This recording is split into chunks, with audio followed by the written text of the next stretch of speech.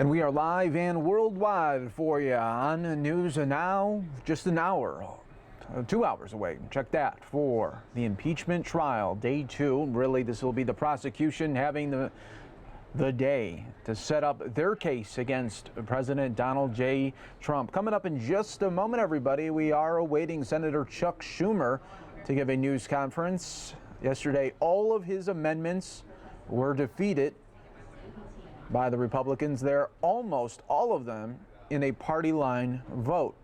So we will wait and see what day 2 brings us here on the trial. Live look at the Capitol.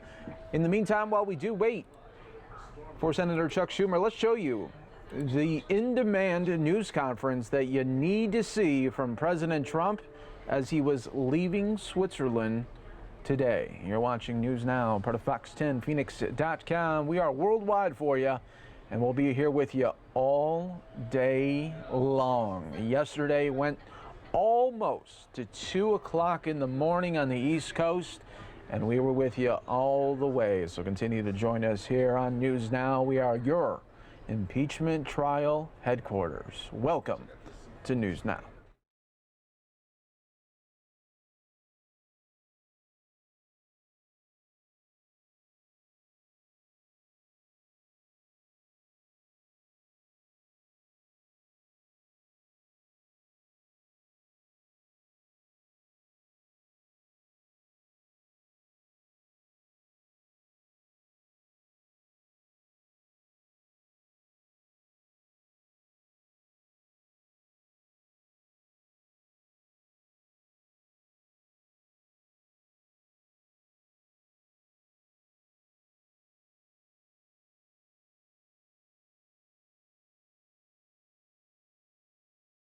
Tremendous 2 days here.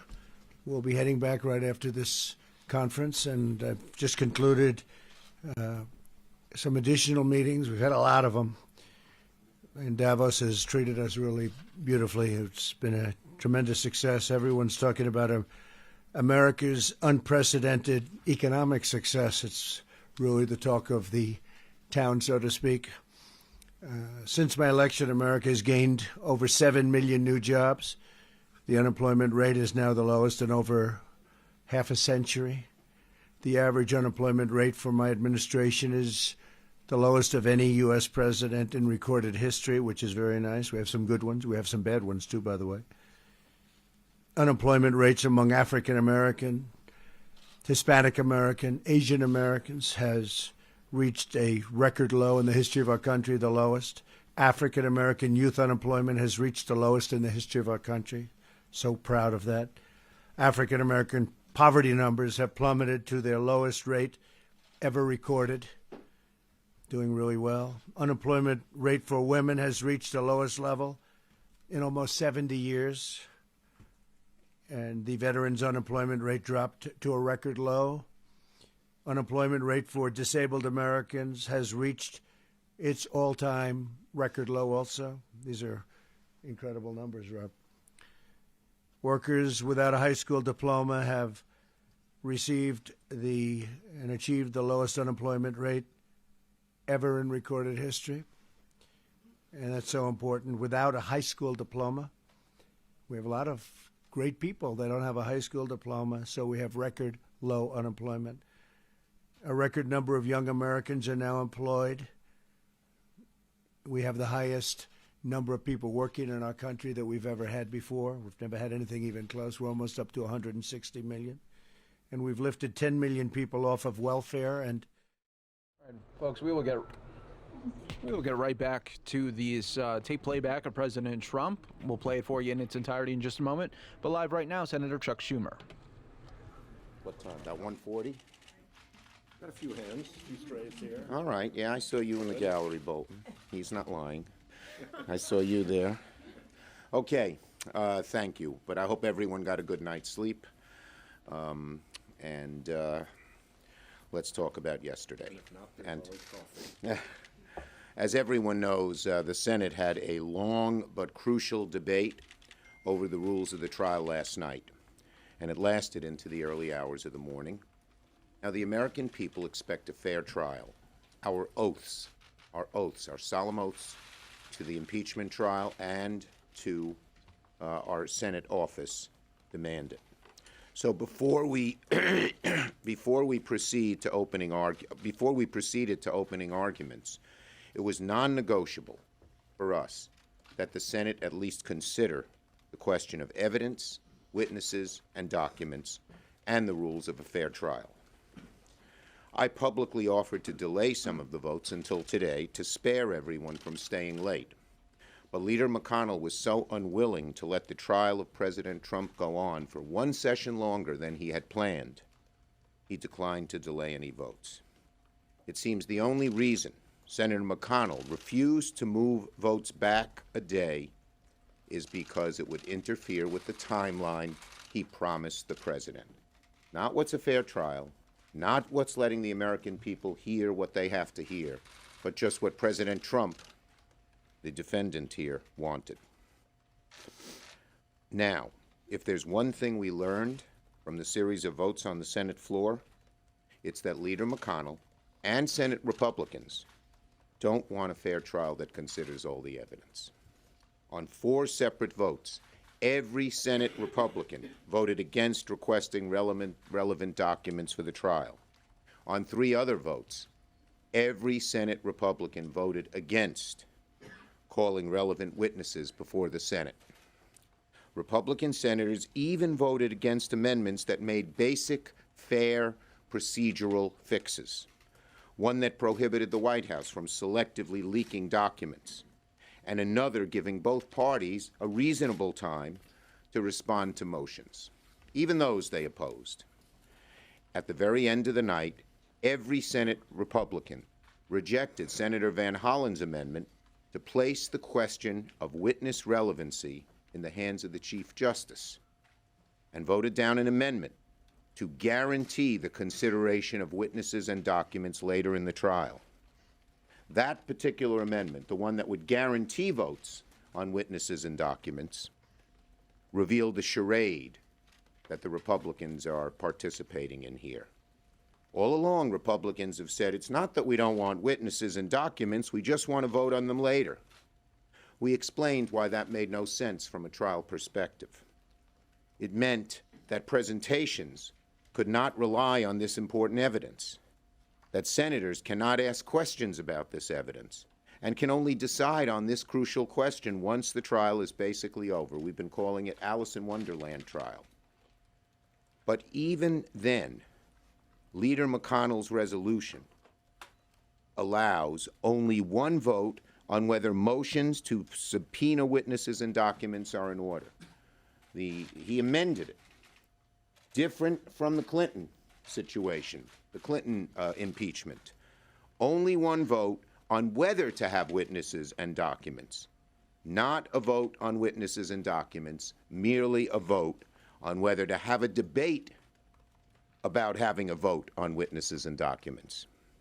When we offered an amendment to actually guarantee votes on witnesses and documents after the question period, after the presentations, instead of one vague procedural motion, every single Republican said no. So when they say, oh, they want to make sure we'll vote on witnesses and documents later, their votes belie that. The bottom line is this. The very first thing the American people saw when they tuned into the impeachment trial of President Trump was Republican senators voting against having a fair trial with relevant evidence. It's clear that the American people overwhelmingly support a fair trial and overwhelmingly support witnesses and documents. So, it was a dark day and a dark night for the Senate. As a consequence, the impeachment trial of President Trump begins with a cloud hanging over it, a cloud of unfairness.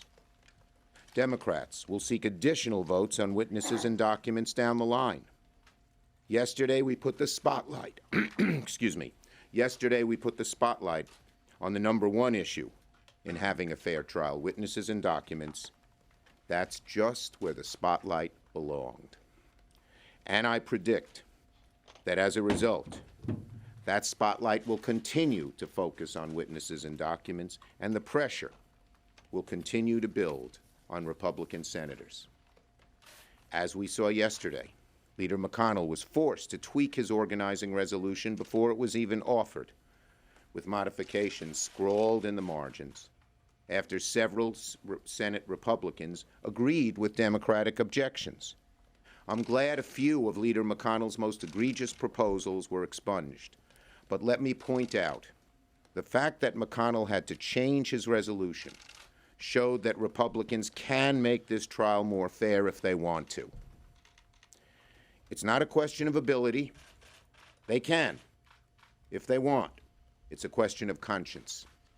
Senate Republicans have the power in their hands to make it a fair trial. Will they use it when it matters? The next real test will come after Q&A, when we revisit the issue of witnesses and documents. I want to make one final point. The House managers made a very clear and compelling case, not only on the glaring need for evidence, but also on the gravity of the president's offenses. In stark contrast, the White House defense were unprepared, confused, and totally unconvincing.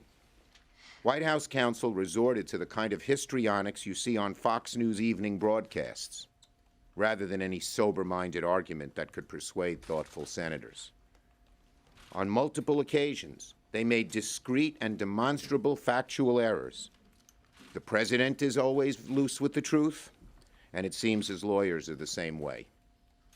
Most telling of all, White House counsel were far more preoccupied with making inflammatory and inaccurate statements about House managers than providing an actual defense of the president's conduct. This does not bode well for the president's case if this pattern continues over the course of the trial. Senator Murray. Well, thank you, Senator Schumer. Look, the difference between what we saw from Senate Republicans and Democrats last night couldn't have been more stark. Democrats made very simple, straightforward requests for documents and testimony directly related to the charges against the president, information that so far has been hidden from the public. And each time, this Republican-controlled Senate said no. They said no to allowing the president's key aides to testify, no to allowing documents that could shed light on the president's actions to be subpoenaed. They said no to each and every attempt on our part to ensure a fair and honest trial. Look, if the president is truly as innocent as he claims, Republicans should want his aides to testify. He should want his administration's documents to be considered. Clearly, they don't. The charges brought against this president that he demanded a foreign government interfere in our elections to help his campaign, that he abused his power as president and obstructed Congress, could not be more serious. This is about our democracy and our future, and we are going to keep doing everything we can to push for a fair and honest trial like Americans deserve, not a cover-up. Senator Whitehouse. Thank you, Chuck. Good morning. It is clear from last night that we are now on a partisan forced march towards a predetermined outcome. I fully agree with Leader Schumer's remarks in that respect. I want to add an additional point.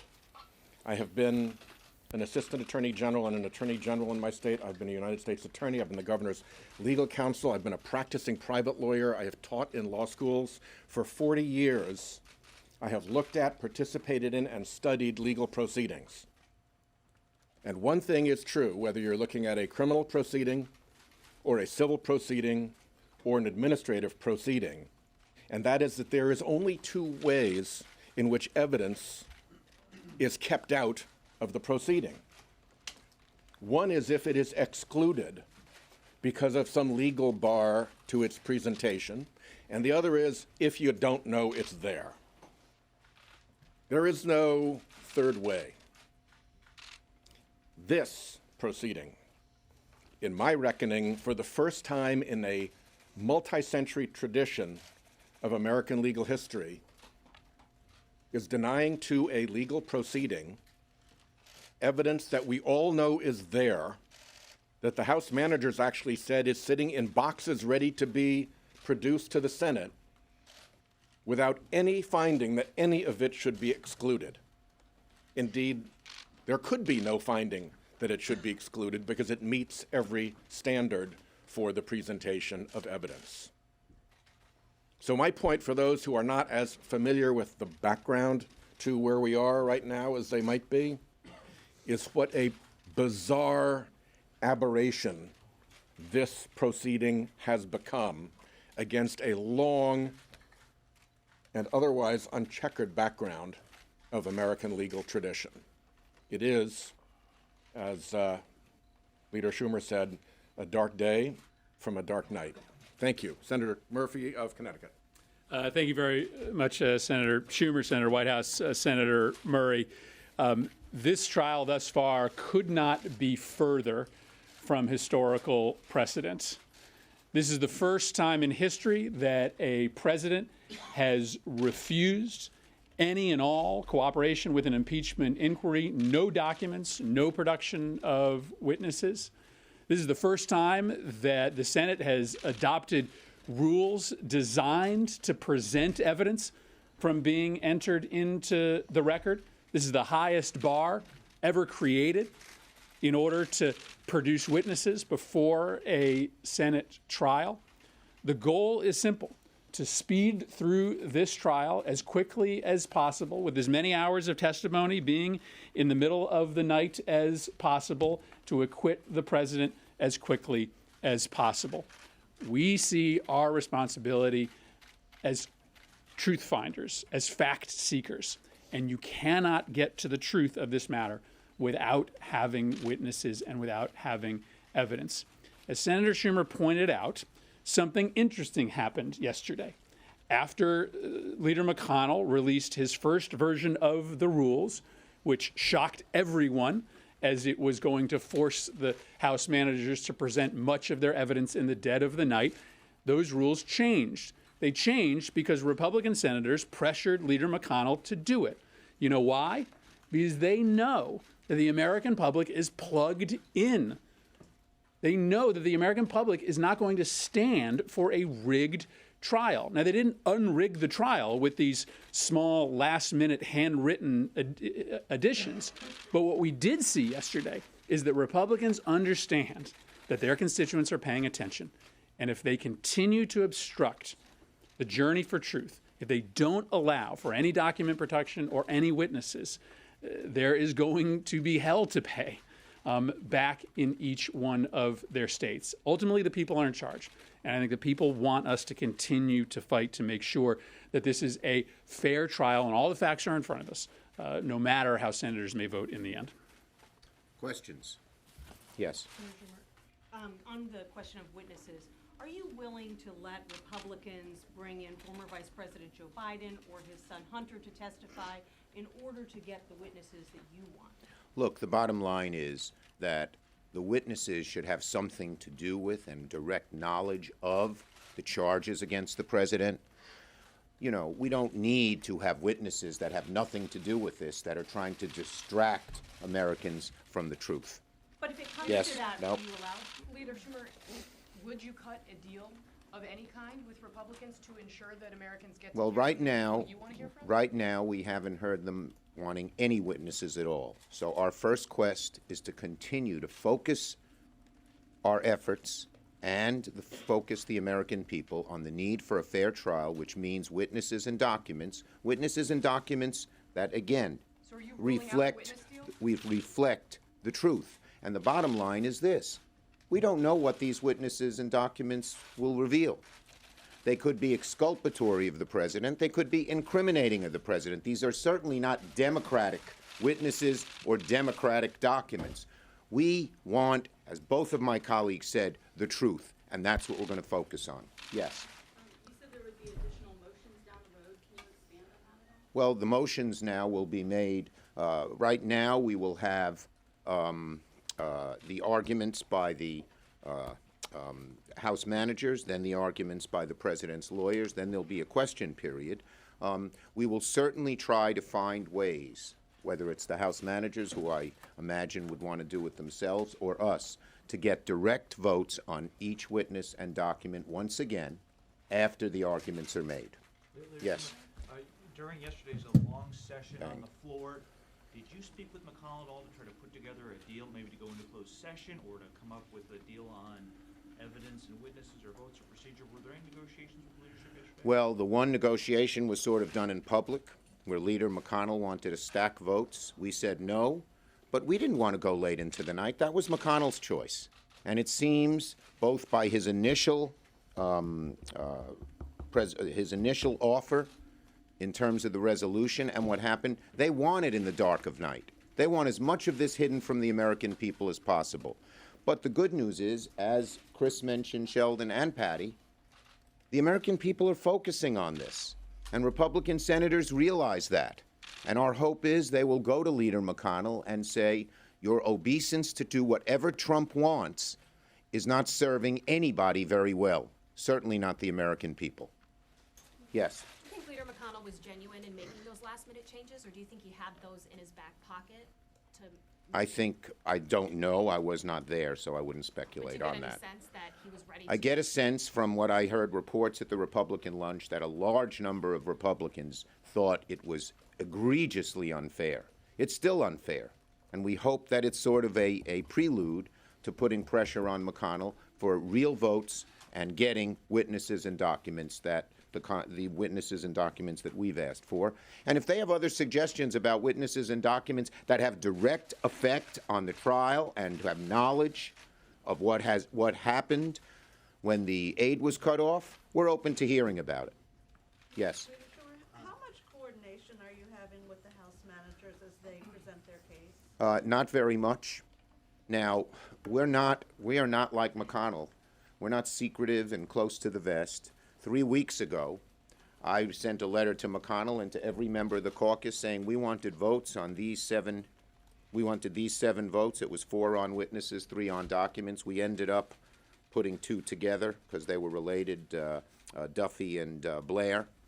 And then yesterday, I said publicly, we are going to try and undo some of the most egregious parts of McConnell's deviation from the Clinton plan. Most particularly, we wanted to undo the situation where there would not be an ability to ask for votes on the witnesses and documents afterwards. So they sort of know what we're doing, and we are not taking our signals from them. We decided in a caucus ourselves what amendments we wanted to ask for yesterday. Senator? Yes. Do you worry at all that the strategy to push for witnesses and documents, including the late night vote last night, will turn off some of the moderate Republicans that you guys will need to follow through on this? Look, here's the bottom line. We're seeking the truth. The American people want the truth. We would be derelict in our responsibilities if we didn't ask for these votes. Remember, this is the only time we're guaranteed getting a vote on witnesses and documents. And so we would not be doing our job if we didn't try to make this trial fair. We're going to continue to do it. And what will determine, in my judgment, how people vote is their conscience and their knowledge that the American people realize we're right. Yes. Are you concerned that the managers were too partisan, like Rep. Nadler saying that the GOP was involved in a cover-up, and do you think it's hurting? You know, what I said here, I believe, that the arguments of the House managers were overwhelmingly on the merits, on the facts. The arguments of the president's lawyers were like a Fox News show, a lot of finger-pointing and nothing to do with the actual facts. I thought about this as I was listening. If this was an actual trial and you were a jury, after those arguments, I'd be certain that the president's managers would prevail and the president would be convicted. Because when you sit in a jury box, you're hearing the actual facts. And all these things, oh, this, that, and the other thing that have nothing to do with it, which it seems to be the president's lawyer's way of arguing, don't really make a difference. Any seasoned lawyer, Sheldon's not here.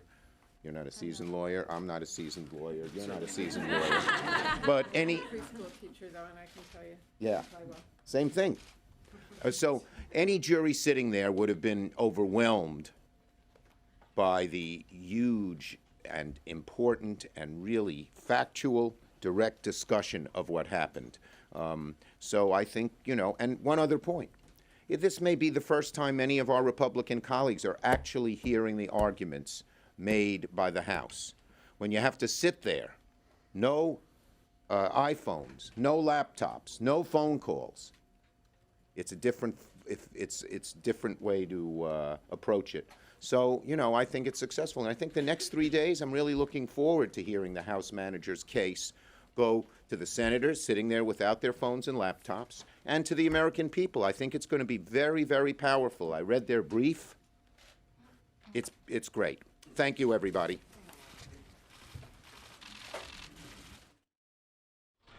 All right, so that's Democrats talking about the day and really the morning that was for the first day of the trial. Now it's day 2, where we will hear from really the prosecution all day today. And a little bit later, about an hour from now, we will hear from Lindsey Graham and other Republican senators giving a news conference just 20 minutes before the trial begins for the second day.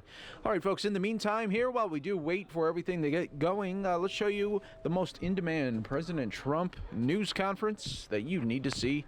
This was earlier this morning as he was leaving Switzerland. 2 days here.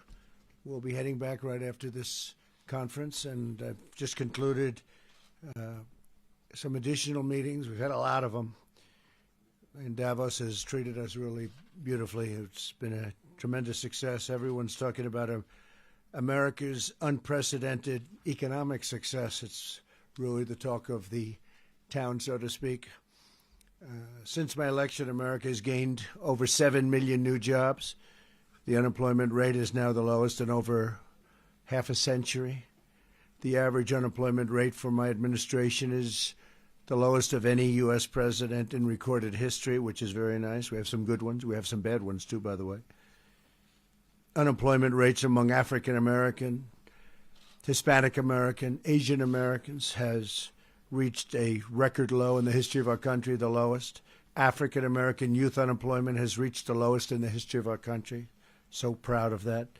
African American poverty numbers have plummeted to their lowest rate ever recorded. Doing really well. Unemployment rate for women has reached the lowest level in almost 70 years. And the veterans' unemployment rate dropped to a record low. Unemployment rate for disabled Americans has reached its all-time record low also. These are incredible numbers, Rob. Workers without a high school diploma have received and achieved the lowest unemployment rate ever in recorded history. And that's so important. Without a high school diploma, we have a lot of great people that don't have a high school diploma, so we have record low unemployment. A record number of young Americans are now employed. We have the highest number of people working in our country that we've ever had before. We've never had anything even close. We're almost up to 160 million. And we've lifted 10 million people off of welfare. And you know all about food stamps. We talk about it all the time. But millions and millions of people don't need food stamps anymore. It's not that we've lifted them off, which we have, but they don't need them anymore. They have jobs. They're doing really well. The U.S. stock markets have soared, and they've reached the highest point that they've ever had. We've made at least $19 trillion in terms of wealth creation for our country beyond the stock markets. And we are now by far the biggest economy in the world. China would have caught us. They were getting very close. It was anticipated that in 2019, this is for many years, I'm not telling you any secrets, that by 2019, China would become the largest economy in the world, and right now we're much larger. But we have a great new deal with China, great deal. We have, I would say, our best relationship that we've ever had with China on top of everything else. And we're starting phase 2. Phase 1 turned out to be much bigger than we anticipated because we have intellectual property protections. We have many of the financial deals and aspects of the financial deals that we wanted, we got done, and other things. In addition to the farmers, we've got the total complete package for the farmers. and we think we estimate that'll be anywhere between $40 and $50 billion. The number I think is going to be closer to $50 billion. The most they've ever done is 16. So we go from 16 to anywhere from 40 to 50 billion that they'll be purchasing. We're an economic powerhouse like actually we've never been. Jobs, factories, companies are pouring back into the United States. That's one of the reasons I've been in Davos is we have had conversations with other leaders of other countries where we've traditionally had tremendous deficits. I say you have to move factories and plants back here. They took a lot of them. They actually took a lot of them, and now they're going to move them back. They're not going to move them back. The companies are coming back because everybody wants to be here. But the countries also understand that we have to balance out our trade, and we're doing incredibly well in that way. And one of the people that was very important for me to meet from the World Trade Organization is Roberto Azevedo, and he is a highly respected man. He happens to be this gentleman right here. I thought I'd have him say a few words, but the World Trade Organization, as you know, I've had a dispute running with them for quite a while because our country hasn't been treated fairly. China's viewed as a developing nation. India is viewed as a developing nation. We're not viewed as a developing nation. As far as I'm concerned, we're a developing nation too. But they got tremendous advantages by the fact that they were considered developing and we weren't. And they shouldn't be. But if they are, we are. And we're talking about a whole new structure for the deal, or we'll have to do something. But the World Trade Organization's been very unfair to the United States for many, many years. And without it, China wouldn't be China. China wouldn't be where they are right now. I mean, China, that was the vehicle that they used. And I give them great credit. And I also don't give the people that were in my position great credit because, frankly, they let that all happen. But the vehicle was the World Trade Organization. And Roberto and I have a tremendous relationship, and we're going to do something that I think will be very dramatic. He'll be coming with a lot of his representatives to Washington sometime, maybe next week or the week after, and we'll start working on it. So I'd like to introduce just for briefly Roberto and say a few words on behalf of the WTO, and then I'm going to introduce Larry Kudlow to say exactly where we are in terms of our economy. Some of you know, but we've had some tremendous numbers just over the very recent past. So please, Roberto. Well, thank you, Mr. President, and I think it's fair to say that we have been saying for quite some time that if the multilateral system, if the WTO is to deliver it and perform its role in today's global economy, it has to be updated. It has to be changed. It has to be reformed. This is an agenda that is squarely before members. I don't think anybody in Geneva misses the point. I think they understand that the system has not been functioning properly in many areas. That's something that we're trying to address. I'm very happy that in the conversation today with President Trump, he agreed that this is something that needs to happen. The WTO has to change. We are committed to effect those changes, and this is something that we're serious about. And I am going to be, together with President Trump, as soon as possible, discussing what needs to change, what needs to be effected in the WTO, and we're committed to doing that. And of course, I will be talking to all the other WTO members, making sure that they all understand that this is serious. This is a path that we all have to be on together if we want to make the WTO relevant and performing to today's requirements, frankly. So thank you very much, Mr. President. It's an honor to be with you and with everybody else. Thank you. Thank you very much. Larry, please. Larry Kudlow. Thank you, sir. So I think we're coming into the new year with a lot of positive momentum in the economy. And again, I want to repeat what President's speech yesterday. These are transformational free enterprise policies, lower tax rates, across the board deregulation, energy independence, and breaking down trade barriers for better deals for exporting. Just recently, we've seen all the confidence surveys are strong. Consumer confidence, business confidence, small business confidence. The huge stock market rally, which continues, is, I believe, a sign of business and consumer confidence and predicting an even stronger economy in 2020. Also lately, The housing markets are very strong. We've seen some huge numbers in new housing starts and existing and new home sales. That's a great omen. It's a leading indicator.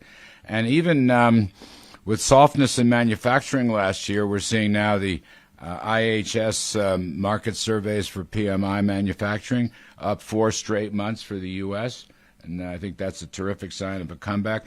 I think the president's trade deals have inspired a lot of confidence among large and small businesses, and I think it's going to add at least a half a point to GDP this year. I think we're going to be moving into the 3% zone. We still have to cope with the slowdown in Boeing. We'll see how that plays out. But I think USMCA and the China deals are going to add a lot to growth this year and the years ahead. And the great part about this to me, I've been around for a while, is when you look inside, look under the hood, in this growth spurt with 3.5% unemployment and virtually no inflation, which itself is a remarkable development, it is the American middle class, it is the American blue-collar middle class. They have the fastest wage growth, and in fact, the lower wage folks are getting the fastest wage increases, exceeding significantly from what their managers are making. And I would add also, as the president has indicated, in this stock market rally, I know it's commonplace to say it only helps a few rich people. That is just not true. Over half the households in this country own shares through 401ks and IRAs and brokerage accounts and so forth. You look at the numbers, and the CEA just published a great slide book on this. The bottom 50% has had a 47% increase in their net wealth, consumer net wealth, between home prices and share prices, and that is a booster rocket to this economy. It not only gives them confidence, it gives them some serious spending power, and consumer spending numbers bear it out. So ours is an optimistic message, and I think the president really carried the day in his speech yesterday. Thank you, sir.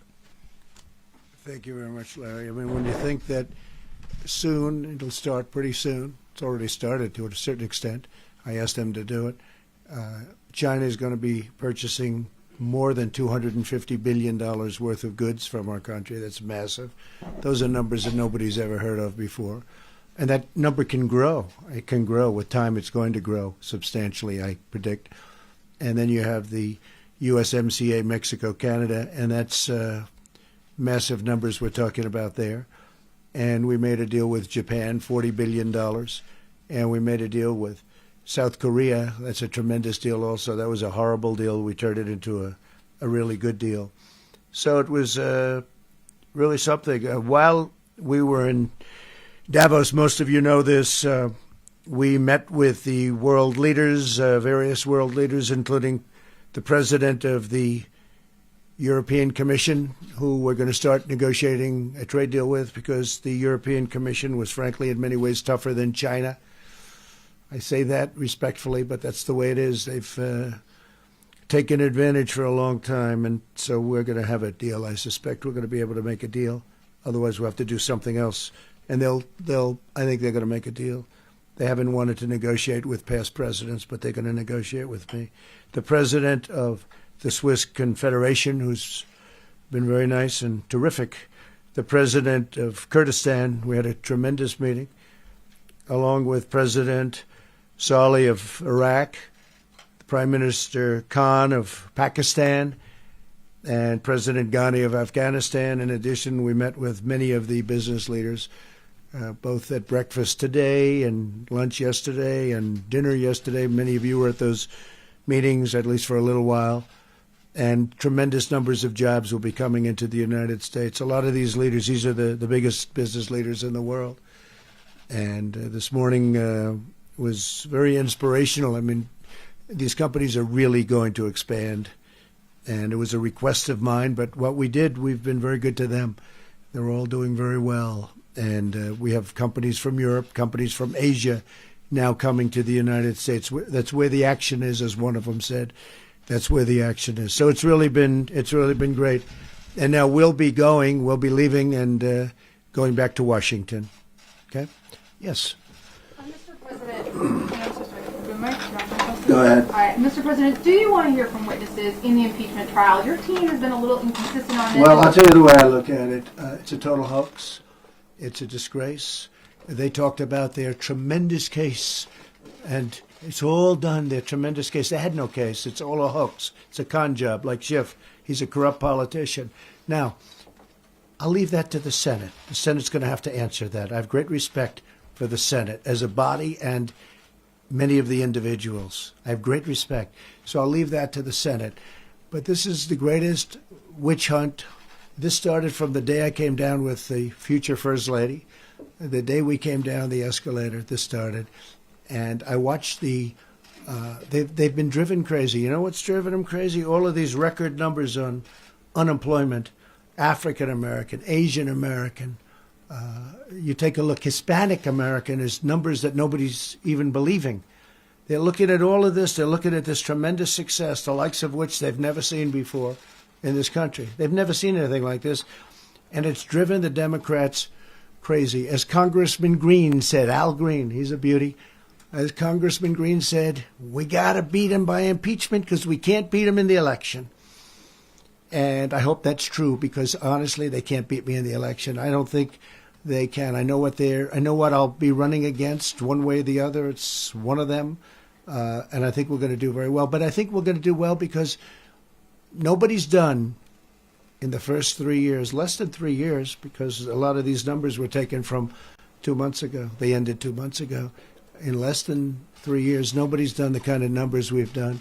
So I'm going to head back and I'll be watching it, but it's really going to be up to the Senate. We're going to have them make that determination. Please. Yes, Mr. President. You were the keynote speaker here, but you shared some of the spotlight with a Scandinavian teenager, Greta Thunberg. Oh, that's very nice. Who you had said needs to work on her anger. She had some very harsh words. I didn't about say anger. I said anger management. Anger management, yes. Yeah. She had some very strong words here that the United States and other industrialized countries need to do more. Do you still feel that you're doing enough? You talk about clean how air. old is she? She's 17 now. Oh, yes. That's good. But what is your response to her? She beat me out on Time Magazine. But did you hear from other world leaders and business leaders who said that they think that she has a message that No, I didn't actually. But I would have loved to have seen her speak. I did not.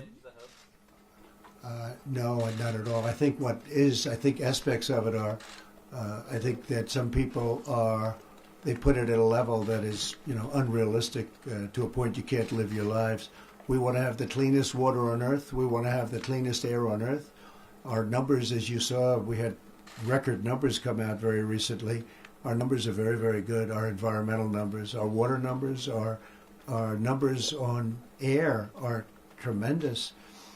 We have to do something about other continents. We have to do something about other countries. When we're clean and beautiful and everything's good, but you have another continent where the fumes are rising at levels that you can't believe. I mean, I think Greta ought to focus on those places. But we are doing better right now than we've ever done in terms of cleanliness, in terms of numbers. We have a beautiful ocean called the Pacific Ocean, where thousands and thousands of tons of garbage flows toward us, and that's put there by other countries. So I think Greta has to start working on those other countries. Mr. President. By the way, congratulations on your show. Thank you very much. They made a very wise decision. Thank you very much. We invite you for an interview whenever Oh, you're good. available. Can I ask you, just to be clear, and for future presidents, is abuse of power an impeachable offense? Well, you're going to talk to the lawyers about it, but I will tell you, there's nothing here. I had a very innocent conversation with a very fine gentleman from the Ukraine, and it was based on that. People don't even want to talk about the conversation. I got to watch glimpses in between all of these meetings that I just told you about. I got to watch glimpses of what is taking place, wasting time in Washington. And I watched, they don't talk about my conversation. They don't talk about my transcripts. Remember this, when Schiff made up the phony story and he repeated it to Congress and the world, and it was a totally phony story, then I released the transcript. There was supposed to be a second whistleblower. What happened to him? There was, wait, otherwise I won't do your show. Wait. There was supposed to be an informer. What happened to the informer? all of these people disappeared.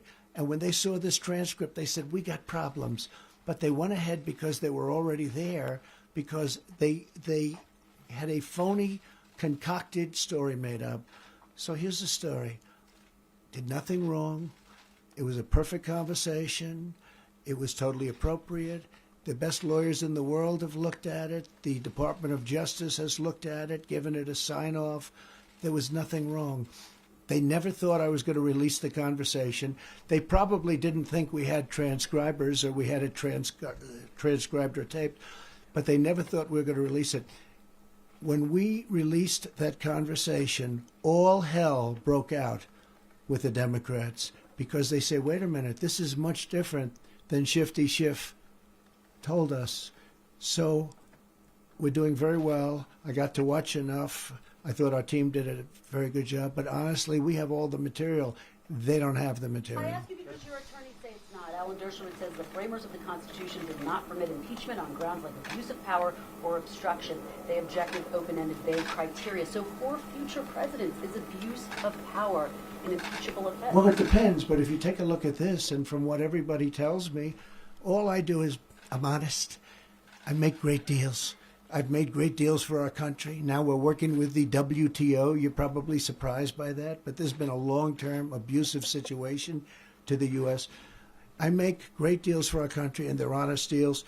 And when you read that transcription, and by the way, it wasn't one call, it was two calls. Nobody likes to talk about that. There was one call which was perfect, and then there was a second call, I guess a couple of months later, which was perfect. The president of Ukraine said it was perfect. The foreign minister of Ukraine said it was perfect. So if we have a transcription, we have the call, and we have the person on the other side of the call saying it was good. Now, here's the other thing. They got their money long before schedule. They got all their money. What nobody says is very important to me. Why isn't Germany paying? Why isn't UK paying? Why isn't France paying? Why aren't the European nations paying? Why is it always the sucker, United States? That's one. And the other thing I wanted to check very carefully, and is very important, is corruption.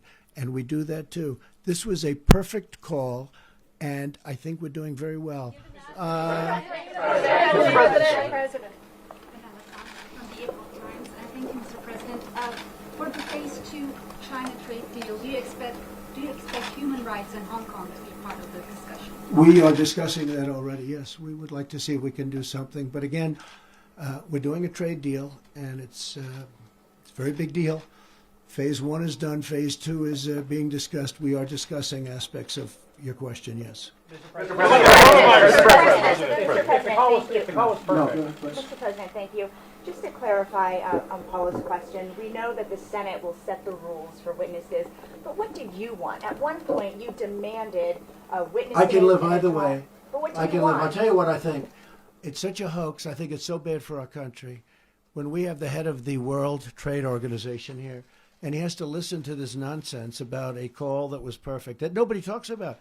I never see them talking about the transcription. I never see them talking about the call because there's nothing to say. You read it. Somebody should just sit there and read it, and everybody's going to say, you mean that's an impeachable event? If that were impeachable, Lyndon Johnson would have had to leave office in his first day. Kennedy would have had to leave office his first day. It's a hoax. And you understand it's a hoax better than anybody. It's a hoax. And that's the way it is. Yeah, go ahead. Mr. President, a question on Iran. Initially, you said repeatedly to Americans that after Iran retaliated for the Soleimani strike, no Americans were injured. We now know at least 11 U.S. servicemen were airlifted from Iraq. Can you explain the discrepancy? No, I heard that they had headaches and a couple of other things, but I would say, and I can report, it is not very serious. So you don't consider potential traumatic brain injury serious? They told me about it numerous days later. You'd have to ask Department of Defense.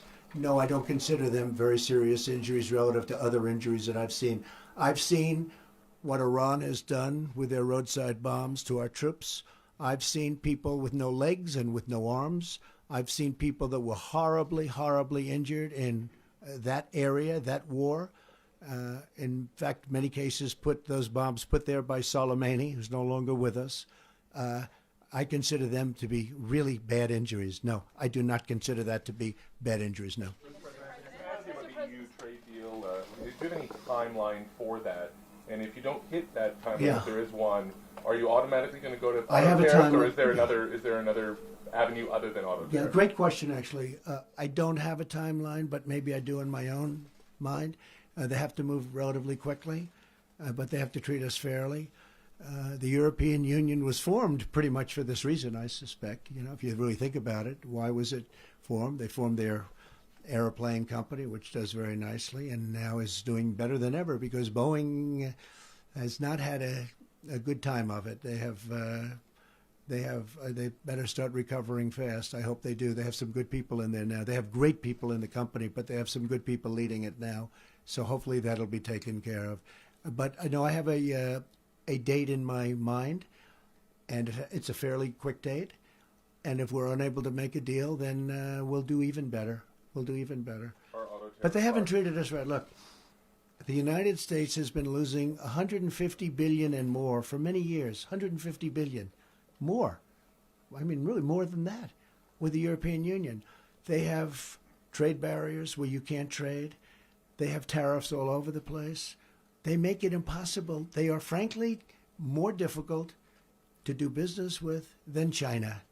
We have a great relationship with China now. We had some testy moments, very testy, beyond testy. Worse than a lot of people would understand. But we got it done, and I think phase 2 will go nicely also. But with the European Union, and frankly, I'll be honest, I wanted to wait till I finished China before I went to work on, respectfully, Europe. But Europe, you know, is so beautiful. I guess a lot of us come indirectly from Europe. Isn't that nice? But they are actually more difficult to do business with than China. All you have to do is ask Boris. But I think Boris is going to be okay, too. I think he's going to come out great. I think he had a lot of guts. He's done a terrific job. I think he's in a good position, which they would have never been able to do before Boris. I have a date. I have a very specific date in my mind. Before or after the election? Your election? Before. I think we'll have a deal before. With the EU? Yeah, I think so. They have to do that. I mean, I don't want to, look, I'm not saying it from strength or from weakness. I'm just saying they have to do it. They wanted to make a deal, our nation, our country, wanted to make a deal under President Obama. The EU refused to talk to them. And then they said, no, we like it the way it is. Of course they like it the way it is. They're making $150 billion plus, right? And as you know, President Bush was desperate to make a deal. They wouldn't even talk to him. Me, they're talking to. And we'll have a deal. If we don't have a deal, we'll do even better. Yes, Mr. ma'am. President, is it true that you're considering extending the travel ban, and if so, Yes. to which countries? So we have a travel ban. It's a very powerful ban. And a lot of, I heard a reporter recently say, he lost the ban in court. They didn't say that we won it in the Supreme Court. I'd say that's a little deceptive, John, wouldn't you? He said he lost the travel ban. I didn't lose the travel ban. The travel ban was lost in the lower courts and won in the Supreme Court 2 years ago. No, we're adding a couple of countries to it. We have to be safe. Our country has to be safe. You see what's going on in the world. Our country has to be safe. So we have a very strong travel ban, and we'll be adding a few countries to it. Could you give us a hint about the region or the country? Well, it's going to be announced very shortly. Okay? Mr. President. John. Mr. President? Yeah, John. Thank you, Mr. President. In regards to the proceedings going on in the Senate, would you like to see this over quickly? Would you like to see a thorough examination of the facts? What did you make of the dust-up between the White House counsel Pat Cipollone and Gerald Nadler last night? And are you absolutely against John Bolton testifying? Well, you're asking a lot of questions. First of all, Gerald Nadler, I've known him a long time. He's a sleazebag. Everybody knows that. Pat Cipollone is a high-quality human being. I was very impressed with Pat. He had great emotion yesterday. Pat's a brilliant guy, but I've never seen that emotion, and that's real emotion. That's because he knows this is a hoax. And I was very proud of the job he did. I've known Jerry Nadler for a long time. He's opposed many of my jobs. I got them all built, very successfully built in New York. But So we have yet another fight. Isn't it amazing? Isn't it surprising? Isn't it amazing? But if you look at other aspects or other parts of your question, I think that I would rather go the long way. I would rather interview Bolton. I would rather interview a lot of people. The problem with John is that it's a national security problem. You can't have somebody who's at national security. And if you think about it, John, he knows some of my thoughts. He knows what I think about leaders. What happens if he reveals what I think about a certain leader and it's not very positive, and then I have to deal on behalf of the country? It's going to be very hard. It's going to make the job very hard. He knows other things, and I don't know if we left on the best of terms. I would say probably not, and so you don't like people testifying when they didn't leave on good terms, and that was due to me, not due to him. And so we'll see what happens. But when you have a national security, you could call it presidential prerogative. You could just call it, the way I look at it, I call it national security for national security reasons. Executive privilege, they say. So John would certainly fit into that. When you're a national security advisor, like this gentleman's doing a fantastic job, Robert, I just think it's very hard. And I've always gotten along. I've actually gotten along with John Bolton. He didn't get along with other people, a lot of other people. But when he knows my thoughts on certain people and other governments, and we're talking about massive trade deals and war and peace and all these different things that we talk about, that's really a very important national security problem, I think, having somebody.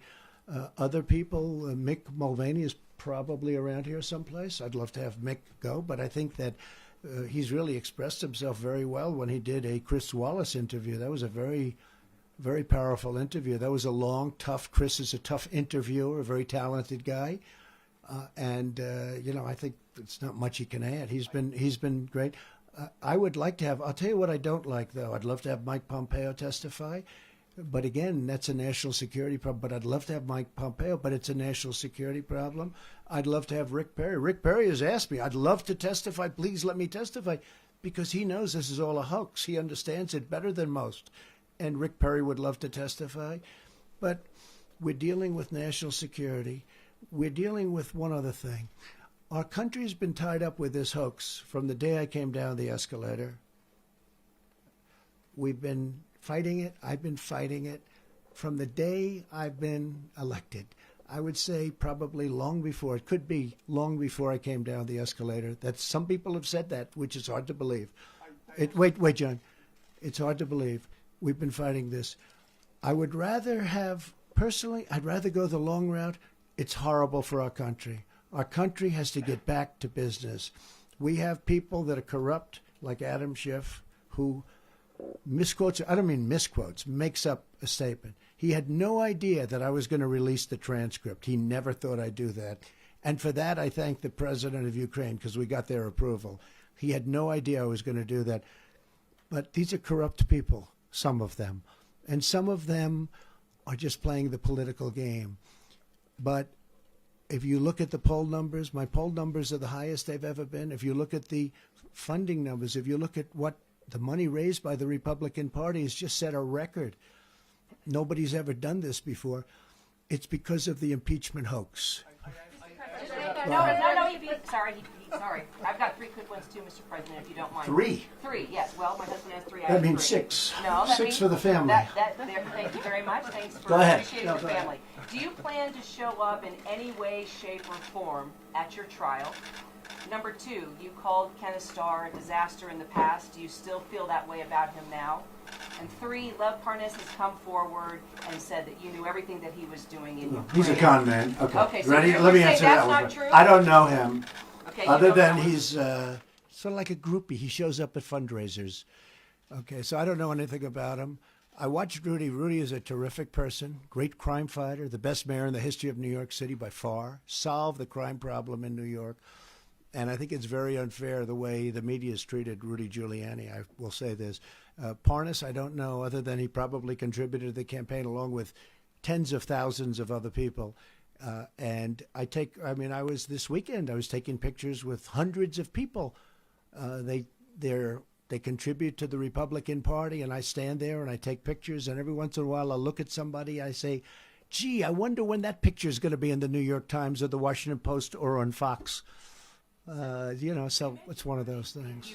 I think Rudy is a high-quality person. So why is he not on your legal team? Why is he not? Because I don't want there to be a conflict. I'd love to have Rudy on my team, but he could be a witness at some point if this whole sham continues. I would love to have Rudy on the team. Rudy is on my team, just so you understand. But I'd love to have him up there. But it could be that he'd have a conflict. It could be. But Rudy Giuliani is somebody that I think the press has been very unfair to. Greatest mayor in the history of New York, think of it, and one of the greatest crime fighters of the last 100 years.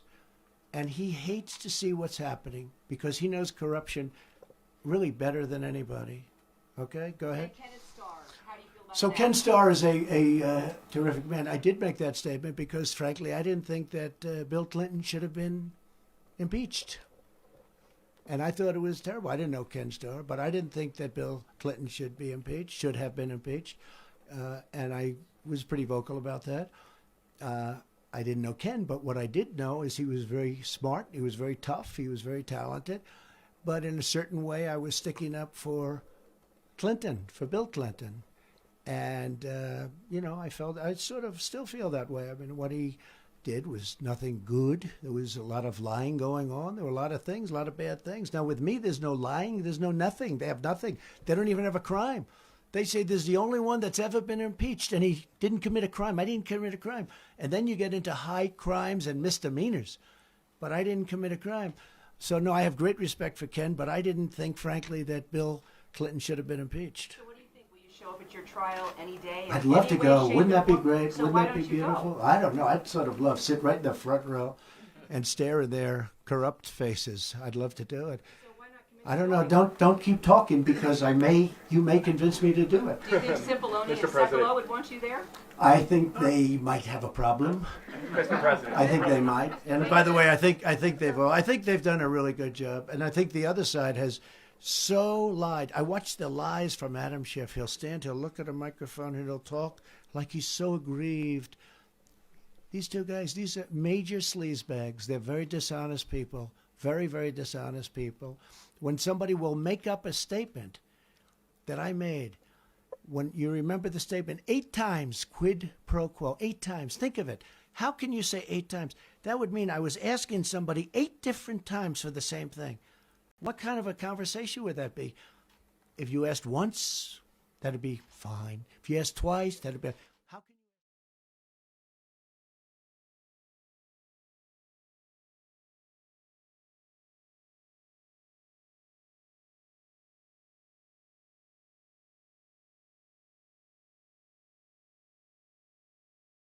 Trial entering its second day on Capitol Hill. And welcome everyone here to News and Now. It is day 2 after a long evening and early morning for senators as, the day 1 of the impeachment trial wrapped up in the early morning hours in Washington. And Ron, they're back at it today. I was watching that news conference earlier with Chuck Schumer and Senator Chris Murphy out of Connecticut, Senator Patty Murray out of Washington, and they already seem a little tired. Yeah, they already, and it's only it's only Wednesday. Yeah. Well, Mitch McConnell made some headlines yesterday by, apparently, Mike, the backstory goes like this. There were anywhere between 12 and 15 senators, I believe Republicans, who went to McConnell and said, look, we'll go along with the way you want to run this thing, but we're not going to go along with 12-hour days. Now, guys like you and me, Mike, we're in the news business. Yes, we know. We're used to long days all the time, right? However, for some of these senators, the thing is, it's going to be 6 days a week, and while McConnell said, okay, we'll go from a 12-hour day to an 8-hour day, they sure didn't abide by that. It's only a goal. On the first day, they went 13 hours. Yeah, a marathon session there on the floor. And there were, as the evening hours kept on going on, it started to get feisty at the end. It really, really did, especially Well, with Jared Nadler here. We got to talk about this because Pretty much he was saying to some senators that you're involved in this huge cover-up. I just think it's a huge miscalculation on his part, and I think that if you think that you're going to pick up a few votes, a few crucial votes by insulting senators, by saying you can only rule one way on this. You've got a Supreme Court justice sitting right behind you, and they are sitting as 100 jurors in what John Roberts calls the world's, best or most well-known deliberative body. And senators like to think of themselves that way. They are the deliberative body. The House is full of a bunch of, people that kind of come and go. They come in on 2-year terms and then they're gone, or, you don't know but most of the senators kind of a thing. They're in for 6-year terms. And to walk into that chamber and tell them to their face, I see treachery.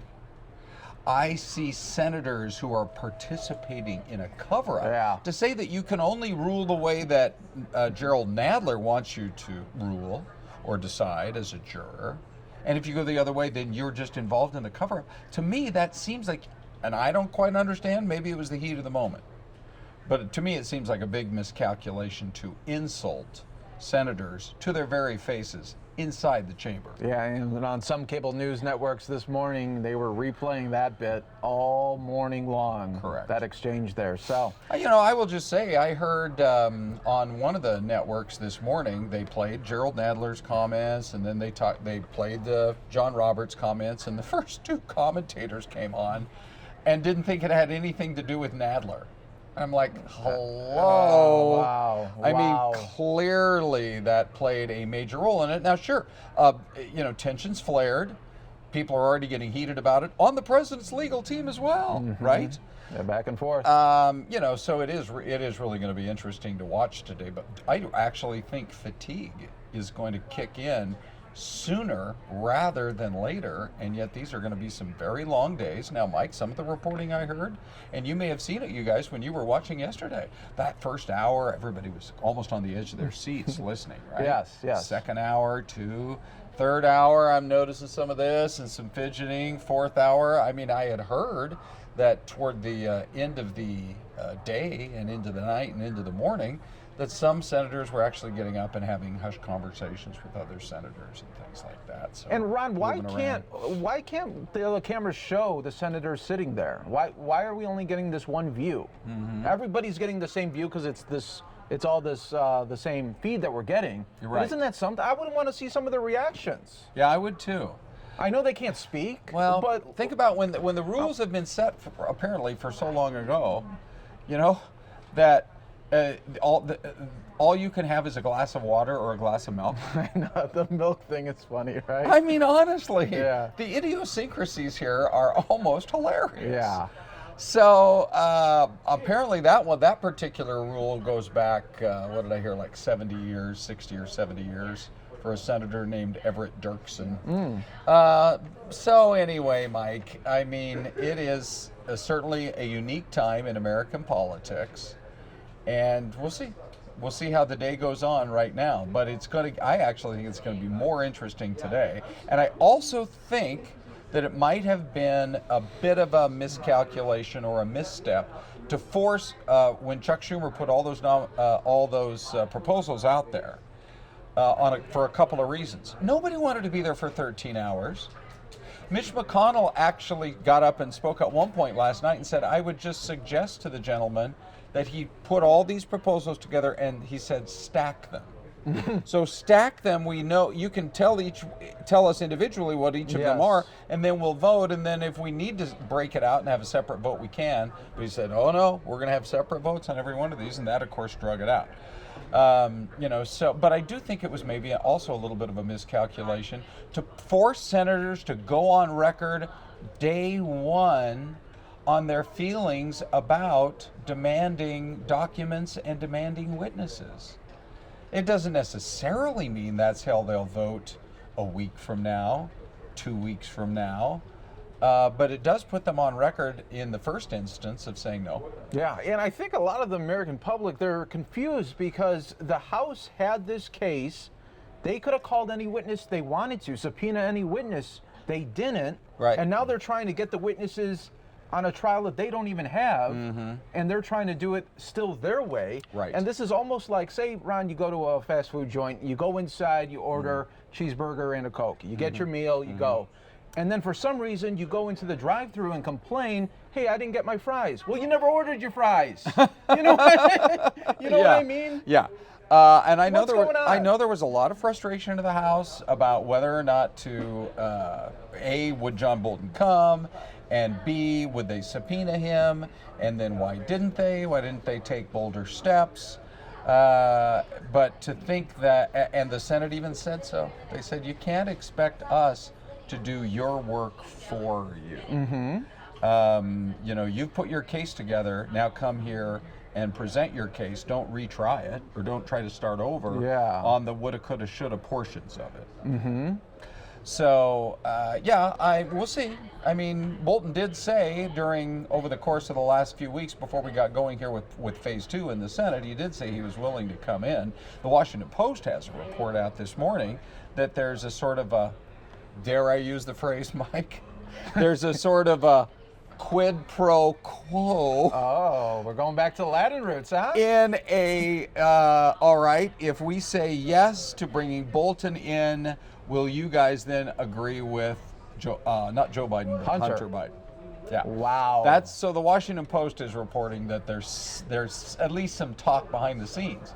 But then Donald Trump the president had to say that might, in his view, he doesn't sound like he's very much in favor of that idea in the first place. But, Bolton now no longer in the White House. He's more of an individual citizen who can decide whether or not he wants to do it or not. Yeah, that's true. Yeah. That's true. So that'll be something as we get we're just less than an hour away, Ron, from this second day.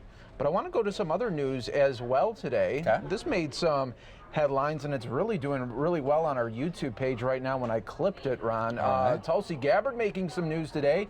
Presidential contender. She did a lawsuit against Hillary Clinton for $50 million. Defamation of character. I almost wondered when the story first came out, my thinking was, I wonder if there'll be some sort of legal action taken to basically, I mean, when you're accusing somebody of being like a stooge for the Russians, I mean, honestly, I thought there might be legal action earlier. I'm not quite sure why it's this late in the game and now we hear about it. Maybe she's had her lawyers looking at it for a while. Who knows? But pretty fascinating, Mike, that in this most recent New Hampshire poll that came out today, she's still more than sticking around in the numbers. She really is. I believe she's at 6% in New Hampshire, which puts her, I think, ahead of Amy Klobuchar in New Hampshire. Now, Klobuchar, of course, is hoping to get a big bump out of Iowa. Yeah. But if she doesn't, and then Andrew Yang, who, by the way, is also up to 6% in New Hampshire. They're really independent type voters up there. It is so spread out right now. It's incredible. It is. Bernie Sanders at 16%, Joe Biden at 15%. Bernie's going to have virtually no time between now and the day New Hampshire votes to actually spend any time up there, whereas Joe Biden, might as well rent a house. He could. He could. He has the run of the place, really. Yeah. Pete Buttigieg, same situation. And they don't have to worry about Bloomberg because he's not in the state ever. Yes, right. Because he's totally ignoring it for the while. Well, so anyway, Tulsi Gabbard, she's definitely going to be making some headlines, and that's a large number. I mean, honestly, the last 24 hours have maybe not gone that great for her. The lines, from what I'm seeing, is she got so much blowback in the party for saying that she wouldn't even guarantee she would support Bernie Sanders if he were the nominee. Remember we talked about that yesterday, like, whoa. Okay, meaning you would support Donald Trump as the nominee? Who do you like least, Mrs. Clinton? The guy who beat you for the presidency or the person that you beat out for the nomination but that you didn't like? Right. And remember, let's rewind back to 2016 when there was talk, okay, if Donald Trump doesn't get the nomination, would he still, right. endorse right, a right, Republican, right, and he yeah. said, I don't know. And then Hillary Clinton had a problem with that. And now 4 years later, Yeah, same I know thing. it. All right. Well, so the Tulsi Gabbard story is certainly interesting. It gets her name out there once again. I don't see her exactly percolating in the numbers in Iowa, but we'll see. You know, if she got herself up into double digits in New Hampshire, that would be a real boost for her campaign. Yes, it would. Yes, it would. And we'll follow that story here for you. And one more look right now, live camera right outside of Capitol Hill here as, well, we're waiting for the Chief Justice to arrive. His grand entrance to the Capitol there. So I guess what he must do, Mike, and I'm kind of serious about this, is he must go to his parking space in the parking garage for the Supreme Court. You know, it's probably got a little sign up, Chief Justice parks here, yes, right? yes. Reserved for Yep. Chief Justice of the United States. Right. And then I don't know if there is obviously a tunnel that you can go in between underneath toward the Capitol. Have you ever done that, by the way? No. If you go to the I would Library love of to, though. Congress, go to the Library of Congress. It's the most underappreciated building in all of Washington, D.C. Oh, nice. Thomas Jefferson's entire collection of books is donated and on display in its own special area Look at of that. the Library of Congress. Oh, look at that. Yeah, and but anyway, when you go downstairs into the basement and you're at their gift shop, then there's a tunnel, and you're like, well, let's follow this tunnel, see where it goes. It goes right underneath that main plaza and right into the Capitol. Wow. Yeah. So who knows if there aren't some more tunnels, but I would imagine that John Roberts parks there at his normal spot. Or who knows, maybe he's got a driver. Yeah. But anyway, then all you have to do is just walk right across the street, right across the plaza. From where that camera is, if they were to spin it around, you'd be looking right up the front steps of the United States Supreme Court. It's all that close together. Look at that there. So now we are about 45 minutes away from the second day of the trial getting to go. And when we come back, Ron, on News Now, we'll hear from Senator Chuck Schumer. He just did some remarks talking about everything that happened yesterday and all of his amendments getting defeated by the Republicans. And then live, coming up in about 20 minutes. Yeah. We are going to have Senator Graham speaking live. Mike, it's almost like you're offering the viewer a triple header today. Yeah, right? I really the warm-up is Schumer, and then you're going to have Mr. Sound by himself, Yes. Lindsey Graham, and then you're going to roll right into day two. It will be quite a day on News Now. By the way, for those of you who are watching us on TV, and we know a lot of folks do locally here in Phoenix, thousands and thousands of people watch Mike on his live feed. You can get to it at YouTube. Yep. But you can also just grab the app, the Fox 10 Phoenix app. It's so simple. So when you go to the app, I'm going to just show you guys right here. Show it. Here it Show is. it. So there's the app, Fox 10 Phoenix. I tap on it. Look at that. And then right down already powered here, right to the bottom, you just hit browse. And then right there is News Now. And basically then what you're going to get is that News Now feed that you can carry around with you all day long. Therefore, you won't miss a minute. If you're really into it and you really want to catch Sure. everything, which, Yeah. by the way, look at those broadcasters And look at that are on there right now. We're ready. Yeah, but it really is a great way to go. You just power it up whenever you want. Obviously, you're busy enough, you probably are not going to spend the whole day in front of the TV, but Mike's here for you all day long. Yeah, and we also have the chat features on there, and boy, they could get pretty heated and interesting too. Yeah, for There sure. we go. More News Now is coming up next in just 2 minutes. Stay put.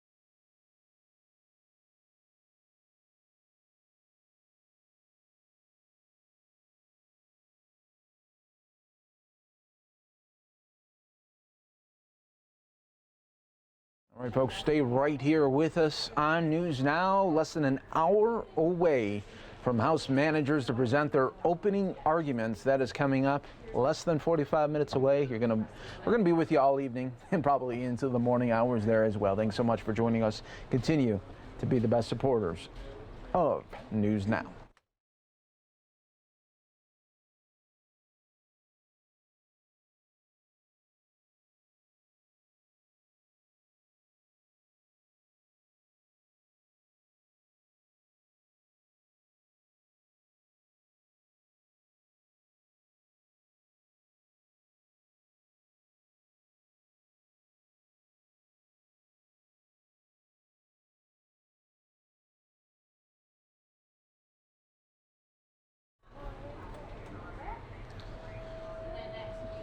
And welcome back, everyone, here to the news. And now, less than 45 minutes away from House managers to present their opening arguments against President Trump. We will feature that for you, of course, right here on News Now. Hi, everyone. Mike Page here. Welcome back to News Now as we continue to always bring you these top stories. And, well, for at least the next week and a half, you know what the top story will be. It will be this all-intensive impeachment trial in the Senate, and we'll have it for you every step of the way. I'm even coming in on Saturday for a special digital stream on our YouTube page, so you can check that out. 11 o'clock Arizona time on Saturday. I'll be here with you, providing you updates and, of course, the live feed of the Senate trial. It's a weekend version of News Now, and glad to do it. All right, folks, coming up here, we are expecting at any moment live Lindsey Graham talking about how he felt Republicans did on day one of the impeachment trial. But now let's hear from Senator Chuck Schumer how he thinks the Democrats did. And, well, none of his amendments passed through. So let's see what he has to say about that today and bringing it to you right here on News Now. Calling relevant witnesses before the Senate. Republican senators even voted against amendments that made basic, fair, procedural fixes. One that prohibited the White House from selectively leaking documents, and another giving both parties a reasonable time to respond to motions. Even those they opposed. At the very end of the night, every Senate Republican rejected Senator Van Hollen's amendment to place the question of witness relevancy in the hands of the Chief Justice, and voted down an amendment to guarantee the consideration of witnesses and documents later in the trial. That particular amendment, the one that would guarantee votes on witnesses and documents, revealed the charade that the Republicans are participating in here. All along, Republicans have said it's not that we don't want witnesses and documents, we just want to vote on them later. We explained why that made no sense from a trial perspective. It meant that presentations could not rely on this important evidence, that senators cannot ask questions about this evidence, and can only decide on this crucial question once the trial is basically over. We've been calling it Alice in Wonderland trial. But even then, Leader McConnell's resolution allows only one vote on whether motions to subpoena witnesses and documents are in order. He amended it, different from the Clinton situation, the Clinton impeachment. Only one vote on whether to have witnesses and documents, not a vote on witnesses and documents, merely a vote on whether to have a debate about having a vote on witnesses and documents. When we offered an amendment to actually guarantee votes on witnesses and documents after the question period, after the presentations, instead of one vague procedural motion, every single Republican said no. So when they say, oh, they want to make sure we'll vote on witnesses and documents later, their votes belie that. The bottom line is this. The very first thing the American people saw when they tuned into the impeachment trial of President Trump was Republican senators voting against having a fair trial with relevant evidence. It's clear that the American people overwhelmingly support a fair trial and overwhelmingly support witnesses and documents. So, it was a dark day and a dark night for the Senate. As a consequence, the impeachment trial of President Trump begins with a cloud hanging over it, a cloud of unfairness. Democrats will seek additional votes on witnesses and documents down the line. Yesterday, we put the spotlight, Yesterday, we put the spotlight on the number one issue in having a fair trial, witnesses and documents. That's just where the spotlight belonged. And I predict that as a result, that spotlight will continue to focus on witnesses and documents, and the pressure will continue to build on Republican senators. As we saw yesterday, Leader McConnell was forced to tweak his organizing resolution before it was even offered, with modifications scrawled in the margins, after several Senate Republicans agreed with Democratic objections. I'm glad a few of Leader McConnell's most egregious proposals were expunged, but let me point out, the fact that McConnell had to change his resolution showed that Republicans can make this trial more fair if they want to. It's not a question of ability. They can, if they want. It's a question of conscience. Senate Republicans have the power in their hands to make it a fair trial. Will they use it when it matters? The next real test will come after Q&A, when we revisit the issue of witnesses and documents. I want to make one final point. The House managers made a very clear and compelling case, not only on the glaring need for evidence, but also on the gravity of the president's offenses. In stark contrast, the White House defense were unprepared, confused, and totally unconvincing. White House counsel resorted to the kind of histrionics you see on Fox News evening broadcasts, rather than any sober-minded argument that could persuade thoughtful senators. On multiple occasions, they made discrete and demonstrable factual errors. The president is always loose with the truth, and it seems his lawyers are the same way. Most telling of all, White House counsel were far more preoccupied with making inflammatory and inaccurate statements about House managers than providing an actual defense of the president's conduct. This does not bode well for the president's case if this pattern continues over the course of the trial. Senator Murray. Well, thank you, Senator Schumer. Look, the difference between what we saw from Senate Republicans and Democrats last night couldn't have been more stark. Democrats made very simple, straightforward requests for documents and testimony directly related to the charges against the president, information that so far has been hidden from the public. And each time, this Republican-controlled Senate said no. They said no to allowing the president's key aides to testify, no to allowing documents that could shed light on the president's actions to be subpoenaed. They said no to each and every attempt on our part to ensure a fair and honest trial. Look, if the president is truly as innocent as he claims, Republicans should want his aides to testify. He should want his administration's documents to be considered. Clearly, they don't. The charges brought against this president that he demanded a foreign government interfere in our elections to help his campaign, that he abused his power as president and obstructed Congress, could not be more serious. This is about our democracy and our future, and we are going to keep doing everything we can to push for a fair and honest trial like Americans deserve, not a cover-up. Senator Whitehouse. Thank you, Chuck. Good morning. It is clear from last night that we are now on a partisan forced march towards a predetermined outcome. I fully agree with Leader Schumer's remarks in that respect.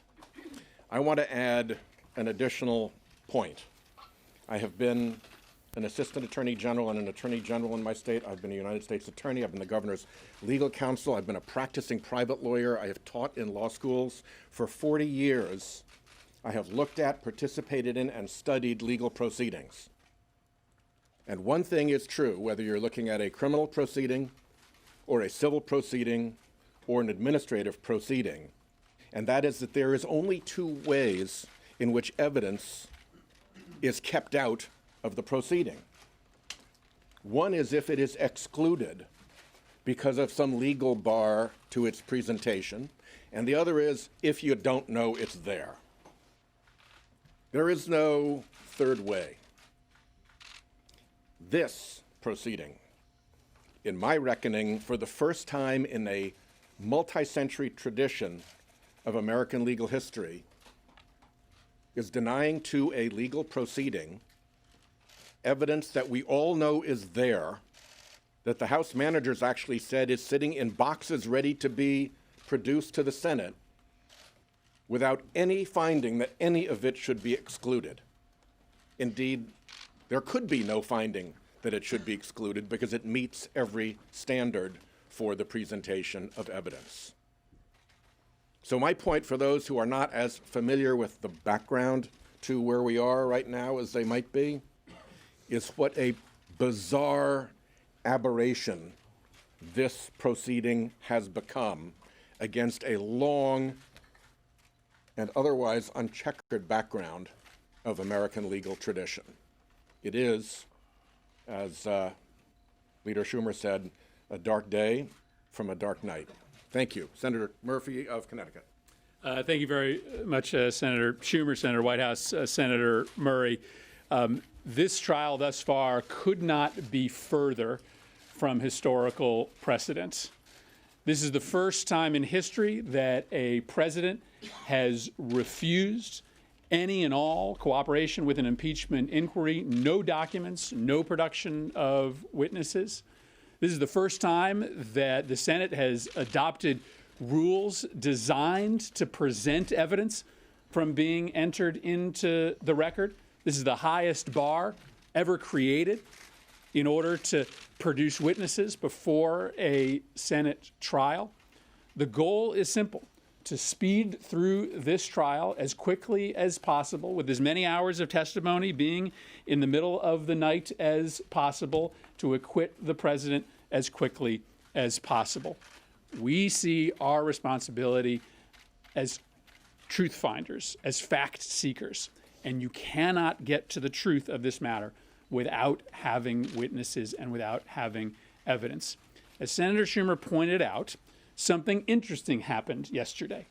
After Leader McConnell released his first version of the rules, which shocked everyone, as it was going to force the House managers to present much of their evidence in the dead of the night, those rules changed. They changed because Republican senators pressured Leader McConnell to do it.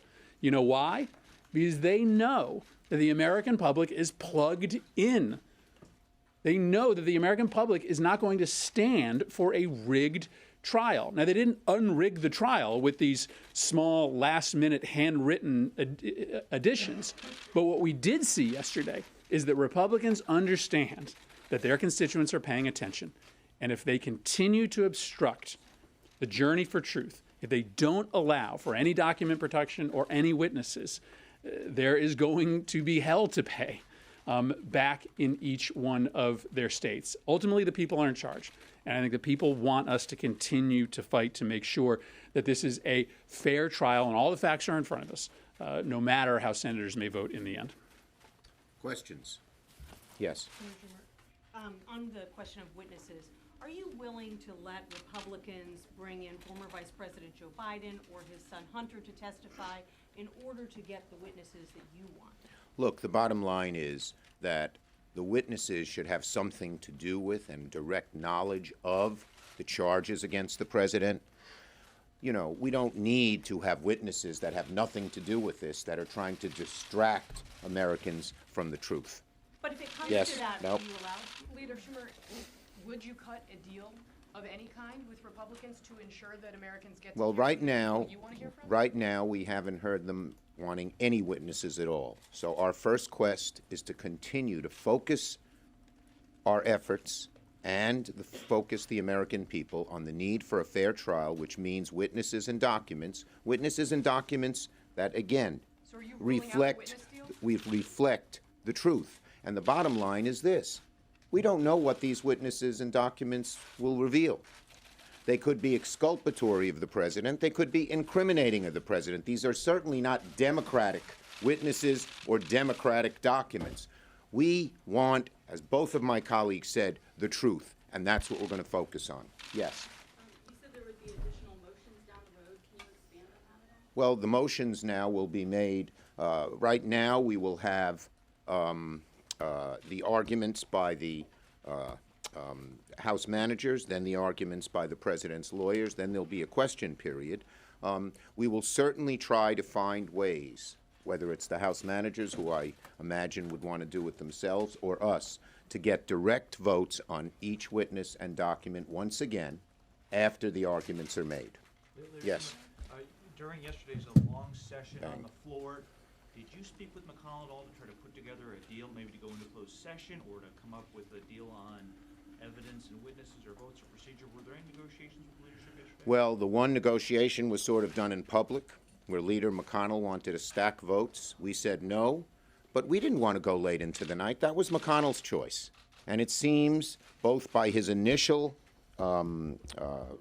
offer in terms of the resolution and what happened, they want it in the dark of night. They want as much of this hidden from the American people as possible. But the good news is, as Chris mentioned, Sheldon and Patty, the American people are focusing on this. And Republican senators realize that. And our hope is they will go to Leader McConnell and say, your obeisance to do whatever Trump wants is not serving anybody very well, certainly not the American people. Yes? Do you think Leader McConnell was genuine in making those last-minute changes, or do you think he had those in his back pocket to... I don't know. I was not there, so I wouldn't speculate on that. Sense that he was ready I get a sense from what I heard reports at the Republican lunch that a large number of Republicans thought it was egregiously unfair. It's still unfair, and we hope that it's sort of a prelude to putting pressure on McConnell for real votes and getting witnesses and documents that the witnesses and documents that we've asked for. And if they have other suggestions about witnesses and documents that have direct effect on the trial and have knowledge of what happened when the aid was cut off, we're open to hearing about it. Yes? How much coordination are you having with the House managers as they present their case? Not very much. Now, we are not like McConnell. We're not secretive and close to the vest. 3 weeks ago, I sent a letter to McConnell and to every member of the caucus saying we wanted votes on these 7. We wanted these 7 votes. It was 4 on witnesses, 3 on documents. We ended up putting 2 together because they were related, Duffy and Blair. And then yesterday, I said publicly, we are going to try and undo some of the most egregious parts of McConnell's deviation from the Clinton plan. Most particularly, we wanted to undo the situation where there would not be an ability to ask for votes on the witnesses and documents afterwards. So they sort of know what we're doing, and we are not taking our signals from them. We decided in a caucus ourselves what amendments we wanted to ask for yesterday. Senator? Yes. Do you worry at all that the strategy to push for witnesses and documents, including the late night vote last night, will turn off some of the moderate Republicans that you guys will need to follow through on this? Look, here's the bottom line. We're seeking the truth. The American people want the truth. We would be derelict in our responsibilities if we didn't ask for these votes. Remember, this is the only time we're guaranteed getting a vote on witnesses and documents. And so we would not be doing our job if we didn't try to make this trial fair. We're going to continue to do it. And what will determine, in my judgment, how people vote is their conscience and their knowledge that the American people realize we're right. Yes. Are you concerned that the managers were too partisan, like Rep. Nadler saying that the GOP was involved in a cover-up, and do you think it's hurting? You know, what I said here, I believe, that the arguments of the House managers were overwhelmingly on the merits, on the facts. The arguments of the president's lawyers were like a Fox News show, a lot of finger-pointing and nothing to do with the actual facts. I thought about this as I was listening.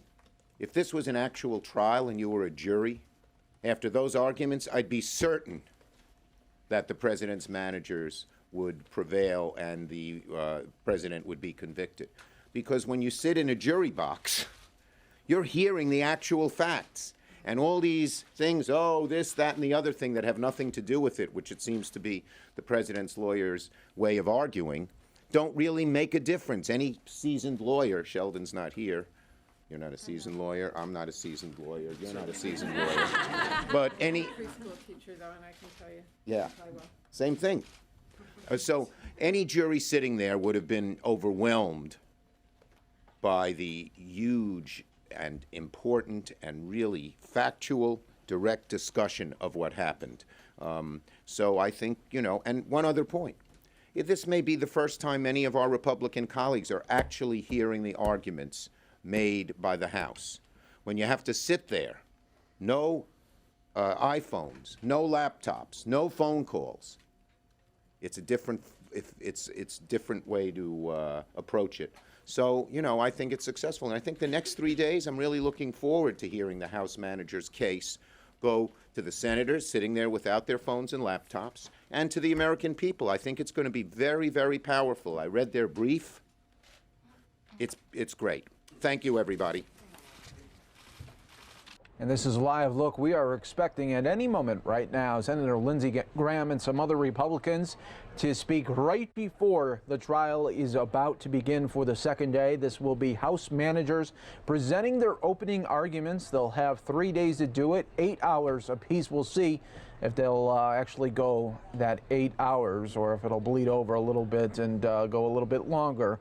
We definitely saw that yesterday. All right, live look as well, where we were expecting some House managers to be speaking right before they get to the Senate. We will wait and see if that happens. More news now is coming up next. You're going to want to stay right here. There's going to be fireworks right from the beginning at the top of the hour. Stay right here on News Now with us. Impeachment trial coverage all day.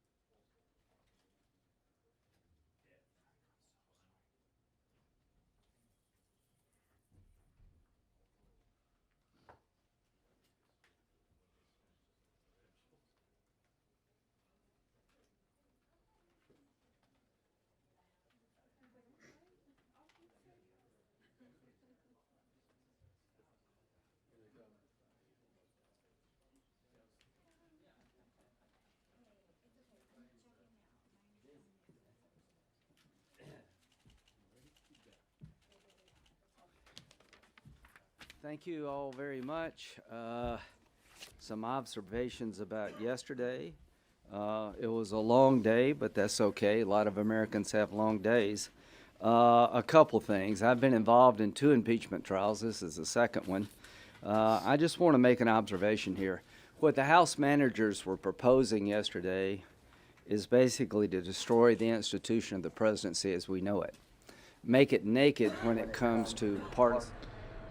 Welcome back, everyone, here to News Now. Senate Republicans, Senator Lindsey Graham speaking right now, right before the trial. That have been exercised by prior presidents. When it comes to Donald Trump, they're willing to destroy the institution of the office in the name of getting him. So, bottom line, the Clinton impeachment was conducted by outside counsel. There's none here. Ken Starr spent 5 years investigating the president before we took up the matter in the House. The president was allowed to cross-examine Ken Starr at the House Judiciary Committee. He recommended 11 grounds for impeachment, and President Clinton utilized the courts extensively on his behalf. Robert Mueller was an outside counsel appointed to investigate this president. I want the public to know that this president cooperated with Mr. Mueller. He turned over 1 million documents.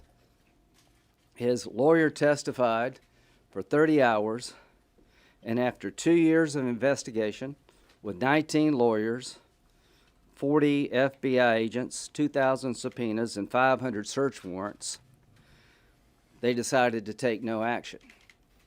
They said there was no collusion between the Trump campaign and the Russian government, and when it came to obstruction of justice, they did not recommend any action.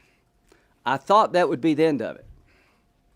I actually introduced legislation to say that Robert Mueller could not be removed except for cause, because the president felt like the Mueller investigation was a witch hunt. I did not. The president was frustrated because he said he did nothing wrong. I can understand that. But it was important for me to make sure that the country would have somebody to look at these allegations because they're very serious. And I supported Mueller's ability to look. And he looked for a long time, and I thought it would be over. Mr. Schiff said yesterday what they did in the House was just like what we did with Clinton. That is absolutely untrue. From the time they authorized impeachment, it took 48 days. Not 2 years with Mueller, not 5 years like Clinton, but 48 days. The fact-finding process was done in the Intel Committee, not the Judiciary Committee. The president was denied a right to counsel in the Intel Committee and could not request witnesses. They spent 1 day in the Judiciary Committee. Go back and look at the tapes of how long Ken Starr testified before the the House Judiciary Committee, of which I was a part. What we've done for the first time in American history is an impeach a president without outside counsel involved in a 48-day period. But here's what struck me the most. One of the House managers said, the reason we didn't go to court, or we didn't want to go through the courts, is that we couldn't impeach him before the election. They withdrew from the the Deputy National Security Advisor case, where the Deputy National Security Advisor went to court and said, tell me what to do, Judge. The House actually withdrew the subpoena because they didn't want the court process to stop the impeachment train. They would have the United States Senate create an impeachment process where the president would not be allowed to go to Article III courts to argue privileges that have been argued in every other impeachment trial and have been argued by presidents since George Washington. That would destroy the institution of the presidency as we know it. What would it do? It would allow a handful and a 300+ million country, people, along partisan lines to impeach a president without independent judicial review. Before I came here, I used to try cases. We have a lot of good lawyers in this body. All I can say is that when the court date was set, and if I showed up and asked for a bunch of subpoenas and documents to be produced on the day of trial that I had not pursued before the trial in any serious way, I ought to get tossed out. What did we do yesterday? Exactly what happened in the Clinton impeachment trial. We're going to hear the House's case, the president's response. We're going to ask questions. Then we'll decide among ourselves, do we want to know anything more? Yesterday was about 11 hours of them telling us how bad their case was, in my view. They did not pursue these witnesses because they knew the president would seek judicial redress, and it literally would stop them impeaching him before the election.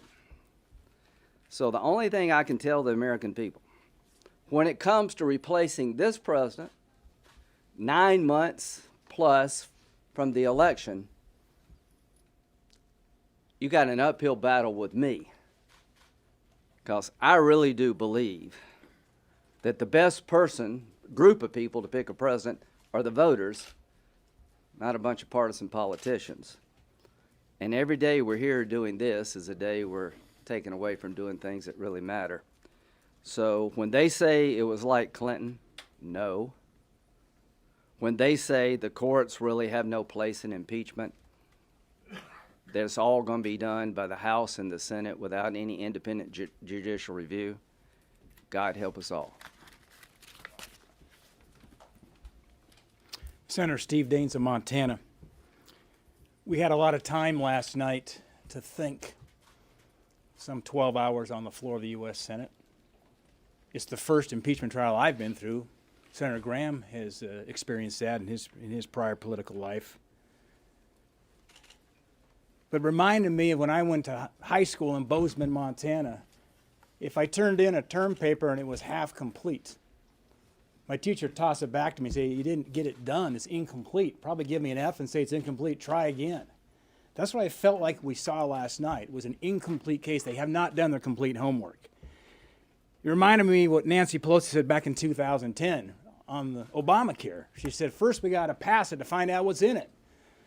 It feels like what happened last night. They had to rush this through the House, just get it over to the Senate, and then we'll find out what's really in it and try to fix it there. Let me remind you and remind all of us that in 244 years of history of this great country, the United States Senate has never removed a president from office. Never. You look at the 2 impeachment trials for presidents that we have had in the Senate over the course of our history. President Johnson in 1868, of course, President Clinton in 1999. What's unique about this impeachment trial versus the other 2? The other 2 both had crimes alleged in the impeachment articles. President Trump's does not. The other 2 impeachment trials had bipartisan support coming out of the House.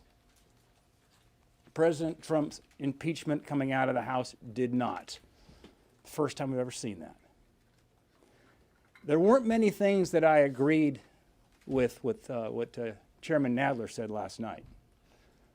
But he did say something that I hope everybody heard that actually went back to the Clinton days. Was it, and I will paraphrase it, kind of God help us if we ever move through an impeachment on a purely partisan basis. Nadler's words back then were wise, and I hope he would heed them today, because this is the most partisan impeachment process ever seen in the history of this great country. No crimes alleged in the Trump impeachment articles, not bipartisan, and a very important and final point is that if you look at what the Democrats are asking the United States Senate to do, it is to remove President Trump from office and to bar him from ever holding office again. What's also unique about this trial versus President Clinton, this is done in an election year. It really begs a fundamental question as well, is should the United States Senate decide the 2020 election and overturn the 2016 election by removing this president from office? I put the trust in the voters of this country. They should have that say, not the United States Senate. Senator Mike Braun from Indiana. I always listen to the people that speak before me because I think you learn a lot from that. I'm going to talk about where this trial is going to go, put it into context a little bit. I haven't been here that long, but needless to say, the first year has been a doozy, and never thought I'd be sitting in on something like this. Was listening to Lindsey, thought it would be over. I think we all wished it would have been. The Mueller report fell flat, and now we're into the second act. I'm going to relate this to the year I spent on the campaign trail, running in a practical, functional state like Indiana. And I generally get a pretty good idea of what lies down the road. That's the essence of being a good Main Street entrepreneur. And all I can tell you is we made it through the primary, and I didn't realize the vitriol that we've got in this country. And of now being here a year, wonder how we're going to get through it. My election played out like that. By the time you were done, and I thought I came from a pretty wholesome place, small town in Indiana, built my own business there over 37 years. But when you're categorized as a liar, a hypocrite, and all that kind of stuff, that is what's wrong with the country. We're polarized, and we should be, syncing up on things like the cost of health care, infrastructure, stabilizing entitlements. Listen to what Steve said. The case was built like a half-prepared term paper. Remember back in college, to get good grades, you had to know the process. You had to know what your professor was interested in hearing from you. It may sound like that doesn't sound very wholesome in terms of really learning, but we're in the context currently of where the country is divided, it's polarized, and we are talking about impeaching a president before inauguration, and you're doing it up through what we're seeing now. That's the context playing out. What you saw yesterday was the process playing out. When it was full of visual aids, it was full of regurgitation of information we've already heard, because a lot of times when your case is weak, you try to repeat it over and over, wear the opposition out. So all along, I've said I'm going to be attentive. I'm going to listen to all the new information that comes along. I want this to end up in a fair trial with a verdict. And I think the big dynamic we've been missing so far has been we haven't heard anything from the defense or the other side. And all I can tell you is that many of us in America were fed up with business as usual. That was the main reason I ran. And when President Trump came along, we all knew it was going to be an interesting presidency. It's playing out. I hope when we're all through this, and I think we're going to arrive at a verdict that's going to vindicate the president, that we come back together and unite on the common elements. So the context has been bad. That's what's got us to this point. The process, keep an eye on it. I think one side's going to be overly emphasizing that, and we're going to get down to the merits of the case, and that's why the president will be vindicated with a verdict of acquittal. We will take questions. Yes, Senator, I was wondering if you could comment, Maria Pena with Telemundo. I was wondering if you could comment about President Trump's statements, between last night and today, saying that he's willing to testify, but his team doesn't let him, and also that they're holding on to all these materials that the White House refused to turn over last year, which is exactly what the Democrats are making, the case out of, that this is why they're demanding more witnesses and documents. So can you respond to Sure, that? I'll be glad to. I'll be glad to. Let me respond to the idea that I don't think any president's above the law. Chris Coons came to me and said, would you join me in an effort to send a signal to the country that Mueller can't be dismissed without cause? Because the president was saying some pretty rough, tough things about Mueller. Remember the Nixon case? That's one of the things that got Nixon in trouble. He fired the prosecutor. So here's what I saw yesterday. I saw an effort to ask the Senate to ignore every privilege that President Clinton was able to exercise, Nixon was able to exercise, and to suggest to the Senate that an independent judiciary really is a non-player. If I were the president, I wouldn't cooperate with these guys at all. I'm the same guy that said, you can't fire Mueller. I encouraged him to work with Mueller. Mueller is a man of the law. Schiff, Nadler, and Pelosi impeached this president in 48 days. I wouldn't give them the time of day.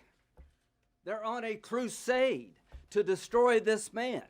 And they don't care what they destroy in the process of trying to destroy Donald Trump. I do care. So to my Democratic colleagues, you can say what you want about me, but I'm covering up nothing. I'm exposing your hatred of this president to the point that you would destroy the institution. Nobody would be saying this about a Democratic president if a Republican House had done this. You wouldn't even ask me that question. All of you would be in our face saying that there's a Democratic president and you're denying that person, he or she, a chance to go to court and litigate these matters because you hate them so much. It shows you how complicit people have become when it comes to Trump. Not one question about the idea that a Democratic-controlled House in 48 days impeached the President of the United States with a process where you couldn't have a lawyer, couldn't call a witness. And they hold it against him because he wants to object to turning over documents to them. You would be all over us. So let me tell you what's going to happen in November. This won't matter much. People are going to judge the president about what he's done and what he can do. And they're going to look at the Democratic alternative and ask, will I be better off with this person versus Trump? But I'm going to remember this. I'm going to remember this for a very long time. No good deed goes unpunished around this place. Wait a minute. Working with my Democratic colleagues, I tried to give Mueller the space to do his job, and I told the president to his face, if it's proven you worked with the Russians, or you sought something from the Russians and got it, that's it for me and you. Now, the same people that patted me on the back are asking me to railroad the guy, to legitimize a process in the House that will destroy the presidency over time. I will not be part of that. And you need to ask yourself some questions. Would you be asking different questions if this were a Democratic president treated so poorly by a Republican House? Because I remember Clinton very well. We got challenged, rightly so, about what we were doing and why we were doing it. So I wouldn't cooperate at all with these people if I were the president. Senator Graham, you said that executive privilege seems like a very powerful argument for you. So if it is regarding Bolton and Mulvaney, then would you entertain at all? Is that still on the table, perhaps Joe Biden or Hunter Biden, or is that just non-existent? So and Senator Daines, can you point to where it says that a crime has to be committed for impeachment? Well, I've said all along a crime doesn't have to be committed to impeach the president. I said that in the Clinton case, but abuse of power in this case, I think, undercuts the ability of the president to literally do his job. Because here's what I would say about executive privilege. There's nobody more important to the president than the Secretary of State, National Security Advisor, and Chief of Staff. So he needs to protect the institution of the presidency. So if I'm asked to waive executive privilege, I will say no. The only option is to stop the trial and go to court or have the Senate decide the privilege. And here's what I'm going to tell future houses. If you blow through these privileges because you want to impeach a president before the election, and you come to the Senate and you ask me to destroy the privilege, forget it. I'm not going to reward this kind of behavior. So the only option available to the Senate now is to recognize the privilege, and that's the end of Bolton's testimony, or stop the trial and send it to court, which they should have done to begin with. I'm not going to let it. Welcome back, everyone, here to News Now. Just hearing a heated, and I mean heated with a capital H, capital all you want, Senator Lindsey Graham going off not only on Democrats, but the media as well for this impeachment trial that is just getting started. Welcome everyone here to News and Now. I'm your host Mike Page, going to be here with you for another hour right here on Fox 10 Extra, and we are worldwide on our YouTube page as well. More than 25,000 of you already watching for this very moment right here. Live look at the Senate floor, where we are now just moments away from House managers to present their opening statement against President Trump. Just moments ago, we heard from one of the House lead managers, Representative Adam Schiff. And answer a couple questions before we begin our presentation today. Yesterday, we feel that we laid out a very powerful case for why this trial should be no different than any other trial in America. It should involve the calling of witnesses. It should involve the production of documents. The House should have the opportunity to prove its case. And if we prove our case, the Senate should convict and remove the president from office. But the Senate should allow us a fair trial. The Senate should allow us a trial that's fair to the American people, one that allows the House to call relevant witnesses. One thing that was clearly established yesterday is the Senate is not a court of appeals. That was conceded, albeit in the wee hours of the morning, by the president's own team. The Senate is not a court of appeals that must deal with a dry record from the court below. There is no court below. The House charged the president. The Senate tries the case. A trial involves witnesses if it is fair. And we laid out exactly why these witnesses are important, what we expect they would have to say. We laid out all the documents that the administration is withholding, and how the senators, if they're doing impartial justice, should want to see those documents. The president, late last night or early this morning, depending on where you are in the world, bragged that he thought things were going well because they had all the materials. Well, indeed, they do have the material hidden from the American people. That is nothing to brag about.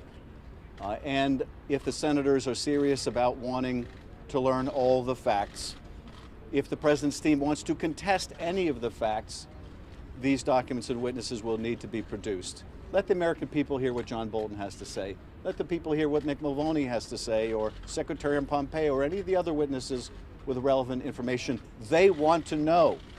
The American people overwhelmingly want to hear from these witnesses, and for a very good reason, because they can shed light on the president's misconduct. So yesterday we made the case for the witnesses and the documents. Today we will begin our trial with the factual chronology. We will go into extensive detail about what happened and when and how we know that it happened. We do not assume that everyone in the Senate was able to watch all of the House testimony. Some of you in the press were able to do that. We cannot assume the senators were able to do that even as we were, let alone that the American people were able to do so. So we will lay out all the facts in chronology, and new facts can continue to come to light. And we believe we will make an overwhelming case for the president's conviction on both Article 1 and Article 2. And with that, I'm happy to take a few questions. Mr. Nadler, the Republicans have been going. I'm going to respond to the questions. Okay, well, Mr. Nadler has been criticized by Republicans, Mr. Schiff. Are you open to, in principle, a witness exchange so that Republicans can, for instance, call on Hunter Biden? This isn't like some fantasy football trade, as I said yesterday. This isn't, we'll offer you this if you'll give us that. We'll offer you a witness that is irrelevant and immaterial, who has no relevant testimony, but a witness that will allow us to smear a presidential candidate if you want to get a legitimate witness. That's not a trade. All right, so that was just moments ago, Representative Adam Schiff, the lead impeachment manager, speaking. Now let's go live to the Senate floor. We are about to start day 2 and the first day of opening statements from the House Democrats. So let's listen right here on News Now. Lord, you are all powerful and know our thoughts before we form them.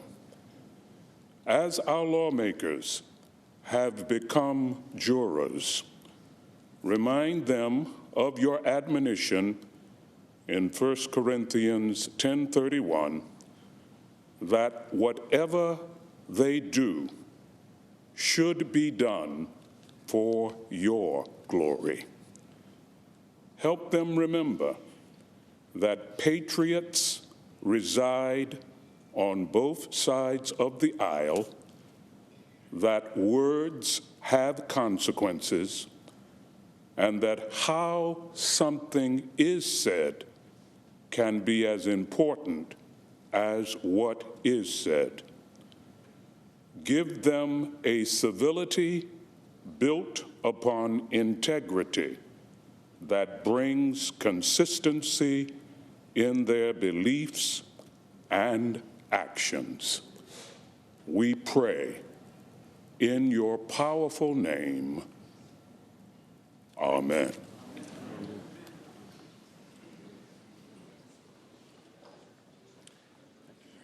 And we are live for you on the Senate floor, just hearing the prayer as we begin day 2 right here of the impeachment trial against President Trump. They are doing now some more opening remarks.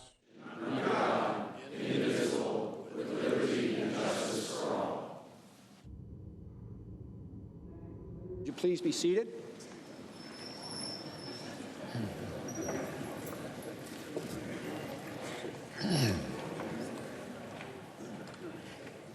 If there is no objection, the journal of proceedings of the trial are approved to date. No objection, so ordered. The Sergeant at Arms will make the proclamation.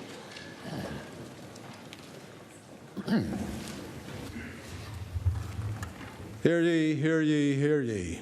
All persons are commanded to keep silent on pain of imprisonment while the Senate of the United States is sitting for the trial of the articles of impeachment exhibited by the House of Representatives against Donald John Trump, President of the United States.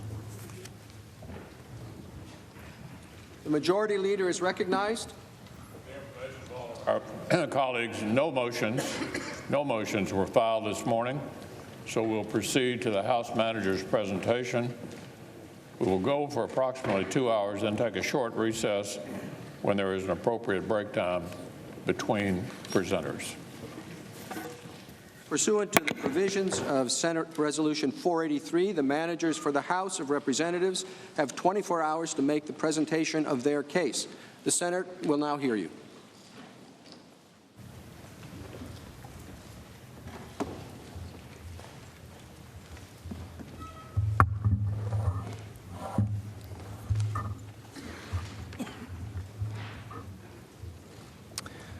Mr. Chief Justice, Senators, Counsel for the President, and my fellow House managers, I want to begin by thanking you, Chief Justice, for a very long day, for the way you have presided over these proceedings.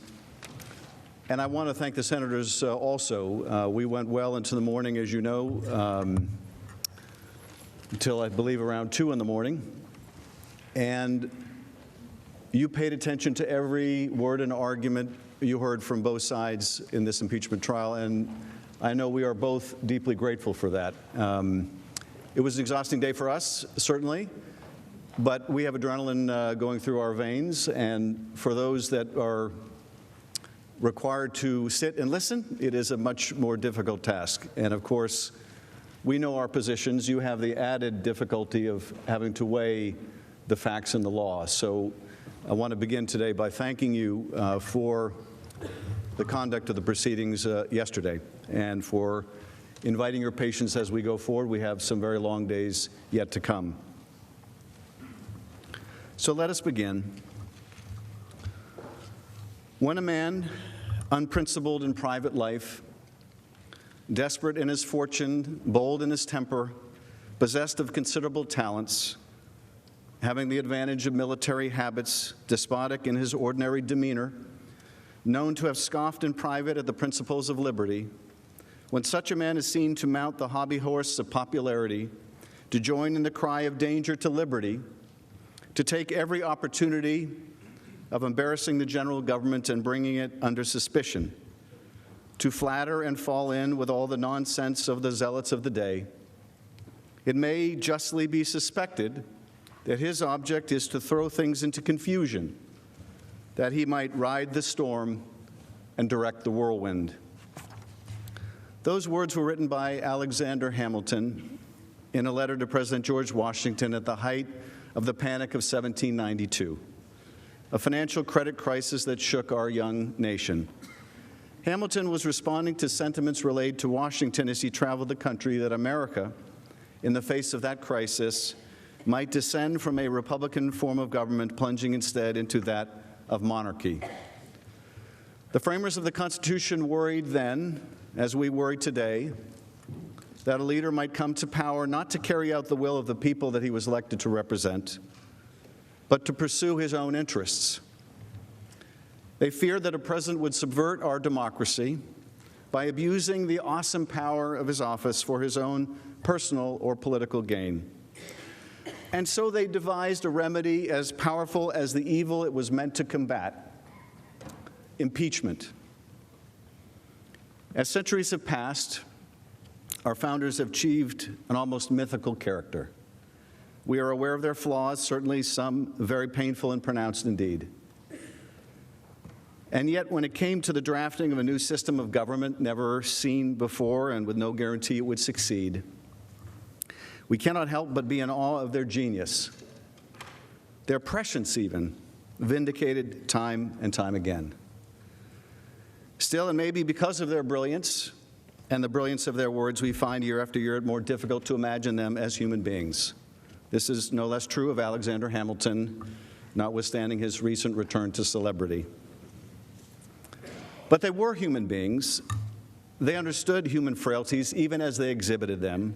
They could appreciate just as we can how power can corrupt, and even as we struggle to understand how the framers might have responded to presidential misconduct of the kind and character that we are here to try, we should not imagine for one moment that they lacked basic common sense or refused to apply it ourselves. They knew what it was like to live under a despot, and they risked their lives to be free of it.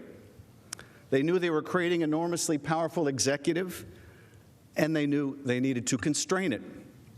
They did not intend for the power of impeachment to be used frequently or over mere matters of policy, but they put it in the Constitution for a reason, for a man who would subvert the interests of the nation to pursue his own interests, for a man who would seek to perpetuate himself in office by inviting foreign interference and cheating in an election, for a man who would be disdainful of constitutional limit, ignoring or defeating the other branches of government and their co-equal powers, for a man who believed that the Constitution gave him the right to do anything he wanted and practiced in the art of deception, for a man who believed that he was above the law and beholden to no one, for a man, in short, who would be a king. We are here today in this hallowed chamber, undertaking this solemn action for only the third time in history because Donald J. Trump, the 45th President of the United States, has acted precisely as Hamilton and his contemporaries feared. President Trump solicited foreign interference in our democratic elections, abusing the power of his office to seek help from abroad to improve his re-election prospects at home. And when he was caught, he used the powers of that office to obstruct the investigation into his own misconduct. To implement this corrupt scheme, President Trump pressured the president of Ukraine to publicly announce investigations into two discredited allegations that would benefit President Trump's 2020 presidential campaign. When the Ukrainian president did not immediately assent, President Trump withheld two official acts to induce the Ukrainian leader to comply: a head of state meeting in the Oval Office and military funding. Both were of great consequence to Ukraine and to our national interest and security, but one looms largest. President Trump withheld hundreds of millions of dollars in military aid to a strategic partner at war with Russia to secure foreign help with his re-election. In other words, to cheat. In this way, the president used official state powers available only to him and unavailable to any political opponent to advantage himself in a democratic election. His scheme was undertaken for a simple but corrupt reason: to help him win re-election in 2020. But the effect of his scheme was to undermine our free and fair elections and to put our national security at risk. It was not even necessary that Ukraine undertake the political investigations the president was seeking. They merely had to announce them. This is significant, for President Trump had no interest in fighting corruption, as he would claim after he was caught. Rather, his interest was in furthering corruption by the announcement of investigations that were completely without merit. The first sham investigation that President Trump desired was into former Vice President Joe Biden, who had sought the removal of a corrupt Ukrainian prosecutor during the previous U.S. administration. The Vice President acted in accordance with U.S. official policy at the time and was supported unanimously by our European allies and key global financial institutions such as the International Monetary Fund that shared the concern over corruption. Despite this fact, in the course of this scheme, President Trump and his agents pressed the Ukrainian president to announce an investigation into the false claim that Vice President Biden wanted the corrupt prosecutor removed from power in order to stop an investigation into Burisma Holdings, a company on whose board Biden's son Hunter sat. This allegation is simply untrue, and it has been widely debunked by Ukrainian and American experts alike. That reality mattered not to President Trump. To him, the value in promoting a negative tale about former Vice President Biden, true or false, was its usefulness to his re-election campaign. It was a smear tactic against a political opponent that President Trump apparently feared. Remarkably, but predictably, Russia too has sought to support this effort to smear Mr. Biden, reportedly hacking into the Ukrainian energy company at the center of the president's disinformation campaign only last week. Russia almost certainly was looking for information related to the former vice president's son so that the Kremlin could also weaponize it against Mr. Biden, just like it did against Hillary Clinton in 2016, when Russia hacked and released emails from her presidential campaign. And President Trump has made it abundantly clear that he would like nothing more than to make use of such dirt against Mr. Biden, just as he made use of Secretary Clinton's hacked and released emails in his previous presidential campaign. Which brings us to the other sham investigation that President Trump demanded that the Ukrainian leader announce. This investigation was related to a debunked conspiracy theory alleging that Ukraine, not Russia, interfered in the 2016 presidential election. This narrative, propagated by the Russian intelligence services, contends that Ukraine sought to help Hillary Clinton and harm then-candidate Trump, and that a computer server providing this fiction is hidden somewhere in Ukraine. That is the so-called CrowdStrike conspiracy theory. This tale is also patently false, and remarkably, it is precisely the inverse of what the U.S. intelligence community's unanimous assessment was, that Russia interfered in the 2016 election in sweeping and systemic fashion in order to hurt Hillary Clinton and help Donald Trump. Nevertheless, the president evidently believed that a public announcement lending credence to these allegations by the Ukrainian president could assist his re-election by putting to rest any doubts Americans may have had over the legitimacy of his first election, even as he invited foreign interference in the next. To the degree that most Americans have followed the president's efforts to involve another foreign power in our election, they may be most familiar with his entreaty to the Ukrainian president on the now infamous July 25th call to do us a favor, though, and investigate Biden and the 2016 conspiracy theory. But that call was not the beginning of the story of the president's corrupt scheme, nor was it the end.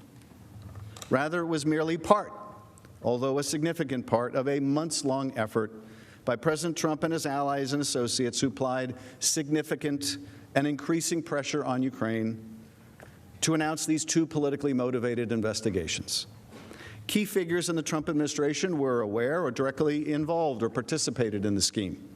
As we saw yesterday, one witness, a $1 million donor to the president's inaugural committee, put it this way: everyone was in the loop. After twice inviting Ukraine's new president to the White House without providing a specific date for the proposed visit, President Trump conditioned this coveted head of state meeting on the announcement of these sham investigations. For Ukraine's new and untested leader, an official meeting with the President of the United States in the Oval Office was critical. It would help bestow on him important domestic and international legitimacy as he sought to implement an ambitious anti-corruption platform. Actual and apparent support from the President of the United States would also strengthen his position as he sought to negotiate a peace agreement with Russia's President Vladimir Putin, seeking an end to Russia's illegal annexation and continued military occupation of parts of Ukraine. But most pernicious, President Trump conditioned hundreds of millions of dollars in congressionally appropriated, taxpayer-funded military assistance for the same purpose, to apply more pressure on Ukraine's leader to announce the investigations. This military aid, which has long enjoyed bipartisan support, was designed to help Ukraine defend itself from the Kremlin's aggression. More than 15,000 Ukrainians have died fighting Russian forces and their proxies. 15,000. And the military aid was for such essentials as sniper rifles, rocket-propelled grenade launchers, radar, night vision goggles, and other vital support for the war effort. Most critically, the military aid that we provide Ukraine helps to protect and advance American national security interests in the region and beyond. America has an abiding interest in stemming Russian expansionism and resisting any nation's efforts to remake the map of Europe by dint of military force, even as we have tens of thousands of troops stationed there. Moreover, as one witness put it during our impeachment inquiry, the United States aids Ukraine and her people so that we can fight Russia over there and we don't have to fight Russia here. Now, when the president's scheme was exposed and the House of Representatives properly performed its constitutional responsibility to investigate the matter, President Trump used the same unrivaled authority at his disposal as Commander-in-Chief to cover up his wrongdoing. In unprecedented fashion, the President ordered the entire executive branch of the United States of America to categorically refuse and completely obstruct the House's impeachment investigation. Such a wholesale obstruction of congressional impeachment has never before occurred in our democracy, and it represents one of the most blatant efforts at a cover-up in history. If not remedied by his conviction in the Senate and removal from office, President Trump's abuse of his office and obstruction of Congress will permanently alter the balance of power among the branches of government, inviting future presidents to operate as if they are also beyond the reach of accountability, congressional oversight, and the law. On the basis of this egregious misconduct, the House of Representatives returned 2 articles of impeachment against the president. First, charging that President Trump corruptly abused the powers of the presidency to solicit foreign interference in the upcoming presidential election for his personal political benefit. And second, President Trump obstructed an impeachment inquiry into that abuse of power in order to cover up his misconduct. The House did not take this extraordinary step lightly. As we will discuss, impeachment exists for cases in which the conduct of the president rises beyond mere policy disputes to be decided otherwise and without urgency at the ballot box. Instead, we are here today to consider a much more grave matter, and that is an attempt to use the powers of the presidency to cheat in an election. For precisely this reason, the president's misconduct cannot be decided at the ballot box, for we cannot be assured that the vote will be fairly won. In corruptly using his office to gain a political advantage, in abusing the powers of that office in such a way to jeopardize our national security and the integrity of our elections, in obstructing the investigation into his own wrongdoing, the president has shown that he believes that he's above the law and scornful of constraint. As we saw yesterday on the screen, that under Article 2, he can do anything he wants. Moreover, given the seriousness of the conduct at issue and its persistence, this matter cannot and must not be decided by the courts, which, apart from the presence of the Chief Justice here today, are given no role in impeachments in either the House or the Senate. Being drawn into litigation taking many months or years to complete would provide the President with an opportunity to continue his misconduct. He would remain secure in the knowledge that he may tie up the Congress in the courts indefinitely, as he has with Don McGahn, rendering the impeachment power effectively meaningless. We also took this step with the knowledge that this was not the first time the President solicited foreign interference in our elections.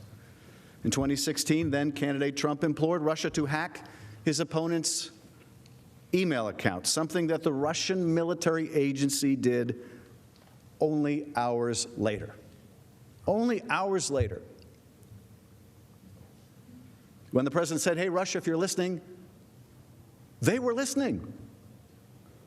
Only hours later, they hacked his opponent's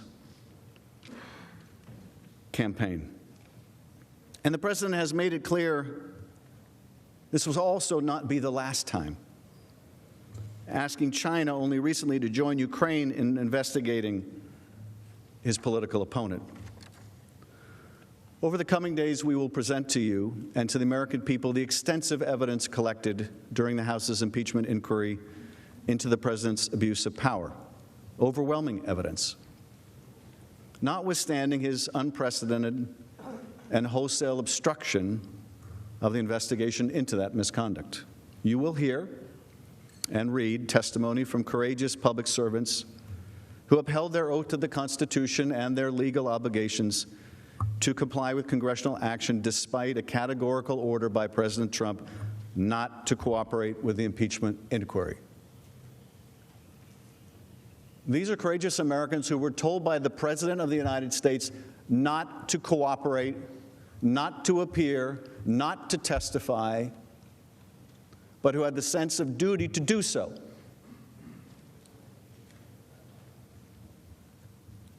But more than that, you will hear from witnesses who have not yet testified, like John Bolton and Mick Mulvaney, Mr. Blair and Mr. Duffy.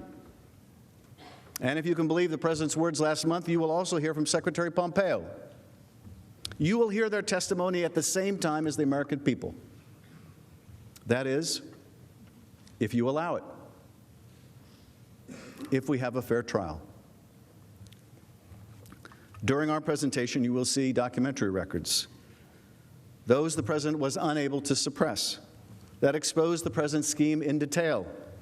You will learn of further evidence that has been revealed in the days since the House voted to impeach President Trump, even as the President and his agents have persisted in their efforts to cover up their wrongdoing from Congress and the public. And you will see dozens of new documents providing new and critical evidence of the President's guilt that remain at this time in the President's hands and in the hands of the Department of Defense and the Department of State and the Office of Management and Budget, even the White House. You will see them, and so will the American people if you allow it. If, in the name of a fair trial, you will demand it. These are politically charged times. Tempers can run high, particularly where this President is concerned. But these are not unique times. Deep divisions and disagreements were hardly alien concepts to the framers. So they designed the impeachment power in such a way as to insulate it as best they could from the crush of partisan politics. The framers placed the question of removal before the United States Senate, a body able to rise above the fray, to soberly judge the President's conduct or misconduct for what it was, nothing more and nothing less. In Federalist 65, Hamilton wrote, "Where else than in the Senate could have been found a tribunal sufficiently dignified or sufficiently independent? What other body would be likely to feel confidence enough in its own situation to preserve unawed and uninfluenced the necessary impartiality between an individual accused and the representatives of the people, his accuser. It is up to you to be the tribunal that Hamilton envisioned. It is up to you to show the American people and yourselves that his confidence and that of the other founders was rightly placed.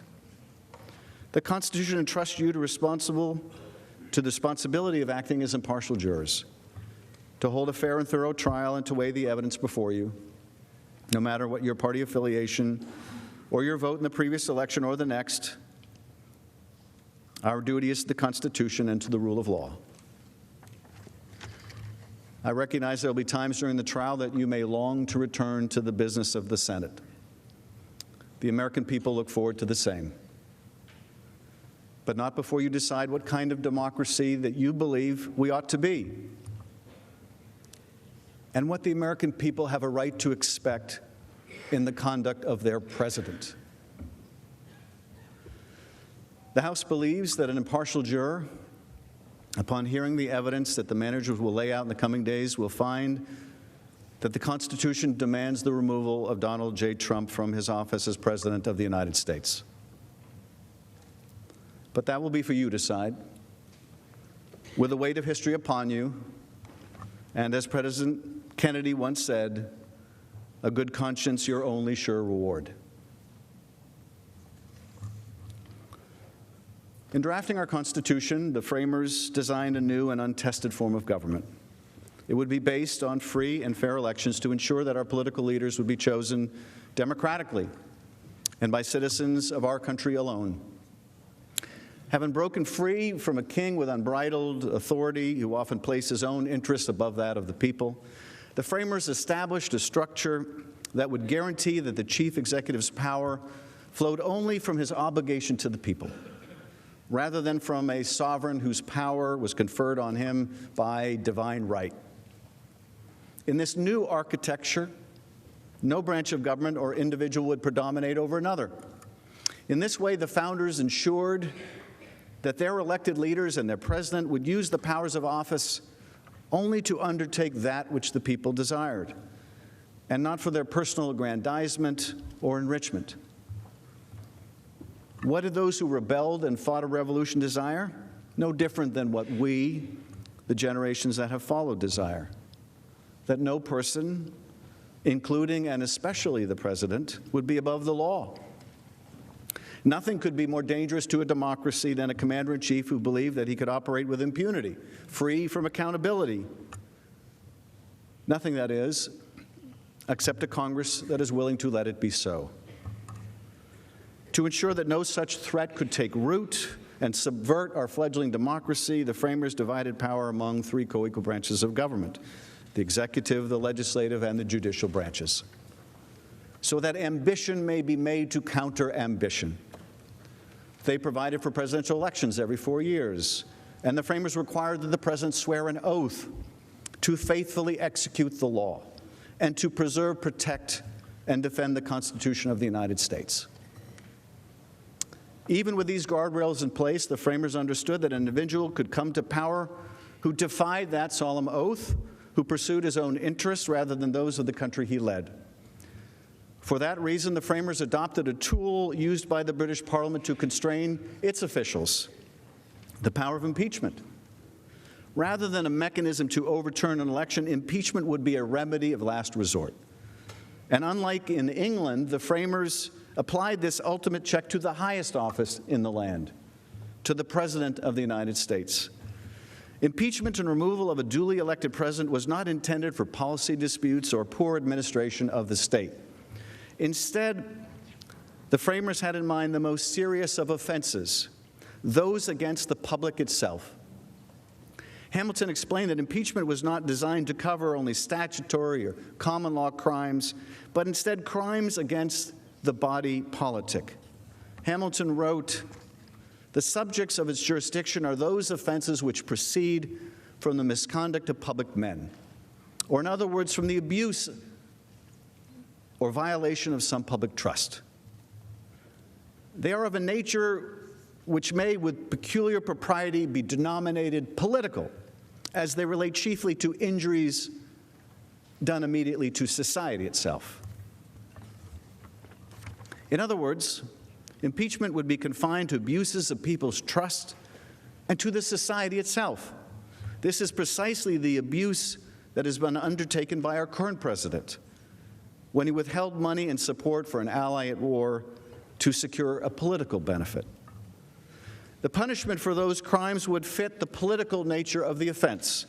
As James Wilson, a delegate at the Constitutional Convention and a future Associate Justice of the Supreme Court, reasoned, impeachments are confined to political characters, to political crimes and misdemeanors, and to political punishments. That punishment, the framers determined, would be neither prison nor fines, but instead limited to removal from office and disqualification from holding future office. The framers chose to undertake impeachment for treason, bribery, or other high crimes and misdemeanors to underscore the requirement of an offense against society. In this phrase, high modifies both the crimes and the misdemeanors, in that both relate to a high injustice, a transgression committed against the people and to the public trust. The framers had two broad categories in mind: those actions that are facially permissible under the president's authority but are based on corrupt motives, such as seeking to obtain a personal benefit through public office, and those that far exceed the president's constitutional authority or violate the legal limits on that authority. In Article 1, we deal with the first evil, which the framers wish to guard against, that is, cases in which a president corruptly misused a power otherwise bestowed on him to secure a personal reward.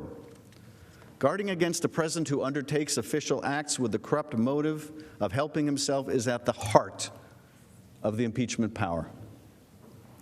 As one scholar explained, the president's duty to faithfully execute the law requires that he undertakes actions only when motivated in the public interest rather than in their private self-interest.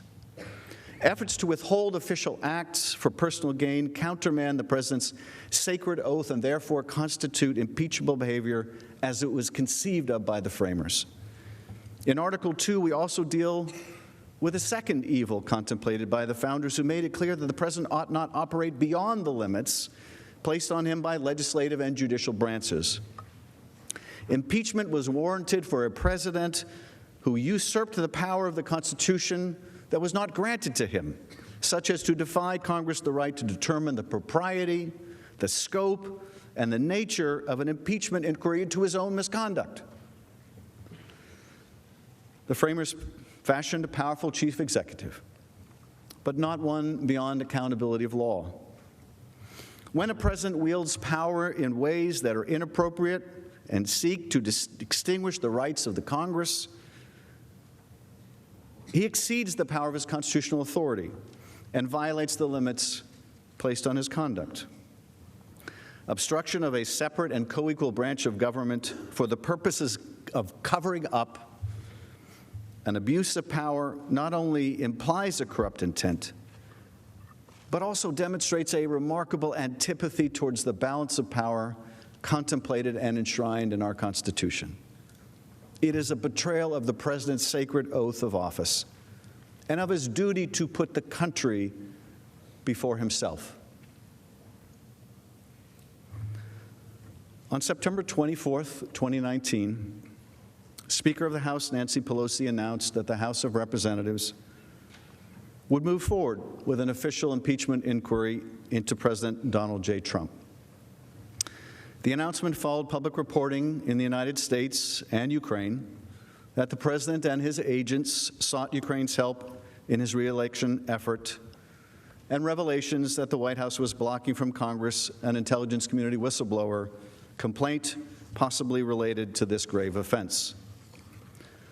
The next day, on September 25th, under extraordinary pressure, the White House released publicly the record of the July 25th call between President Trump and Ukrainian President Vladimir Zelensky. The call record revealed that President Trump explicitly requested that the new leader undertake investigations beneficial to President Trump's re-election campaign. Upon release of the record of the call, President Trump claimed that the call was perfect. Far from perfect, the call record revealed a president who used his high office to personally and directly press the leader of a foreign country to do his political dirty work. Asking for a favor, President Trump insisted that President Zelensky investigate a formidable potential political opponent, former Vice President Joe Biden, as well as the baseless conspiracy theory that Ukraine, not Russia, interfered in the 2016 election to assist then-candidate Trump's opponent.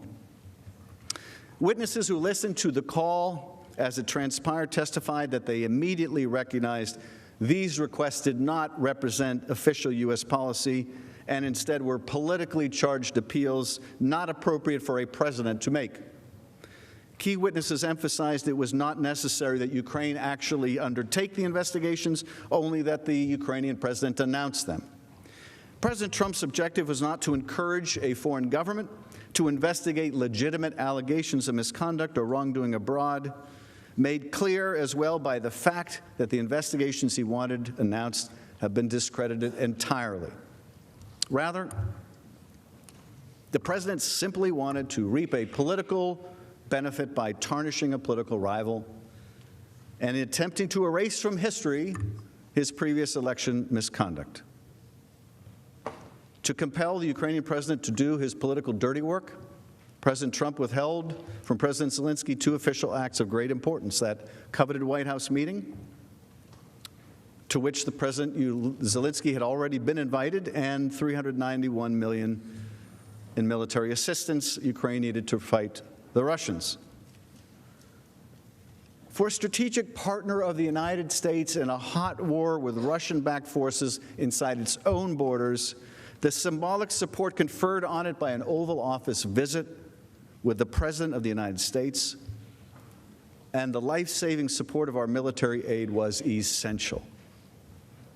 As the House's presentation will make clear, in directly soliciting foreign interference and withholding those official acts in exchange for the announcement of political investigations beneficial to his reelection, the President put his own interests above the national interest.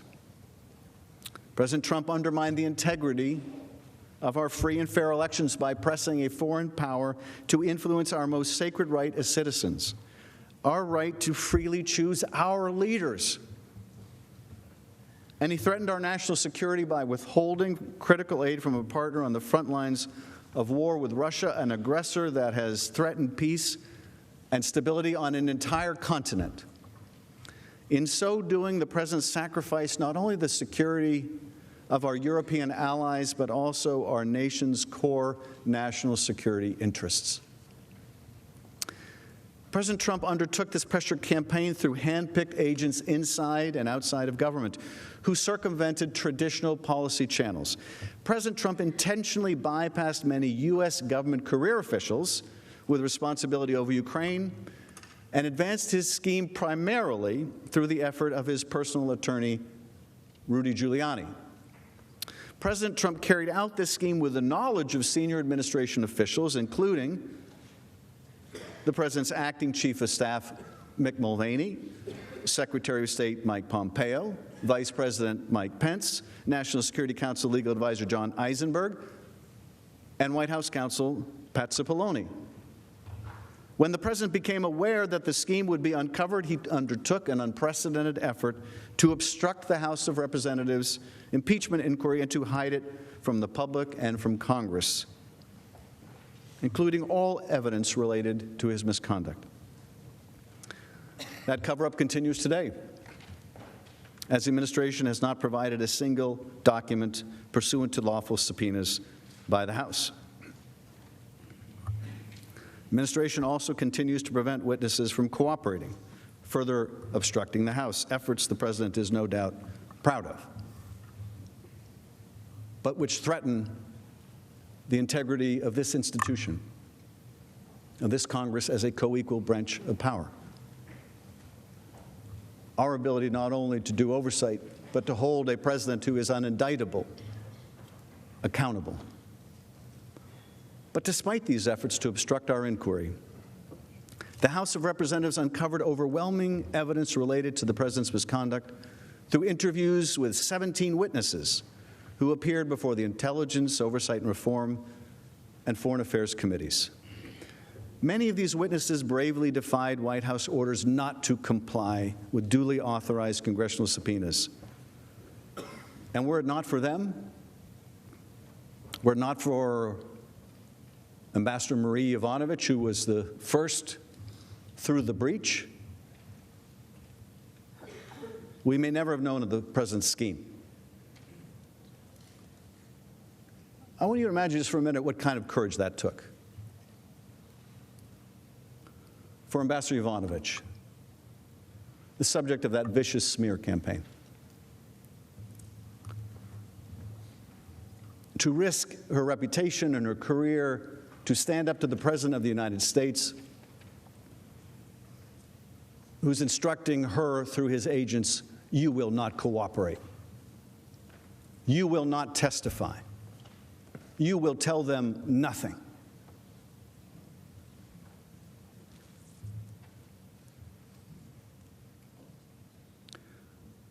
Or Bill Taylor, West Point graduate, Vietnam veteran,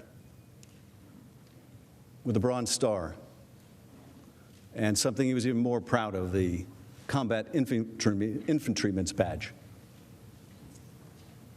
He knows what courage is. He showed a different kind of courage in Vietnam, but he also showed courage, as did others, in coming forward in defying the president's order that he obstruct, to tell the American people what he knew. But for the courage of people like this, and Lieutenant Colonel Vindman, a Purple Heart recipient, but for their courage, we would have known nothing of the president's misconduct. Nothing. When the president directs his ire towards these people, this is why. Because they showed the courage to come forward. Now, we held in the Intelligence Committee 7 open hearings with 12 fact witnesses. Separately, the Judiciary Committee held public hearings with constitutional law experts and counsel from the House Intelligence Committee as it sought to determine whether to draft and consider articles of impeachment. The House also collected text messages related to the president's scheme from a witness who provided limited personal communications. Since the conclusion of our inquiry, new evidence has continued to come to light through court-ordered releases of administration documents and public reporting, underscoring that there is significantly more evidence of the president's guilt, which he continues to block from Congress, including the Senate. Nevertheless, the documents and testimony that we were able to collect paints an overwhelming and damning picture of the president's efforts to use the powers of his office to corruptly solicit foreign help in his re-election campaign and withhold official acts and military aid to compel that support. Over the coming days, you will hear remarkably consistent evidence of President Trump's corrupt scheme and cover-up. When you focus on the evidence uncovered during the investigation, you will appreciate there is no serious dispute about the facts underlying the president's conduct. And this is why you will hear the president's lawyers make the astounding claim that you can't impeach a president for abusing the powers of his office, because they can't seriously contest that that is exactly what he did. And so they must go find a lawyer somewhere. Apparently, they could not go to their own Attorney General, who was just reported in a memo he wrote as part of the audition for Attorney General, which opined that a president can be impeached for abusing the public trust. Couldn't go to Bill Barr for that opinion. Couldn't go to even Jonathan Turley, their expert in the House, for that opinion. No, they had to go outside of these experts, outside of the constitutional law, to a criminal defense lawyer and professor. And why? Because they can't contest the facts. The president was the key player in the scheme. Everyone was in the loop. He directed the actions of his team. He personally asked a foreign government to investigate his opponent. These facts are not in dispute. Ultimately, the question for you is whether the President's undisputed actions require the removal of the 45th President of the United States from office, because he abused his office and the public trust by using his power for personal gain, by seeking illicit foreign assistance in his reelection and covering it up. Other than voting on whether to send our men and women to war, there is, I think, no greater responsibility before you than the one before you now. The oath that you've taken to impartially weigh the facts and evidence requires serious and objective consideration. Decisions that are about country, not party, about the Constitution, not politics, about what is right and what is wrong. After you consider the evidence and weigh your oath to render a fair and impartial verdict, I suggest to you today the only conclusion consistent with the facts and law, not just the law but the Constitution, is clear, as described by a constitutional law expert's testimony before the House. If this conduct is not impeachable, then nothing is. Let me take a moment to describe to you how we intend to present the case over the coming days. Today, you will hear the details of the President's corrupt scheme in narrative form, illustrating the timeline of the effort through the testimony of numerous witnesses who came before the House, as well as the documents and materials we collected as evidence during the investigation. After you hear the factual chronology, we will then discuss the constitutional framework of impeachment as it was envisioned by the founders, before we analyze how the facts of the President's misconduct and cover-up lead to the conclusion that the President undertook the sort of corrupt course of conduct that impeachment was intended to remedy. Let me start with a preview of the President's scheme, the details of which you'll hear during the course of this day. President Trump's months-long scheme to extract help in his 2020 re-election campaign from the new Ukrainian president involved an effort to solicit and then compel the new leader to announce political investigations. The announcement would reference two specific investigations. One was intended to undermine the unanimous consensus of our intelligence agencies, Congress, and Special Counsel Robert Mueller that Russia interfered in the 2016 election to help then-candidate Trump, and another to hurt the presidency of former Vice President Joe Biden. The Kremlin itself has been responsible for first propagating one of the two false narratives that the president desired. In February 2017, less than a month after the U.S. intelligence community released its assessment that Russia alone was responsible for a covert influence campaign designed to help President Trump win the 2016 election, President Putin said, "As we all know, during the presidential campaign in the United States, the Ukrainian government adopted a unilateral position in favor of one candidate. More than that, certain oligarchs, certainly with the approval of political leadership, funded this candidate, or female candidate to be more precise." Those were Putin's words, February 2nd, 2017. Of course, this is false and is part of a Russian counter-narrative that President Trump and some of his allies have adopted. Fiona Hill, Senior Director for Europe and Russia at the National Security Council, described Russia's effort to promote this baseless theory. Based on questions and statements I've heard, some of you on this committee appear to believe that Russia and its security services did not conduct a campaign against our country, and that perhaps, somehow, for some reason, Ukraine did. This is a fictional narrative that has been perpetrated and propagated by the Russian security services themselves. The unfortunate truth is that Russia was the foreign power that systematically attacked our democratic institutions in 2016. This is the public conclusion of our intelligence agencies, confirmed in bipartisan congressional reports. It is beyond dispute, even if some of the underlying details must remain classified. This, of course, was not the first time that President Trump embraced Russian activity and disinformation. On July 24 of last year, Special Counsel Robert Mueller testified before Congress that Russia interfered in the 2016 election in a, quote, sweeping and systemic fashion to benefit Donald Trump's political campaign. Mueller and his team found that, quote, the Russian government perceived that it would benefit from a Trump presidency and worked to secure that outcome.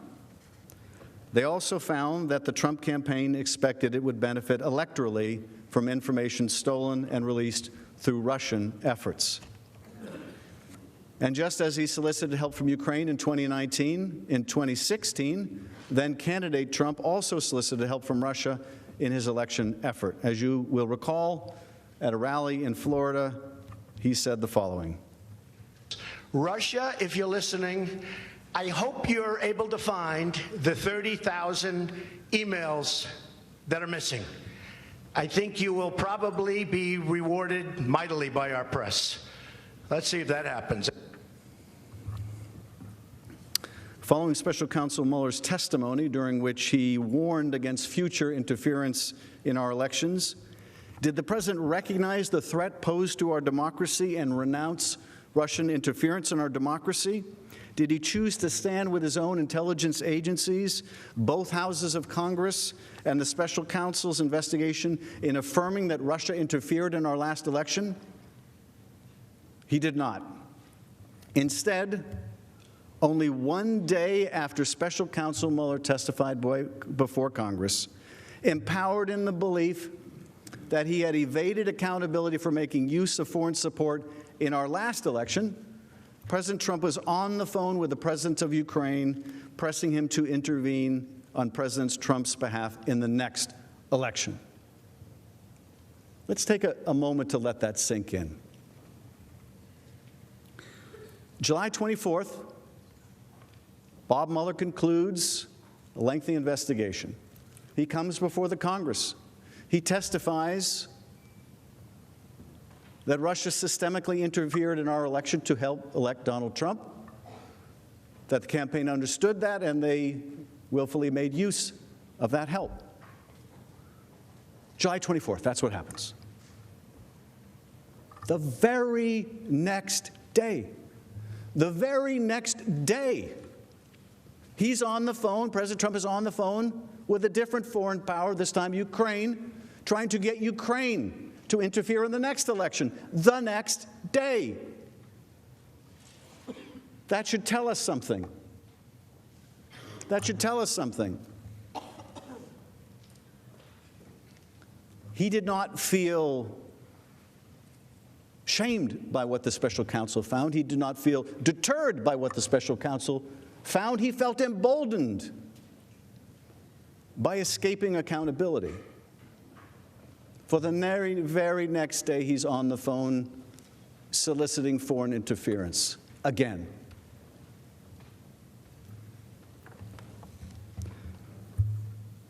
Now, that July 25th phone call between President Trump and President Zelensky was a key part of President Trump's direct and corrupt solicitation of foreign help in the 2020 election. The request likely sounded familiar to President Zelensky, who had been swept into office in a landslide victory on a campaign of rooting out just the type of corruption he was being asked to undertake on this call with our president. Zelensky campaigned as a reformer, as someone outside of politics who would come up and clean up corruption, who would end the political prosecutions, end the political investigations, and what is his most important and powerful patron asking him to do exactly what he campaigned against. No wonder he resisted this pressure campaign. Now, President Trump had been provided talking points for discussion by the National Security Council staff beforehand, including recommendations to encourage President Zelensky to continue to promote anti-corruption reforms in Ukraine. So the National Security staff understood what was in the U.S. national security interests, and that was rooting out corruption. And they encouraged the president to talk about it. But as you see from the record of the call, and I joined the president saying, read the call, that topic was never addressed. The word corruption never escapes his lips. Instead, President Trump openly pressed President Zelensky to pursue the two investigations that would benefit him personally. In response to President Zelensky's gratitude for the significant military support the United States has provided to Ukraine, President Trump said, I would like you to do us a favor, though, because our country has been through a lot, and Ukraine knows a lot about it. I would like you to find out what happened with this whole situation with Ukraine. They say CrowdStrike. I guess you have one of your wealthy people, the server. They say Ukraine has it. That's that crazy conspiracy theory I talked about earlier, that there's this server somewhere in Ukraine that shows that, in fact, it was Ukraine that hacked the DNC, not the Russians. That's a Russian propaganda conspiracy theory, and here it is being promulgated by the President of the United States, and more than promulgated. He's pressuring an ally to further this Russian propaganda, because he was referring to this extensively discredited conspiracy theory that Ukraine was the one who really hacked the DNC, the Democratic National Committee servers, in 2016. And that reference to CrowdStrike, well, that's an American cybersecurity firm. And the theory, this kooky conspiracy theory, is that CrowdStrike moved the DNC servers to Ukraine to prevent U.S. law enforcement from getting them. If Ukraine announced an investigation into this fabrication, President Trump would remove what he perceived to be a cloud over his legitimacy, the legitimacy of his last election, Russia's assistance with his campaign, and suggest that it was the Democratic Party that was the real beneficiary of help. On the call, President Trump told Zelensky, whatever you can do, it's very important that you do it if that's possible. President Zelensky agreed that he would do the investigation, saying, yes, it is very important for me, and everything that you just mentioned earlier. President Trump then turned to his second request, asking President Zelensky to look into the sham allegation into former Vice President Biden. President Trump said to President Zelensky, the other thing, there's a lot of talk about Biden's son, that Biden stopped the prosecution. And a lot of people want to find out about that, so whatever you can do with the Attorney General would be great. Biden went around bragging that he stopped the prosecution, so if you could look into it, it sounds horrible to me. There is no question that President Trump intended in pressing the Ukraine leader to look into his political rival. Even after the impeachment inquiry began, he confirmed his desire on the South Lawn of the White House, declaring not only that Ukraine should investigate Biden, but that China should do the same. Let's see what he said. Mr. President, what exactly did you hope Zelensky would do about the Bidens after your phone call? Exactly. Well, I would think that if they were honest about it, they'd start a major investigation into the Bidens. It's a very simple answer. They should investigate the Bidens, because how does a company that's newly formed, and all these companies, if you look at, and by the way, likewise, China should start an investigation into the Bidens, because what happened in China is just about as bad as what happened with Ukraine.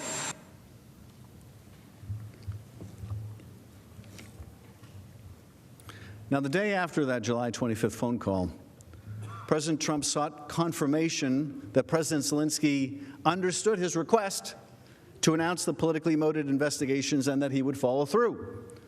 After meeting with Ukrainian officials, President Zelensky and his top aide, the president's handpicked ambassador to the European Union, Gordon Sondland, called President Trump from an outdoor restaurant in Kiev to report back. This was the second conversation between the two about Ukraine in as many days. David Holmes, an American diplomat dining with Sondland, overheard the call, including the president's voice through the cell phone. I described part of that call last night. Holmes testified that President Trump asked Sondland, so he's going to do the investigation? Sondland replied that he's going to do it, adding that President Zelensky will do anything you ask him to. After the phone call, Holmes took the opportunity to ask Ambassador Sondland for his candid impression of the president's views on Ukraine. According to Holmes, in particular, I asked Ambassador Sondland if it was true that the president did not give an expletive about Ukraine. Ambassador Sondland agreed that the president did not give an expletive about Ukraine. I asked why not. Ambassador Sondland stated that the president only cares about big stuff. I noted there was big stuff going on in Ukraine, like a war with Russia. And Ambassador Sondland replied that he meant big stuff that benefits the president, like the Biden investigation that Mr. Giuliani was pushing. The conversation then moved on to other topics. those 3 days in July, the 24th, the 25th, and the 26th, reveal a lot about President Trump's effort to solicit help from a foreign country in assisting his own reelection.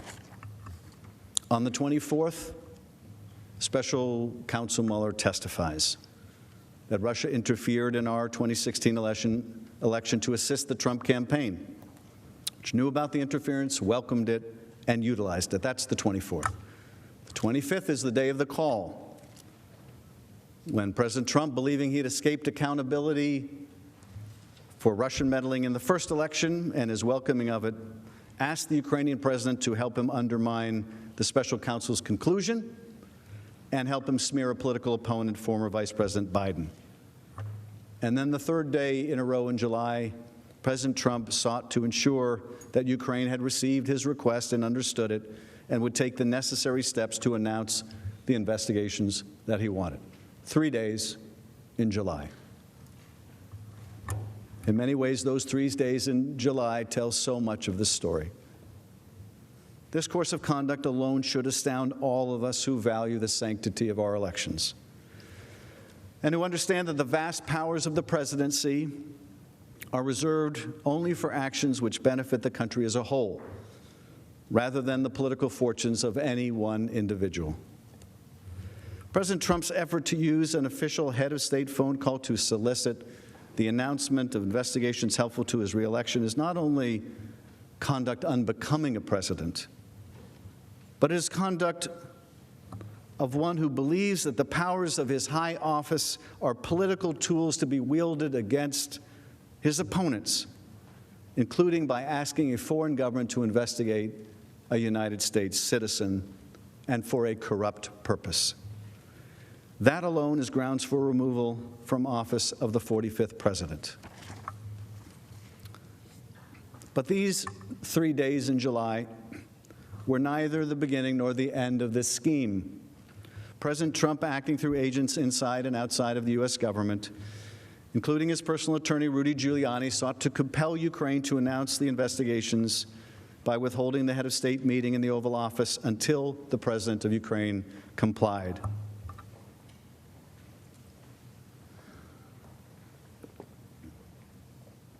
Hosting an Oval Office meeting for a foreign leader is an official act available only to one person, the President of the United States.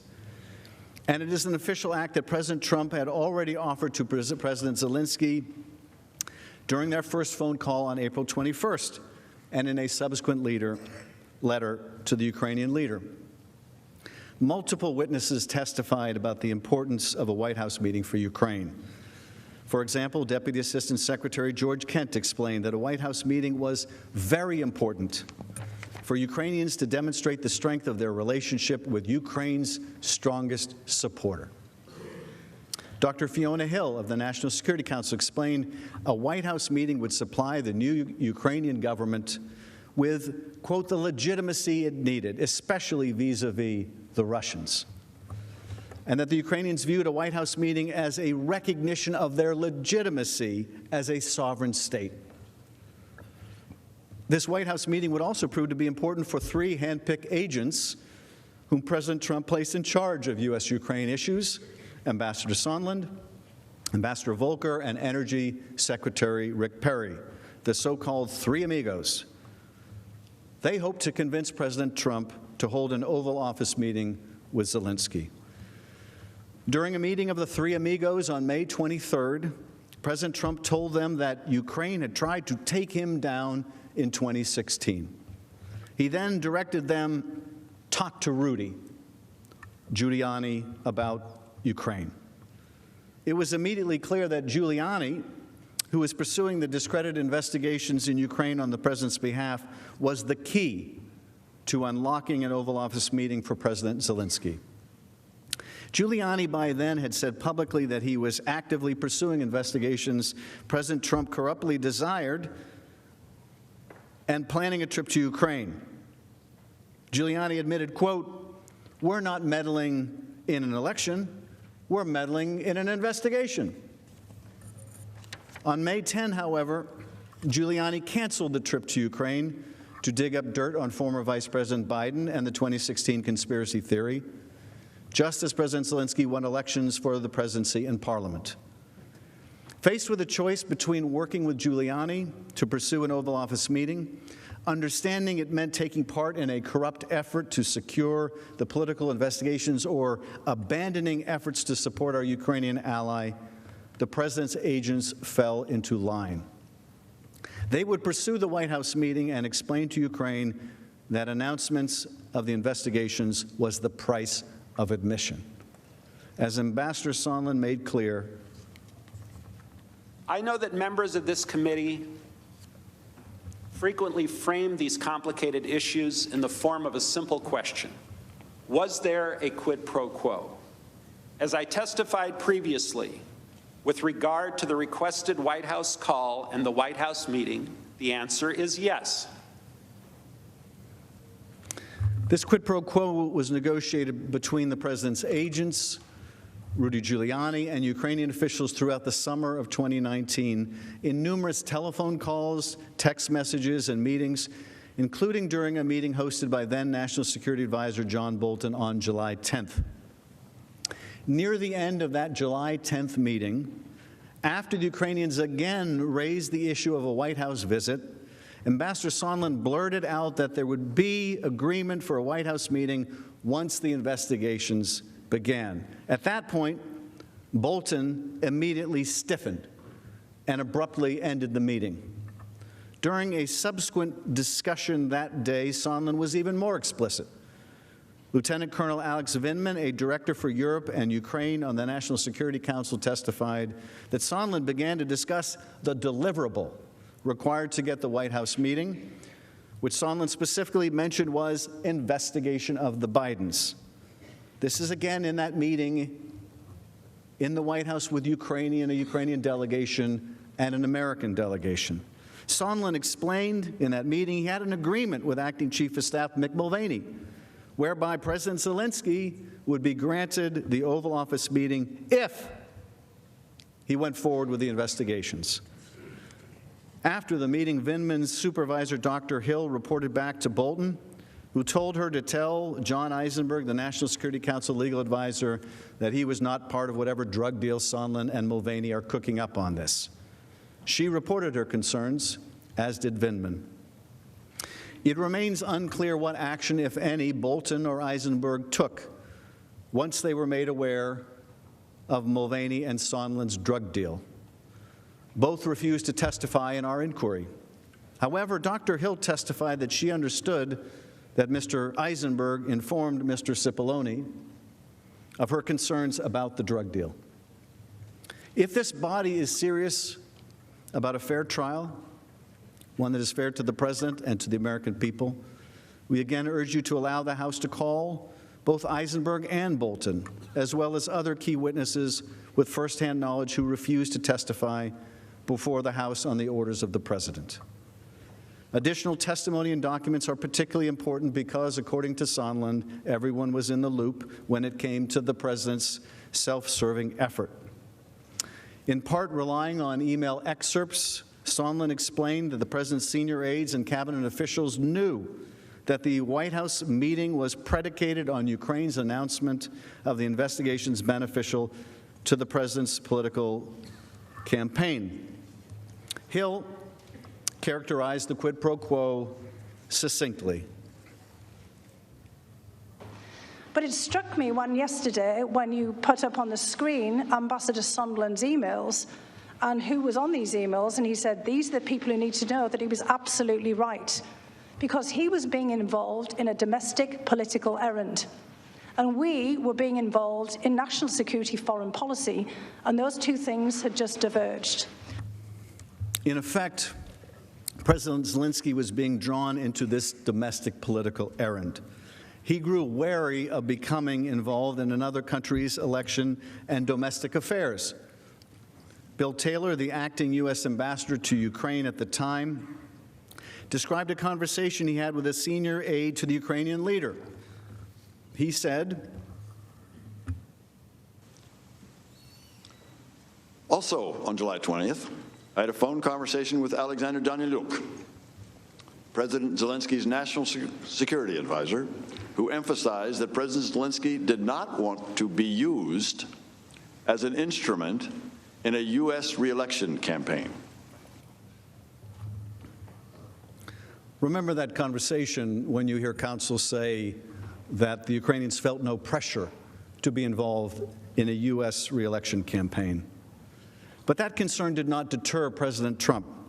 In his conversation with Sondland shortly before the 25th of July call, the president made clear that he not only wanted Ukraine to do the investigations or announce them, but also a White House meeting would only be scheduled if President Zelensky confirmed these investigations. As Volker communicated to President Zelensky's top aide by text less than 30 minutes before the phone call between Trump and Zelensky, and again, we're talking about July 25th, in a text 30 minutes before the Trump-Zelensky phone call. Here's what is said. With Volker texting Andrei Yermak, a top aide to President Zelensky, "Good lunch. Thanks. Heard from White House. Assuming President Z convinces Trump he will investigate, quote, get to the bottom of what happened, unquote, in 2016, we will nail down date for visit to Washington. Good luck. See you tomorrow. Kurt." Well, those words couldn't be much clearer. Assuming President Z convinces Trump he will investigate, get to the bottom of what happened in 2016, we'll nail down the visit to Washington. That's a text 30 minutes before that call. Counsel for the president would like you to think this is just about that call. You don't get to look outside the four corners of that call. They don't want you to look at the months that went into preparing for that call or the months of pressure that followed it. But you can just look at, right now, what happened 30 minutes before that call in this text message. Heard from White House. Assuming President Z convinces Trump he will investigate, get to the bottom of what happened in 2016. If you are wondering how it seemed that President Zelensky was aware of what he was going to be asked on that call, this is how you can tell. He was prepped. Of course he was prepped. And in fact, the missing reference in the call record to Burisma was a signal Colonel Vindman recognized that clearly he had been prepped for that call. Why else would the name of this particular energy company come up in that conversation? Well, President Zelensky clearly got the message. Toward the end of the call with President Trump, President Zelensky said, "I also want to thank you for your invitation to visit the United States, specifically Washington, D.C. On the other hand, I also wanted to ensure you that we will be very serious about the case and we will work on the investigation. Thank you for the invitation. On the other hand, I want to assure you that we will be very serious about the case and we will work on the investigation." President Zelensky clearly understood the quid pro quo for the White House meeting on July 25th. But his reticence to be used as a political pawn kept President Trump from moving forward with a promise to schedule the meeting. And so the president and his agents pressed on. In August, Giuliani met with a top Ukrainian aide and made it clear that Ukraine must issue a public statement announcing the investigations in order to get the White House meeting. Fearful of getting involved in U.S. domestic politics and having entered office with a promise to clean up government and corruption, President Zelensky and his aides preferred a generic statement about investigations. But Giuliani insisted, no, the statement must include 2 specific investigations that would benefit President Trump. Let's look at a comparison between the statement the Ukrainians preferred and the one that Giuliani required. So on the left, and I will read it in case you can't see the screens, the draft, the Yermak draft, the Ukrainian draft, says we intend to initiate and complete a transparent and unbiased investigation of all available facts and episodes, which in turn will prevent the recurrence of this problem in the future. That's pretty generic. But here's the Giuliani-Volker-Sondland response. This is what had to be included. We intend to initiate and complete a transparent and unbiased investigation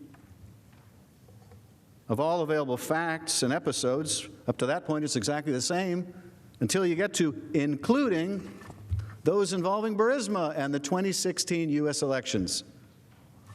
And then it goes back to the Ukrainian draft, which in turn will prevent the recurrence of this problem in the future. You can see in this such graphic evidence Ukrainians did not want to do this. They didn't even want to mention this. Giuliani had to insist, no, we're not going to be satisfied with some generic statement. After all, I think we can see this isn't about corruption. No, this isn't about announcing investigations to damage Biden and to promote this fiction about the last election. So here in these texts you see that Giuliani, Volker, and Sondland have added these references to Burisma, a thinly veiled reference to former Vice President Biden and the 2016 election. They wish to ensure the Ukrainians mentioned the sham investigations President Trump required. Now, the Ukrainians recoiled at the new statement, recognizing that releasing it would run directly counter to the anti-corruption platform that Zelensky campaigned on and would embroil them in U.S. election politics. As a result, Zelensky didn't get his White House meeting. He still hasn't gotten his White House meeting. Senators, witness testimony, text messages, emails, and the call record itself confirm a corrupt quid pro quo for the White House meeting, an official act available only to the President of the United States in exchange for the announcement of political investigations. The President and his allies have offered no explanation for this effort, except the President can abuse his office all he likes, and there's nothing you can do about it. Can't indict him, can't impeach him. That is because they cannot seriously dispute that President Trump corruptly used an official White House visit for a foreign leader to compel the Ukrainian president into helping him cheat in the next election. The White House meeting, of course, was not the only official act that President Trump conditioned on the announcement of investigations into Biden and the conspiracy theory meant to exonerate President Trump from Russians' interference on his behalf in the last election. In a far more draconian step, as we have discussed, the President withheld $391 million of military aid. Several weeks before this phone call with President Zelensky, but after Giuliani was already pressing Ukrainian officials to conduct the investigations his clients sought, President Trump ordered the hold on Ukraine's military aid. Significantly, this was after Congress had already been notified that most of it was prepared to be spent. Ukraine had met all of the critical conditions for anti-corruption and defense reforms in order to receive the funds. We conditioned the funds. They met the conditions. The funds were ready to go. At the time, and even today, witnesses uniformly testified that the order to hold the funding came without explanation to the foreign policy and national security officials responsible for Ukraine. The only message from the Office of Management and Budget was that the hold was implemented at the direction of the president. Since Russia's illegal incursion into Ukraine in 2014, the U.S. has maintained a bipartisan policy of delivering hundreds of millions of dollars of military aid to Ukraine each year, which several senators here have personally invested significant time and effort to ensure. And it was President Trump himself who originally authorized additional financial support for military assistance to Ukraine in 2017 and 2018, without reservation, making his abrupt decision to withhold assistance in 2019 without explanation all the more surprising to those responsible for Ukraine policy. That confusion, however, would soon disappear. The president used the hold on military aid as leverage to pressure Ukraine to announce these investigations that he hoped would help his re-election campaign. The only difference between the prior years, when the president approved the aid without question, and the inexplicable aid on hold in 2019, was the emergence of Joe Biden as a potentially formidable obstacle to the president's re-election.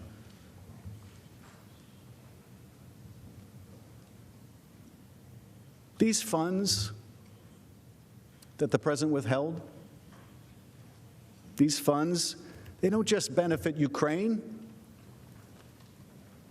they benefit the security of the United States by ensuring that Ukraine is equipped to defend its own borders against Russian aggression. As Ambassador Taylor noted in his deposition, the United States provides Ukraine with radar and weapons and sniper rifles, communication that save lives. It makes Ukrainians more effective. It might even shorten the war. That's what our hope is, to show the Ukrainians can defend themselves. And the Russians, in the end, will say, okay, we're going to stop. That's in our interest. This isn't just about Ukraine or its national security. It's about our national security. This isn't charity. It's about our defense as much as Ukraine's. Ambassador Taylor also said that the American aid was a concrete demonstration of the United States' commitment to resist aggression and to defend freedom. That's what this country is supposed to be about, right? Resisting aggression, defending freedom, not exporting corrupt ideas. That's what we're supposed to be out, right? It was against this backdrop that American officials responsible for Ukraine policy sat in astonishment, according to Ambassador Taylor, when they learned about the hold. Officials immediately expressed concerns about the legality of President Trump's hold on assistance to Ukraine. Their concerns were well warranted, as the Government Accountability Office, which was just last night poo-pooed by the President's Council, well, that's just some institution of Congress. Right? They're going to be just inherently biased, right? Well, they're a nonpartisan organization that both parties have come to rely upon. But I'm not surprised they don't like the conclusion of the GAO, because the Defense Department warned them that this was going to be the conclusion, and that conclusion was the hold on aid was not only wrong, it was not only immoral, it was also illegal. It violated the law, a law that we passed so that presidents could not refuse to spend money that we allocated for the defense of others and for ourselves. The Empowerment Control Act prevents the president and other government officials from unilaterally making funding decisions when Congress has made its intent clear. In fact, the act exists precisely because of previous presidential abuses of Congress's power of the purse during the Nixon era. The nonpartisan GAO ruled that the hold on military aid was not only illegal, but that holding underscores the president's efforts to go to any lengths to ensure his own personal benefit, rather than take care that the laws be faithfully executed, as he swore he would do when he took his oath of office. Now, because of recent Freedom of Information Act responses and media reports, we Now, no additional details about how senior officials expressed serious reservations about the legality of the hold at the time. So this is not like some new surprise. This is not like something that just came out of the blue. Oh, an independent watchdog agency found this was illegal. No, they knew this was illegal at the time. These concerns were raised at the time. Certain individuals who may have further information about the hold have refused to testify at the President's direction, including his Chief of Staff, Mick Mulvaney, his deputy, Robert Blair, OMB official Michael Duffy.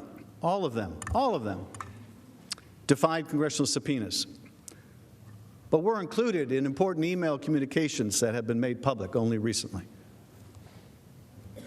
As you know, these and many other categories of documents from the White House, Defense Department, OMB were subpoenaed by the House, and none was produced. None, at the President's direction and through Mr. Cipollone's intervention. Although the investigation developed an overwhelming body of evidence that clearly proves that the President implemented this hold to pressure Ukraine to announce investigations, the full story behind the hold, the full and complete story, is within your power to request. As you consider the evidence we present to you, ask yourselves whether the documents and witnesses that have been denied by the President's complete and unprecedented obstruction could shed more light on this critical topic. You may agree with the House managers that the evidence of the President's withholding of military aid to coerce Ukraine is already supported by overwhelming evidence, and no further insight is necessary to convict the President. But if the President's lawyers attempt to contest these or other factual matters, you are left with no choice but to demand to hear from each witness with firsthand knowledge. A fair trial requires nothing less. Let's look at some of the evidence that we gather notwithstanding this obstruction. First, the President withheld the aid without explanation and against the advice of his own agencies, cabinet officials, national security experts, including Secretary Pompeo, Secretary Esper, Ambassador Bolton, and others. Only Mick Mulvaney, a central figure in this effort, reportedly supported the hold, and he told us why. During a press briefing, Mulvaney personally acknowledged that the hold was ordered as part of a quid pro quo designed to get Ukraine to undertake the investigation President Trump sought. Second, the reason for the security assistance hold was undoubtedly on the President's mind during the telephone call with President Zelensky on July 25th. Near the beginning of their conversation, President Zelensky expresses gratitude for U.S. military assistance, noting the United States' quote, great support in the area of defense. Immediately after President Zelensky's reference to defense and military support, President Trump responded by saying, I would like you to do us a favor, though, because our country has been through a lot, and Ukraine knows a lot about it. President Trump then proceeded to openly press Ukraine to conduct these investigations. Third, numerous officials were aware that President Trump was withholding the White House meeting until the Ukrainian president announced the investigations, that the president would ratchet up pressure on Ukraine to compel its action, stunned Ukraine experts like Ambassador Taylor, but followed logically for those engaged in the president's corrupt scheme. Fourth, by the end of August, there was still no explanation for the hold, despite ongoing efforts from numerous officials to persuade the president to release the money. And the leverage of the White House meeting had not succeeded in coercing Ukraine to announce the investigations, providing the president and his agents every reason to use the most aggressive lever of influence, hundreds of millions of dollars of military support, to compel Ukraine to act. If they didn't feel pressure, they would have done it. They would have done it. But of course they did. Imagine if this country were dependent on a more powerful country for our defense. Imagine we were at war. Imagine we were waiting for weapons to defend ourselves. something our framers could have understood. Imagine that we found ourselves in those circumstances, and much to our astonishment, we couldn't even get a meeting with our ally. Much to our astonishment, they were withholding aid from us. You think we'd feel pressure? Of course we would. The framers had common sense, and so must we. Are we to accept, well, the president said there was no quid pro quo? I guess that closes the case. In every courtroom in America, jurors, and I know you're not just jurors, I read the Clinton trial, you're jurors and judges. Jurors all over America are told you don't leave your common sense at the door. Well, we don't have to leave our common sense at the door here, too. 2 + 2 = 4. The aid is withheld. You're asking for it. We're asking for it. His own aides are asking for it. No one can get an explanation. Ukrainians can't get an explanation. All the Ukrainians get is, we want you to do these investigations. They're promised a White House meeting. They want a White House meeting. They need a White House meeting. They're going to be going into negotiations with Putin. They want to show strength. They can't get in the door. They see the Russian foreign minister get in the door of the White House. We see the photos of the president, the Russian foreign minister, or the ambassador. What a great time they're having. But no, the president of Ukraine, our ally, can't get in the door. They're not stupid. They know what's going on here. They're not stupid. That conversation I referenced yesterday when the Ukrainians threw it right back in our face.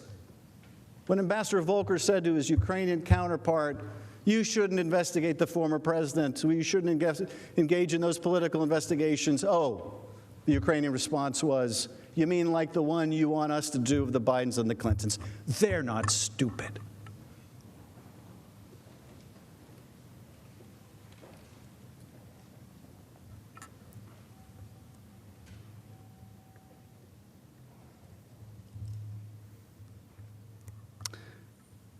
By the end of August, there was still no explanation for the hold, despite efforts by numerous people to seek the release of the funding. The leverage hadn't succeeded in getting the president to, in coercing Ukraine to announce the investigations, and so the aid was withheld. Two witnesses privy to this scheme testified that the only logical conclusion to reach about the president's continued hold on the aid was that it was intended to put more pressure on Ukraine to announce the investigations. As I said, they testified it was as simple as 2 + 2 = 4. We could do math, and more importantly, so can the Ukrainians, and maybe even more importantly than that, so can the Russians. Multiple senior officials, including President Trump himself, have confirmed this logical conclusion.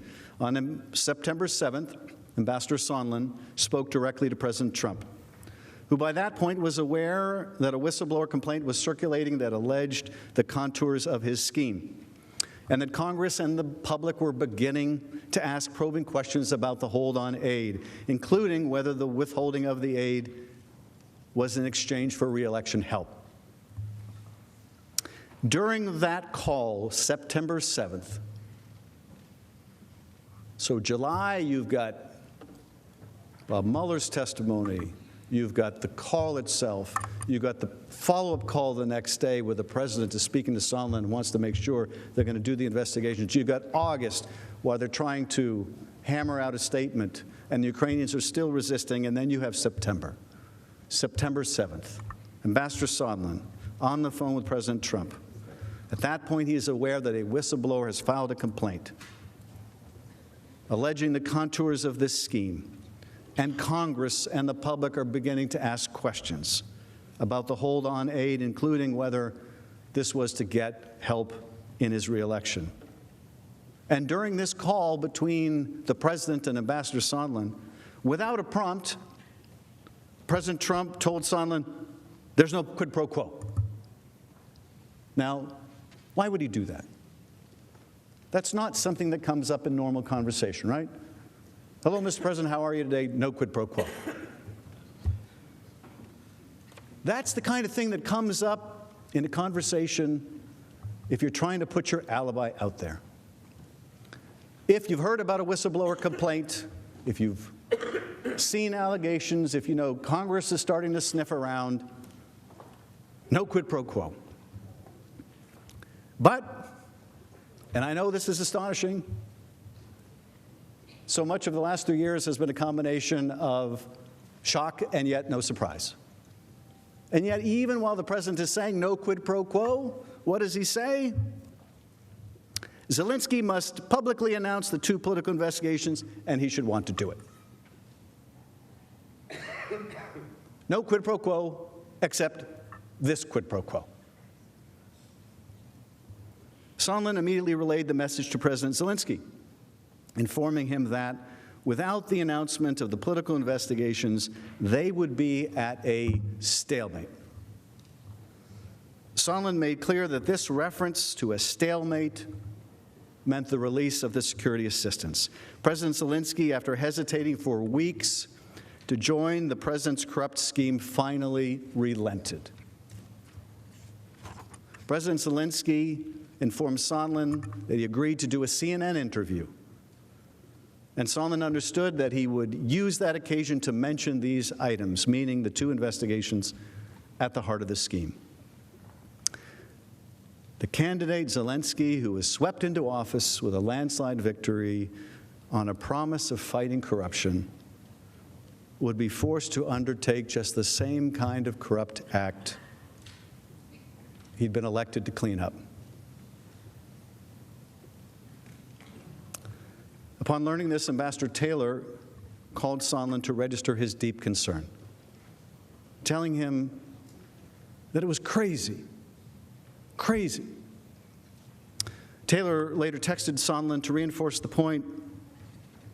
As I said on the phone, I think it's crazy to withhold security assistance for help with a political campaign. As I said on the phone. Clearly, they had discussed it, as I said on the phone. Taylor testified about the message and the events leading up to it. Taylor said that security system was so important for Ukraine, as well as our own national interest, to withhold that assistance for no good reason other than help with the political campaign made no sense.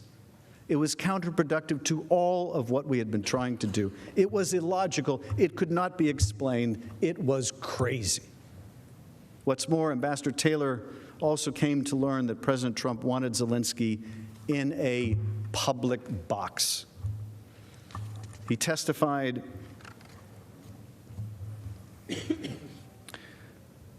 Mr. Goldman asking the question, now you referenced a television interview and a desire for President Trump to put Zelensky in a public box, which you also have in quotes. Was that in your notes? Now, this is a reference, I think, to his written testimony. Was that reference to in a public box in his notes? Remember, he kept detailed notes. Taylor's answer, it was in my notes. And what did you understand to mean to put Zelensky in a public box? And Taylor responds, I understood that to mean that President Trump, through Ambassador Sondland, was asking for President Zelensky to publicly commit to these investigations, that it was not sufficient to do this in private, that this needed to be done, this needed to be a very public statement. So we saw earlier the side-by-side comparison, right, of what the Ukrainians wanted to say. They wanted to make no mention of these specific investigations, and how Giuliani insisted, no, this isn't going to be credible unless you mention these specific investigations. This is what it's going to take. And now you see Ambassador Sondland has acknowledged to Ambassador Taylor that not enough to use even the right language, apparently. Got to be done in public. We're not going to take any private commitment. It's got to be done in public. As we would later come to understand, this is because President Trump didn't care about the investigations being done. He just wanted them announced. He wanted Zelensky in a public box. He wanted it announced publicly. Ambassador Taylor also testified that he understood from Sondland that because President Trump was a businessman, he would expect to get something in return before signing a check. During our call on September 8th, Ambassador Sondland tried to explain to me that President Trump is a businessman. When a businessman is about to sign a check to someone who owes him something, the businessman asks that person to pay up before signing the check. Ambassador Volker used the same language several days later while we were together at the Yalta European Strategy Conference. I argued to both that the explanation made no sense. Ukrainians did not owe President Trump anything.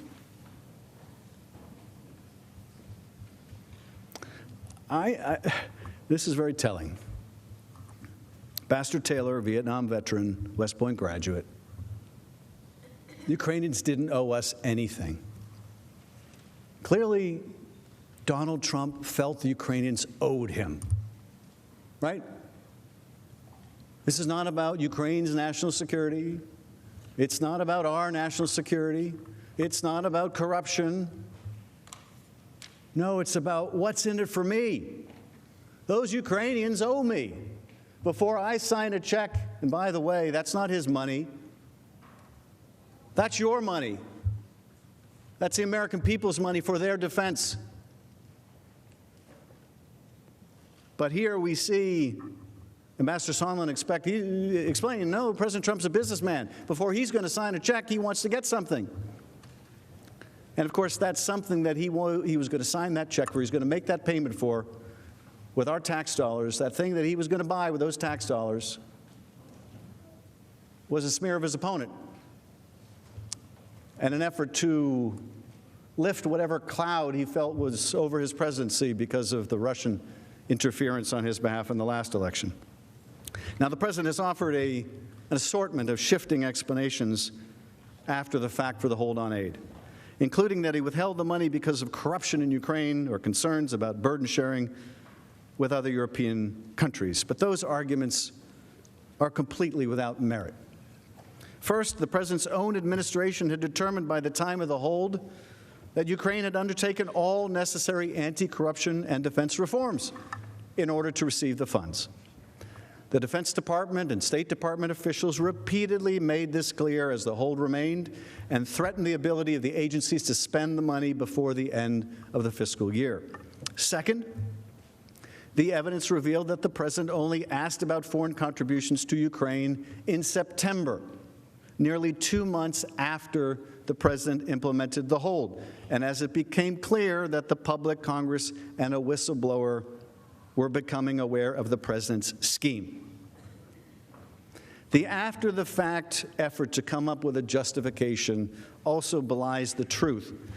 The European countries provide far more financial support to Ukraine than the United States. Their support is largely economic. Ours also includes a lot of military support. But Europe is a substantial financial backer of Ukraine.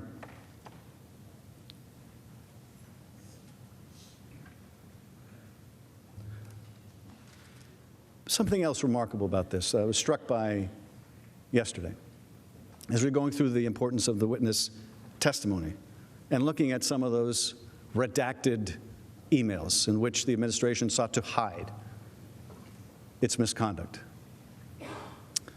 In those redactions, when we got to see what was beneath them, and there was an indication, this is very close hold. This is a need-to-know basis only. Remember that?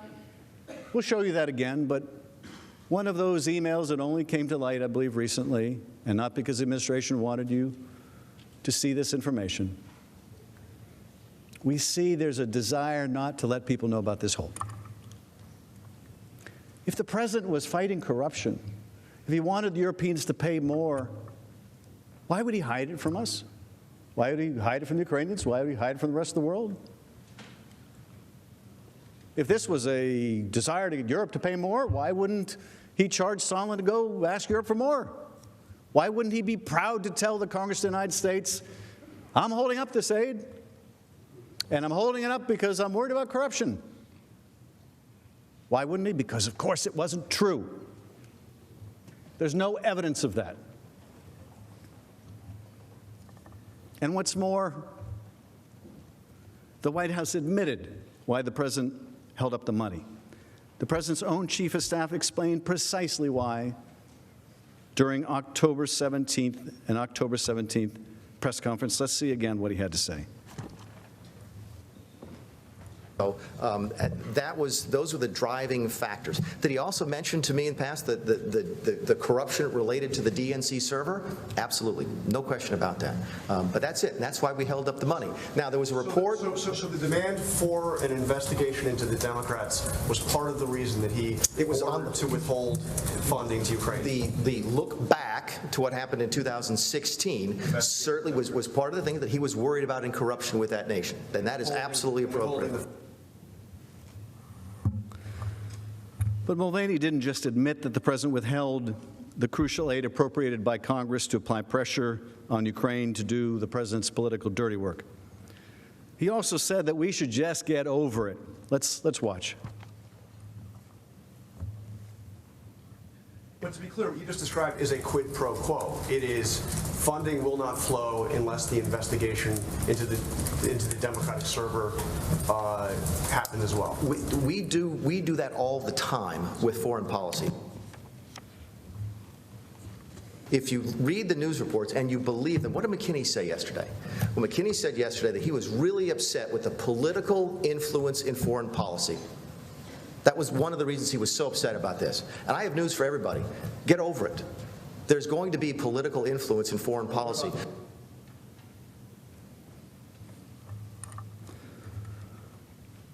Should the Congress just get over it?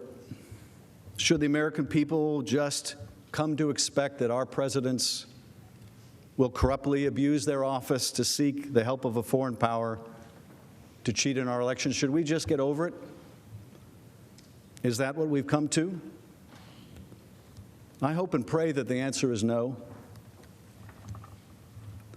We cannot allow a president to withhold military aid from an ally at war for illicit help in a re-election campaign. I hope that we don't have to just get over that. I hope that we just don't have to get accustomed to that. Is that what we want to tell our constituents? Yeah, the president withheld aid from an ally. Yeah, it damaged our national security. And yeah, he wouldn't meet with a foreign leader who's important to us unless he got help in the next election. And yeah, it's wrong to try to get a foreign power to help. It's kind of cheating, really, if we're going to be honest about it and blatant about it. It's cheating. Americans are supposed to decide American elections, but, you know, I guess we just need to get over it. I guess that's just what we should now expect of a president of the United States. I guess there's really no remedy for that anymore. The impeachment, I mean, maybe that was a good idea 200 years ago, but I guess we just need to get over it. I guess maybe the president really is above the law because they say you can't indict the president. The president says you can't even investigate the president. The president is in court saying you can not only not indict the president, you can't even investigate the president. Attorney General's position is you can't even investigate the president. Are we really prepared to say that? The only answer to presidential misconduct is we just need to get over it? What are we going to say with the next president?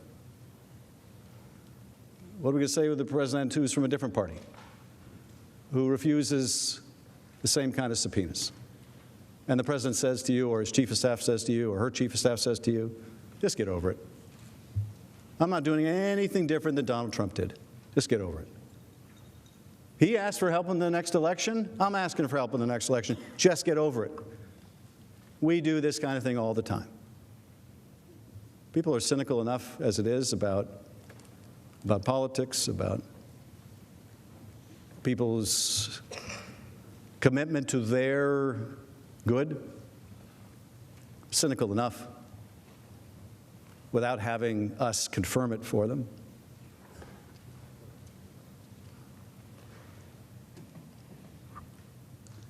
I think it's more than crazy. That was Ambassador Taylor's word. I think it's more than crazy. I think it's a gross abuse of power. And I don't think the impeachment power is a relic. If it is a relic, I wonder how much longer our republic can succeed. For months, President Trump and his agents had pressured Ukraine to announce the investigations, and President Zelensky finally yielded. As previously noted, he scheduled a CNN interview and planned to publicly announce the politically motivated investigations. He informed Sondland of this plan during a September 7th phone call. In the same call, Sondland relayed to President Zelensky that Trump required that the Ukrainian leader make the public announcement in order to get the critical military aid. President Trump's corruption had finally worn down President Zelensky, overcoming his effort to remain true to his anti-corruption platform, until events intervened. Before Zelensky could do the interview, President Trump learned that his scheme had been exposed. Facing public and congressional pressure on September 11th, the president finally released the hold on aid to Ukraine. Just like with the implementation of the hold, he provided no reason for the release. But the reason is quite simple. The president got caught. In late August, President Trump learned about a whistleblower complaint that was winding its way through the intelligence agencies on its way to Congress. On September 9th, 3 House committees announced an investigation into President Trump's Ukraine misconduct and that of his proxy, Rudy Giuliani. Later that day, again September 9th, the Intelligence Community Inspector General notified the Senate and House Intelligence Committees of the existence of the complaint and the fact that it was being withheld from Congress contrary to law and in an unprecedented fashion. Facing significant public pressure on September 11th, the president gave up and released the money to Ukraine. 1 week later, President Zelensky canceled the CNN interview. And rather than demonstrate contrition or acknowledge wrongdoing, the president instead has continued his effort, even after the impeachment investigation began. He not only continued to call on Ukraine to investigate his political opponent and called on China to do the same. This should concern all of us. It's a confirmation not only of the scheme to pressure Ukraine to help his political campaign, but a clear sign that the president believes that these corrupt acts are acceptable. A president this unapologetic, this lawless, this unbound to the Constitution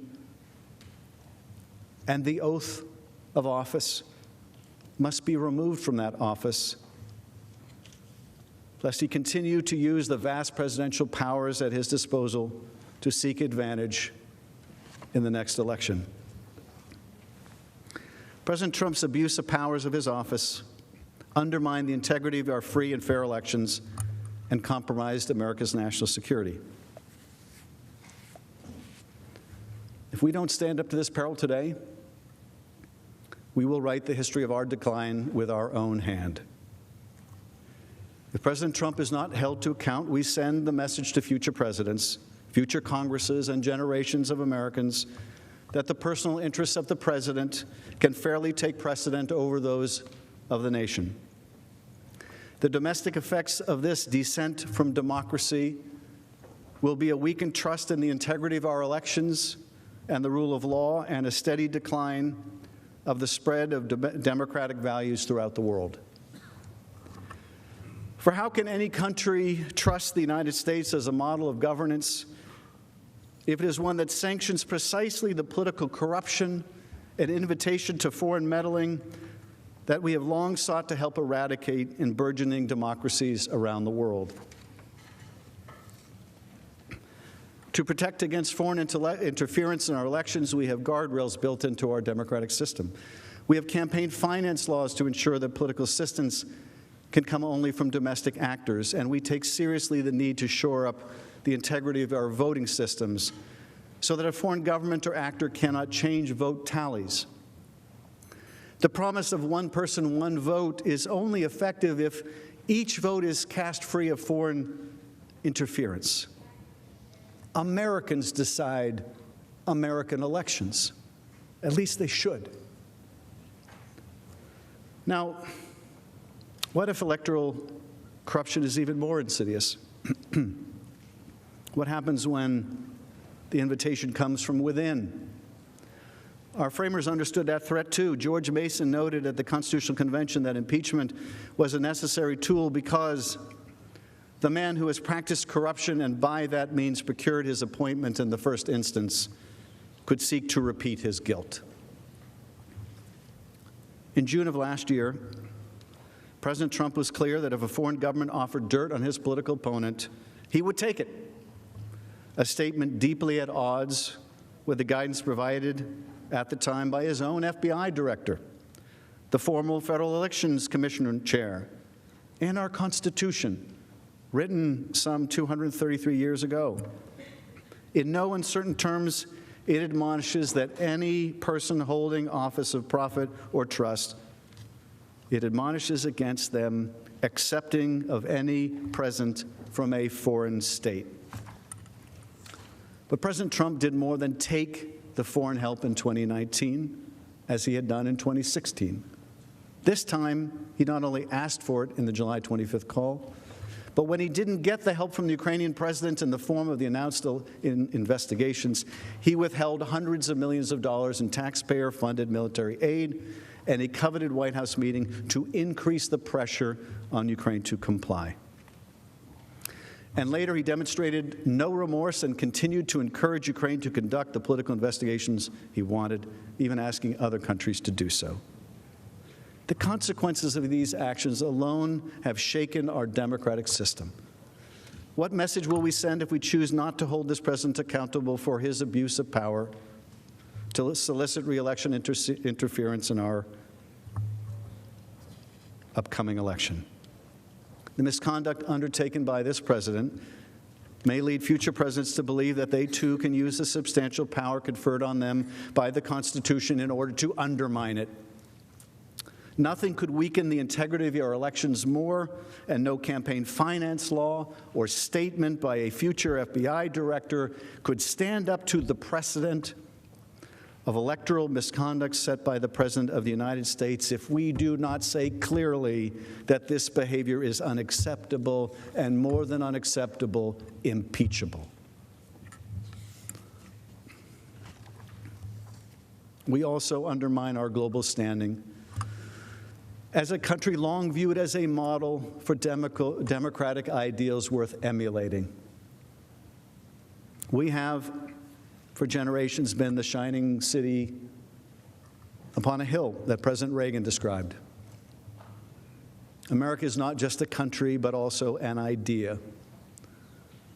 But what worth is that idea if, when tried, we do not affirm the values that underpin it? What will those nascent democracies around the world conclude? That democracy is not only difficult, but maybe that it's too difficult? Maybe that it's impossible?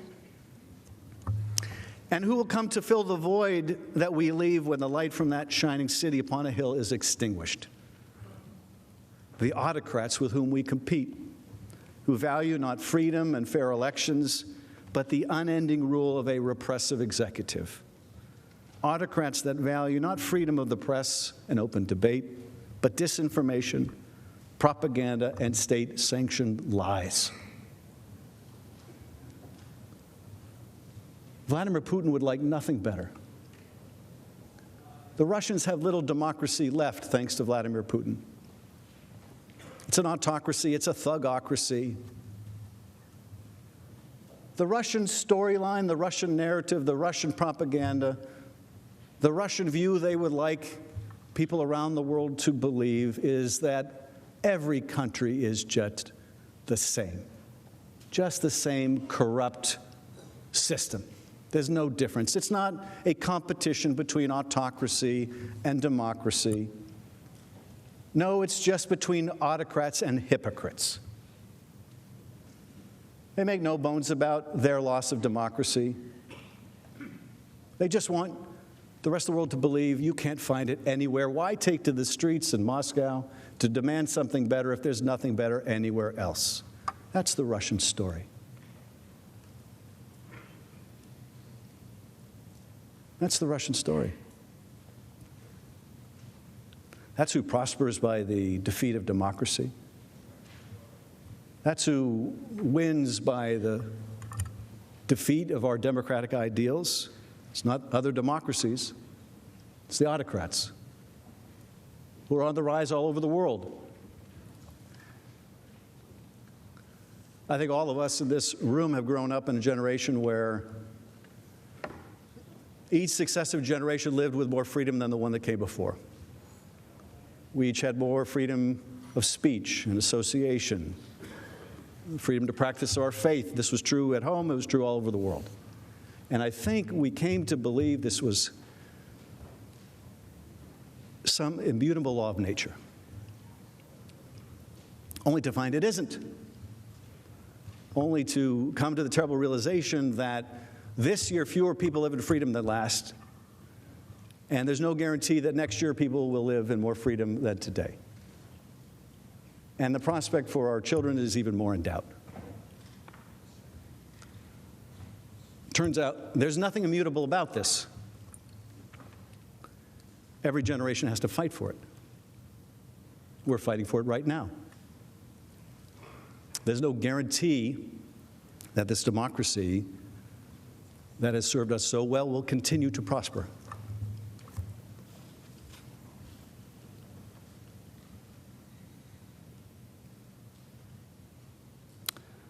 We will struggle to protect this idea. And even as we do, we will struggle to protect our security in more tangible ways. Support for an independent and democratic Ukraine, which is the literal bulwark against Russian expansionism in Europe, is essential to our security. Russia showed that when it invaded Ukraine in 2014 and sought to redraw the map of Europe.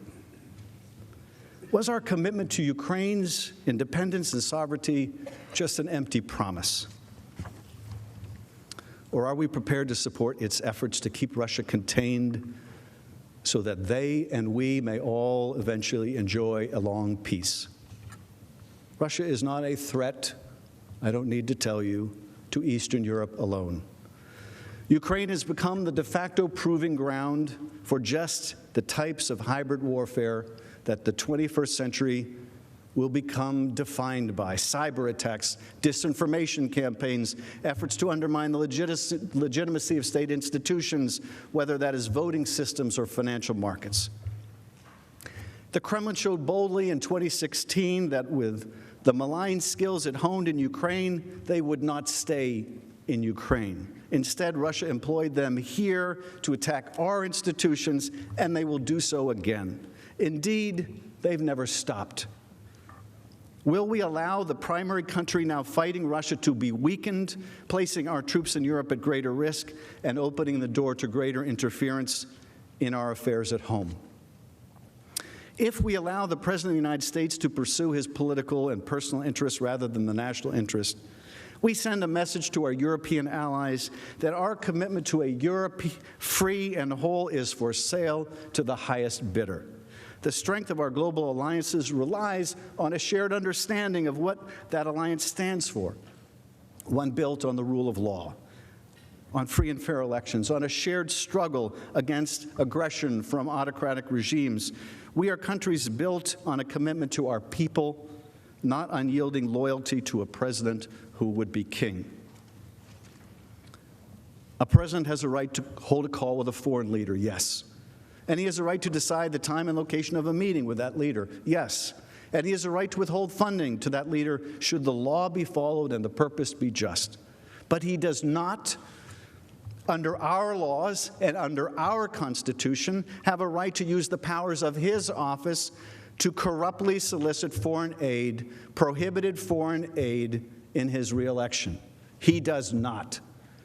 He does not have the right to withhold official presidential acts to secure that assistance, and he certainly does not have the right to undermine our elections and place our security at risk for his own personal benefit. No president, Republican or Democrat, can be permitted to do that. Now let me turn to the second article of impeachment, which charges the president with misusing the powers of his office to obstruct and interfere with the impeachment inquiry. The evidence you'll hear during the House presentation is equally undeniable and damning. President Trump issued a blanket order directing the entire executive branch not to cooperate with the impeachment inquiry and to withhold all documents and testimony. His order was categorical, it was indiscriminate, and historically unprecedented. No president before President Trump has ever ordered the complete defiance of an impeachment inquiry or sought to obstruct and impede so comprehensively the ability of the House of Representatives to investigate high crimes and misdemeanors. The president was able to block agencies across the executive branch from producing any records or documents to the House investigative committees, despite duly authorized subpoenas. The White House continues to refuse to produce a single document or record in response to a House subpoena that remains in full force and effect. The Department of State and Office of Management and Budget, the Department of Energy, and the Department of Defense continue to refuse to provide a single document or record in response to House subpoenas that remain in full force and effect. It is worth underscoring this point. The House has yet to receive a single document from the executive branch agencies pursuant to its subpoenas. Not a single piece of paper, email, or other record has been turned over, not one. And while I pause to get a drink of water, let me let you know for your timing, I have about 10 minutes left in my presentation. So the end is in sight.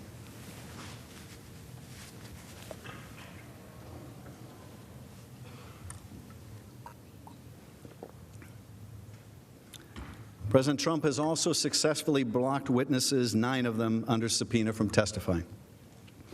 Witnesses with firsthand knowledge of the president's actions, including his closest aides, some of whom were directly involved in executing the president's improper orders.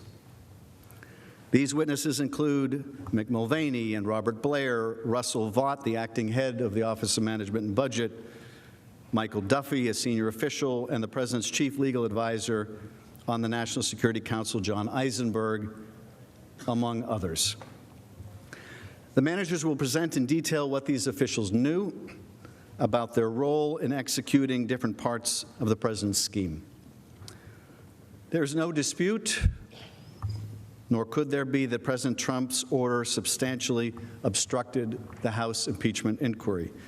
That obstruction continues unabated today, even as we stand here at the start of the president's trial. And the president has been able to do so only because of the uniquely powerful position that he holds as our commander-in-chief. No other American could seek to obstruct an investigation into his own wrongdoing this way. No other American could use the vast powers and levers of his government to conduct a corrupt scheme to benefit themselves, and then use those same powers to suppress evidence and bar any cooperation with the authorities investigating them. Not a police chief, not a mayor, not a governor, not any elected official in the country, and certainly not any non-elected official in the country. All those folks watching us from around the country, you know what would happen to them if they defied a lawful subpoena. They got a subpoena commanding them to appear. You know what would happen to them, because they're not above the law. They'd be arrested, they'd be detained, they'd be incarcerated, they would be forced to comply. They're not above the law, and neither are we, and neither is the president. And yet, despite the fact that he is not above the law, the president's extensive and persistent efforts, the House heard from courageous witnesses who did obey lawful subpoenas. and we gathered overwhelming evidence. The House built a formidable case that forms the basis of these articles. The second article for obstruction of Congress is not simply about President Trump's decision to obstruct a congressional investigation or even an impeachment inquiry.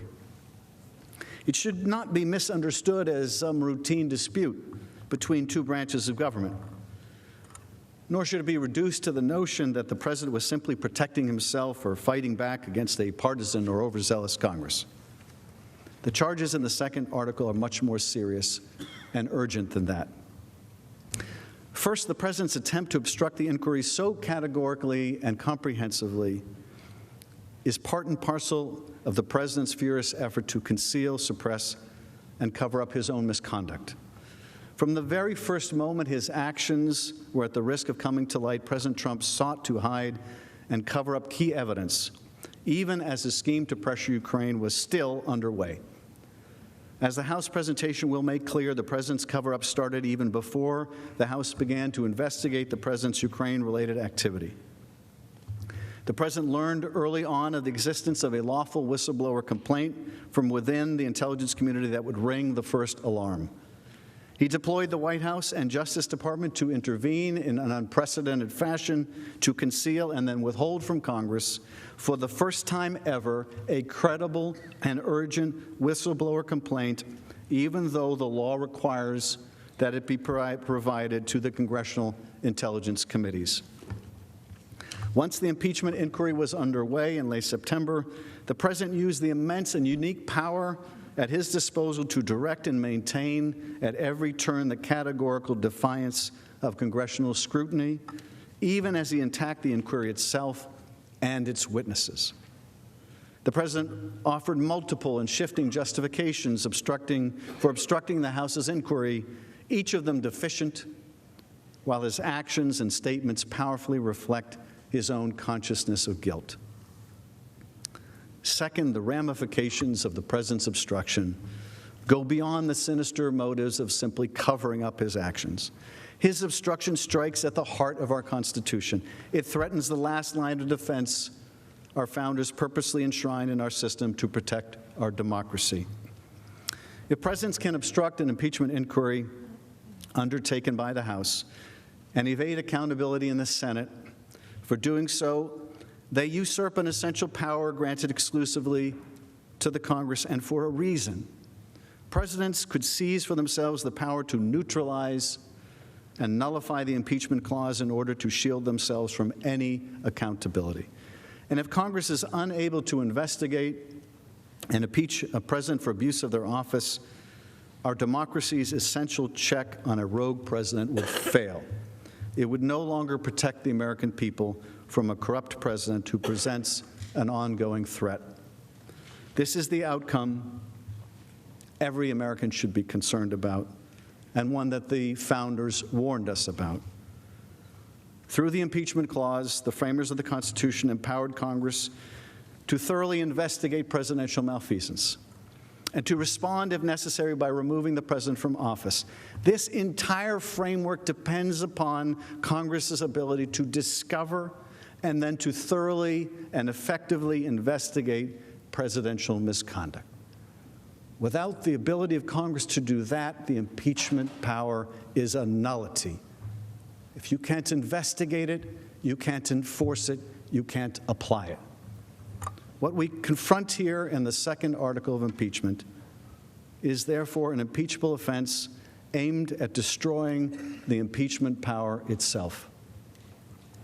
When a president abuses the power of his office to so completely defy House investigators and does so without lawful cause or excuse, he attacks the Constitution itself. He confirms that he sees himself as above the law. His actions destabilize the separation of powers that defines our democracy and preserves our freedom, and establish an exceedingly dangerous precedent. And he proves that he is willing to destroy a vital safeguard against tyranny, a safeguard meant to protect the American people, just to advance his own personal interest in covering up evidence. The House presentation of the second article will therefore focus on three core areas that confirm the president's obstruction and require his removal from office. First, the singular importance and role of the impeachment clause for our democracy, and why an effort by a president to obstruct an impeachment inquiry is in and of itself an impeachable offense. Second, why the president's extensive effort to cover up evidence of his misconduct is unprecedented in American history and without lawful cause or justification. And finally, why the president's obstruction poses a direct threat to our system of self-governance, with consequences for all Americans today and in the future, and for both chambers of Congress. Over the coming days, you will hear from the House managers details of this scheme and the effort to hide it from Congress. The articles of impeachment that the House presented go to the heart of those efforts, and let me share a few key takeaways. The House of Representatives has found that using the powers of his eye office, President Trump solicited the interference of a foreign government, Ukraine, in the 2020 U.S. presidential election. He did so through a scheme or course of conduct that included soliciting the government of Ukraine to publicly announce investigations that would benefit his reelection, harm the election prospects of a political opponent, and influence the 2020 U.S. presidential election improperly and to his advantage. President Trump also sought to pressure the government of Ukraine to take these steps by conditioning official United States government acts of significant value to Ukraine on Ukraine's public announcement of these investigations. And he engaged in this scheme or course of conduct for corrupt purposes in pursuit of his personal political benefit. In doing so, President Trump used the powers of the presidency in a manner that compromised the national security of the United States and undermined the integrity of the U.S. democratic process. He thus ignored and injured the interests of the nation. As part of the House's impeachment inquiry, the committees undertaking that investigation served subpoenas, seeking documents and testimony deemed vital to the inquiry from various executive branch agencies and offices, current and former officials. In response and without lawful cause or excuse, President Trump directed executive branch agencies, offices, and officials not to comply with those subpoenas. President Trump thus interposed the powers of the presidency against the lawful subpoenas of the House of Representatives and assumed to himself functions and judgments necessary to the exercise of the sole power of impeachment vested by the Constitution in the House of Representatives.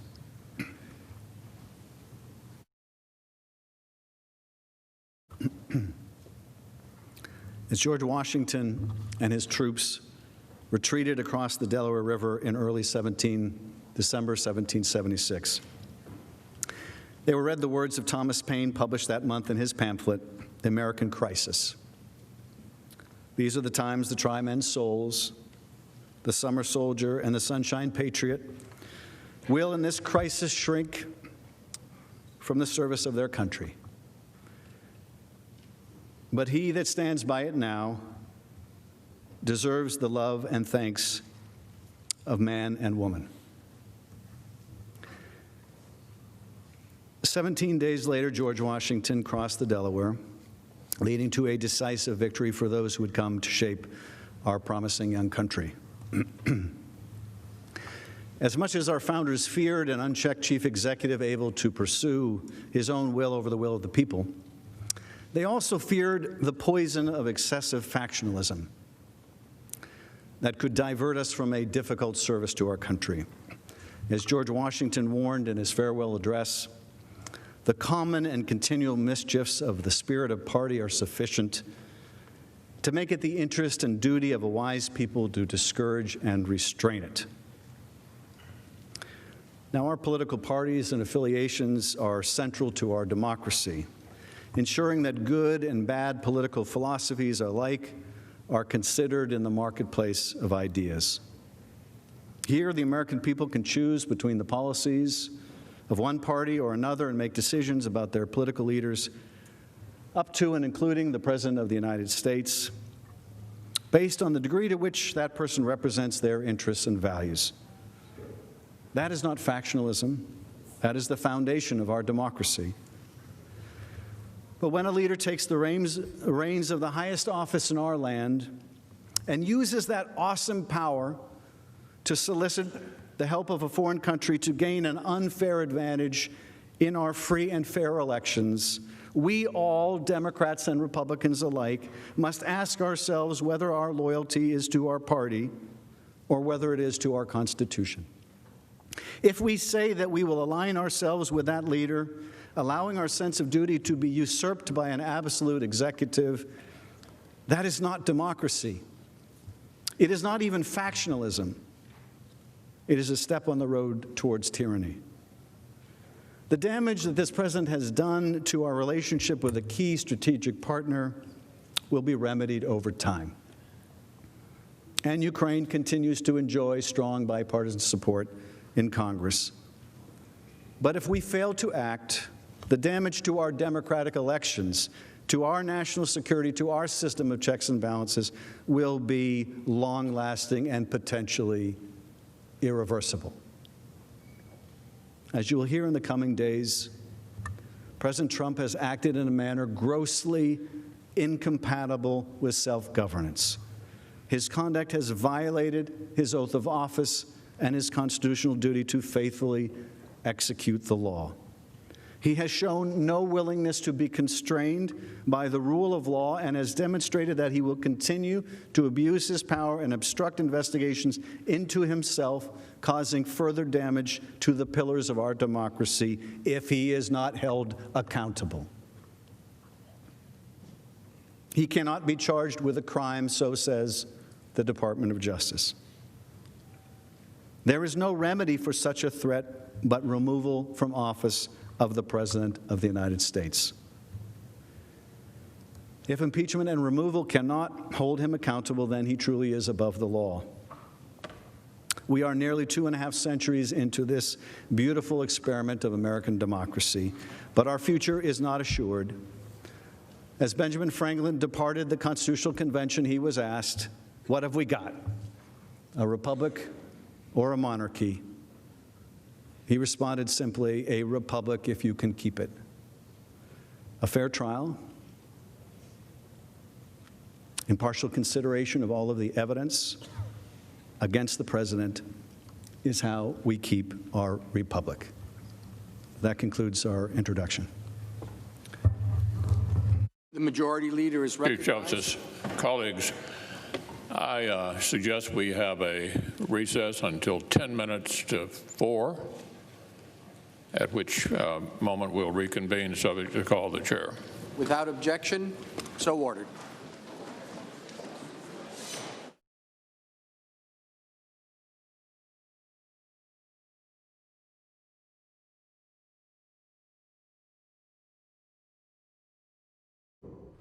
All right, so they are on about a 20-minute break right now. You're watching live here on News Now, but at Fox10Phoenix.com. Impeachment coverage continues right here on News Now. In the meantime, we'll show you a little bit of what happened earlier today here.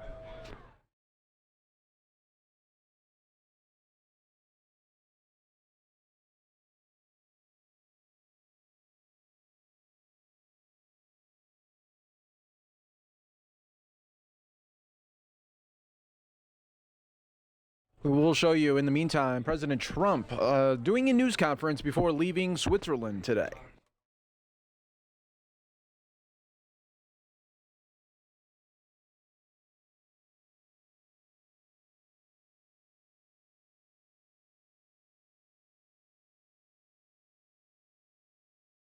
Many of the business leaders, both at breakfast today and lunch yesterday and dinner yesterday. Many of you were at those meetings, at least for a little while, and tremendous numbers of jobs will be coming into the United States. A lot of these leaders, these are the biggest business leaders in the world. And this morning was very inspirational. I mean, these companies are really going to expand. And it was a request of mine, but what we did, we've been very good to them. They're all doing very well. And we have companies from Europe, companies from Asia now coming to the United States. That's where the action is, as one of them said. That's where the action is. So it's really been great. And now we'll be leaving and going back to Washington. Okay? Yes. Mr. President, Go ahead. All right, Mr. President, do you want to hear from witnesses in the impeachment trial? Your team has been a little inconsistent on this. Well, I'll tell you the way I look at it. It's a total hoax. It's a disgrace. They talked about their tremendous case, and it's all done, their tremendous case. They had no case. It's all a hoax. It's a con job, like Schiff. He's a corrupt politician. Now, I'll leave that to the Senate. The Senate's going to have to answer that. I have great respect for the Senate as a body and many of the individuals. I have great respect. So I'll leave that to the Senate. But this is the greatest witch hunt. This started from the day I came down with the future First Lady. The day we came down the escalator, this started. And I watched they've been driven crazy. You know what's driven them crazy? All of these record numbers on unemployment, African American, Asian American. You take a look, Hispanic American is numbers that nobody's even believing. They're looking at all of this. They're looking at this tremendous success, the likes of which they've never seen before in this country. They've never seen anything like this. And it's driven the Democrats crazy. As Congressman Green said, Al Green, he's a beauty. As Congressman Green said, we got to beat him by impeachment because we can't beat him in the election. And I hope that's true because, honestly, they can't beat me in the election. I don't think they can. I know what I'll be running against one way or the other. It's one of them. And I think we're going to do very well. But I think we're going to do well because nobody's done in the first 3 years, less than 3 years, because a lot of these numbers were taken from 2 months ago. They ended 2 months ago. In less than 3 years, nobody's done the kind of numbers we've done. So I'm going to head back and I'll be watching it, but it's really going to be up to the Senate. We're going to have them make that determination. Please. Yes, Mr. President. You were the keynote speaker here, but you shared some of the spotlight with a Scandinavian teenager, Greta Thunberg. Oh, that's very nice. Who you had said needs to work on her anger. She had some very harsh words. I didn't about say anger, I said anger management. Anger management, yes. Yeah. She had some very strong words here that the United States and other industrialized countries need to do more. Do you still feel that you're doing enough? You talk about clean how air. old is she? She's 17 now. Oh, yes. That's good. But what is your response to her? She beat me out on Time Magazine. But did you hear from other world leaders and business leaders who said that they think that she has a message that No, I didn't, actually. But I would have loved to have seen her speak. I did not. No, not at all. I think aspects of it are, I think that some people they put it at a level that is, unrealistic to a point you can't live your lives. We want to have the cleanest water on earth. We want to have the cleanest air on earth. Our numbers, as you saw, we had record numbers come out very recently. Our numbers are very, very good. Our environmental numbers, our water numbers, our numbers on air are tremendous. We have to do something about other continents. We have to do something about other countries. When we're clean and beautiful and everything's good, but you have another continent where the fumes are rising at levels that you can't believe. I mean, I think Greta ought to focus on those places. But we are doing better right now than we've ever done in terms of cleanliness, in terms of numbers. We have a beautiful ocean called the Pacific Ocean, where thousands and thousands of tons of garbage flows toward us, and that's put there by other countries. So I think Greta has to start working on those other countries. Mr. By the way, congratulations on your show. Thank you very much. They made a very wise decision. Thank you very much. We invite you for an interview whenever Oh, you're good. available. Can I ask you, just to be clear, and for future presidents, is abuse of power an impeachable offense? Well, you're going to talk to the lawyers about it, but I will tell you, there's nothing here.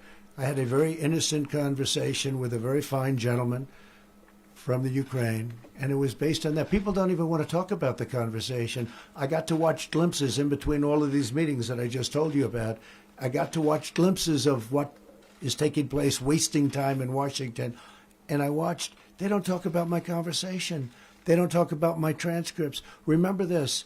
When Schiff made up the phony story and he repeated it to Congress and the world, and it was a totally phony story, then I released the transcript.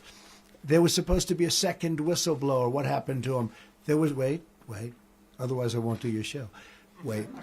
There was supposed to be an informer. What happened to the informer? All of these people disappeared. And when they saw this transcript, they said, we got problems. But they went ahead because they were already there, because they had a phony, concocted story made up. So here's the story. Did nothing wrong. It was a perfect conversation. It was totally appropriate. The best lawyers in the world have looked at it. The Department of Justice has looked at it, given it a sign-off. There was nothing wrong. They never thought I was going to release the conversation. They probably didn't think we had transcribers or we had it transcribed or taped, but they never thought we were going to release it. When we released that conversation, all hell broke out with the Democrats because they say, wait a minute, this is much different than Shifty Schiff told us. So we're doing very well. I got to watch enough. I thought our team did a very good job. But honestly, we have all the material. They don't have the material. I ask you because your attorneys say it's not. Alan Dershowitz says the framers of the Constitution did not permit impeachment on grounds like abuse of power or obstruction. They object with open-ended vague criteria. So for future presidents, is abuse of power an impeachable offense? Well, it depends. But if you take a look at this, and from what everybody tells me, all I do is I'm honest. I make great deals.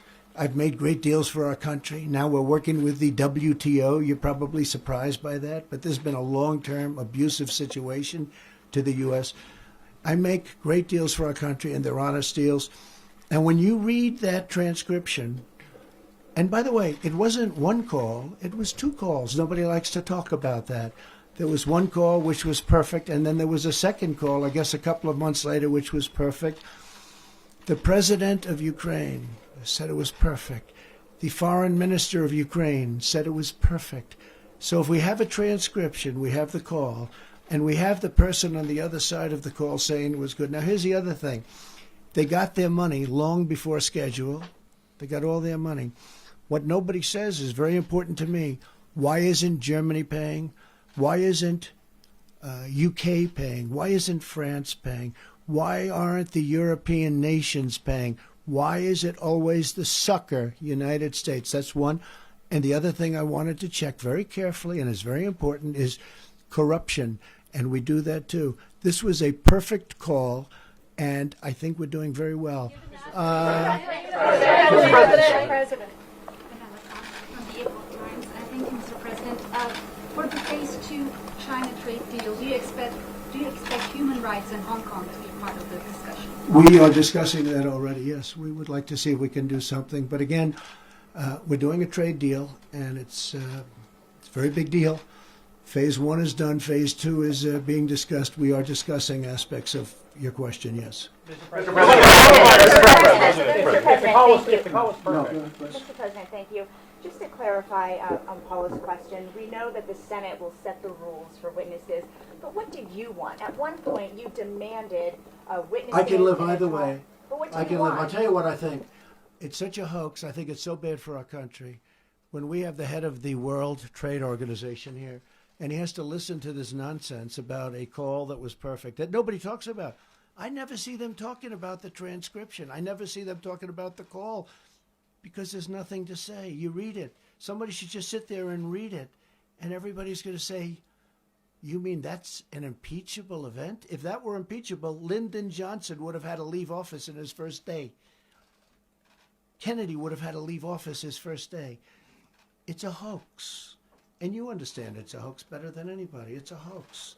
And that's the way it is. Yeah, go ahead. Mr. President, a question on Iran. Initially, you said repeatedly to Americans that after Iran retaliated for the Soleimani strike, no Americans were injured. We now know at least 11 U.S. servicemen were airlifted from Iraq.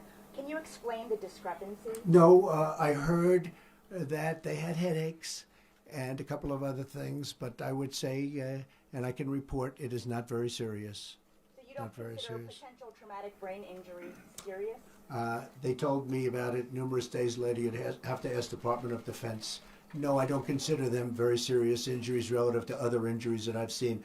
I've seen what Iran has done with their roadside bombs to our troops.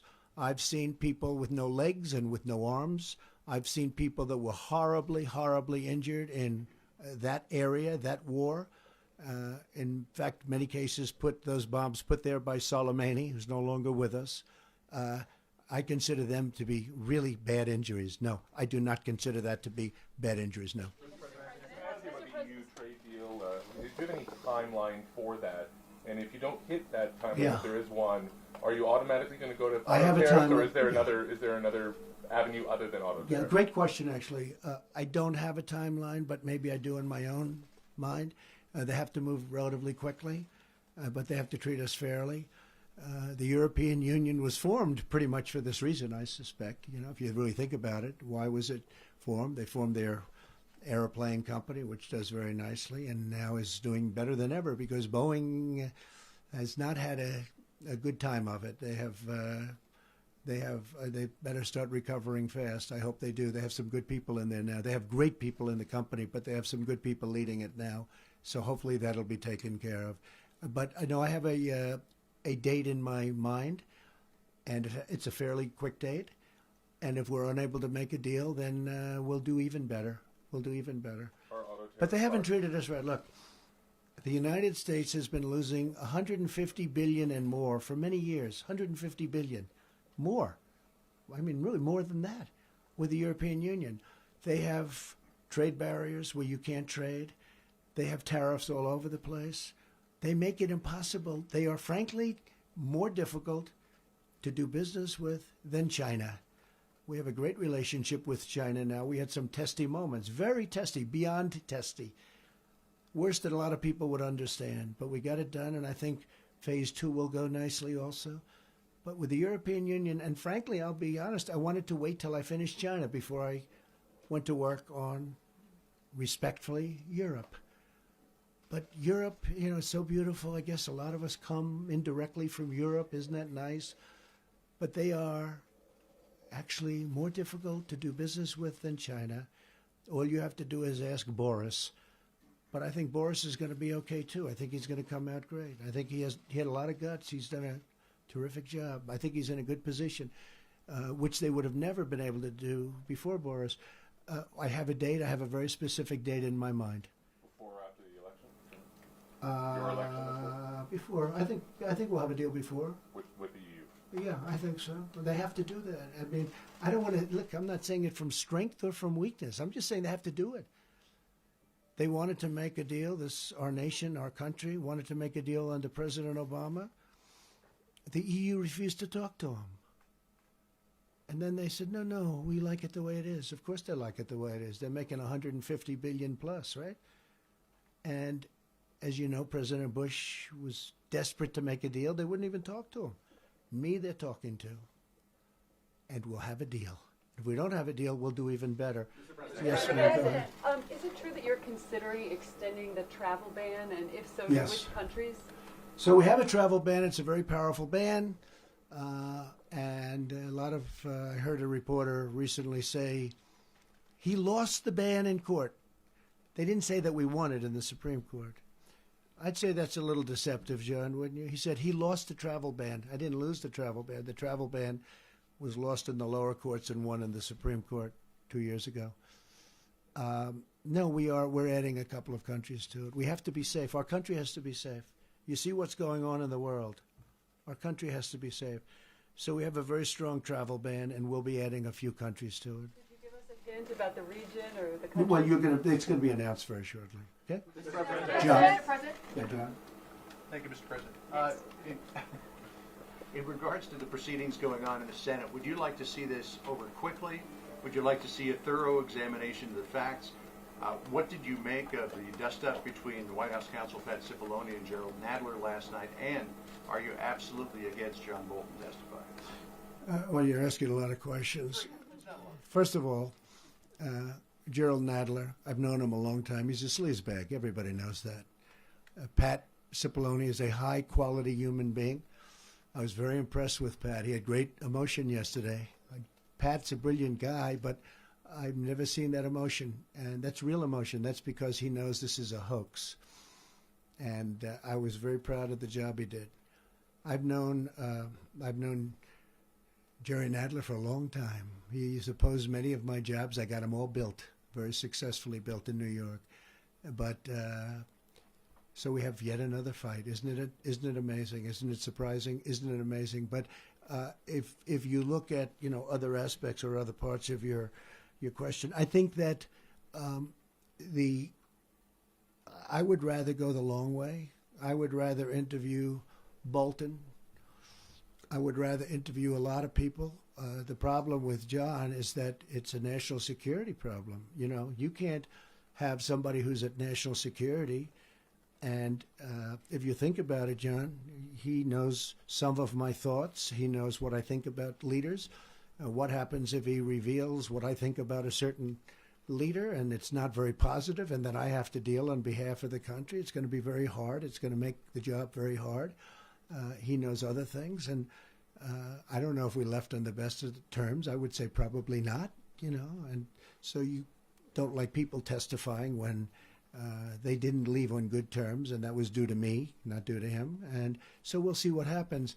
But when you have a national security, you could call it presidential prerogative. You could just call it, the way I look at it, I call it national security for national security reasons. Executive privilege, they say. So that John would certainly fit into that. When you're a national security advisor, like this gentleman is doing a fantastic job, Robert, I just think it's very hard. And I've always gotten along. I've actually gotten along with John Bolton. He didn't get along with other people, a lot of other people. But when he knows my thoughts on certain people and other governments, and we're talking about massive trade deals and war and peace and all these different things that we talk about, that's really a very important national security problem, I think, having somebody. Other people, Mick Mulvaney is probably around here someplace. I'd love to have Mick go, but I think that he's really expressed himself very well when he did a Chris Wallace interview. That was a very, very powerful interview. That was a long, tough. Chris is a tough interviewer, a very talented guy, and I think it's not much he can add. He's been great. All right, we will get right back to President Trump there from earlier, but let's go right now. Chuck Schumer speaking live. American people heard, many of the American people heard the arguments powerfully, completely, and succinctly. I don't see how any senator, Democrat or Republican, could sit on the floor and hear Adam Schiff and not demand witnesses and documents. There were so many powerful parts of his speech that demanded witnesses and documents. So many things. What did Mulvaney say before and after his speech? What made him rejected? What did Bolton really think? The documents right before the days of the 24th, 25th, and 26th, which we've requested, July. Very, very important. So I thought it was an amazing 2.5 hours, and I'm hopeful. Look, we have seen that the public pressure for a fair trial is having some effect.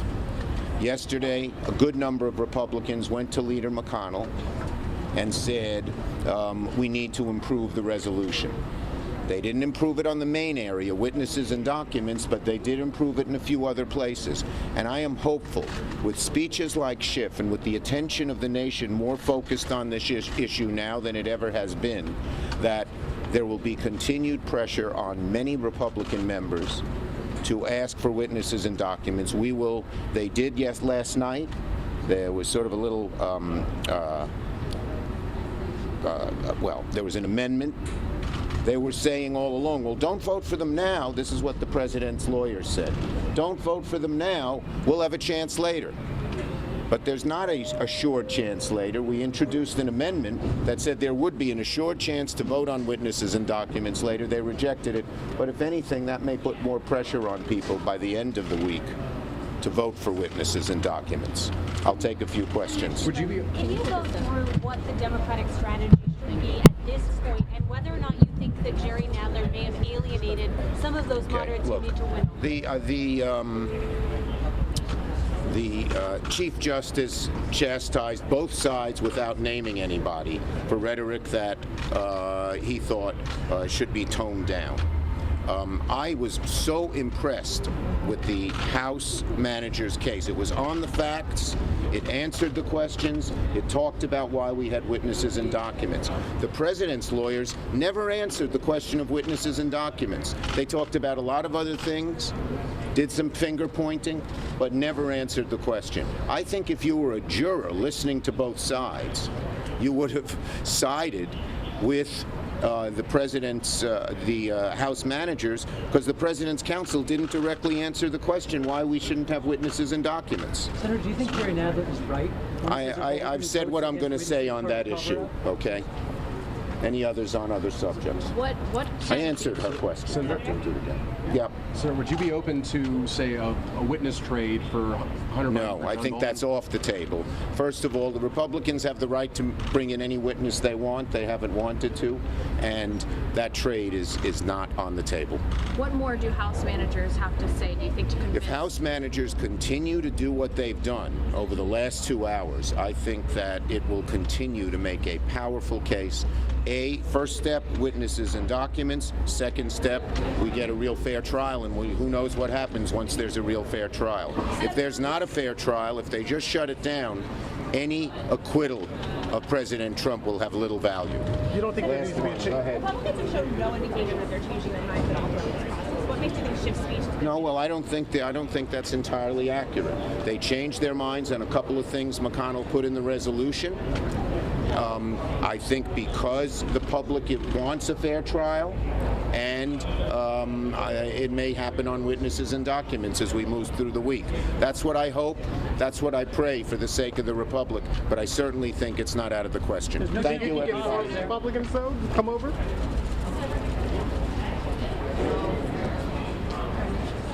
Sorry, was it too high? Yeah, it was a little bit too high. Okay. That's why I was trying to get it lower. That's big. They have some good people in there now. They have great people in the company, but they have some good people leading it now. So hopefully that'll be taken care of.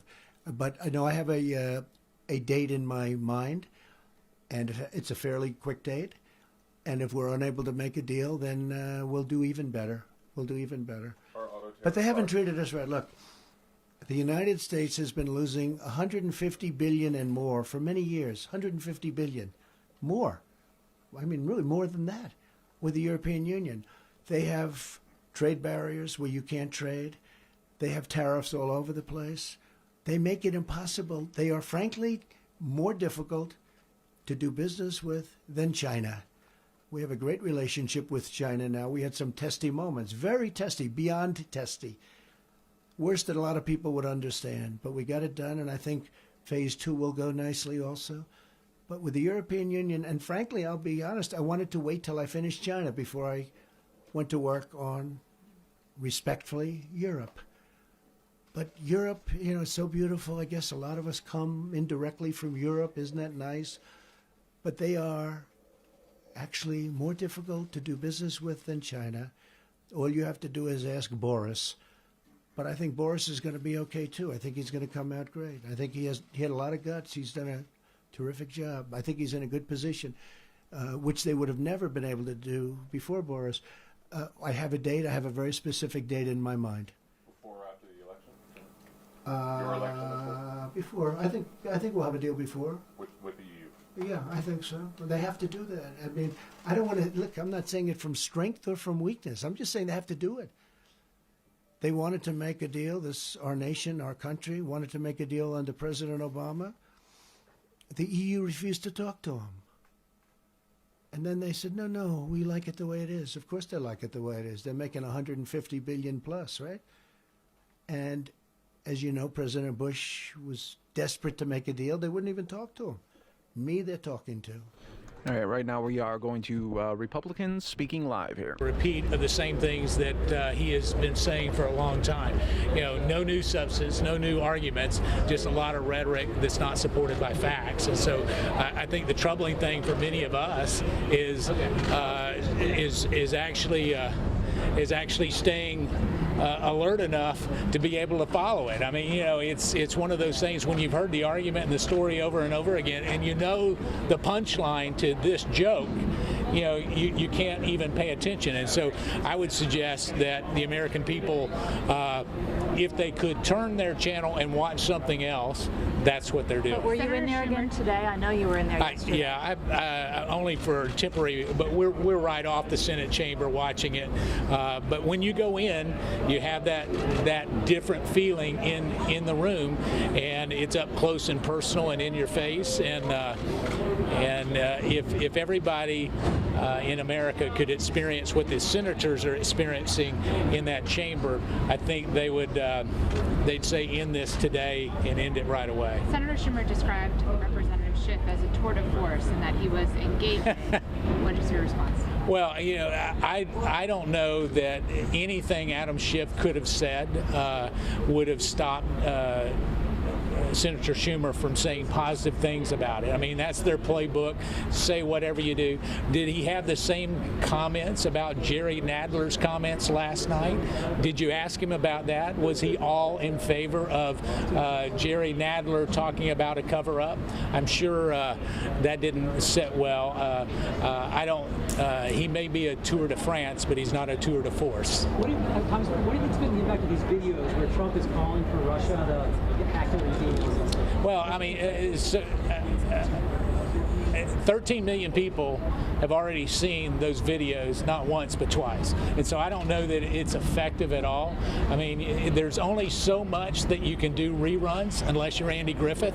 And I mean, at this particular point, Adam Schiff reruns are not getting good ratings. So have you been in touch with the president in the last few days? I have. I've talked to the president when he was over in Switzerland. Certainly encouraged him to continue to focus on really what is more important to most Americans is jobs and making sure the economy continues to work, and that's what he's been doing and been doing it very effectively. He's on his way back, as you all well know, on Air Force One right now, and so I'm sure that he'll have more comments personally when they arrive later this evening. Do you think that every Republican senator will vote to acquit?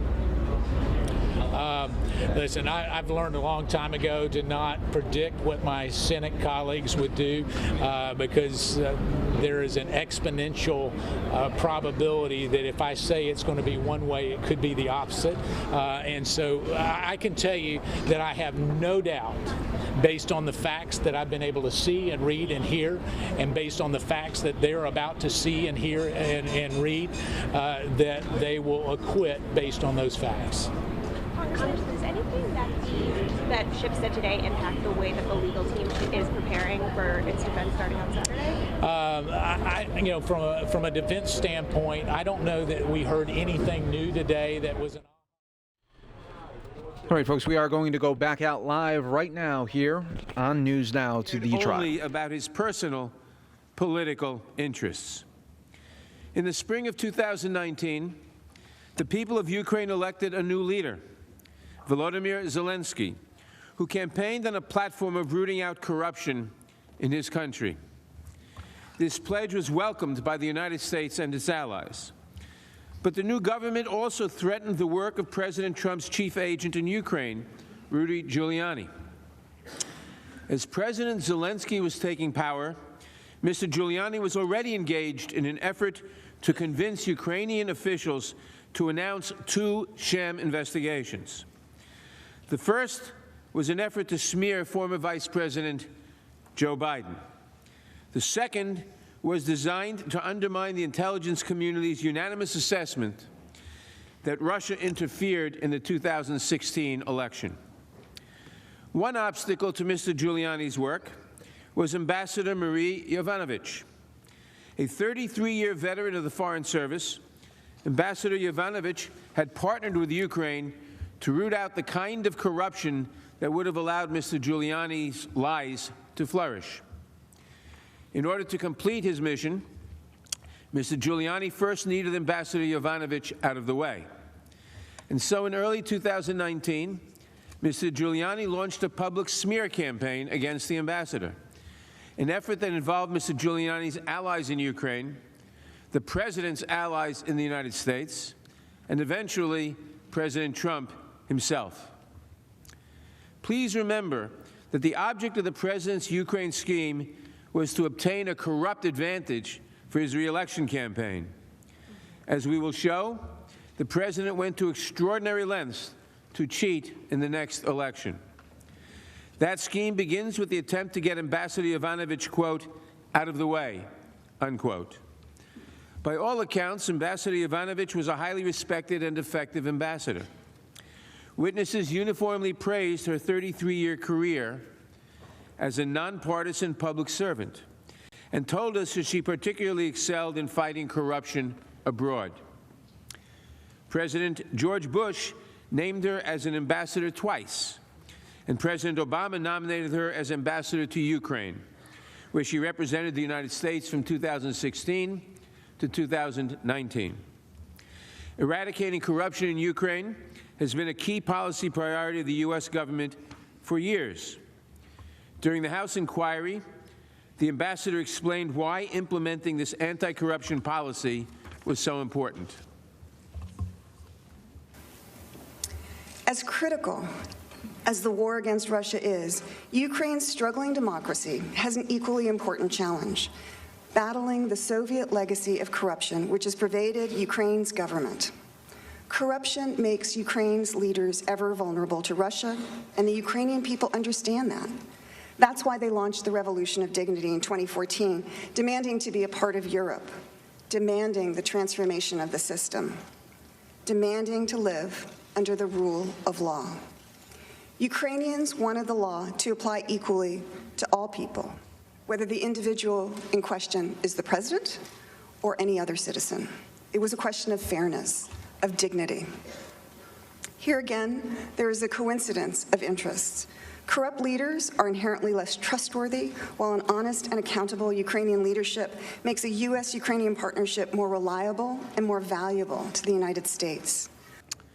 On the evening of April 24th, 2019, Ambassador Yovanovitch was hosting an event at the U.S. Embassy, honoring the memory of an anti-corruption fighter who had been killed when acid was thrown in her face the previous year. At about 10 that night, the embassy event was interrupted by a telephone call from Washington. Ambassador Yovanovitch described this conversation with the head of the State Department's Human Resources Department. She said that there was great concern on the 7th floor of the State Department. That's where the leadership of the State Department sits. There was great concern. They were worried. She just wanted to give me a heads up about this. And, you know, things seem to be going on. And so she just wanted to give me a heads up. Confused, the ambassador asked for more information from Washington. 3 hours later, they spoke again. Ambassador Yovanovitch learned that there were concerns about her, quote, up the street, that is, at the White House. The ambassador was told to get on the first plane home. Why was this respected career diplomat abruptly removed from her post? Why was she, in fact, urged by the State Department to catch the first plane home, that she was in danger, she shouldn't wait? At the time, the White House would not say, but today we know the truth.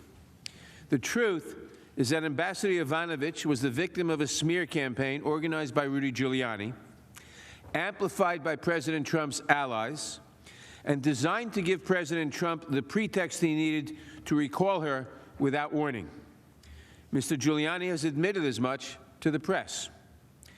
In order to understand Mr. Giuliani's smear campaign against Ambassador Yovanovitch, you need to know about a few additional characters who Mr. Giuliani drew into his scheme.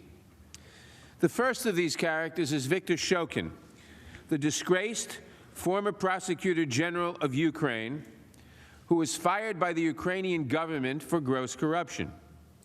In 2016, at the urging of the European Union, the International Monetary Fund, and the United States government, the Parliament of Ukraine voted to remove Mr. Shokin as Prosecutor General because he was corrupt and refused to prosecute corruption cases. At the urging of the United States, the European Union, the International Monetary Fund, all urged the Ukraine government to dismiss Mr. Shokin. The second character is Yuri Lutsenko, who succeeded Mr. Shokin as Prosecutor General. Mr. Lutsenko also proved reluctant to prosecute corruption cases, and several witnesses testified that he also had a reputation for dishonesty and corruption. Ambassador Yovanovitch and Deputy Assistant Secretary George Kent both testified that the U.S. Embassy in Kiev eventually stopped working with Mr. Lutsenko altogether. Shokin, Lutsenko, and Giuliani.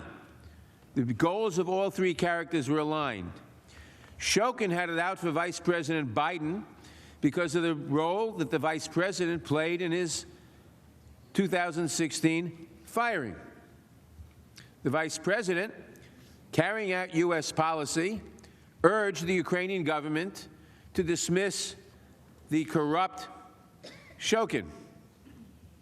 I note that the Vice President, the former Vice President, has been criticized for urging that he be fired. Lutsenko found his career trajectory fading and wanted President Trump's support to boost his political prospects in Ukraine. Giuliani needed partners in Ukraine willing to announce 2 sham investigations meant to boost President Trump's own campaign. All three wanted Ambassador Yovanovitch out of the way. And so in early 2019, the smear campaign began. Mr. Lutsenko became the primary vector for false allegations against Ambassador Yovanovitch.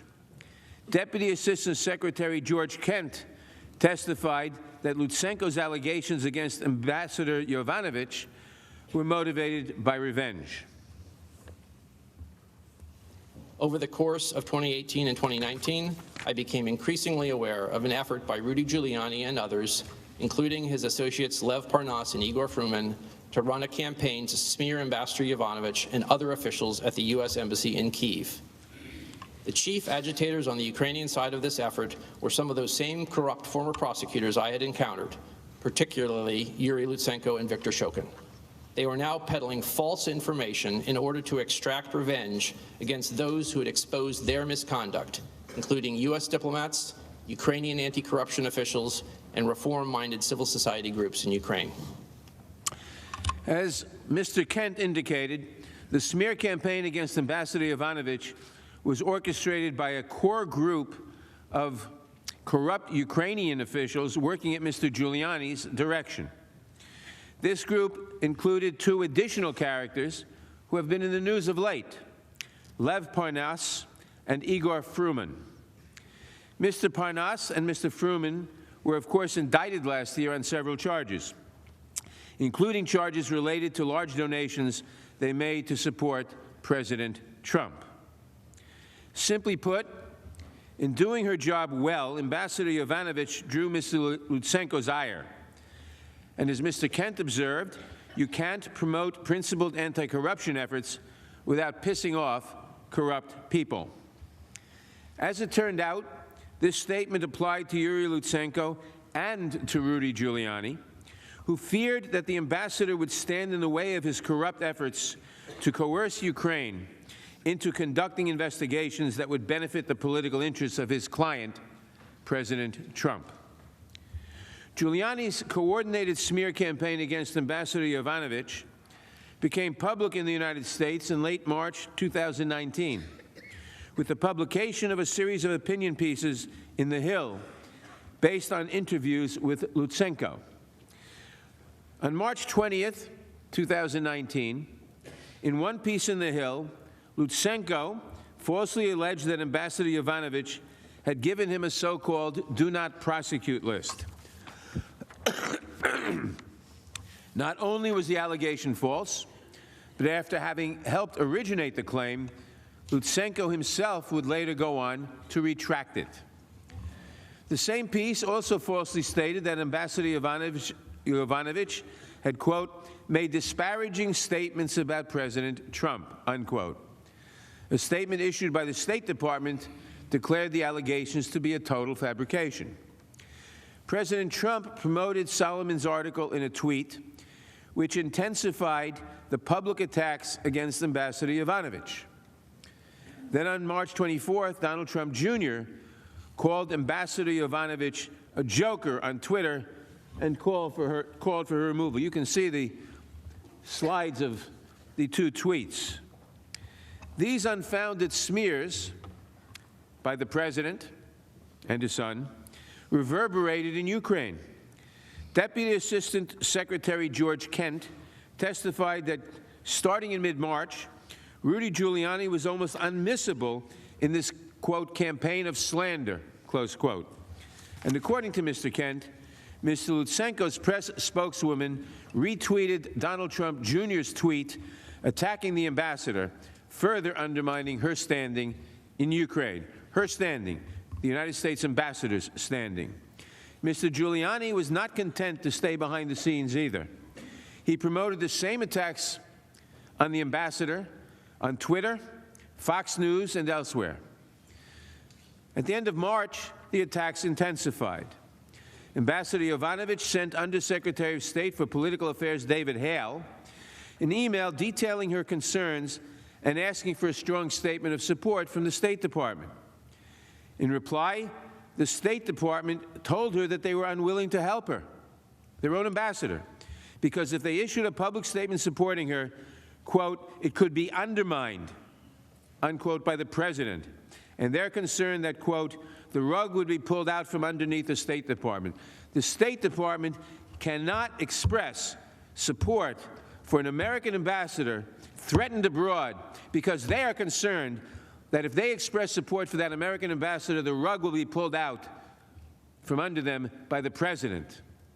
What it must have taken to convince our State Department to refuse support to its ambassador.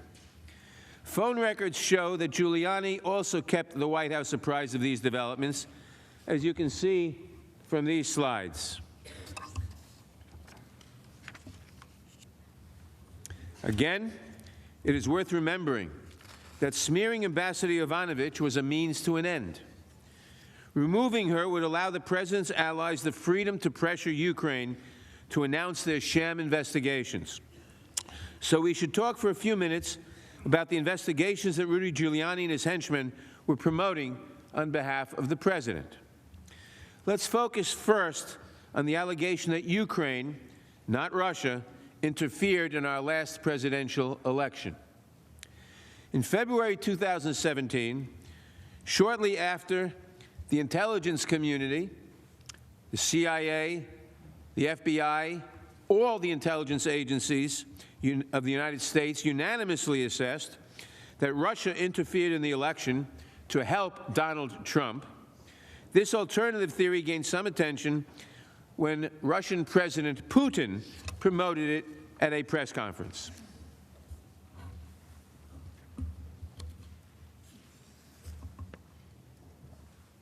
Second, he said, I'm quoting from him, it's in the Russian on the slides, I think. Second, as we all know, during the presidential campaign in the United States, the Ukrainian government adopted a unilateral position in favor of one candidate.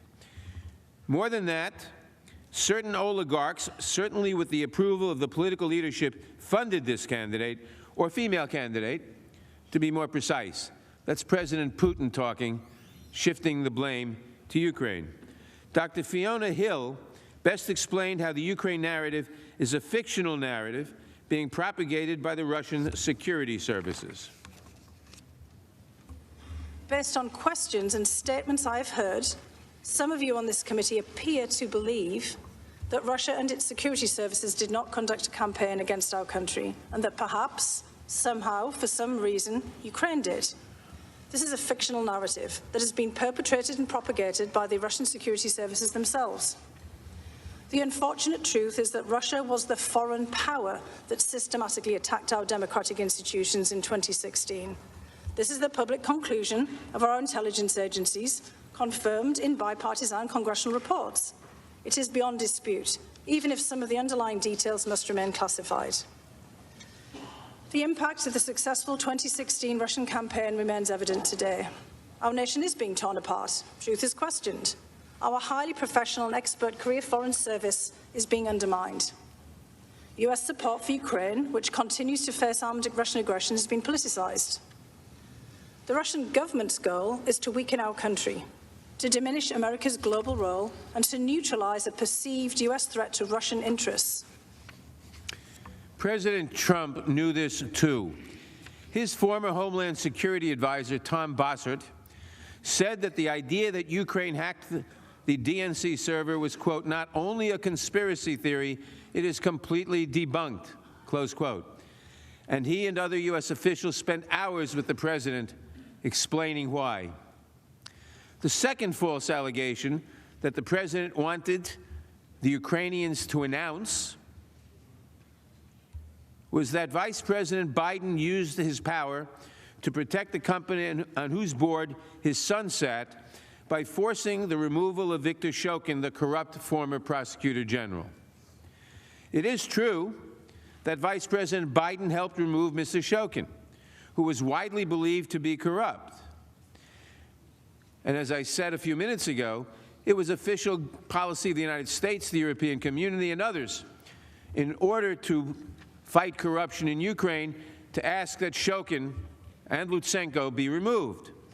So the Vice President Biden, in fulfilling U.S. policy, pressured Ukraine to remove Shokin, not to secure some personal benefit, but to advance the official policy of the United States and its allies.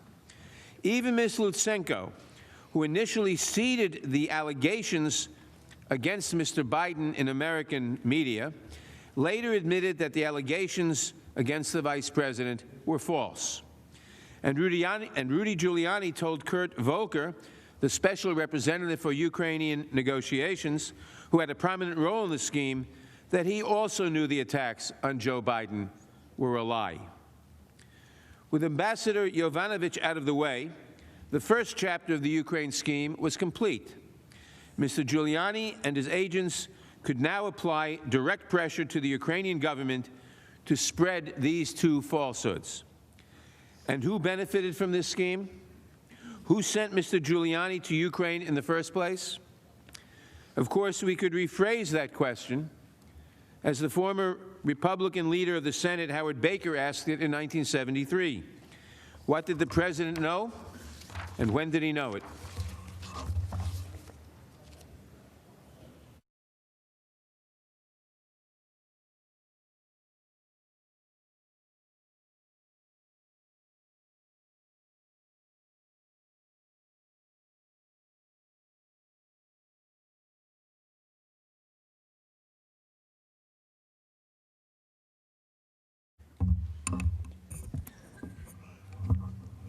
Mr. Chief Justice, Senators, President's Council. President Trump and President Zelensky's relationship started out well.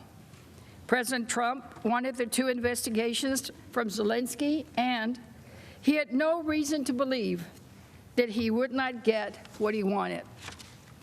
On April 21st, 2019, Zelensky, who was new to politics, won a landslide victory in Ukraine's presidential election. That evening, President Trump called Zelensky to congratulate him. On that first call, Zelensky invited President Trump to visit Ukraine for the upcoming inauguration. President Trump, in turn, promised that his administration would send someone at a very, very high level. During that same April call, President Trump invited Zelensky to the White House, saying, "When you're settled in and ready, I'd like to invite you to the White House. We have a lot of things to talk about, but we're with you all the way." Zelensky immediately accepted the president's invitation, adding that the whole team and I are looking forward to that visit. Numerous witnesses testified about the significance of a White House meeting for the political newcomer. A White House meeting would show Ukrainians that America supported Zelensky's anti-corruption platform, the clear backing of the President of the United States, Ukraine's most important patron, would also send a powerful message to Russia that we had Ukraine's back. During that April 24th call, President Trump never even uttered the word corruption. But the White House call recap falsely stated that the two presidents had discussed Ukraine's anti-corruption efforts. Shortly after the phone call, Jennifer Williams, advisor to Vice President Pence, learned that President Trump asked Vice President Pence to attend Zelensky's inauguration. Williams and her colleagues began planning for Pence's trip to Kyiv. At the same time, Giuliani was trying to get Ukraine to investigate the Bidens and the alleged 2016 election interference. On April 24, Giuliani went on Fox and Friends and had this to say. Keep your eye on Ukraine, because in Ukraine, a lot of the dirty work was done in digging up the information. American officials we used, Ukrainian officials we used, that's like collusion with the Ukrainians, and, or actually in this case, conspiracy with the Ukrainians. I think it gets some interesting information about Joe Biden from Ukraine, about his son, Hunter Biden, about a company he was on the board of for years, which may be one of the most crooked companies in Ukraine. For this campaign to be truly beneficial to his boss, President Trump, Giuliani needed access to the new government in Ukraine. He dispatched his associates, Lev Parnas and Igor Fruman, to try to make inroads with the Zelensky team.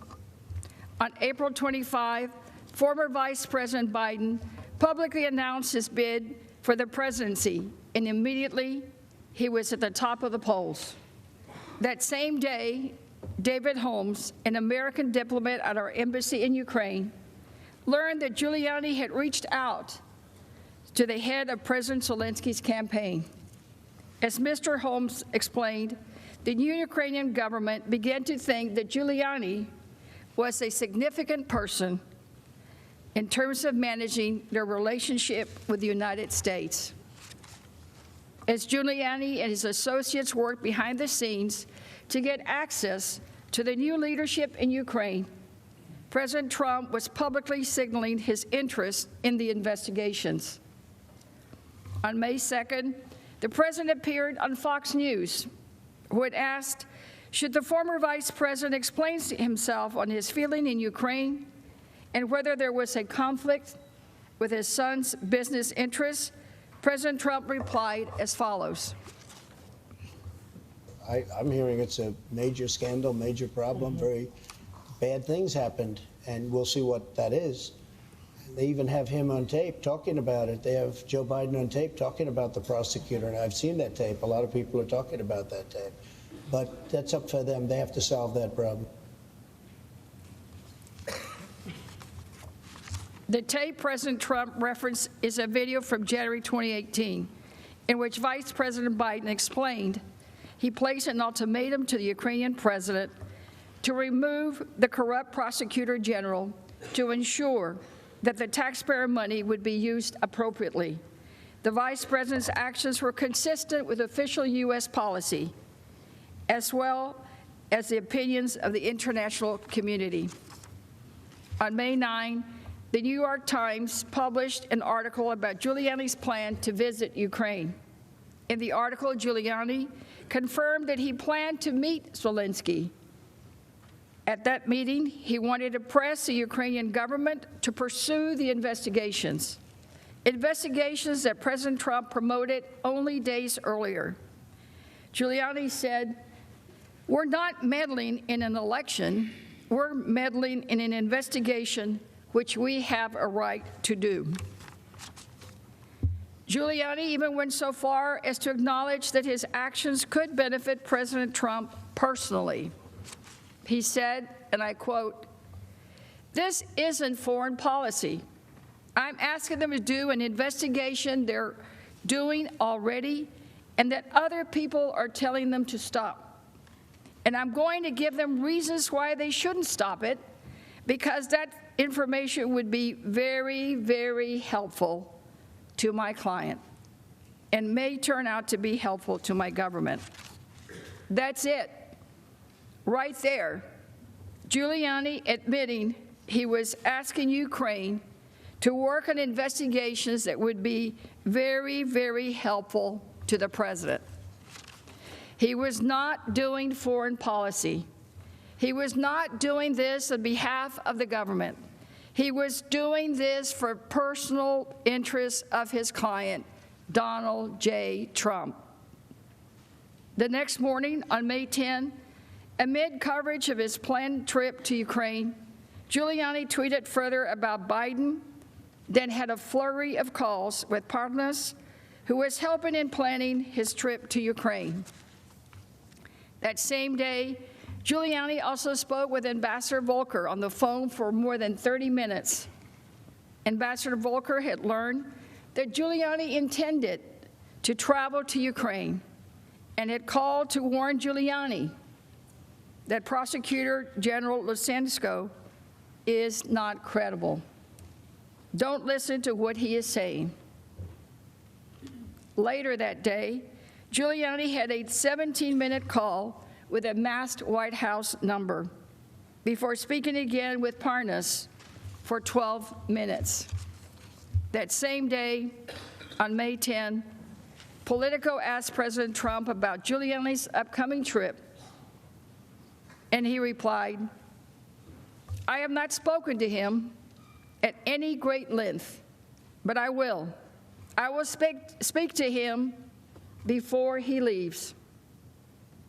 But that evening, on Fox News, Giuliani announced, "I'm not going to Ukraine because I think I'm walking into a group of people that are enemies of the president." Separately, in a text message to Politico, Giuliani alleged that the original offer for a meeting with Zelensky was a setup. He said it was a setup orchestrated by several vocal critics of President Trump who were advising Zelensky. Giuliani declared, "Zelensky is in the hands of avowed enemies of President Trump." But Giuliani had not stopped trying.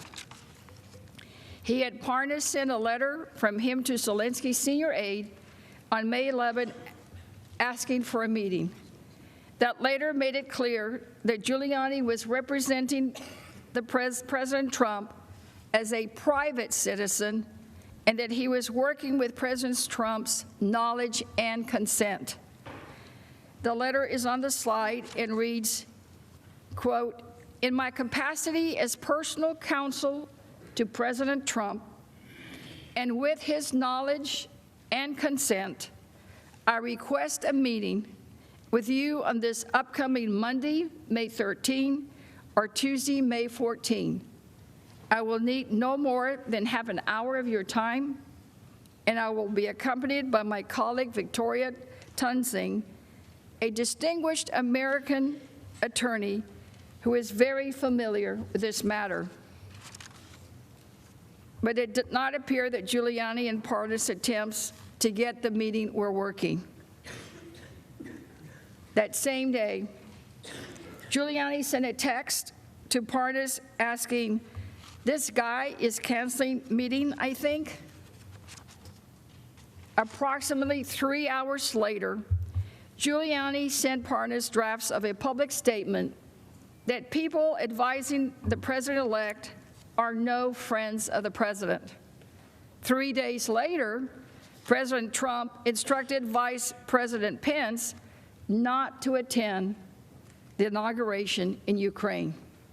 Just 3 days later, Vice Presidential staffer Jennifer Williams received a surprising call from Pence's chief of staff. She described it during her public testimony. On May 13th, an assistant to the Vice President's Chief of Staff called and informed me that President Trump had decided that the Vice President would not attend the inauguration in Ukraine. She did not provide any further explanation. I relayed that instruction to others involved in planning the potential trip. I also informed the NSC that the Vice President would not be attending, so that it could identify a head of delegation to represent the United States at President-elect Zelensky's inauguration. Notably, Williams confirmed that the inauguration date had not yet been scheduled at the time of that phone call. So the reason for President Trump's decision was certainly not due to a scheduling conflict. Secretary of Energy Rick Perry ultimately led the delegation to the inaugural. Accompanying Secretary Perry were Ambassador to the European Union Gordon Sondland, Ambassador Volker, and NSC Director for Ukraine, Lieutenant Colonel Alexander Vindman. Senator Rob Johnson also attended many of the inaugural events with the delegation. When asked if this delegation was a good group, Holmes replied, "It was not as senior a delegation as we might have expected." After the inauguration, Ambassadors Volker and Sondland left Kyiv with a very favorable impression of President Zelensky. Ambassador Volker said they believed it was important that President Trump personally engaged with the President of Ukraine in order to demonstrate full U.S. support for him. When the inauguration team returned to the United States, they had a meeting with President Trump on May 23. The May 23 meeting with President Trump proved to be important for two good reasons.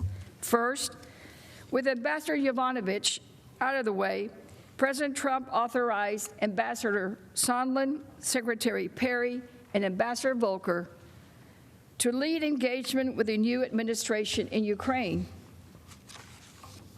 And two, President Trump instructed them to satisfy Giuliani's concerns in order to move forward on Ukraine matters. These officials were all political appointees, and Ambassador Sondland had donated $1 million to the president's inauguration. The president saw these three political appointees as officials who would fulfill his requests.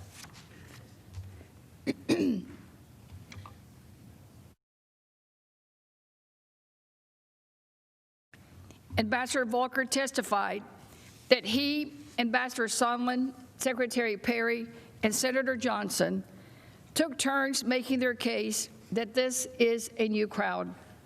It's a new president in Ukraine. He's committed to doing the right things, including fighting corruption. They recommended that President Trump follow through on his invitation for President Zelensky to meet with him in the Oval Office. But President Trump did not receive the recommendation well. At his public hearing, Ambassador Volker described the May 23rd Oval Office meeting with President Trump. Let's listen. We stressed our finding that President Zelensky represented the best chance for getting Ukraine out of the mire of corruption it had been in for over 20 years. We urged him to invite President Zelensky to the White House. The president was very skeptical. Given Ukraine's history of corruption, that's understandable. He said that Ukraine was a corrupt country full of terrible people. He said, "They tried to take me down." In the course of that conversation, he referenced conversations with Mayor Giuliani. It was clear to me that despite the positive news and recommendations being conveyed by this official delegation about the new president, President Trump had a deeply rooted negative view on Ukraine rooted in the past. He was receiving other information from other sources, including Mayor Giuliani, that was more negative, causing him to retain this negative view. Witnesses said the reference to taking me down was to unfounded allegations that Ukraine had interfered in the 2016 election. This was what President Trump considered to be corruption in Ukraine. The president's words echoed Giuliani's public statements about Ukraine in early May. Rather than committing to an Oval Office meeting with the Ukrainian leader, President Trump directed the delegation to talk to Giuliani. Here is how Ambassador Sondland described that instruction from the president. If we wanted to get anything done with Ukraine, it was apparent to us we needed to talk to Rudy. Right. You understood that Mr. Giuliani spoke for the president, correct? That's correct. Ambassador Sondland saw the writing on the wall. Sondland concluded that if we did not talk to Rudy, nothing would move forward on Ukraine. The three amigos, as they called themselves, did as the president ordered and began talking to Giuliani. Dr. Hill testified, Volker, Sondland, and Perry gave us every impression that they were meeting with Rudy Giuliani at this point, and Rudy Giuliani was also saying on the television, and indeed has said subsequently, that he was closely coordinating with the State Department. Like Dr. Hill, Ambassador Bolton closely tracked Giuliani's Ukraine-related activities. Hill testified about a conversation she had with Bolton in May of 2019. That conversation was revealing, so let's listen. On television making these statements. And I had already brought to Ambassador Bolton's attention the attacks, the smear campaign against Ambassador Yovanovitch, and expressed great regret about how this was unfolding and, in fact, the shameful way in which Ambassador Yovanovitch was being smeared and attacked. And I'd asked if there was anything that we could do about it. And Ambassador Bolton had looked pained, basically indicated with body language that there was nothing much that we could do about it. And he then, in the course of that discussion, said that Rudy Giuliani was a hand grenade that was going to blow everyone up. Did you understand what he meant by that? I did, actually. What did he mean? Well, I think he meant that, obviously, what Mr. Giuliani was saying was pretty explosive in any case. He was frequently on television making quite incendiary remarks about everyone involved in this, and that he was clearly pushing forward issues and ideas that would, probably come back to haunt us. And, in fact, I think... According to Hill's description, Bolton said that Giuliani's influence could be an obstacle to increased White House engagement with Ukraine. He instructed his staff not to meet with Giuliani. In June, Volker and Sondland relayed to Ambassador Taylor that President Trump wanted to hear from Zelensky before scheduling the meeting in the Oval Office. Ambassador Taylor testified that he did not understand at the time what that meant. Around this time, the president publicly expressed that he thought it would be okay to accept foreign interference to assist his campaign if it was in the form of opposition research on his opponent. Let's listen to that shocking interview. Campaign this time around, if foreigners, if Russia, if China, if someone else offers you information on an opponent, should they accept it or should they call the FBI? I think maybe you do both. I think you might want to listen. There's nothing wrong with listening. If somebody called from a country, Norway, we have information on your opponent. Oh, I think I'd want to hear it. Do you want that kind of interference in our elections? It's not an interference. They have information. I think I'd take it. Shocking video. Meanwhile, Giuliani continued to press Ukraine to do the president's political dirty work. On June 21, for instance, Giuliani tweeted the following: "New press of Ukraine still silent on investigation of Ukrainian interference in the 2016 election and alleged Biden bribery of President Poroshenko. Time for leadership and investigate both if you want to purge how Ukraine was abused by Hillary and Obama people." The quid pro quo scheme was taking shape. Giuliani was publicly advocating for Ukraine to conduct politically motivated investigations, while President Trump refused to schedule an Oval Office meeting for Ukraine's new president. As Ambassador Sondland testified, the scheme to pressure Ukraine To conduct these investigations would only get more insidious with time.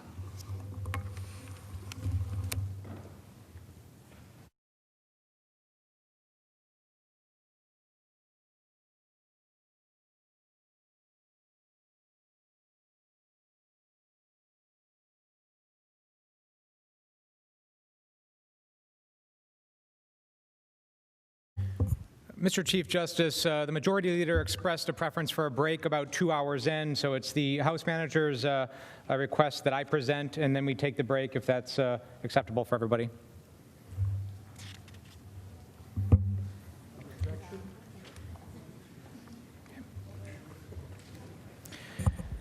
Mr. Chief Justice, members of the Senate, Counsel for the President, and the American people, where were you on July 25th, 2019?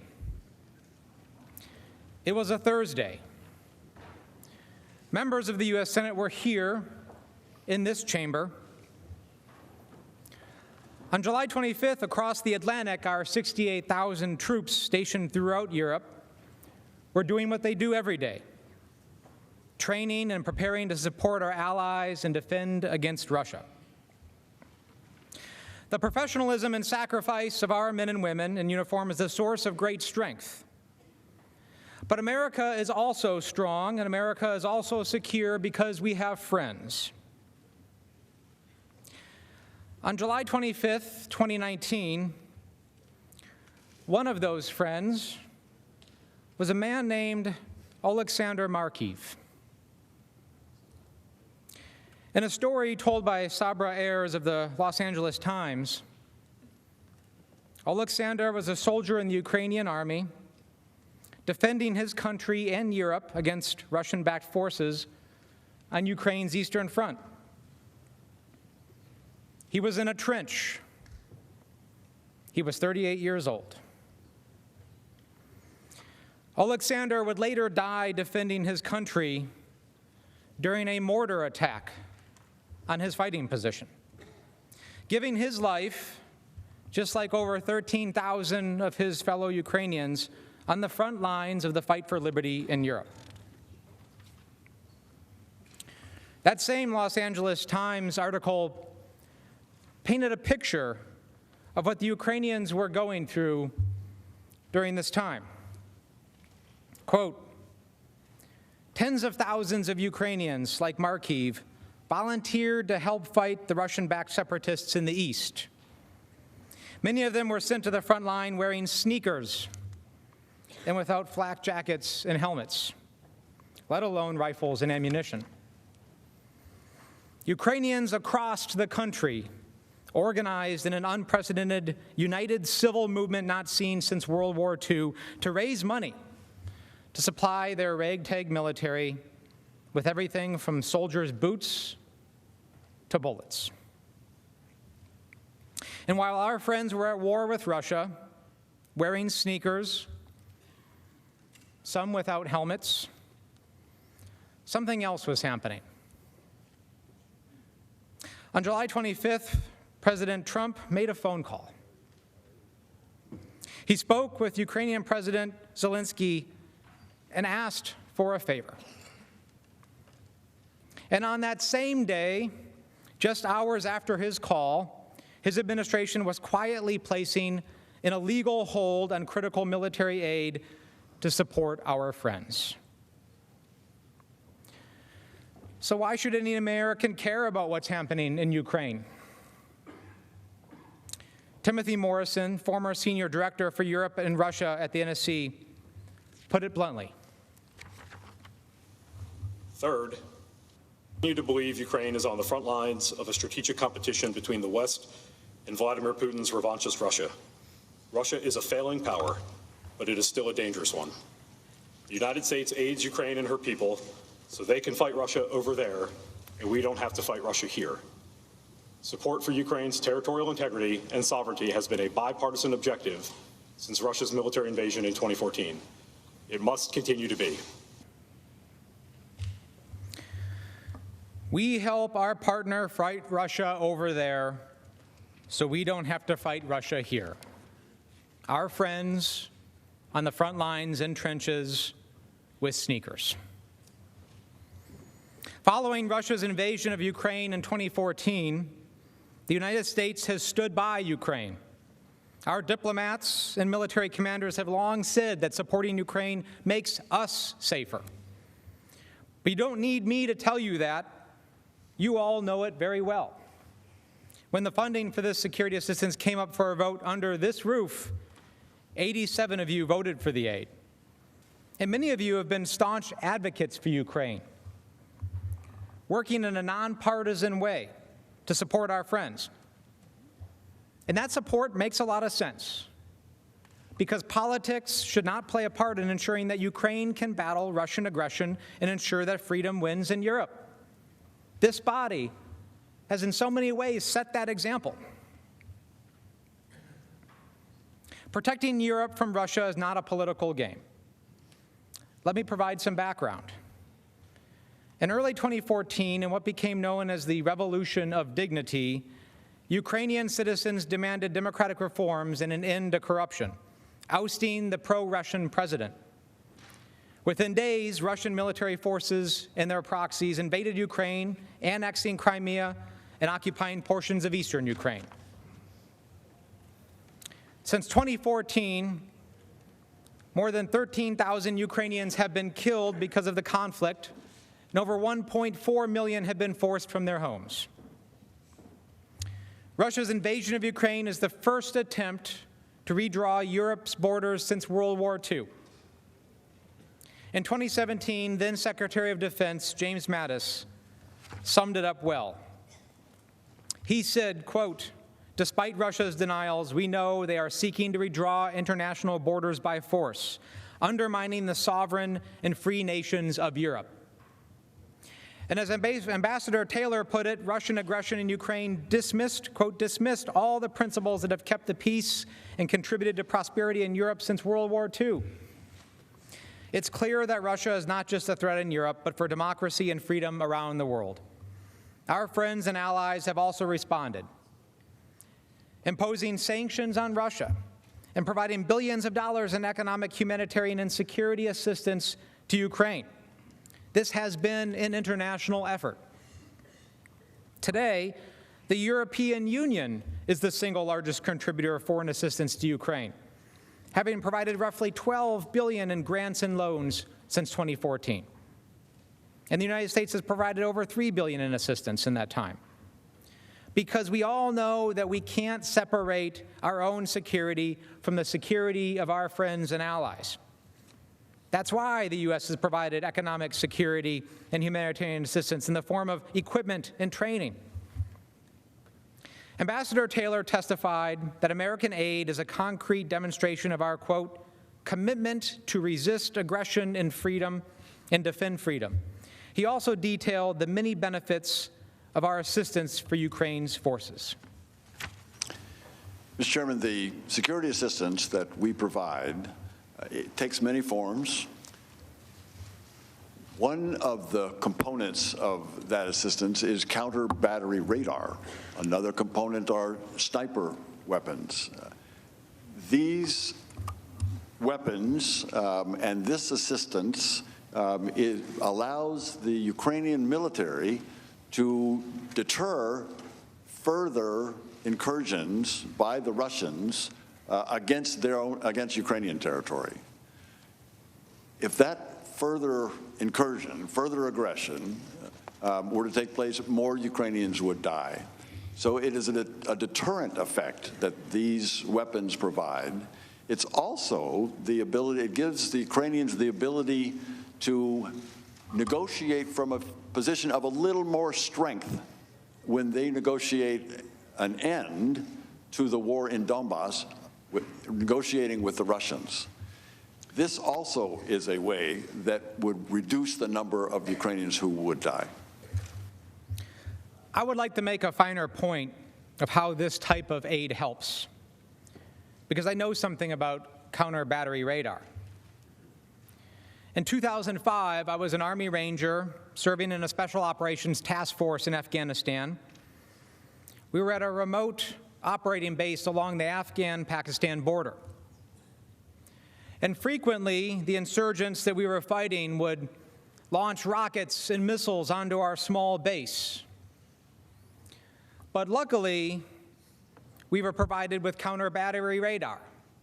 So 20, 30, 40 seconds before those rockets and mortars rained down on us, an alarm would sound.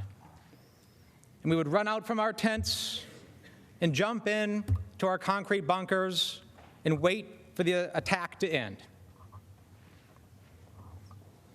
This is not a theoretical exercise, and the Ukrainians know it. For Ukraine, aid from the U.S. actually constitutes about 10% of their military budget. It's safe to say that they can't fight effectively without it. So there is no doubt U.S. military assistance to Ukraine makes a real difference in the fight against Russia. In 2019, Congress provided $391 million in security assistance. This included $250 million through the Department of Defense, the Ukraine Security Assistance Initiative, USAI, and $141 million through the State Department's Foreign Military Financing Program, FMF. President Trump signed the bill to authorize this aid in August 2018 and signed another bill to fund it the following month. The aid was underway. The train was leaving the station and following the same track it had followed every single year. But all of this was about to change. In July of 2019, President Trump ordered the Office of Management and Budget, OMB, to put a hold on all of the aid. The president personally made this decision even after his own appointed advisors warned him that it wasn't in our country's interest to withhold the aid, after overwhelming support in this Senate and against long-standing policy even in his own administration. But what's most interesting to me about this is that he was only interested in the Ukraine aid, nobody else. The U.S. provides aid to dozens of countries around the world, lots of partners and allies. He didn't ask about any of them, just Ukraine. The most important question here is, why would he do that? What was his motivation? Well, we now know why. This hold shocked people across our own government. The Department of Defense, along with the State Department, had already certified to Congress that Ukraine had implemented sufficient anti-corruption reforms to get the funds. And the Defense Department had already notified Congress of its intent to deliver the assistance. So let's recap all of this. Congress had already funded it. Our own government had already certified that it met all the standards it had met every other year. And Congress had already been notified just like every other year. In a series of meetings of the national security agencies, everyone except the OMB supported the provision of the assistance. And OMB, as we know, is headed by Mick Mulvaney, the President's Chief of Staff. Ukraine experts at DoD, the State Department, and the White House emphasized that it was in the national security interests of the U.S. to continue to support Ukraine in its fight. But it wasn't just the national security concern, because many people thought that the hold was just outright illegal. And they were right. It was.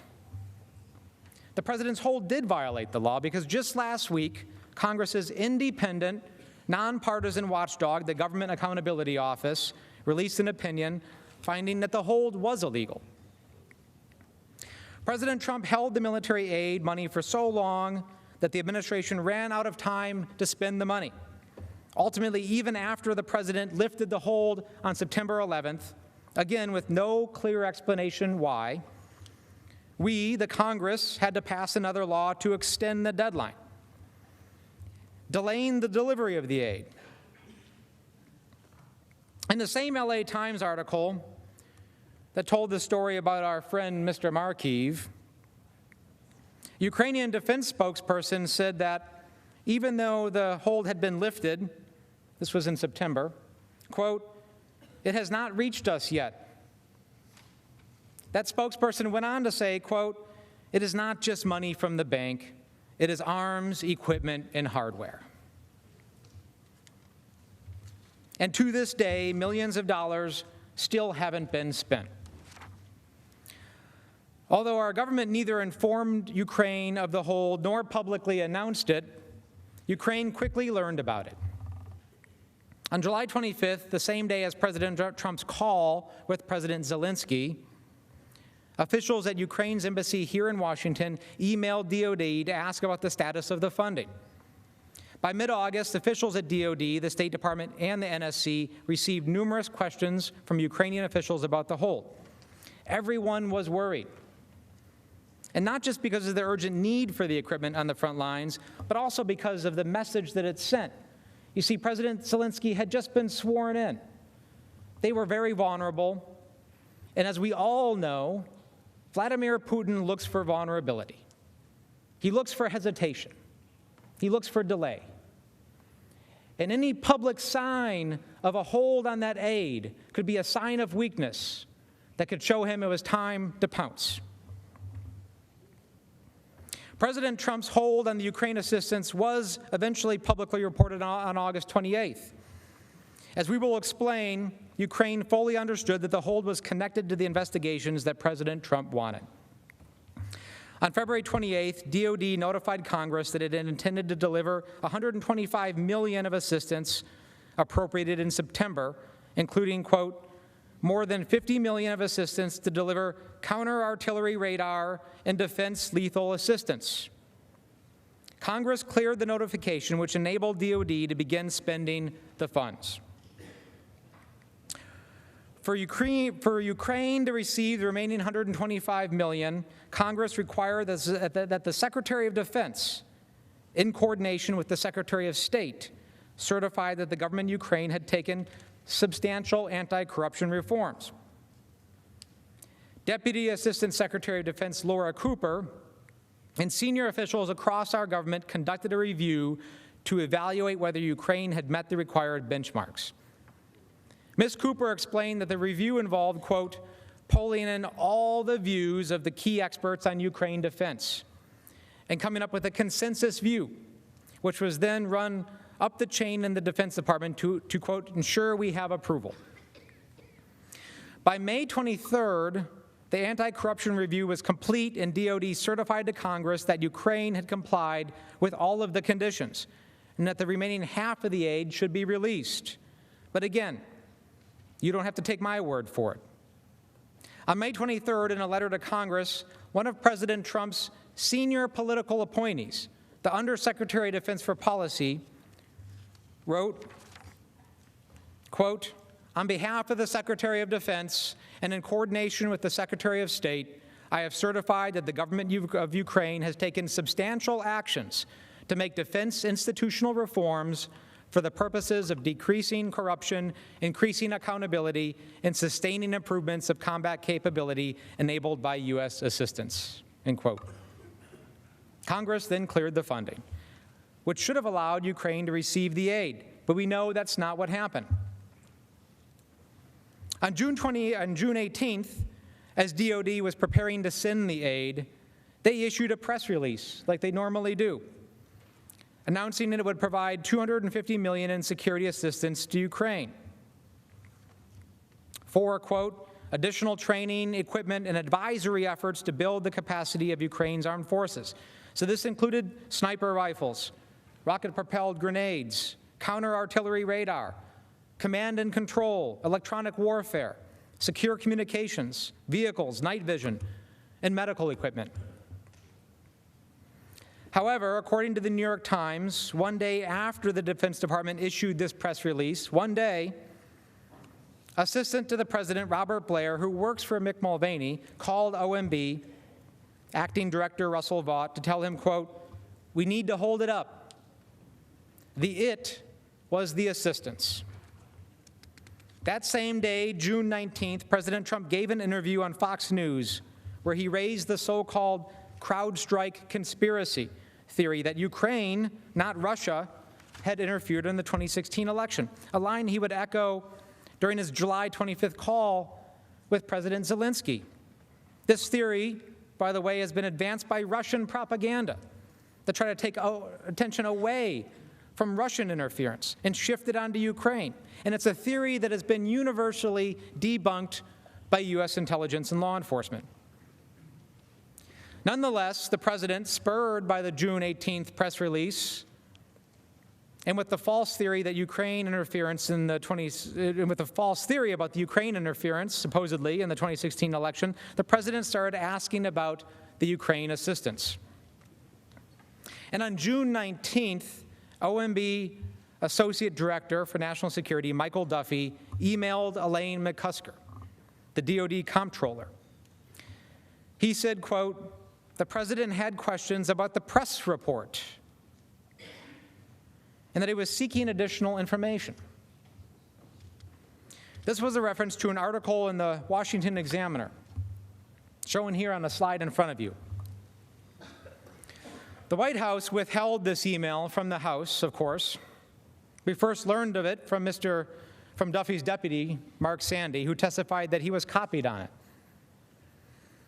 Subsequently, as a result of a lawsuit under the Freedom of Information Act, the public, and therefore Congress, received a copy of that email. But the White House still refuses to comply with the subpoenas for this and other documents. On June 20th, McCusker responded to President Trump's inquiry by providing Sandy information on the Security Assistance Program. Sandy shared the information with Duffy, but he did not know whether Duffy shared the information with the White House. Laura Cooper also recalled receiving an email inquiry about Ukraine security assistance, quote, a few days after DoD's June 18th press release. She noted that it was, quote, relatively unusual to receive questions from the president. In response, DoD provided materials explaining that the $250 million funding package was for additional training, equipment, advisory efforts to build the capacity of Ukraine's armed forces. DoD emphasized, quote, almost all of the dozens of vendors are U.S. companies, meaning that this funding also benefited U.S. businesses and workers. Nonetheless, President Trump put the wheels in motion to freeze the funds shortly after learning about DoD's plan to release the funds. According to a New York Times article on June 27th, Chief of Staff Mulvaney emailed Blair, quote, I'm just trying to tie up some loose ends. Did we ever find out about the money from Ukraine and whether we can hold it back? Blair reportedly responded that it would be possible, but not pretty. He added, quote, expect Congress to become unhinged. And I suppose he said that for all the reasons we talked about earlier, because this chamber and our chamber on the other side of the Capitol resoundingly supports it. And that was just the Defense Department assistance to Ukraine. For 2019, Congress also appropriated $141 million to Ukraine through the State Department. Unlike the Defense Department funding, which was approved by Congress and ready to be spent, OMB blocked the State Department from even seeking Congress's approval to release the funds. And I'd like to pause here to once again stress that we have learned a lot about the circumstances around the initial hold only from the public release of and reporting about these emails in the past few weeks. The White House has refused to provide these emails in response to a subpoena. Mick Mulvaney and Rob Blair refused to comply with the subpoena to testify. These emails are just a few of the many thousands that likely exist on this topic, but which have been concealed from Congress and the American people because of the ongoing obstruction. In fact, last night, as we were here late into the night, sometime around midnight, a new tranche of documents were released under a Freedom of Information Act request by an independent watchdog that had been asking for them. They were released last night between Mr. Duffy and Elaine McCusker and others on the things that I'm talking about right now. Unfortunately, as you can see, there isn't a lot to read here because it's all blacked out. So if the president's lawyers contest any of the facts that I'm talking about, you should demand to see the full record. The American people deserve to see the full truth when it comes to presidential actions. But back to the timeline. From July to September 2019, the president and his advisors at the White House and OMB implemented the hold on Ukraine assistance through an unusual and unlawful process. First, on July 3rd, the State Department notified DOD and NSC staff that OMB was blocking its notification to Congress. According to Jennifer Williams, Vice President Pence's aide, the hold on this assistance, quote, came out of the blue because it had not been previously discussed by OMB or NSC. Around July 12th, President Trump directed that a hold be placed on the DOD security assistance as well. That day, Mr. Blair sent an email to Duffy at OMB informing him that, quote, that the president is directing a hold on military support funding for Ukraine. Around July 15th, Tim Morrison learned from Deputy Director or Advisor Charles Kupperman, quote, that it was the president's direction to hold the assistance. Several days later, Duffy and Blair again exchanged emails about Ukraine and security assistance. And Sandy testified that in these emails, Duffy asked Blair about the reason for the hold. Blair provided no explanation. Instead, he said, quote, we need to let the hold take place. And then, quote, revisit the issue with the president. Between July 18th and July 31st, the NSC staff convened several interagency meetings at which the hold on security assistance was discussed. Remember those dates, July 18th to July 31st. According to Mark Sandy and other witnesses, several facts emerged. First, the agencies learned that the president himself had directed the hold through OMB. Second, no justification or explanation was provided for the hold, despite repeated questions. Third, except for OMB, all agencies supported military aid because it was in the national security interest of the United States. And fourth, many were concerned that the hold was outright illegal. Ambassador Taylor learned of the hold on July 18th. He said, quote, the directive had come from the president to the chief of staff to OMB and that he, quote, sat in astonishment because one of the key pillars of our strong support for Ukraine was threatened. David Holmes, a diplomat at the U.S. Embassy in Kyiv, testified that he was shocked by the hold. Although there was initially some question as to whether the hold applied to DOD funds, which was already cleared by Congress, it soon became clear that the hold applied to all $391 million. Tim Morrison testified that DOD officials raised concerns at a meeting on July 23rd about whether it was, quote, actually legally permissible for the president to not allow for the disbursement of the funding. These concerns related to possible violations of the Impoundment Control Act, the law that gives the president the authority to delay or withhold funds only if Congress is notified of those intentions and approves the proposed action. Of course, neither of those things had been done. The issue was escalated quickly, and at a senior-level meeting on July 26th, OMB remained the lone voice for holding the aid. According to Tim Morrison, OMB said that President Trump was concerned about corruption in Ukraine. Cooper from DOD also attended the July meeting. She received no further understanding of what was meant by corruption.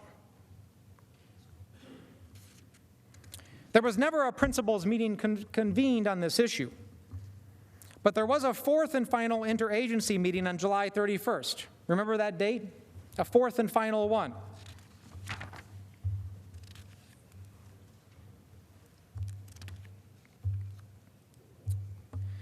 There is a process for making sure that U.S. aid money makes it to the right place to the right people. And Mr. Chief Justice, I do see a lot of members moving and taking a break. We would like to take a break at this time. I have another probably 15 minutes. Oh, I think we can continue. Okay.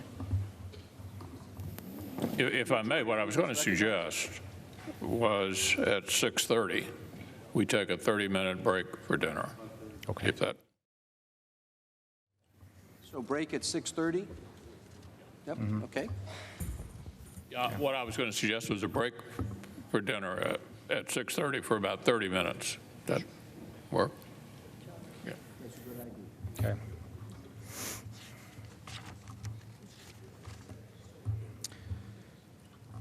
So we know there was a hold, but there was no lawful way to implement that hold. So the OMB had to use creative methods. There is a process for making sure that U.S. aid money makes it to the right place, to the right people, a process that has been followed every year since Congress approved security assistance to Ukraine. The administration needed to find a creative way of getting around that process. Later in the evening of July 25th, the OMB found that way. Even though DOD had already notified Congress that the funds would be released, here is how it worked. First, OMB issued guidance asserting that there was an ongoing review of assistance, even though none of the witnesses who testified were aware of any review of assistance. Second, OMB also attempted to hide the hold in a series of technical footnotes and funding documents. And third, OMB's leadership also transferred responsibility for approving funding obligations from career civil servant Mark Sandy to a political appointee, Mark Duffy, someone with no relevant experience in this funding. Based on recent public reporting and documents DOD released under the Freedom of Information Act, we learned that on July 25th, approximately 90 minutes after President Trump's phone call with President Zelensky, Mr. Duffy put this three-pronged plan into motion when he sent an email to senior DOD officials, copying Sandy. The email is in front of you. In this email, Duffy stated, quote, "Based on guidance I have received and in light of the administration's plan to review assistance to Ukraine, please hold off on any additional DOD obligations of these funds pending direction from that process." Duffy also underscored, quote, "Given the sensitive nature of the request, I appreciate you keeping that information closely held to those who need to know to execute the direction." In other words, don't tell anybody about it. Later that day, Sandy approved and signed the first July 25th funding document, which delayed funding until August 5th. Sandy testified that the purpose of this and subsequent footnotes, quote, was to preclude obligation for a limited period of time, but enable planning and casework to continue. Sandy also testified that his use of footnotes was unusual and that in his 12 years of OMB experience, he could, quote, not recall another event like it. On July 29th, Duffy told Sandy he would no longer be responsible for approving the release of DOD Ukraine funding. This was only weeks after Sandy had raised questions about the legality of the president's hold. Duffy also revoked the authority for approving the release of the State Department funding from Sandy's colleague at OMB. In short, Duffy assumed approval authority for all $391 million of the assistance. Over the next several weeks, with Duffy in charge, OMB continued to issue funding documents that kept kicking the can down the road, supposedly to allow for an interagency process. And remember, an interagency process that had already wrapped up back in July. While inserting the whole time footnotes throughout the apportionment documents, stating that the delay wouldn't affect the program. And yet concerns continued to be relayed within DOD that it had. In total, OMB issued 9 of these documents between July 25th and September 10th. Even as OMB was implementing the president's hold, officials inside OMB advocated for the release of the funds. On August 7th, OMB staff sent a memo to Director Vaught, recommending removing the hold because the assistance was consistent with the national security strategy in terms of 1, supporting a stable, peaceful Europe, 2, the fact that the aid countered Russian aggression, and 3, that there was bipartisan support for the program. This meant that experts at every single relevant agency involved opposed the hold. By mid-August, DoD raised concerns that it might not be able to fully spend the DoD funds before the end of the fiscal year. Laura Cooper testified that DoD estimated $100 million of the aid was at risk of not getting to Ukraine. DoD concluded that it could no longer support OMB's claim that the footnotes, quote, this brief pause in obligations will not preclude DoD's timely execution of the final policy direction, end quote. Sandy testified that this sentence in the footnote was, quote, at the heart of that issue about ensuring that we don't run afoul of the Impoundment Control Act. Records produced in response to a FOIA lawsuit show that Mr. Duffy and Ms. McCusker exchanged emails on August 20th, and on that date, OMB modified the footnote. These emails are almost entirely redacted. However, all the subsequent footnotes issued by OMB during the pendency of the hold removed the sentence regarding DoD's ability to fully obligate the funds by the end of the fiscal year. Nevertheless, OMB continued to implement the hold at the President's direction. We know from emails released last night that as of September 5th, OMB was continuing to instruct DoD to hold the aid. OMB gave these emails to a private organization just because of a FOIA lawsuit. On September 5th, Duffy emailed McCusker the following, quote, no movement from Ukraine. Footnote forthcoming to continue hold through Friday, end quote. We know that McCusker responded to OMB with a lengthy email detailing DoD's serious concerns, but OMB redacted almost the whole thing. As I explained last night, OMB has key documents that President Trump has refused to turn over to Congress. Key documents that go to the heart of one of the ways in which the President abused his power. Concerns about whether the administration was bending, if not breaking the law, contributed to at least 2 OMB officials resigning, including an attorney in OMB. According to Sandy, one colleague specifically disagreed with OMB General Counsel about the application of the Impoundment Control Act. As I mentioned earlier, the independent and nonpartisan Government Accountability Office has already said that the hold was illegal. But you remember the OMB correspondence referencing the, quote, interagency process. As we now know, there was no interagency process. It had ended months before. They made it up. They had to make it up because they couldn't say the real reason for the hold. Sometime prior to August 16th, Ambassador Bolton had a one-on-one meeting with President Trump. According to Morrison, at that meeting, the president, quote, was not ready to approve the release of the assistance. Ambassador Bolton instructed Morrison to look for other opportunities to get the president's cabinet together to, quote, have the direct, in-person conversation with the president about this topic. Everyone was worried, including the president's national security advisor.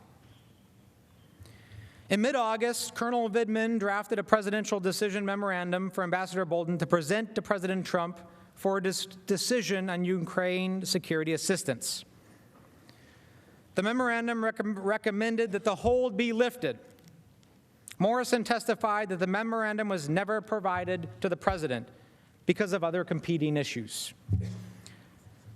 Morrison testified that a meeting with the president was never arranged in August, reportedly because of scheduling problems. According to recent press reports, on August 30th, Secretary of Defense Esper, Secretary of State Pompeo met with President Trump and implored him to release the security assistance because doing so was in the interests of the United States.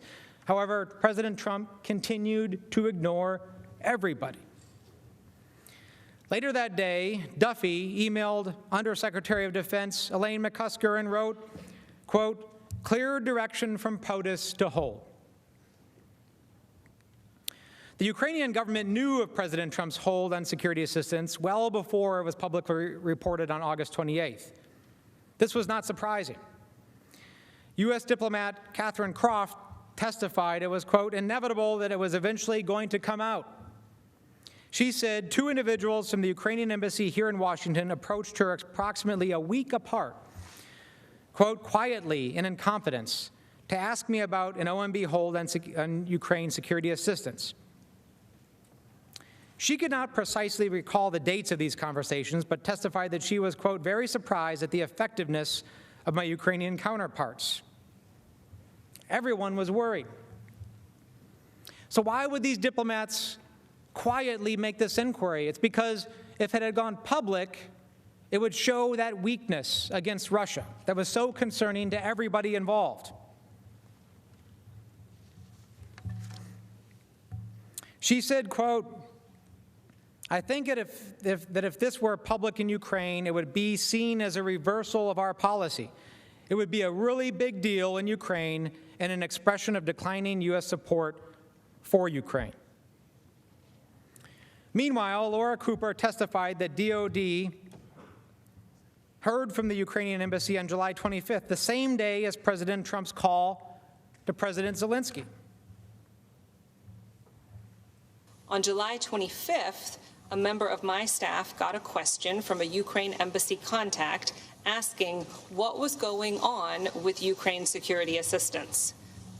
Because at that time, we did not know what the guidance was on USAI. The OMB notice of apportionment arrived that day, but this staff member did not find out about it until later. I was informed that the staff member told the Ukrainian official that we were moving forward on USAI, but recommended that the Ukraine embassy check in with state regarding the FMF. USAI referred to the $250 million that OMB blocked DOD from sending to Ukraine. FMF referred to the $141 million that they blocked from the State Department. On July 25th, Cooper's staff also received 2 emails from the State Department revealing that the Ukrainian embassy was, quote, asking about security assistance, and that the Hill knows about the FMF situation to an extent, and so does the Ukrainian embassy. One of Cooper's staff members reported additional contacts with Ukrainian officials about the hold in August. Finally, we know the Ukrainians knew about the hold because the New York Times published an interview with the former Deputy Foreign Minister of Ukraine, Elena Zirkle. She stated that she and President Zelensky's office received a cable in late July informing them of the hold. In short, by the time of Politico's report on August 28th, the Ukrainians were well aware that the aid was not only important, was not the only important official act that the White House was withholding from them. The long-sought White House visit for President Zelensky was also in limbo. As all of this transpired, Ukrainian troops were still on the front lines in eastern Ukraine, facing off against Russian-backed forces, dying in defense of their country. Ambassador Bill Taylor visited those Ukrainian troops on July 26. He recalled seeing, quote, the armed and hostile Russian-led force on the other side of the damaged bridge across the line of the contact. When asked to reflect on that visit, here is what Ambassador Taylor had to say. Let's talk about July 26th, a lot of years later. You go to the front, you go to Donbass with Ambassador Volker, I believe, and you're on the bridge and you're looking over on the front line at the Russian soldiers. Is that what you recalled? Yes, sir. And you said the commander there, the Ukrainian commander, thanked you for the American military assistance that you knew was being withheld at that moment. That's correct. How'd that make you feel, sir? Badly. Why? Because it was clear that that commander counted on us. It was clear that that commander had confidence in us. It was clear that that commander was appreciative of the capabilities that he was given by that assistance, but also the reassurance that we were supporting him. Like me, Ambassador Taylor is a combat veteran. In fact, he was awarded a Bronze Star. Ambassador Taylor knew how vital our military aid was to those Ukrainian troops because he knows what it feels like to have people counting on you.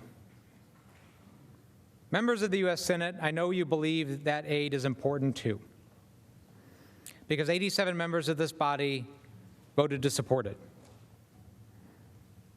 President Trump did not think the aid was important last year. He ignored you and the direction of Congress. He betrayed the confidence of our Ukrainian partners and U.S. national security when he corruptly withheld that aid. And he did so because he simply wanted to help his own political campaign. Our men and women in uniform deserve better. Our friends and allies deserve better. The American people deserve better.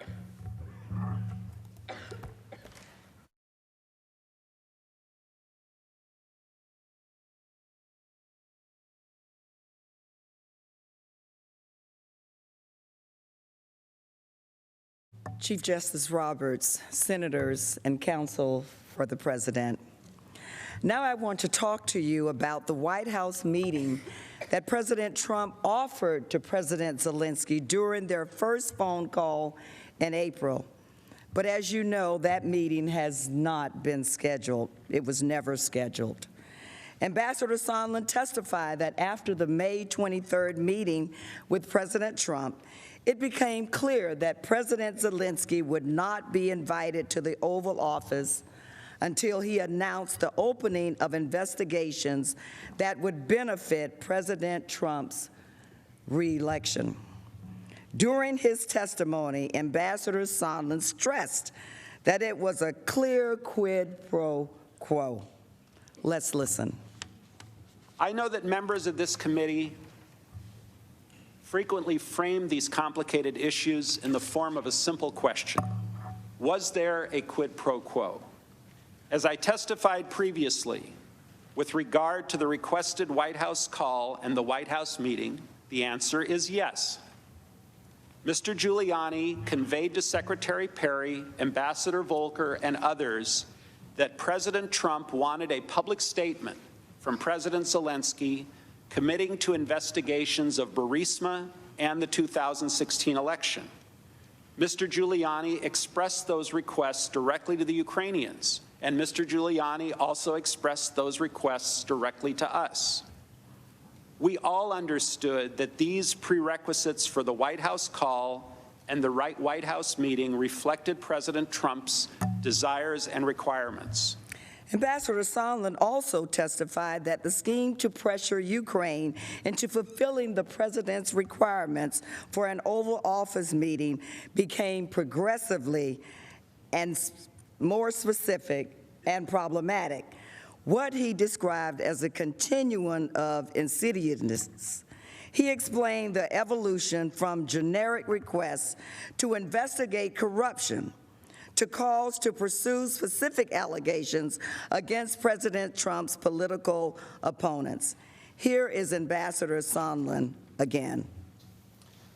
Well, Mr. Chairman, when we left the Oval Office, I believe on May 23rd, the request was very generic for an investigation of corruption in a very vanilla sense, and dealing with some of the oligarch problems in Ukraine, which were longstanding problems.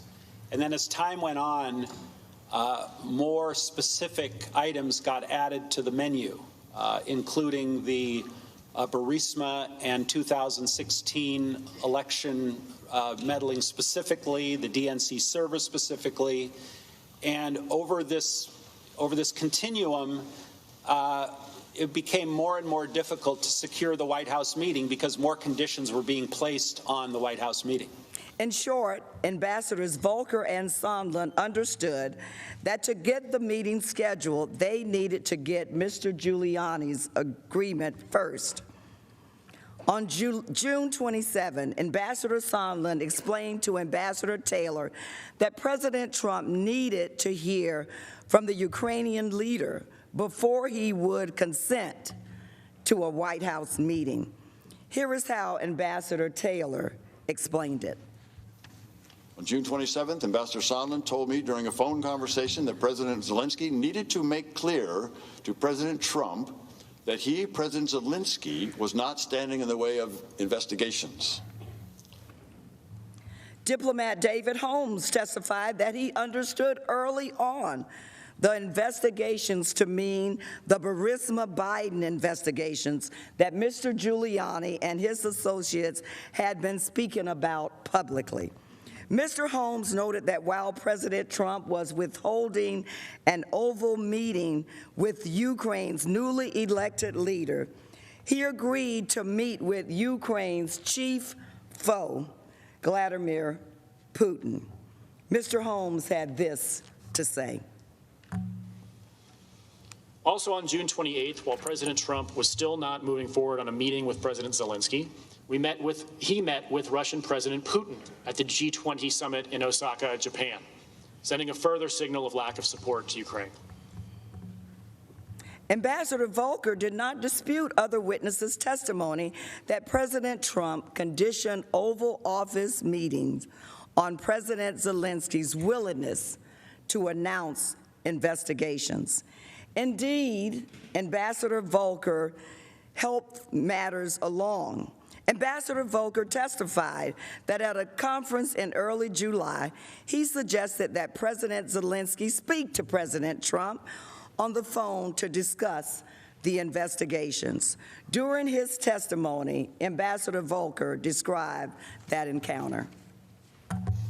And in the July 2nd or 3rd meeting in Toronto that you had with President Zelensky, you also mentioned investigations to him, Yes. right? And again, you were referring to the Burisma. I was thinking about 2016. Burisma in 2016. Okay. And you understood that that's what the Ukrainians interpreted references to investigations to be related to Burisma and the 2016 election.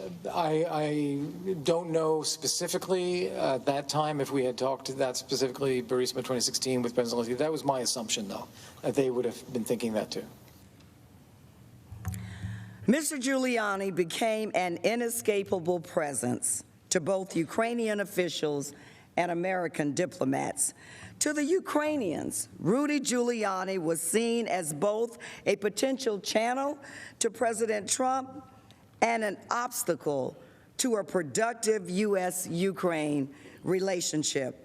A top aide to President Zelensky texts to Volker that, "I feel that the key for many things is Rudy, and I'm ready to talk with him at any time."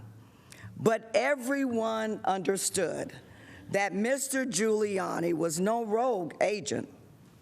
He was acting at the direction of the president. Ambassador Sondland clearly described Mr. Giuliani's role in regard to the president. Let's listen. Mr. Giuliani's requests were a quid pro quo for arranging a White House visit for President Zelensky. Mr. Giuliani demanded that Ukraine make a public statement announcing the investigations of the 2016 election, DNC server, and Burisma. Mr. Giuliani was expressing the desires of the President of the United States, and we knew these investigations were important to the President. Concerned about Mr. Giuliani's influence began to grow. On July 10th, at a meeting between Ambassador Taylor and two Ukrainian officials in Kyiv, Ukrainian officials said they were very concerned because Mr. Giuliani had told the corrupt Prosecutor General Lysenko that President Trump would not meet with the Ukrainian leader. Back in Washington, two important encounters at the White House further revealed the existence of a corrupt quid pro quo. Ambassador Sondland first broached the investigation in a meeting in Ambassador Bolton's office with Bolton's Ukrainian counterpart and President Zelensky's top aide.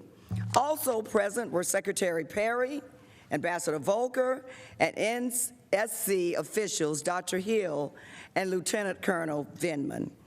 Toward the end of the meeting, the Ukrainians raised the topic of an Oval Office meeting between President Trump and President Zelensky.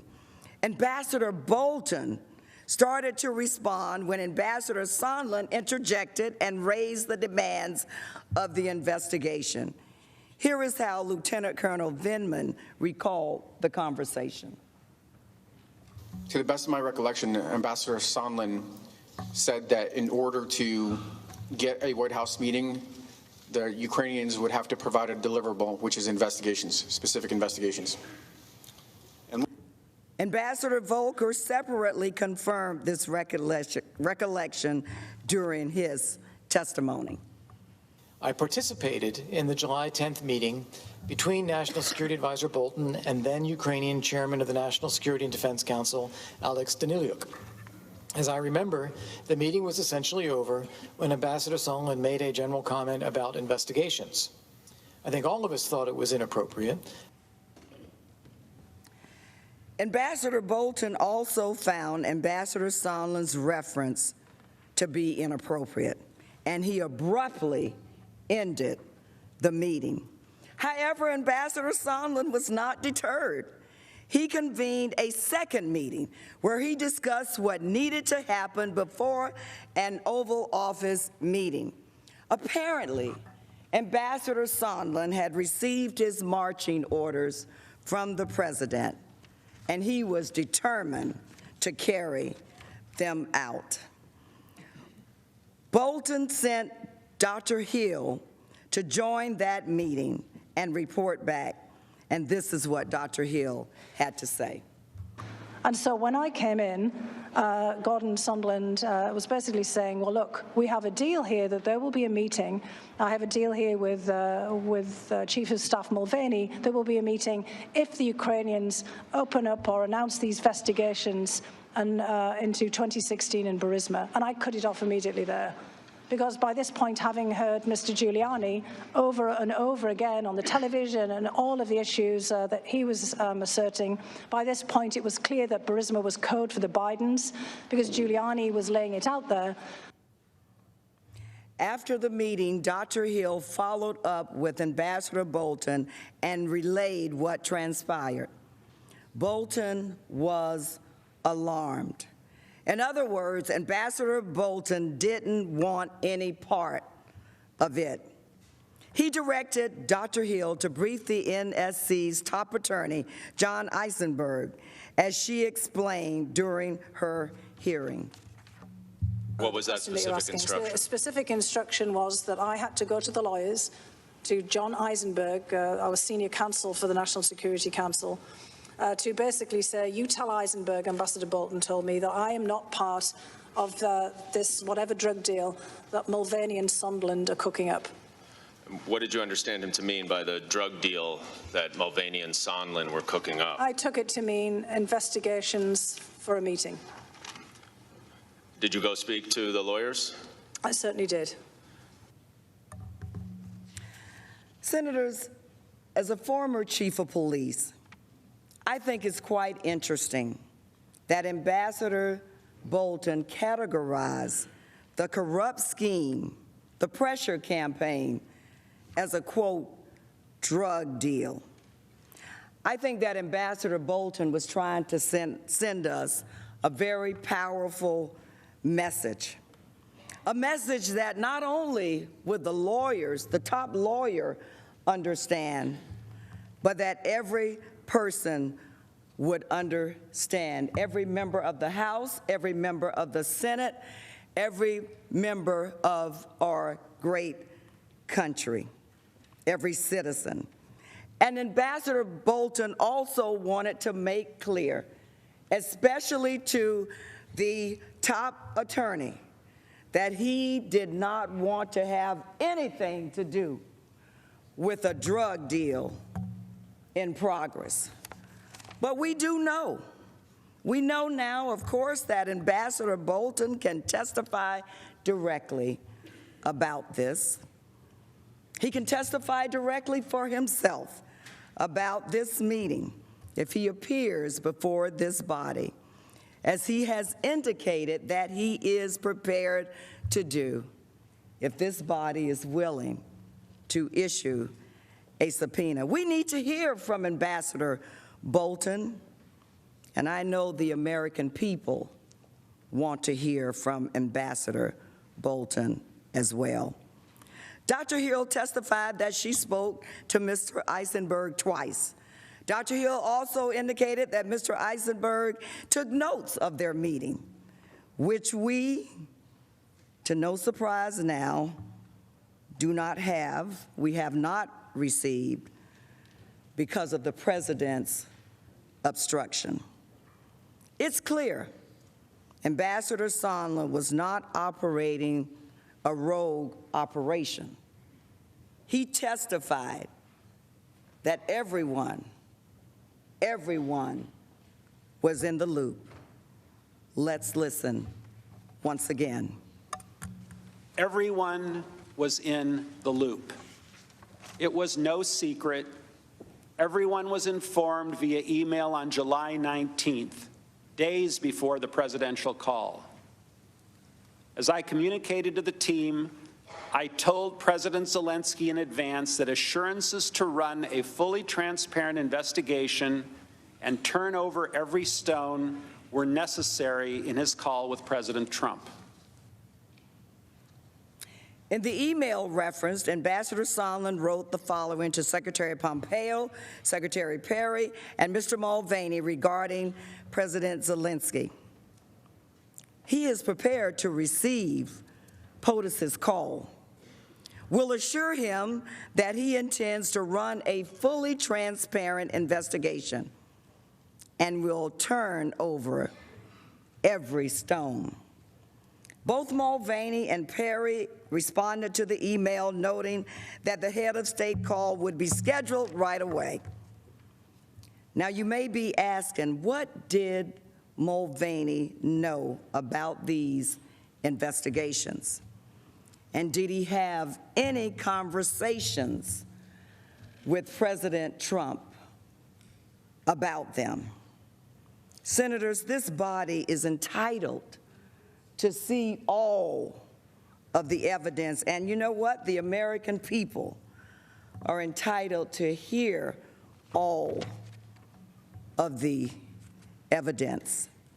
And while the nature of the drug deal we've talked about was uncontested, it is important for the country to know that everyone was involved.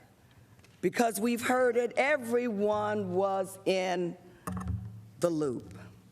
Now, later that day, July 19th, Ambassador Sondland texted Ambassadors Volker and Taylor about the upcoming head of state telephone call. And the text said, looks like POTUS call tomorrow. I spoke directly to Zelensky and gave him a full briefing. He's got it. Ambassador Volker replied to Sondland's text, most important is for Zelensky to say that he will help investigations. The evidence shows that the Ukrainians understood what they needed to do to earn a White House meeting with the president. On July 20th, the day after Ambassador Sondland's phone call with President Zelensky, Ambassador Taylor spoke with the Ukrainian National Security Advisor. Ukraine's National Security Advisor conveyed that the Ukrainian president did not want to become an instrument in U.S. politics. Here is how Ambassador Taylor explained that concern. What did you understand it to mean when that Zelensky had concerns about being an instrument in Washington domestic re-election politics? Mr. Daniluk understood that these investigations were pursuant to Mr. Giuliani's request to develop information, to find information about Burisma and the Bidens. This was very well known in public. Mr. Giuliani had made this point clear in several instances in the beginning, in the springtime, and Mr. Daniluk was aware that that was a problem. And would you agree that because President Zelensky is worried about this, they understood at least that there was some pressure for them to pursue these investigations. Is that fair? Mr. Dyerlook indicated that President Zelensky certainly understood it, that he did not want to get involved in these type of activities. The next day, Ambassador Taylor relayed the Ukrainian leaders' concerns to Volker and Sondland. But Ambassador Sondland did not back down.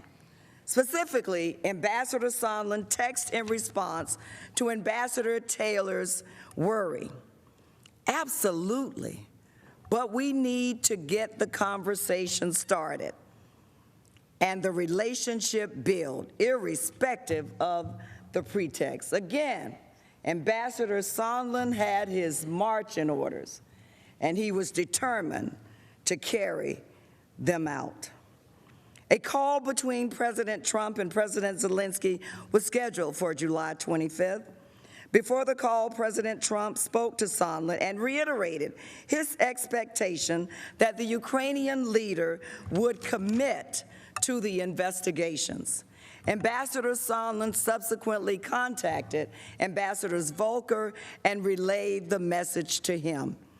Volker then texted Zelensky's top aide with President Trump's instructions. Assuming President Z convinces Trump he will investigate, get to the bottom of what happened in 2016, we will nail down the date for a visit to Washington.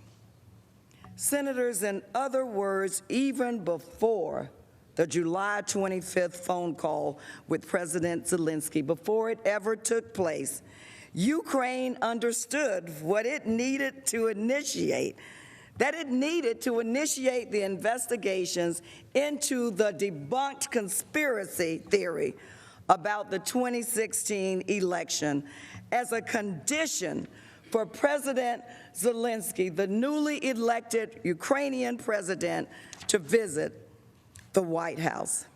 Ambassador Sondland testified that acting on President Trump's direct orders, he and Ambassador Volker prepped President Zelensky for the telephone call. And you would agree that the message in this that is expressed here is that President Zelensky needs to convince Trump that he will do the investigations in order to nail down the date for a visit to Washington, D.C. Is that correct? That's correct. By this time, nonpartisan career officials involved with Ukraine policy had become aware of this quid pro quo. Here is what 3 of them said during their testimony. Ambassador Taylor, the meeting President Zelensky wanted was conditioned on investigations of Burisma and alleged Ukrainian influence in the 2016 elections. Ambassador David Holmes, it was made clear that some action on a Burisma-Biden investigation was a precondition for an Oval Office visit. Dr. Hill, there seems to be an awful lot of people involved. You know, basically turning a White House meeting into some kind of asset that was dangled out to the Ukrainian government. A White House visit, a visit to the Oval Office dangled out to the Ukrainian government. Senators, I ask you to think about those words as we decide, as you decide, what action you will take. Think about those words. There was no doubt the direction came from the President of the United States. The President was the center of this scheme.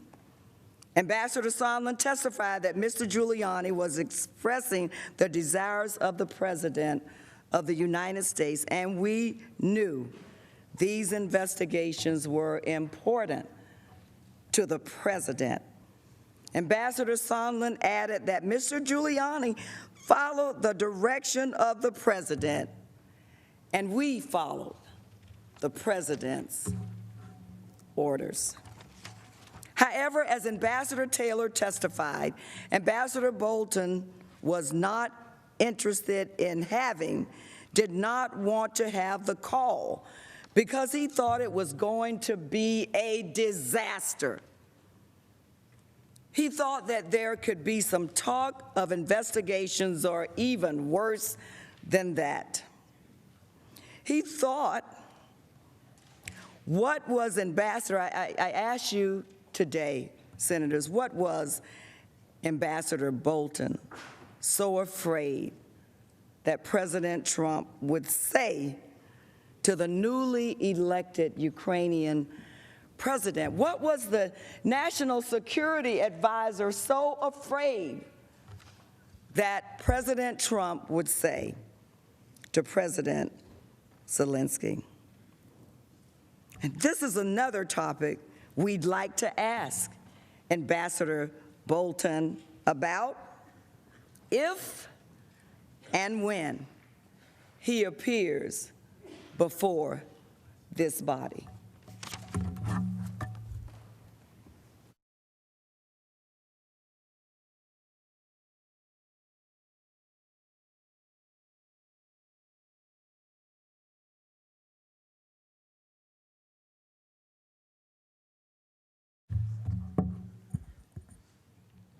Mr. Chief Justice, distinguished members of the Senate, I thank you once again for your indulgence and for your courtesy as we all undertake our solemn constitutional responsibilities during this Senate trial.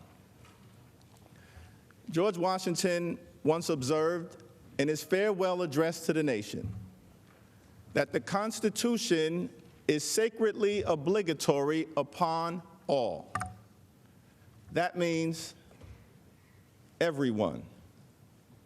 And in fact, that is what makes our great country so distinct from authoritarian regimes and enemies of democracy. Vladimir Putin is above the law in Russia. Erdogan is above the law in Turkey. Kim Jong-un is above the law in North Korea. But in the United States of America, no one is above the law, not even the President of the United States. That is what this moment is all about. As we all know, Congress is a separate and co-equal branch of government. We don't work for this president or any president. We, of course, work for the American people. We have a constitutional responsibility to serve as a check and balance on an out-of-control executive branch. That is not the Democratic Party playbook. That is not the Republican Party playbook. That is the playbook in a democratic republic. James Madison once observed in Federalist 51 that the Congress should serve as a rival to the executive branch. In my humble opinion, why would Madison use the word rival? It's because the framers of the Constitution, I think, did not want a king. They did not want a dictator. They did not want a monarch. They wanted a democracy. The Constitution is sacredly obligatory upon all. It is through that lens that we proceed today. For the next few moments, I would like to discuss President Trump's July 25th phone call with Ukraine's newly elected leader. The president claims that his call was perfect. Nothing can be further from the truth. The call is direct evidence of President Trump's solicitation of foreign interference in the 2020 election as part of a corrupt scheme.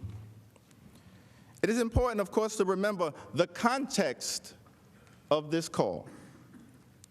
The new Ukrainian president, Vladimir Zelensky, was in a vulnerable position and viewed American and diplomatic military support as critical to his standing and to Ukraine's fragile future as a democracy.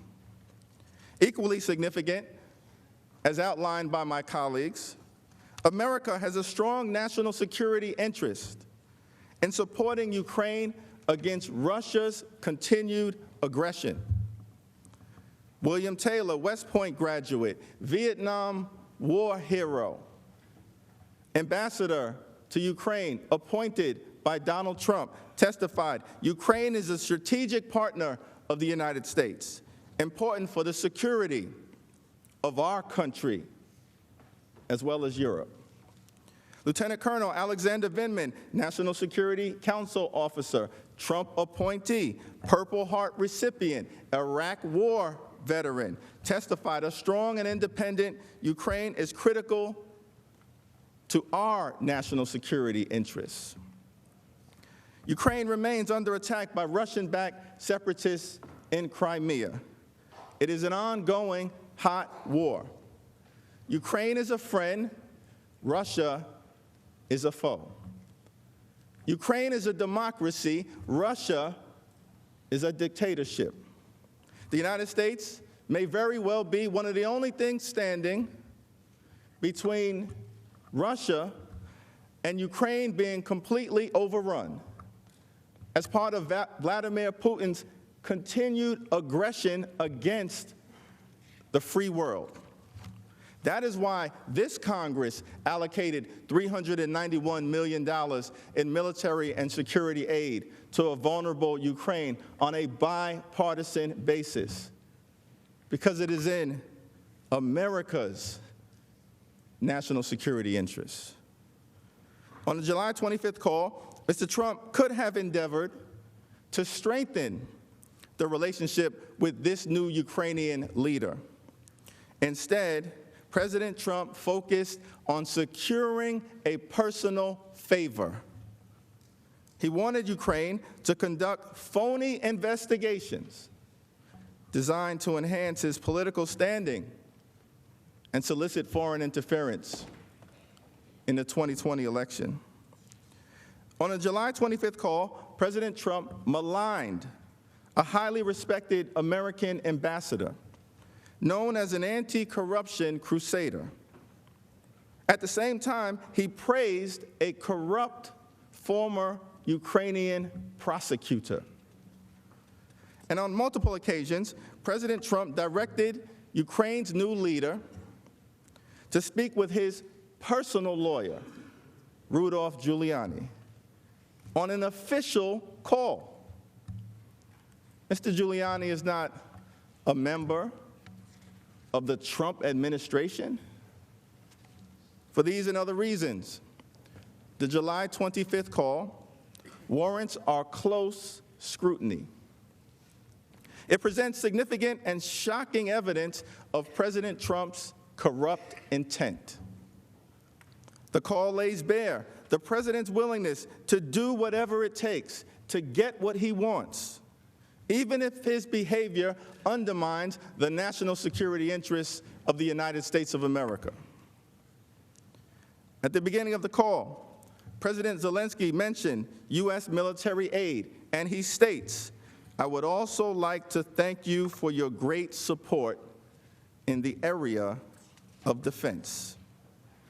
The great support in the area of defense includes the security assistance passed by this Congress on a bipartisan basis that Donald Trump held up in violation of the law. Immediately after President Zelensky raised the issue of defense support, President Trump responded, "I would like you to do us a favor, though." These words will live in infamy. First, President Trump said to President Zelensky, as part of the 2 demands that he requested, I would like you to find out what happened with this whole situation in Ukraine. They say CrowdStrike. I guess you have one of your wealthy people, the server, they say, Ukraine has it.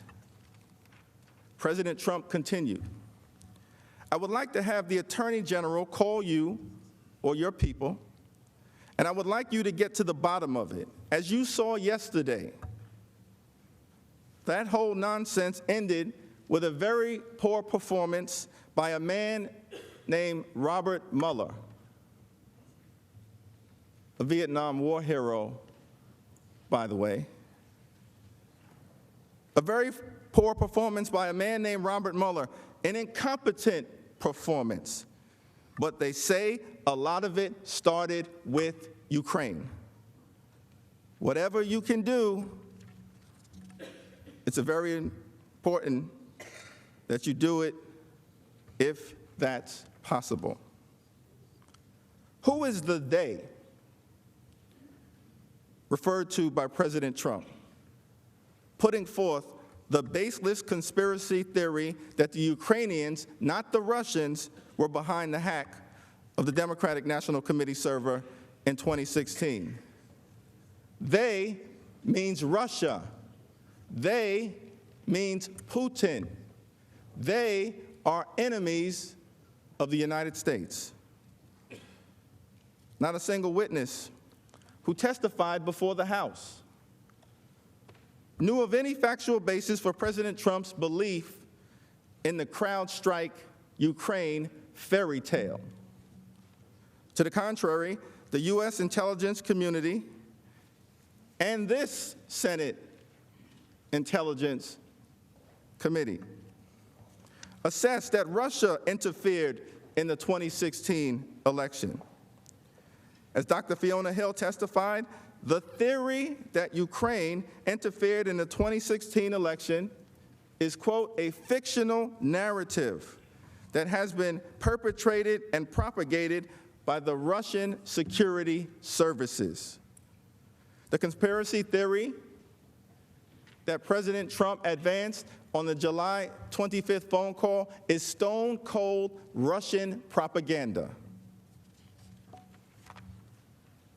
As early as February 2017, Vladimir Putin began to promote this lie during a press conference, saying, quote, the Ukrainian government adopted a unilateral position in favor of one candidate.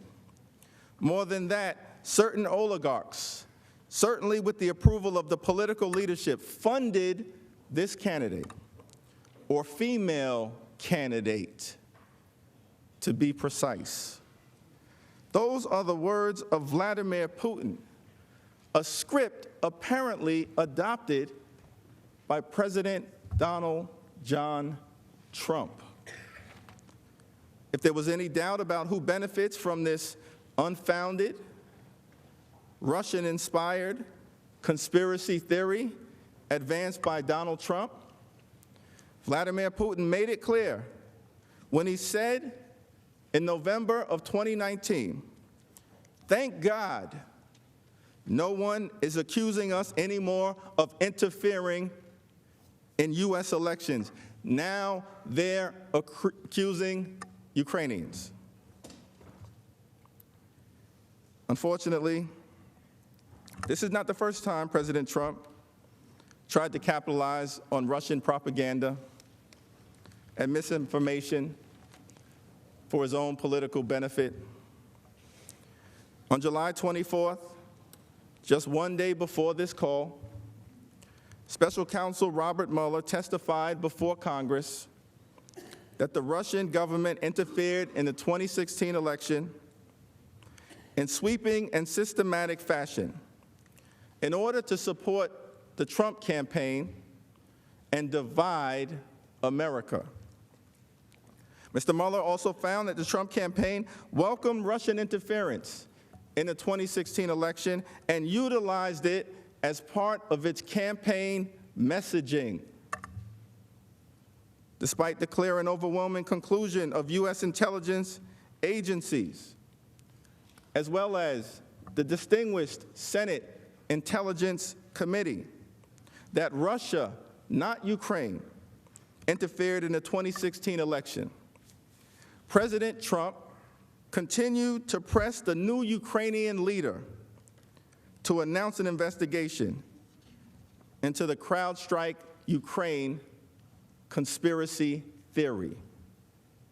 Why? President Trump sought a political favor. That's why. As part of a scheme to solicit foreign interference in the 2020 election.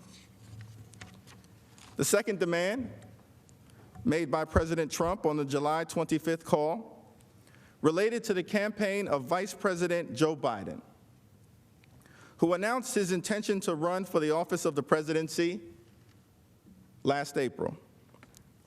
Throughout the spring and early summer of last year, public polling consistently showed that Biden would decisively defeat President Trump.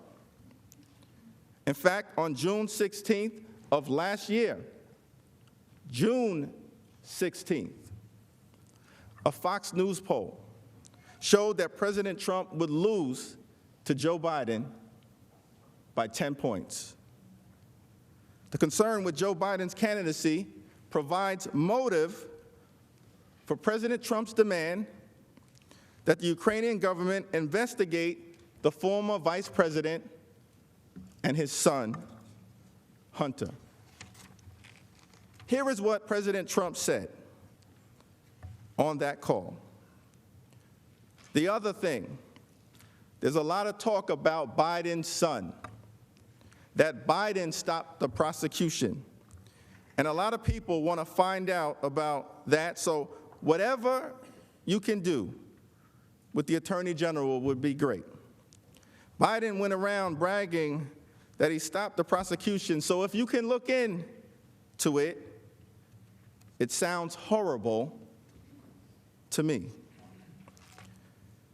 Now, the Trump administration officials who participated in the impeachment inquiry unanimously testified that there was no factual support for the allegation that Vice President Biden did anything wrong or misused his authority when he pressed for the removal of Ukraine's corrupt former prosecutor general. Joe Biden did nothing wrong. The witnesses testified that Vice President Biden was in fact carrying out official U.S. policy to clean up the Prosecutor General's office in Ukraine.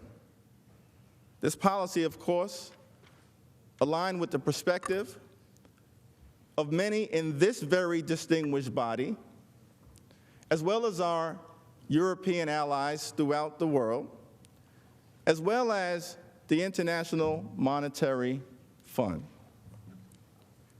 Vice President Biden did not remove Yuri Lutsenko, the corrupt prosecutor. The Ukrainian government did, with the support of the free world. Nonetheless, on October 3rd, 2019, when a reporter asked President Trump, "What exactly did you hope Zelensky would do about the Bidens after your phone call?" President Trump responded as follows. Mr. President, what exactly did you hope Zelensky would do about the Bidens after your phone call? Exactly. Well, I would think that if they were honest about it, they'd start a major investigation into the Bidens. It's a very simple answer. Start a major investigation into the Bidens. The evidence of wrongdoing by President Trump is hiding in plain sight. During the July 25th call, President Trump also repeatedly pressed the Ukrainian president to coordinate with his personal attorney, Rudolph Giuliani. Why was Rudolph Giuliani's name mentioned multiple times during the July 25th phone call? Giuliani is not the Secretary of State. He's not an ambassador. He's not a member of the diplomatic corps. Rudolph Giuliani is a cold-blooded political operative for President Trump's re-election campaign. That is why he was referenced multiple times on that July 25th phone call. And it is evidence of corrupt intent by President Trump. By the time the call took place, President Zelensky understood Giuliani's connection to the shakedown scheme. He recognized Giuliani's role as the president's political operative as matters related to Ukraine. Zelensky informed President Trump that one of his aides spoke with Mr. Giuliani just recently, and we are hoping very much that Mr. Giuliani will be able to travel to Ukraine, and we will meet once he comes. The Ukrainian leader knew Giuliani represented President Trump's political interest in his country and could help unlock the long sought-after Oval Office meeting that President Zelensky desired. The phony investigations sought by President Trump on the July 25th call were not designed to bolster the national security interests of the United States of America. Quite the contrary, President Trump sought to benefit himself and his own re-election prospects. On the July 25th call, President Trump also suggested that President Zelensky speak with the Attorney General, William Barr, about the two fake investigations that the president sought. This is important to keep in mind. At no time during this entire sordid scheme was there an ongoing American law enforcement investigation into the phony slander related to Joe Biden or the conspiracy theory related to Ukrainian interference in the 2016 election. At no time was there an ongoing American law enforcement investigation. America is the leader of the free world. We do not urge other sovereign countries to target American citizens, absent any legitimate basis whatsoever, absent any scintilla of evidence. Apparently, President Trump does not play by those rules. During the July 25th call, President Trump didn't raise legitimate corruption concerns as it relates to Ukraine. President Trump did not mention the word corruption once. The president did, however, viciously malign former U.S. Ambassador to Ukraine, Marie Yovanovitch, a distinguished anti-corruption advocate whom he abruptly removed because she was seen as an obstacle to his geopolitical shakedown.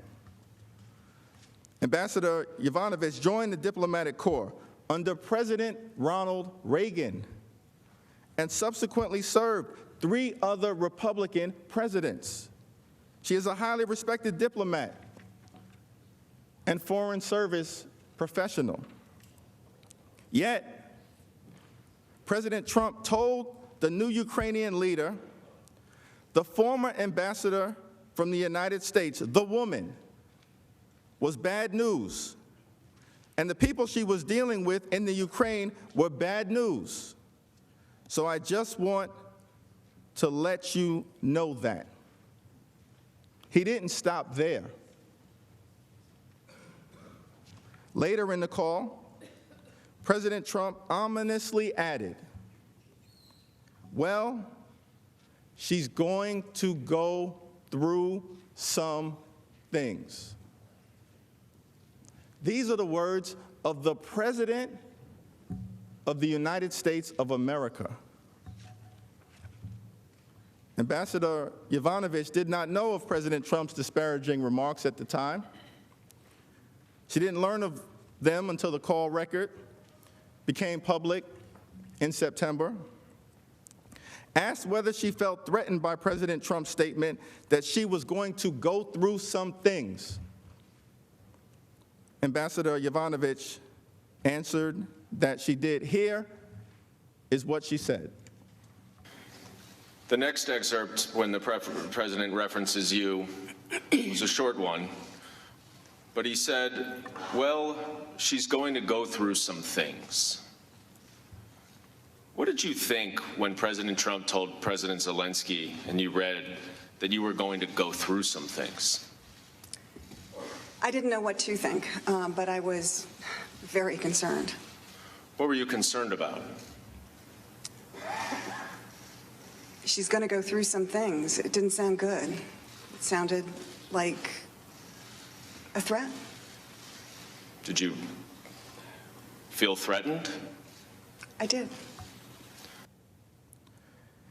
During that same call, President Trump also took the opportunity to praise Yuri Lutsenko. Mr. Lutsenko is the former Ukrainian prosecutor general who was widely regarded by the entire free world, including our European allies and the International Monetary Fund, to be corrupt and incompetent. But Donald John Trump, our president, praised him on that call. He told President Zelensky, quote, I heard you had a prosecutor who was very good, and he was shut down, and that's really unfair. A lot of people are talking about that, the way they shut your very good prosecutor down. And you had some very bad people involved. Think about this contrast. The president bashed a career American diplomat, an anti-corruption champion, who he unceremoniously removed because she was viewed as an obstacle to his efforts to solicit foreign interference in the 2020 election, and at the same time, praised someone who he thought could be an asset, a corrupt Ukrainian prosecutor, who the free world viewed as an obstacle to the rule of law. The idea that President Trump cares about corruption is laughable. It's laughable. Plain reading of the rough transcript of the July 25th call also sheds light on the quid pro quo involving the Oval Office meeting that had been sought.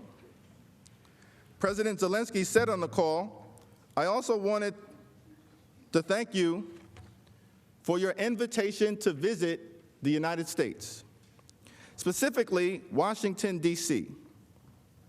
On the other hand, I also wanted to ensure that we will be very serious about the case and will work on the investigation. As all of you know, here in this distinguished body, quid pro quo is a Latin term. It means this for that. Statement that I just read shows that President Zelensky fully understood at the time of this July 25th call that if he yielded to President Trump's demand for phony investigations, he would get the White House meeting in the Oval Office that he desperately sought. This for that. President Trump has repeatedly insisted that his July 25th conversation with President Zelensky was a perfect call. His staff at the White House apparently believed otherwise. The press office issued a short and incomplete summary of the July 25th call.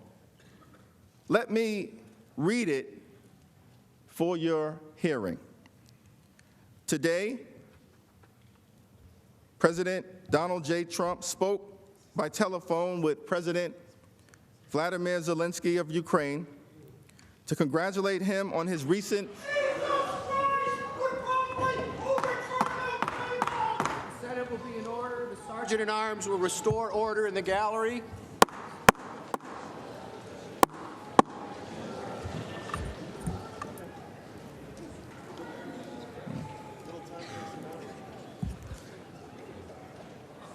And the scripture says, "For the Lord loves justice and will not abandon his faithful ones." Official White House call readout, July 25th, 2019. Today, President Donald J. Trump spoke by telephone with President Vladimir Zelensky of Ukraine to congratulate him on his recent election. President Trump and President Zelensky discussed ways to strengthen the relationship between the United States and Ukraine, including energy and economic cooperation. Both leaders also expressed that they look forward to the opportunity to meet.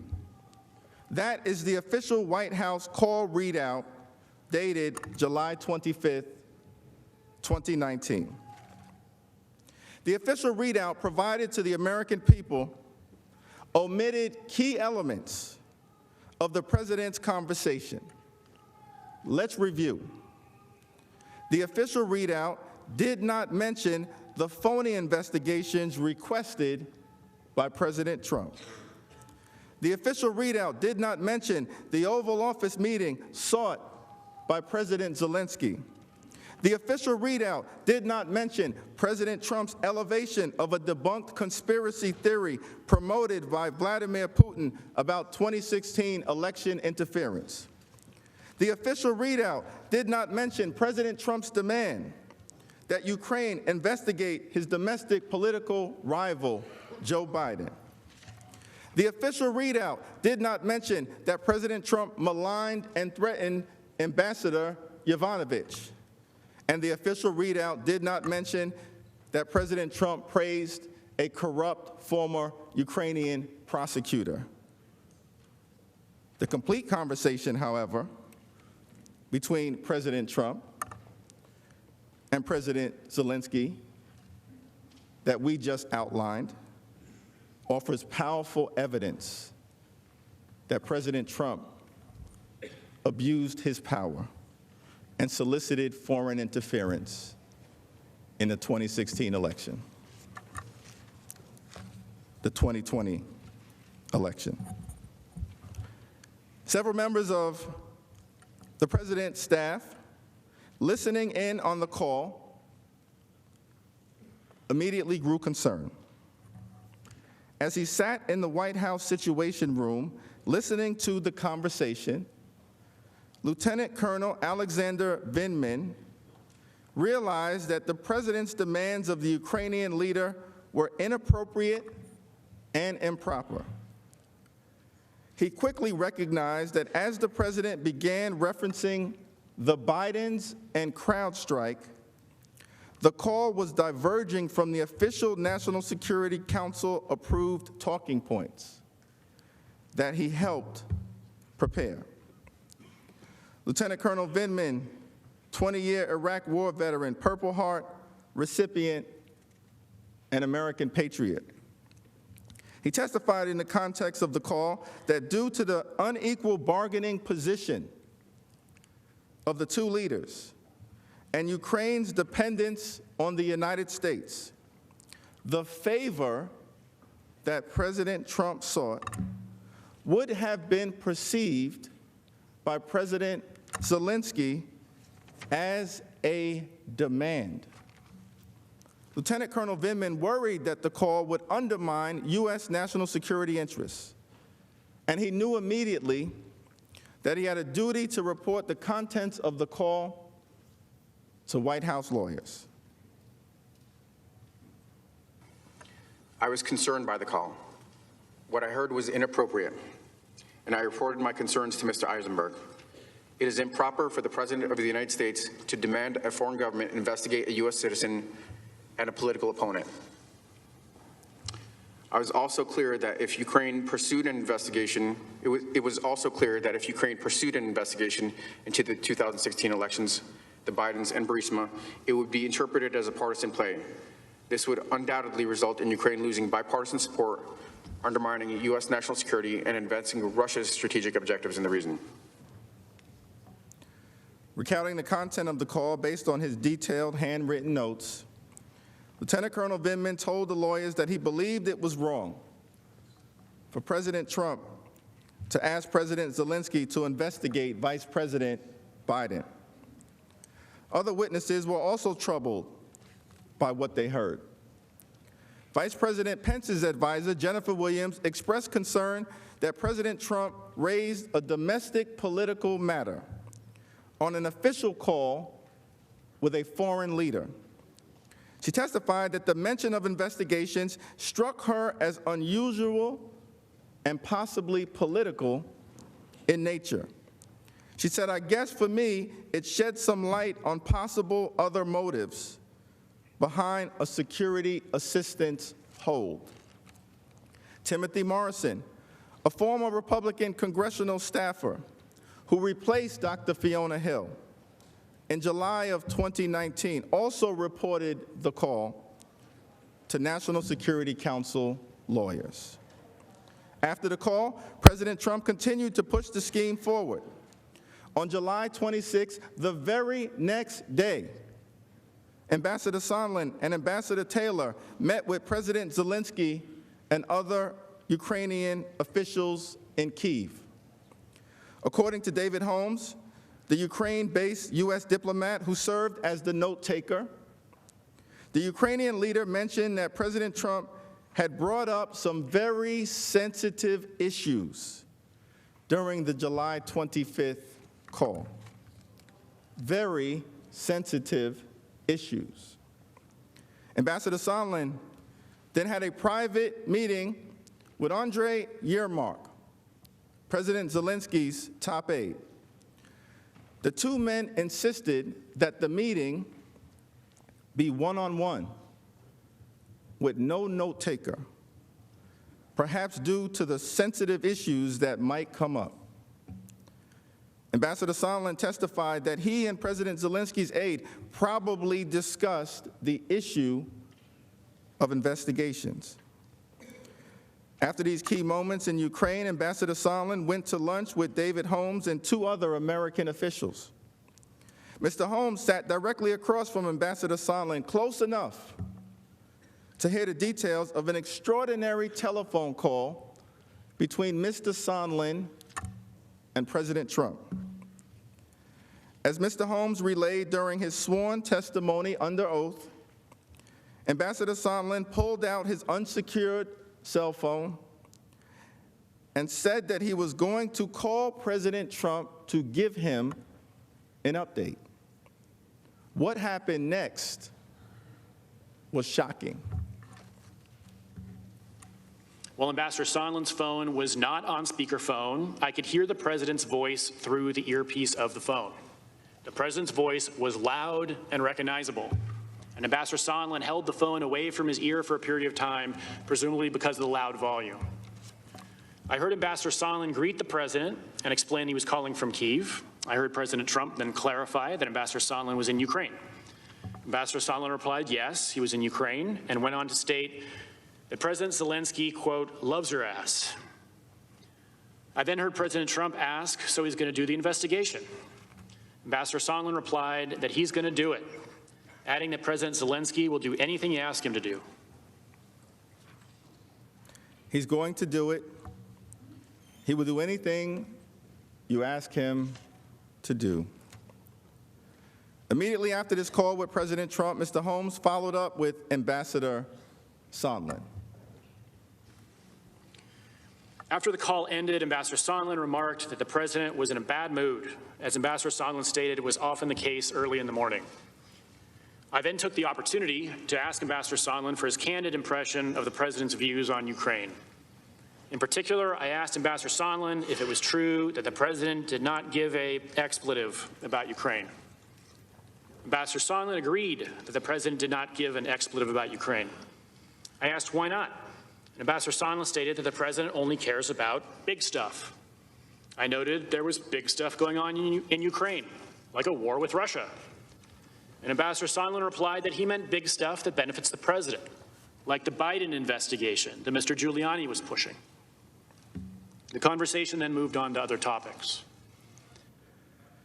During the July 25th call, President Trump asked for the favor of these two phony political investigations immediately after the Ukrainian president brought up defense assistance for Ukraine. And the following day, Ambassador Sondland confirmed to President Trump that Ukraine would indeed initiate the investigations discussed on the call, which was the only thing President cared about with respect to Ukraine. He didn't care that Russia was forcefully occupying eastern Ukraine.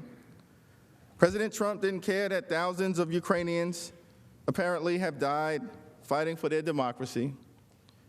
He didn't seem to care that supporting Ukraine bolsters America's national security.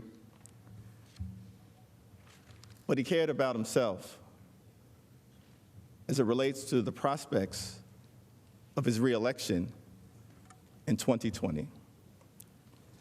In November, President Trump denied that he spoke to Ambassador Sondland on July 26, telling reporters, I know nothing about that. But in his public testimony, Ambassador Sondland contradicted that assertion with official records he obtained from the White House. Ambassador Sondland further explained that Holmes' testimony refreshed his reelection about the July 26 call, which Ambassador Sondland had not originally described when he first appeared at a deposition before the House. Also, on July 26, shortly after our Kiev meetings, I spoke by phone with President Trump. The White House, which has finally shared certain call dates and times with my attorneys, confirms this. The call lasted 5 minutes. I remember I was at a restaurant in Kiev, and I have no reason to doubt that this conversation included the subject of investigations. Again, given Mr. Giuliani's demand that President Zelensky make a public statement about investigations, I knew that investigations were important to President Trump. President Trump said that his July 25th conversation was a perfect call. It was far from perfect. In a perfect call, the president would not demand a political favor from a vulnerable Ukraine under attack by a Russian foe. In a perfect call, the president would not demand that a foreign leader investigate a Russian-inspired conspiracy about the 2016 election. In a perfect call, the president would not pressure a foreign government to target an American citizen for political personal gain. In a perfect call, the president would not solicit foreign interference in the 2020 election. In a perfect call, the president would not threaten the well-being of a highly respected American ambassador and say that she was going to go through some things. In a perfect call, the president would not praise a disgraced former prosecutor who the free world viewed as corrupt and incompetent. And in a perfect call, the president would not have directed a foreign leader to follow up with Rudolph Giuliani, a human hand grenade. This was not a perfect call. It is direct evidence that President Donald John Trump corruptly abused his power and solicited foreign interference in the 2020 election. The majority leader is recognized. Mr. Chief Justice, colleagues, we'll now take a 30-minute break for dinner and reconvene at 5 minutes after 7. So I ask consent the Senate stand in recess until that time. Without objection, so ordered.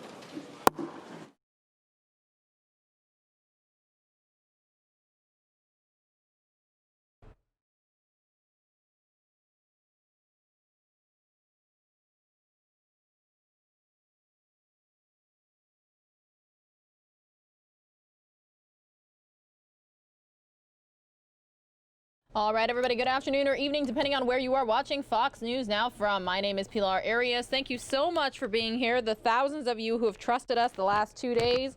Don't you forget, we are going to have all of your Senate impeachment trial coverage right here, me, Mike, and Christy, so you don't need to go anywhere. Let's get a viewer count right now. There's currently 6,849 of you watching. They say they're going to be taking a 30-minute break. We all know how that goes, right? Usually it's a little bit longer than that.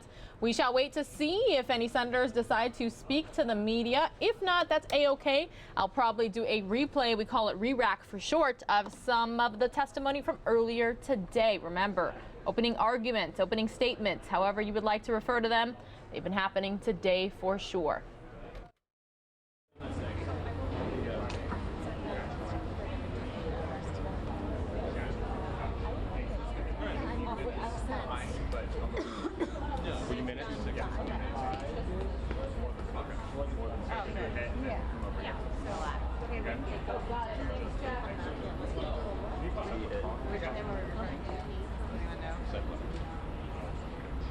I'm like, there's a lot of him in this building. I wish him. There's a lot of men who are speaking. Okay, so at least that's the guidance. Could be somebody else. I've been surprised by it over the last 2 days. Were you here a couple weeks ago? Dale just left. Yeah, I was here. It was funny because I was at the back to do like, I wanted to do the crowd shot, and instead he like turned and came literally right at me. I was like, okay. You're talking. No, I was just keep on talking. He's blocking him out? Apparently he's on special report. Shocking. I know. Shocking. But that's the TV. No, I was just giving you shit. Time for me to start that replay of testimony from today, but guess what? I'm still going to have the live on the top left-hand side of the screen. Everybody, you see it there, disappearing, reappearing, and that's because I'm going to leave this picture live in case any senators decide to come talk to the media, and I'm also going to have the picture on the top right-hand side of your screen live, which shows that they are in recess. Again, this is Fox News Now. Thanks for being here. News Now to the trial. About his personal political interests. In the spring of 2019, the people of Ukraine elected a new leader, Volodymyr Zelensky, who campaigned on a platform of rooting out corruption in his country. This pledge was welcomed by the United States and its allies. But the new government also threatened the work of President Trump's chief agent in Ukraine, Rudy Giuliani. As President Zelensky was taking power, Mr. Giuliani was already engaged in an effort to convince Ukrainian officials to announce 2 sham investigations. The first was an effort to smear former Vice President Joe Biden. The second was designed to undermine the intelligence community's unanimous assessment that Russia interfered in the 2016 election. One obstacle to Mr. Giuliani's work was Ambassador Marie Yovanovitch. A 33-year veteran of the Foreign Service, Ambassador Yovanovitch had partnered with Ukraine to root out the kind of corruption that would have allowed Mr. Giuliani's lies to flourish. In order to complete his mission, Mr. Giuliani first needed Ambassador Yovanovitch out of the way. And so in early 2019, Mr. Giuliani launched a public smear campaign against the ambassador, an effort that involved Mr. Giuliani's allies in Ukraine, the president's allies in the United States, and eventually President Trump himself. Please remember that the object of the president's Ukraine scheme was to obtain a corrupt advantage for his re-election campaign. As we will show, the president went to extraordinary lengths to cheat in the next election. That scheme begins with the attempt to get Ambassador Yovanovitch, quote, out of the way, unquote. By all accounts, Ambassador Yovanovitch was a highly respected and effective ambassador. Witnesses uniformly praised her 33-year career as a nonpartisan public servant and told us that she particularly excelled in fighting corruption abroad. President George Bush named her as an ambassador twice, and President Obama nominated her as ambassador to Ukraine, where she represented the United States from 2016 to 2019. Eradicating corruption in Ukraine has been a key policy priority of the U.S. government for years. During the House inquiry, the ambassador explained why implementing this anti-corruption policy was so important. As critical as the war against Russia is, Ukraine's struggling democracy has an equally important challenge: battling the Soviet legacy of corruption which has pervaded Ukraine's government. Corruption makes Ukraine's leaders ever vulnerable to Russia, and the Ukrainian people understand that. That's why they launched the Revolution of Dignity in 2014, demanding to be a part of Europe, demanding the transformation of the system, demanding to live under the rule of law. Ukraine testimony so far today, 6.5. I didn't hear anything new at all. We were here all day yesterday for about 13 hours. No new material presented. It still seems to me as this was an effort by the Democrats in a very partisan way to bring a case against President Trump because they weren't happy with the results of the 2016 election and are concerned that they're going to have real problems in the 2020 election when we look at the candidates running for president against President Trump. Nancy Pelosi said they've been at it for 2.5 years, and the reality is that these phone calls didn't happen until this past July. I'm here with Senator Scott, and we've been talking about the fact that this is not just about the impeachment of the president. This is a focus on an attempt by the Democrats to take the Senate, which is what Senator Schumer essentially admitted in an interview with the New York Times. Yeah, there's no question that when you think about this entire process, if yesterday they were going to present today overwhelming evidence, what we've seen is just a rehashing of yesterday's charade. Therefore, the conclusion is a very simple one, that the goal of this entire process is not to remove the president from office, it's simply to remove certain Republican senators, Colorado, North Carolina, Iowa, Maine, and Arizona from office. And this is absolutely an opportunity for them to try to overtake the Senate. Senator, if you're concerned about not hearing anything new, why not agree to a subpoena for John Bolton or Mick Mulvaney, who could provide new information? Well, I think the House still reserves the right to compel testimony, and they did not do it then. And if there are entire conversations around the fact that it'll take too long, they could have saved us a couple of months had they already done so. So I welcome Speaker Pelosi to compel Bolton or anyone else to come into the House and testify, and they've suggested that they may decide to continue the process anyways. And if you read the brief, that the House managers brought forward, 11 times it says the information is overwhelming. the facts are overwhelming. Nadler has said we could do this in 3 minutes, that it's a rock-solid case. Present the case and let us vote. It doesn't seem, if the vote is on the impeachment of the President of the United States and the evidence is overwhelming, present it and ask us to vote. We ought to be able to make that decision. Right now, we're going to hear from the managers. They're about 5.5, 6 hours into a 24-hour presentation. We'll then hear from the White House in their defense and then have 16 hours for questions. It does seem to me that at the end of that, most senators will be pretty well informed on whether they know which way they're going to vote and aren't going to need any additional information. Anything else seems to be that some senators, already knowing how they're planning to vote, are just looking for additional information, not to inform themselves, but for political purposes. You don't think documents, for instance, a subpoena to get documents could inform your judgment as you cast this vote?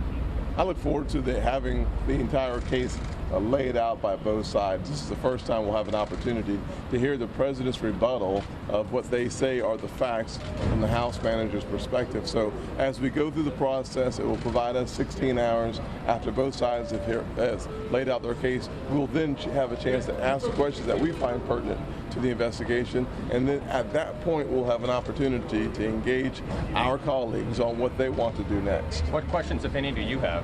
Well, I think it's really important for us to first focus on the fact that what we've seen so far is a reflection on the past, not a foreshadowing of the future. So when we listen to our House managers lay out their case, they continue to talk about what we think is in fact true, that the corruption in the Ukraine is clear. So the focus on 2016's election is exactly what we've heard. We've not heard any actual evidence about 2020. Thank you very much. Thanks. Alan.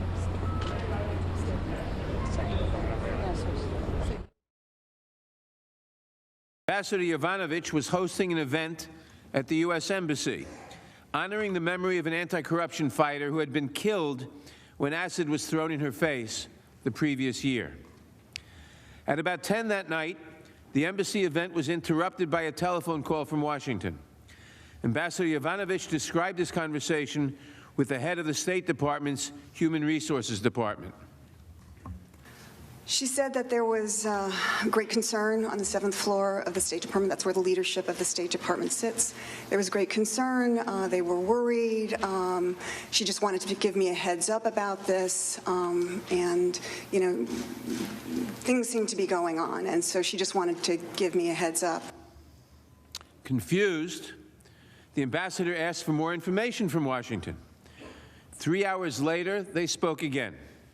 Ambassador Yovanovitch learned that there were concerns about her, quote, up the street, that is, at the White House.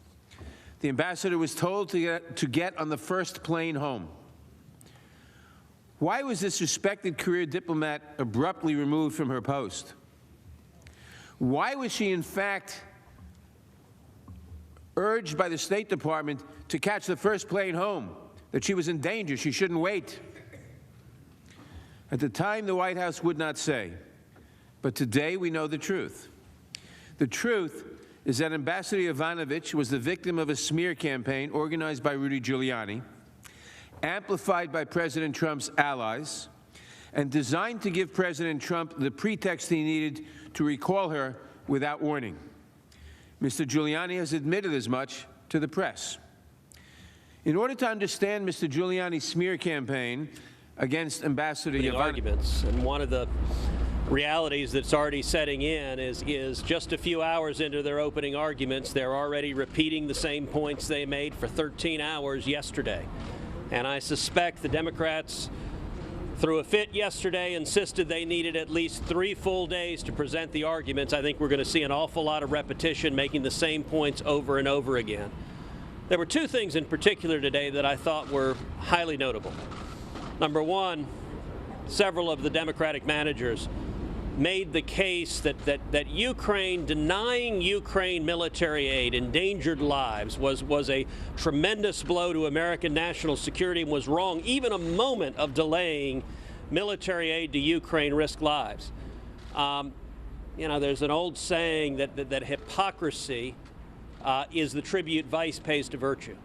And this is a really powerful example, because if there is such a compelling national security interest to give military aid to Ukraine, then what do these House Democrats have to say about the years that Barack Obama refused to give lethal military aid to Ukraine? And in fact, I traveled to Ukraine in 2014, came back and urged Barack Obama to give lethal military aid to Ukraine. The Obama administration refused to do so. Instead, they sent blankets and MREs, but they wouldn't give lethal aid. On the other hand, the Trump administration has given Javelin missiles, has sold Javelin missiles that can take out Russian tanks. And so if the House manager's argument is correct, I guess the consequence is, under their argument, maybe they should have impeached Obama if not giving military aid to Ukraine was a deep threat to U.S. national security.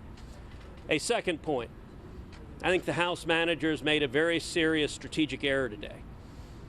Adam Schiff's arguments to open the day today directly drew into question Hunter Biden and made not only his testimony relevant, which it already was, but it is now critical because the House Democrats have built their entire case on the proposition that any investigation into Burisma and corruption was a sham, that it was completely debunked. The problem is, there is very significant prima facie evidence of corruption. Hunter Biden, the son of the then sitting president, Joe Biden, was being paid $83,000 a month, $1 million a year. This is someone with no background in oil and gas, no experience. And at the same time, Joe Biden has publicly admitted that he threatened Ukraine. He withheld or threatened to withhold $1 billion of aid unless and until Ukraine fired the prosecutor that was potentially investigating the company on which his son served on the board. If the House manager's case is based on the allegations of corruption concerning Hunter Biden and Joe Biden being a sham, then it is directly relevant. And I got to say, the need for the Senate to hear the testimony of Hunter Biden and the need for the Senate to grant the White House lawyers the ability to take that testimony has become all the more relevant. One last observation. Yesterday, Representative Nadler threw up great indignation, and he said, out of hundreds of thousands of Ukrainian companies, how can it be that President Trump was just concerned with this one company, Burisma? Well, the obvious answer that the House managers ignore is Burisma was the only Ukrainian company that had the son of the vice president that had real prima facie indications of American corruption. We're not talking about some abstract interest in any sort of corruption that might exist in Ukraine, but if you have a sitting vice president making public policy decisions to benefit his family to the tune of $1 million a year, that raises a serious question of corruption, and a president not only is justified in asking for that to be investigated, but has a responsibility to see that that's investigated. And that was a question not about Ukrainian corruption, but a question about American corruption, and Ukraine being integral in helping investigate whether there was, in fact, American corruption. I think we're going to hear another 2.5 days of arguments from the House Democrats. But the longer they talk at this point, the weaker the case is getting. Senator, you said that will you force a vote to try to subpoena Hunter Biden? The decision on calling witnesses is a decision in the first instance for the parties and for the parties' counsels. And so the question on calling Hunter Biden is going to be a decision for President Trump's lawyers to make initially if they ask to call Hunter Biden. If they ask to call Hunter Biden, if they ask to call the whistleblower, if they ask to call other potentially relevant witnesses, then the Senate will have to make a decision whether to grant that request. I don't think the Senate should force the parties to call witnesses that their lawyers don't make the decision to call. But I do think the Senate has an obligation to conduct a fair trial. That means to respect due process. You know, it was striking. One of the talking points that the House managers are pushing is they keep saying fair trial, fair trial, fair trial. Yesterday, or actually today, Adam Schiff said, if a defendant is denied the right to call witnesses to prove his innocence, that's not a fair trial. Well, the problem is that is exactly what House Democrats did, where they put on prosecution witnesses. They refused to allow Hunter Biden to be called. Now, the House Democrats have now made Hunter Biden central to the question of the president's interest, and yet they did exactly what they said. The Senate will do a better job. We will conduct a fair trial, as has been demonstrated this week. We're giving the House Democrats full opportunity to present their case, but then due process mandates that the president is entitled to full opportunity to present his case, to present his defense, and I look forward to the Senate hearing that, the American people hearing that. Senator, thank you, guys.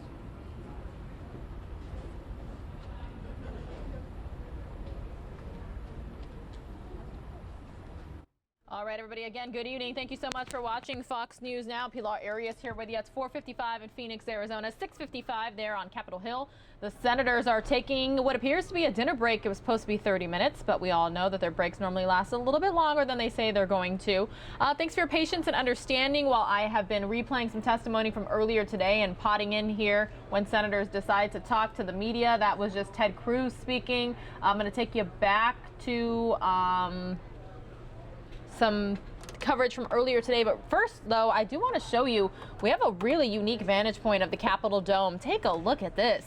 I mean, regardless of anything, political views, impeachment trial, whatever you have or think of right now, this is a gorgeous live picture.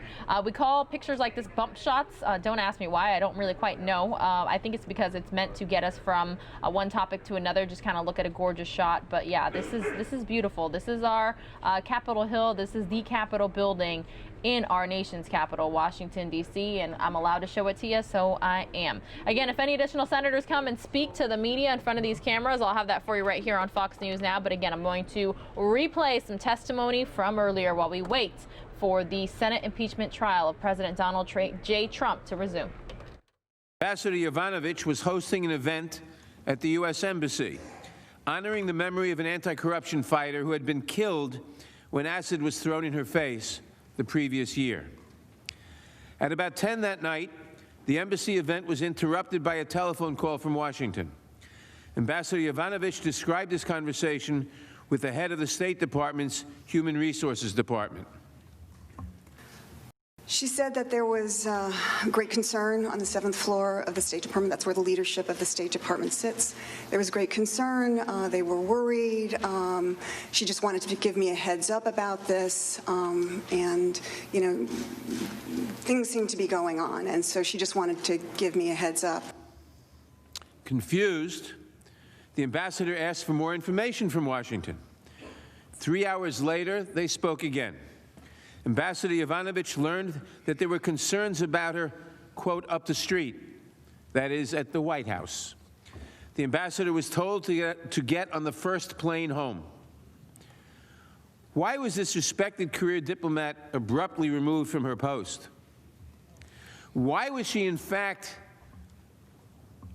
urged by the State Department to catch the first plane home, that she was in danger, she shouldn't wait? At the time, the White House would not say, but today we know the truth. The truth is that Ambassador Yovanovitch was the victim of a smear campaign organized by Rudy Giuliani, amplified by President Trump's allies, and designed to give President Trump the pretext he needed to recall her without warning. Mr. Giuliani has admitted as much to the press. In order to understand Mr. Giuliani's smear campaign against Ambassador Yovanovitch, you need to know about a few additional characters who Mr. Giuliani drew into his scheme. The first of these characters is Viktor Shokin, the disgraced former prosecutor general of Ukraine, who was fired by the Ukrainian government for gross corruption. In 2016, at the urging of the European Union, the International Monetary Fund, and the United States government, the Parliament of Ukraine voted to remove Mr. Shokin as Prosecutor General because he was corrupt and refused to prosecute corruption cases. At the urging of the United States, the European Union, the International Monetary Fund. Is the President's defense team open to witnesses at this point, or are you ruling out calling witnesses? Our position has been consistent. They've got to meet a burden to do that. We don't think they will. This is going to be a decision that the Senate makes. But we're prepared for any way it goes. We're ready to go. I mean, we've been ready to go for, I've been ready to go for 33 days. So we're certainly ready to go now. We're glad at least the process started. Do you want to call Hunter Biden? We're not making any determinations on what witnesses we might call because we don't know yet their case. We're still hearing it. We'll see what happens. We don't even know if there will be witnesses. So we're just going to have to play that as it goes. What have you heard so far from House managers that as an attorney you immediately wanted to start rebutting? Well, I mean, what I heard this afternoon was that the concern was, I mean, there was a whole presentation on this, which I thought was odd, that the president did not meet with President Zelensky at the Oval Office. He instead met with him at the United Nations General Assembly, as if that's a ground for impeachment. And also the fact, what was the second one they said was the delegation sent to President Zelensky swearing in wasn't a high enough ranking delegation. I mean, we've had an hour and a half of that today so far. So, like I said, we haven't even started our case yet. They've just gotten theirs underway. Can you give us a summary of your case? No. Of course not. Do you feel that you need to make a case about the president's motivations for? Is it related? There's two parts of what we're going to do. We're going to respond, of course, to what the House managers have put forward, and we are going to make an affirmative case defending the president. Yes. The president said this morning he suggested that he may like to sit in his own trial, but that his counsel may recommend against that. His counsel might recommend against that. You should show up. No, that's not the way it works. I mean, no, presidents don't do that. Do you think the Democrats move too slowly? Will you pick up the pace? You tell me. Are they moving too slowly? I mean, here's the reality. They have 24 hours to put their case forward. Okay? They may take, it looks like they will take all 24 hours. We will make the determination on our presentation of the case based on what we're responding to and based on our affirmative case. I don't know if it's going to take 10 hours, 14 hours, 24 hours, or 6 hours. We're going to have to, listen, when you're in a proceeding like this, you have to be flexible, you have to be fluid. We're doing that. Next. Was it damaging to have the president be seen on TV? I can't, I'm sorry. So is it damaging to his motive to have the president on ABC saying he would accept opposition?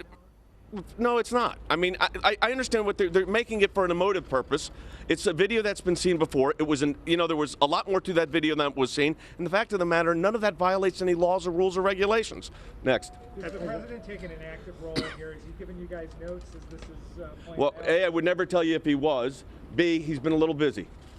How would you handle it if Bolton was called as a witness? How would I handle it? It would not be a decision that I would make individually as the president's private counsel. The White House counsel obviously would be the primary there. As a former. Would we recommend executive privilege? I'm not going to look. Any witness like Mick Mulvaney? Well, I'm not going to say. Look, I mean, I had the whole discussion yesterday about executive privilege. I had the chairman of the Judiciary Committee, who's now a House manager, saying that executive privilege and other nonsense, as if the Constitution and the Supreme Court's decisions on executive privilege didn't exist. They do exist. We will apply them when appropriate. We'll determine that as the proceedings move forward. I got time. Senator Cruz, One more, last one. Senator Cruz was just here saying that Hunter Biden's testimony is critical and directly relevant. Do you agree with that? I'm not going to. I have tremendous respect for Senator Cruz. I am not going to comment on what testimony may or may not be relevant. I'll take one more.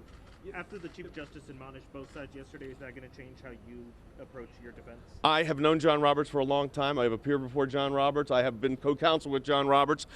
There was some emotion on the floor yesterday, but when they accused my client of lying, when they accused the United States Senate of lying, when they've accused my colleagues of lying, and then the chairman of the House Judiciary Committee says the words executive privilege and other nonsense, it's going to evoke a reaction. That's all I'll say. Thank you, everybody.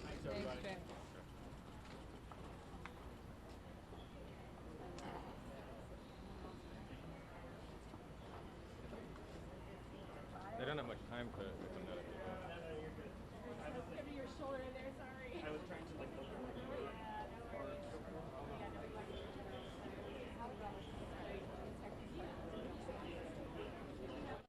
All right, let's try to replay some testimony from earlier today yet again, unless anyone else decides to come speak to the media. I've already clipped 2 of 3 portions of this little media gaggle, we like to call them. And if we get any more, prosecution, defense, anybody, I'll have them for you right here on Fox News Now. International Monetary Fund all urged the Ukraine government to dismiss Mr. Shokin. The second character is Yuri Lutsenko, who succeeded Mr. Shokin as Prosecutor General. Mr. Lutsenko also proved reluctant to prosecute corruption cases, and several witnesses testified that he also had a reputation for dishonesty and corruption. Ambassador Yovanovitch and Deputy Assistant Secretary George Kent both testified that the U.S. Embassy in Kiev eventually stopped working with Mr. Lutsenko altogether. Shokin, Lutsenko, and Giuliani. The goals of all three characters were aligned. Shokin had it out for Vice President Biden because of the role that the Vice President played in his 2016 firing. The Vice President, carrying out U.S. policy, urged the Ukrainian government to dismiss the corrupt Shokin. I note that the Vice President, the former Vice President, has been criticized for urging that he be fired. Lutsenko found his career trajectory fading and wanted President Trump's support to boost his political prospects in Ukraine. Giuliani needed partners in Ukraine willing to announce 2 sham investigations meant to boost President Trump's own campaign. All three wanted Ambassador Yovanovitch out of the way. And so in early 2019, the smear campaign began. Mr. Lutsenko became the primary vector for false allegations against Ambassador Yovanovitch. Deputy Assistant Secretary George Kent testified that Lutsenko's allegations against Ambassador Yovanovitch were motivated by revenge. Over the course of 2018 and 2019, I became increasingly aware of an effort by Rudy Giuliani and others, including his associates Lev Parnas and Igor Fruman, to run a campaign to smear Ambassador Yovanovitch and other officials at the U.S. Embassy in Kyiv. The chief agitators on the Ukrainian side of this effort were some of those same corrupt former prosecutors I had encountered, particularly Yuri Lutsenko and Viktor Shokin. They were now peddling false information in order to extract revenge against those who had exposed their misconduct, including U.S. diplomats, Ukrainian anti-corruption officials, and reform-minded civil society groups in Ukraine. As Mr. Kent indicated, the smear campaign against Ambassador Yovanovitch was orchestrated by a core group of corrupt Ukrainian officials working at Mr. Giuliani's direction. This group included 2 additional characters who have been in the news of late, Lev Parnas and Igor Fruman.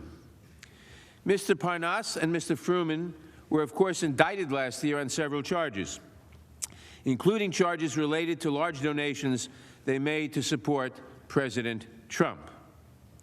Simply put, in doing her job well, Ambassador Yovanovitch drew Mr. Lutsenko's ire. And as Mr. Kent observed, you can't promote principled anti-corruption efforts without pissing off corrupt people. As it turned out, this statement applied to Yuri Lutsenko and to Rudy Giuliani, who feared that the ambassador would stand in the way of his corrupt efforts to coerce Ukraine into conducting investigations that would benefit the political interests of his client, President Trump. Giuliani's coordinated smear campaign against Ambassador Yovanovitch became public in the United States in late March 2019, with the publication of a series of opinion pieces in The Hill based on interviews with Lutsenko. On March 20th, 2019, in one piece in The Hill, Lutsenko falsely alleged that Ambassador Yovanovitch had given him a so-called do not prosecute list.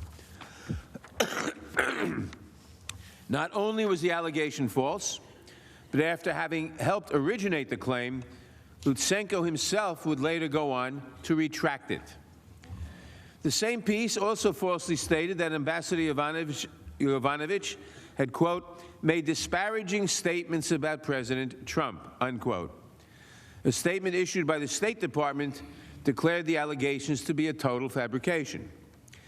President Trump promoted Solomon's article in a tweet, which intensified the public attacks against Ambassador Yovanovitch.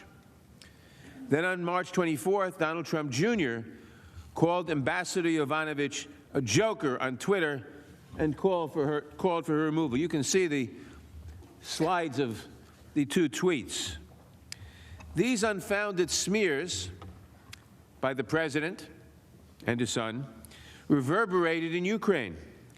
Deputy Assistant Secretary George Kent testified that starting in mid-March, Rudy Giuliani was almost unmissable in this, quote, campaign of slander, close quote. And according to Mr. Kent, Mr. Lutsenko's press spokeswoman retweeted Donald Trump Jr.'s tweet attacking the ambassador, further undermining her standing in Ukraine. Her standing, the United States ambassador's standing. Mr. Giuliani was not content to stay behind the scenes either. He promoted the same attacks on the ambassador on Twitter, Fox News, and elsewhere.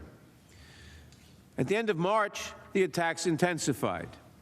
Ambassador Yovanovitch sent Undersecretary of State for Political Affairs David Hale an email detailing her concerns and asking for a strong statement of support from the State Department. In reply, the State Department told her that they were unwilling to help her, their own ambassador, because if they issued a public statement supporting her, quote, it could be undermined, unquote, by the president. And they're concerned that, quote, the rug would be pulled out from underneath the State Department. The State Department cannot express support for an American ambassador threatened abroad because they are concerned that if they express support for that American ambassador, the rug will be pulled out from under them by the president. What it must have taken to convince our State Department to refuse support to its ambassador.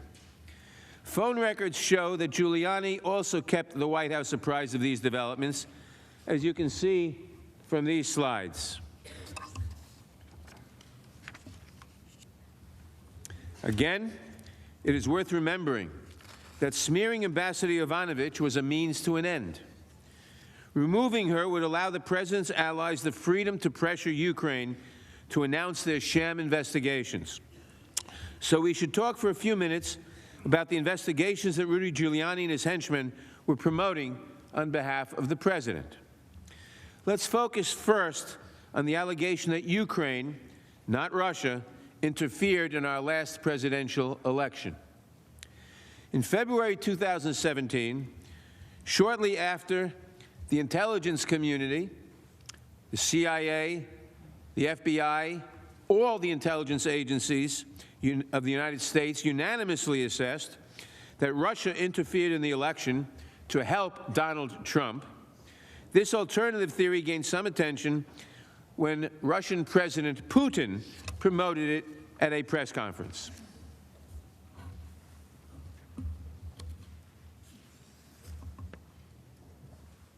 Second, he said, I'm quoting from him, it's in the Russian on the slides, I think. Second, as we all know, during the presidential campaign in the United States, the Ukrainian government adopted a unilateral position in favor of one candidate. More than that, certain oligarchs, certainly with the approval of the political leadership, funded this candidate, or female candidate, to be more precise. That's President Putin talking, shifting the blame to Ukraine. Dr. Fiona Hill best explained how the Ukraine narrative is a fictional narrative being propagated by the Russian security services. Based on questions and statements I've heard, some of you on this committee appear to believe that Russia and its security services did not conduct a campaign against our country, and that perhaps, somehow, for some reason, Ukraine did. This is a fictional narrative that has been perpetrated and propagated by the Russian security services themselves. The unfortunate truth is that Russia was the foreign power that systematically attacked our democratic institutions in 2016. This is the public conclusion of our intelligence agencies, confirmed in bipartisan congressional reports. It is beyond dispute, even if some of the underlying details must remain classified. The impact of the successful 2016 Russian campaign remains evident today. Our nation is being torn apart. Truth is questioned. Our highly professional and expert career foreign service is being undermined. US support for Ukraine, which continues to face armed Russian aggression, has been politicized. The Russian government's goal is to weaken our country, to diminish America's global role, and to neutralize a perceived US threat to Russian interests. President Trump knew this too. His former Homeland Security advisor, Tom Bossert, said that the idea that Ukraine hacked the DNC server was, quote, not only a conspiracy theory, it is completely debunked, close quote. And he and other U.S. officials spent hours with the president explaining why. The second false allegation that the president wanted the Ukrainians to announce was that Vice President Biden used his power to protect the company on whose board his son sat by forcing the removal of Victor Shokin, the corrupt former prosecutor general. It is true that Vice President Biden helped remove Mr. Shokin, who was widely believed to be corrupt. And as I said a few minutes ago, it was official policy of the United States, the European community, and others, in order to fight corruption in Ukraine, to ask that Shokin and Lutsenko be removed. So the Vice President Biden, in fulfilling U.S. policy, pressured Ukraine to remove Shokin, not to secure some personal benefit, but to advance the official policy of the United States and its allies. Even Ms. Lutsenko, who initially ceded the allegations against Mr. Biden in American media, later admitted that the allegations against the vice president were false. And Rudy Giuliani told Kurt Volker, the special representative for Ukrainian negotiations, who had a prominent role in the scheme, that he also knew the attacks on Joe Biden were a lie. With Ambassador Yovanovitch out of the way, the first chapter of the Ukraine scheme was complete. Mr. Giuliani and his agents could now apply direct pressure to the Ukrainian government to spread these two falsehoods. And who benefited from this scheme? Who sent Mr. Giuliani to Ukraine in the first place? Of course, we could rephrase that question as the former Republican leader of the Senate, Howard Baker, asked it in 1973. What did the president know, and when did he know it?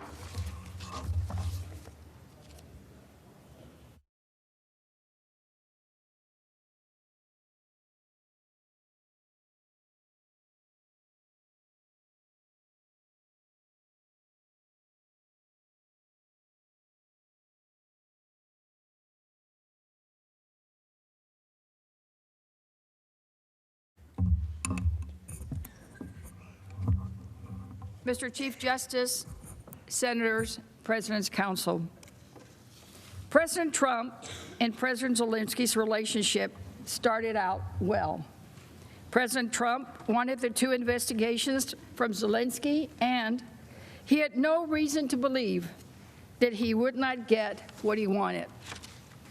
On April 21st, 2019, Zelensky, who was new to politics, won a landslide victory in Ukraine's presidential election. That evening, President Trump called Zelensky to congratulate him. On that first call, Zelensky invited President Trump to visit Ukraine for the upcoming inauguration. President Trump, in turn, promised that his administration would send someone at a very, very high level. During that same April call, President Trump invited Zelensky to the White House, saying, "When you're settled in and ready, I'd like to invite you to the White House. We have a lot of things to talk about, but we're with you all the way." Zelensky immediately accepted the president's invitation, adding that the whole team and I are looking forward to that visit. Numerous witnesses testified about the significance of a White House meeting for the political newcomer. A White House meeting would show Ukrainians that America supported Zelensky's anti-corruption platform, the clear backing of the President of the United States, Ukraine's most important patron, would also send a powerful message to Russia that we had Ukraine's back. During that April 24th call, President Trump never even uttered the word corruption. But the White House call recap falsely stated that the two presidents had discussed Ukraine's anti-corruption efforts. Shortly after the phone call, Jennifer Williams, advisor to Vice President Pence, learned that President Trump asked Vice President Pence to attend Zelensky's inauguration. Williams and her colleagues began planning for Pence's trip to Kyiv. At the same time, Giuliani was trying to get Ukraine to investigate the Bidens and the alleged 2016 election interference. On April 24, Giuliani went on Fox and Friends and had this to say.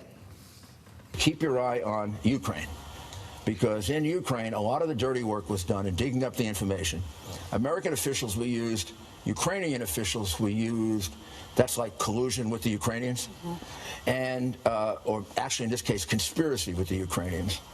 I think it gets some interesting information about Joe Biden from Ukraine, about his son, Hunter Biden, about a company he was on the board of for years, which may be one of the most crooked companies in Ukraine.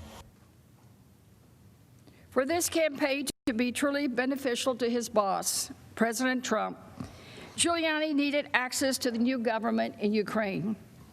He dispatched his associates, left part.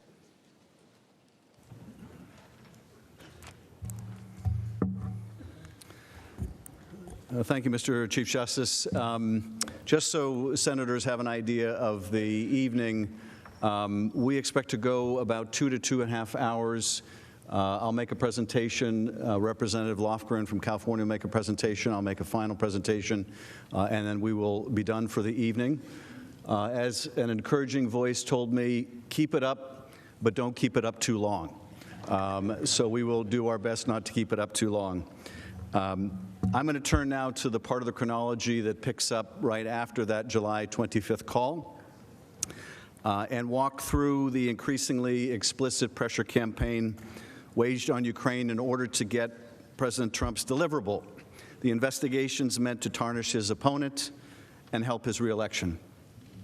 Now remember, by the end of July, Ukraine was aware of President Trump's requests for investigation to help his political efforts and had come to know that President Trump put a freeze on security assistance. So this is by the end of July. They also clearly understood that President Trump was withholding an Oval Office meeting until those investigations were announced. Both were very critical to Ukraine as a sign of U.S. support and as a matter of their national security. And their national security, of course, implicates our national security. In the weeks after the July 25th call, President Trump's hand-picked representatives escalated their efforts to get the public announcement of the investigations from Ukraine. So let's go through this step by step, because the 3 weeks following the July 25th call tell so much about this pressure scheme. Let's start with July 26. On July 26, so this is the day after the call, Ambassador Volker sends a text message to Giuliani. And that text message says, "Hi, Mr. Mayor. You may have heard the president had a great call with Ukrainian president yesterday. Exactly the right messages as we discussed. Please send dates when you will be in Madrid. I am seeing Yermak tomorrow morning. He will come to you in Madrid. Thanks for your help, Kurt." So here we are the day after that call. As my colleague demonstrates, this same day, so July 26th, the date of that second infamous call between President Trump this time and Gordon Sondland that you heard the diplomat David Holmes describe. So that's same day, July 26th, that we're talking about right now, where there's this text message. Now, of course, in that July 25th call, the president wants to connect Rudy Giuliani with the president of Ukraine and his people. And so this is a follow-up where Ambassador Volker is saying to Giuliani, It was a great call with Ukraine present, exactly the right messages as we discussed. And we know, of course, those messages were the need to do this political investigation. Please send dates when you'll be in Madrid. I'm seeing Yermak tomorrow morning. He will come to you in Madrid. So here is Ambassador Volker, one of the three amigos, following up, arranging this meeting between Giuliani and the Ukrainians. Giuliani replied, setting a meeting in Europe with President Zelensky's top aide for the very next week. Quote, I will arrive on August 1 and until 5, he wrote. Now remember, on July 22nd, so a few days before this and before the call, Ambassador Volker had connected Giuliani originally with Yermak, and they agreed to meet. So this is a follow-up. You have that arrangement being made by Volker and Giuliani before the call, then you have the call, and now you have the follow-up to arrange the meeting in Madrid. And so they do meet in Madrid. This is August 2nd. Andrei Yermak, Zelensky's top aide, flew to Madrid, meets with Rudy Giuliani, who they know represented the president's interests. Both Giuliani and Yermak walk away from this meeting in Madrid, clearly understanding that a White House meeting is linked to Zelensky's announcement of the investigations. In separate conversations with Giuliani and Yermak after this Madrid meeting, Volker said he learned that Giuliani wanted the Ukrainians to issue a statement, including specific mentions of the two investigations that the president wanted. According to Ambassador Volker's testimony, Yermak told him that his meeting with Giuliani was very good, and immediately added that the Ukrainians asked for a White House meeting during the week of September 16th. Yermak presses Volker on the White House meeting date, saying that he was waiting for confirmation. Maybe you know the date. And this is a recurrent theme that we've seen through the text messages and other documents, and that is the recurrent request for this meeting, the pressing for this meeting by the Ukrainians because it was so important to them. Giuliani's objective was clear to Ambassadors Volker and Sondland, who took over communications with Yermak. Here's Ambassador Sondland. I first communicated with Mr. Giuliani in early August, several months later. Mr. Giuliani emphasized that the president wanted a public statement from President Zelensky committing Ukraine to look into the corruption issues. Mr. Giuliani specifically mentioned the 2016 election, including the DNC server, and Burisma as two topics of importance to the president.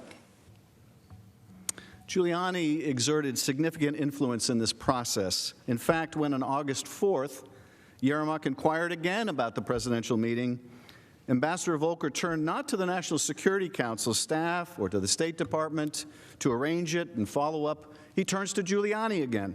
Volker told Yermak that he would speak with Giuliani later that day and would call the Ukrainian president's aide afterward. Volker then texts Giuliani to ask about the Madrid meeting and to set up the call that he had mentioned to Yermak. Giuliani replies that the meeting with Yermak was excellent and that he would call later. Phone records obtained by the committees show a 16-minute call on August 5th between Ambassador Volker and Giuliani. Ambassador Volker then texts Yermak, "Hi, Andre. Had a good long talk with Rudy. Call anytime. Kurt." Separately, Volker told Ambassador Sondland, Giuliani was happy with that meeting, and it looks like things are turning around.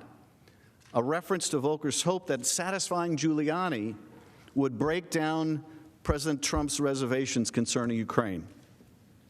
But things had not turned around by the end of that first week of August, by August 7th.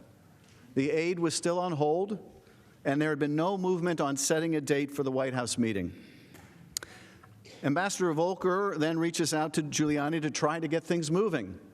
Ambassador Volker texts Giuliani to recommend that he report to the boss, meaning President Trump, about his meeting with Yermak in Madrid. Specifically, he wrote, this is Volker writing to Giuliani, "Hi, Rudy. Hope you made it back safely. Let's meet if you're coming to D.C., and would be good if you could convey results of your meeting in Madrid to the boss so we can get a firm date for the visit." So this is Ambassador Volker following up Giuliani. Giuliani's met with the top aide to the president of Ukraine in Madrid, and he wants Giuliani to convey to the boss, to Trump, how good that meeting in Madrid was about the investigations so they can get the president of Ukraine in the door at the White House. Now, think about how unusual this is. This is the president's personal lawyer who's on this personal mission on behalf of his client to get these investigations in Ukraine. The president of Ukraine can't get in the door of the Oval Office. And who are they going to? Are they going to the Security Council? No. Are they going to the State Department? No. They tried all that. They're going to the president's personal lawyer. Does that sound like an official policy to try to fight corruption? Why would you go outside of the normal channel to do that? You wouldn't.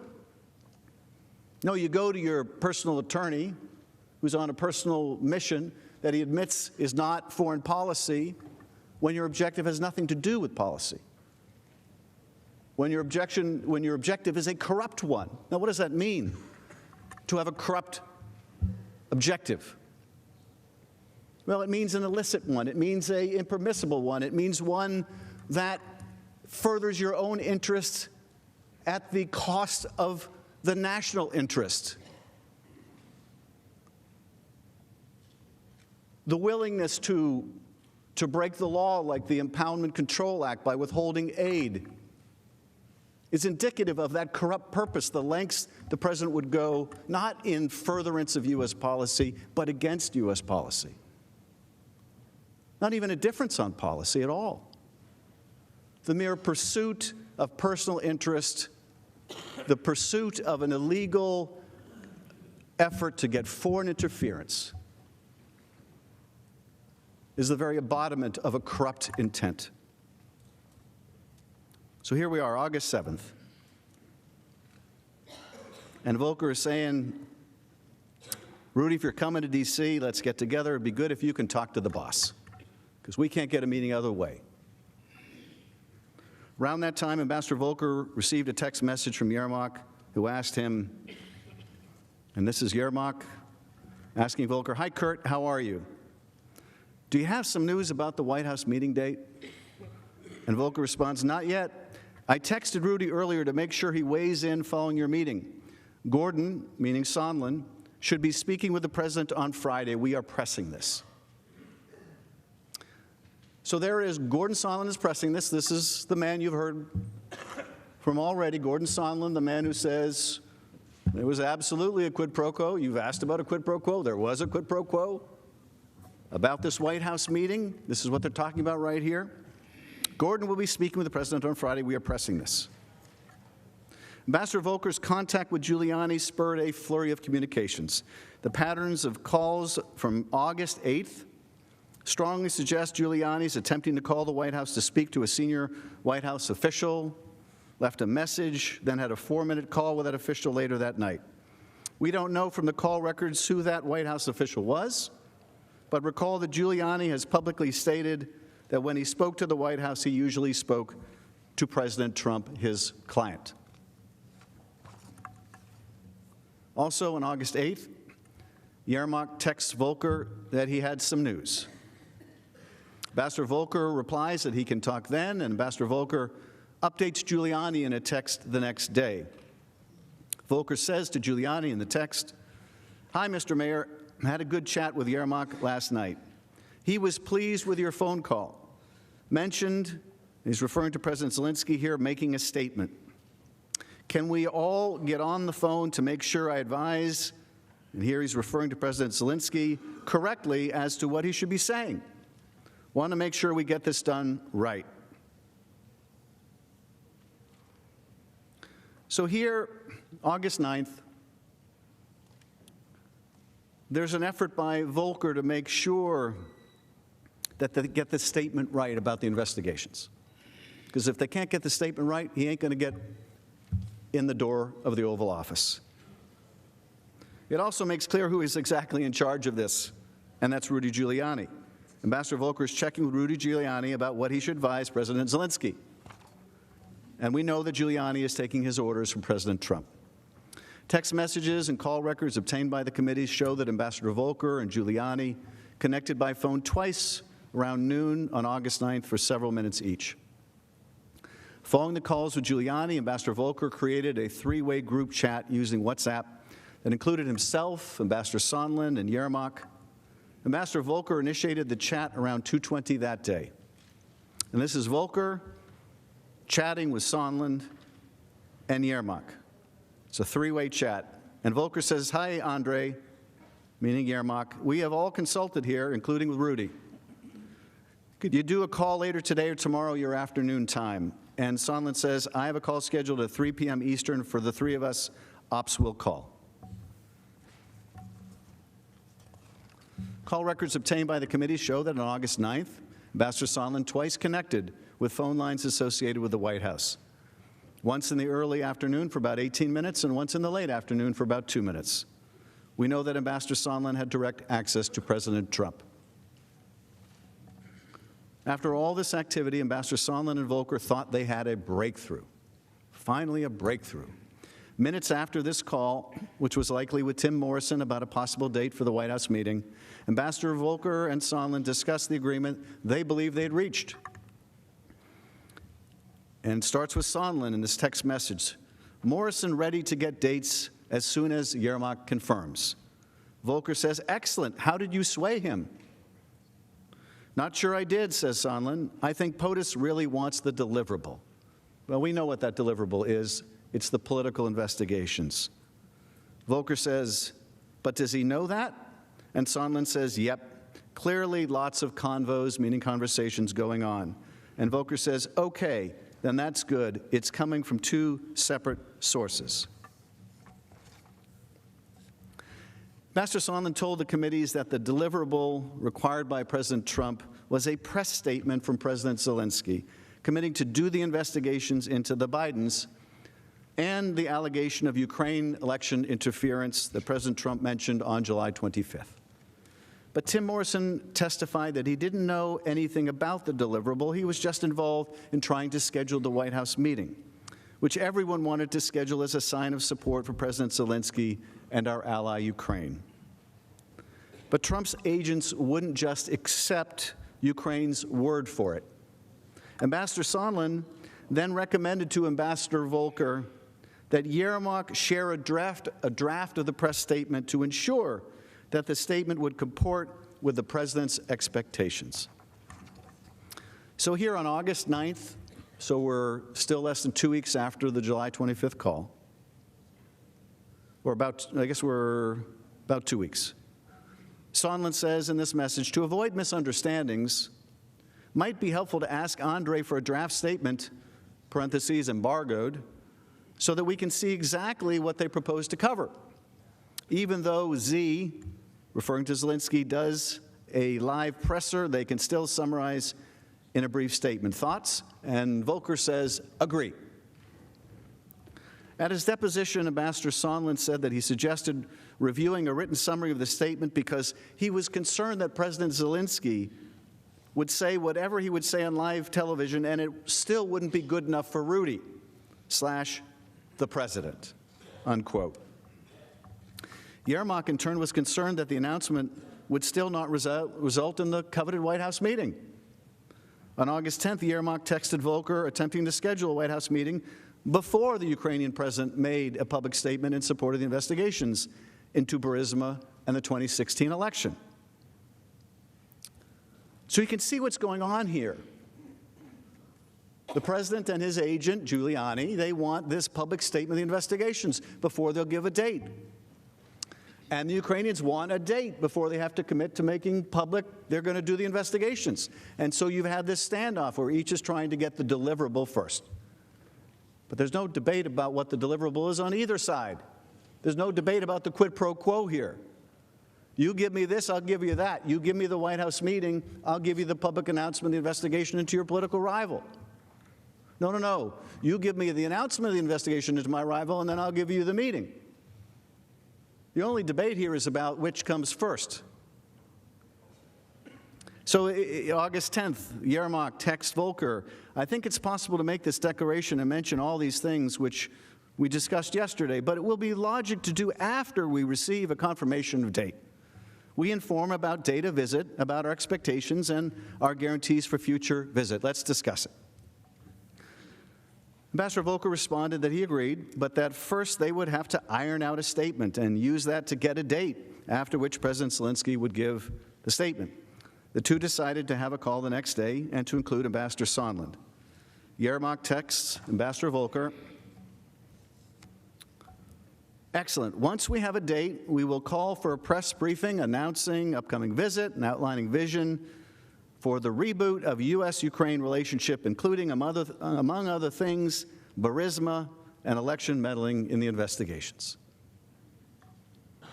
Yermak was also in direct contact with Ambassador Sondland regarding this revised approach. In fact, he sent Ambassador Sondland the same text message. Ambassador Sondland kept the leadership of the State Department in the loop. On August 10th, he told Ambassador Volker that he had reported to T. Ulrich Breckbull, counselor of the Department of State, who Sondland testified frequently consulted with Secretary Pompeo. Sondland wrote to Volker, "I briefed Ulrich. All good." So Ulrich is in the loop. Sondland and Volker continued to pursue the statement from Zelensky on the investigations. The next day, Ambassador Sondland emails Breckbull and Lisa Kenna, the State Department's executive secretary, about efforts to secure a public statement and a big presser from President Zelensky. Sondland hoped it might, quote, make the boss happy enough to authorize an invitation. After first being evasive on the topic, Secretary Pompeo has subsequently acknowledged that he listened in on the July 25th call. Now, since he was on the call, Pompeo must have understood what would make the boss, that is the president, happy enough to schedule a White House meeting. Again, everyone was in the loop. On August 11th, Ambassador Volker sent Giuliani a text message. This is Volker to Giuliani. "Hi, Rudy. We have heard back from Andre again. They are writing the statement now and will send it to us. Can you talk for 5 minutes before noon today?" And Giuliani says, "Yes, just call." That's August 11th. On the next day, August 12th, Yermak sent Ambassador Volker an initial version of the draft statement by text. Notably, as we saw earlier, this statement from the Ukrainians doesn't explicitly mention Burisma, Biden, or 2016. Election investigations that the president has been seeking. So you can see what's going on here now. There was this game of chicken. You go first. No, we'll go first. You give us the date, we'll give you the statement. No, you give us the statement, we'll give you the date. And now, realizing, okay, they've got to give the statement first, Ukraine tries to give them a generic statement that doesn't really go into specifics about these investigations. And why? You can imagine why. Ukrainians don't want to have to go out in public and say they're going to do these investigations. Because they're not stupid. Because they understood this would pull them right into U.S. presidential politics. Because it was intended to. Which isn't in Ukraine's interest, it's not in our interest either. And Ukraine understood that. And so they resisted. First they resisted having to do the public statement, and then they wanted to make sure they'd get the deliverable, and then when they had to make the statement, they didn't want to be specific for one thing, for another thing. This is what Zelensky campaigned on. He was going to fight corruption. He was going to end political investigations. So he didn't want to be specific. So he sends the statement that doesn't have the specific references. And Ambassador Volker explained during his testimony that was not what Giuliani was requesting, and it would not satisfy Giuliani or Donald Trump. Now, presumably, if the president was interested in corruption, that statement would have been enough. But all he was interested in was an investigation or an announcement of an investigation into his rival and this debunked theory about 2016. Now, the conversation that Volker referred to in his earlier testimony took place on the morning of August 13th, when Giuliani made clear that the specific investigations related to Burisma, Code for Biden's, and the 2016 election had to be included in order to get the White House meeting. So the Americans sent back to the Ukrainian top aide a revised draft that includes now the two investigations, and you've seen the side-by-side. This was then the essence of the quid pro quo regarding the meeting, and this direction came from President Trump. Here is how Ambassador Sondland put it. Mr. Giuliani's requests were a quid pro quo for arranging a White House visit for President Zelensky. Mr. Giuliani demanded that Ukraine make a public statement announcing the investigations of the 2016 election, DNC server, and Burisma. Mr. Giuliani was expressing the desires of the President of the United States, and we knew these investigations were important to the President. Now, according to witness testimony, as you might imagine, Ukrainian officials were very uncomfortable with the draft that Giuliani, Volker, and Sondland were negotiated. They understood that the statement was the deliverable that President Trump wanted. But yielding to President Trump's demands would, in essence, force President Zelensky to break his promise to the Ukrainian people to root out corruption, because politically motivated investigations are a hallmark of the kind of corruption that Ukraine has been plagued with in the past. Mr. Yermak tried to get some confirmation that the requested investigations were legitimate. In response to the draft statement, Yermak asks Volker, quote, whether any request had ever been made by the U.S. to investigate election interference in 2016.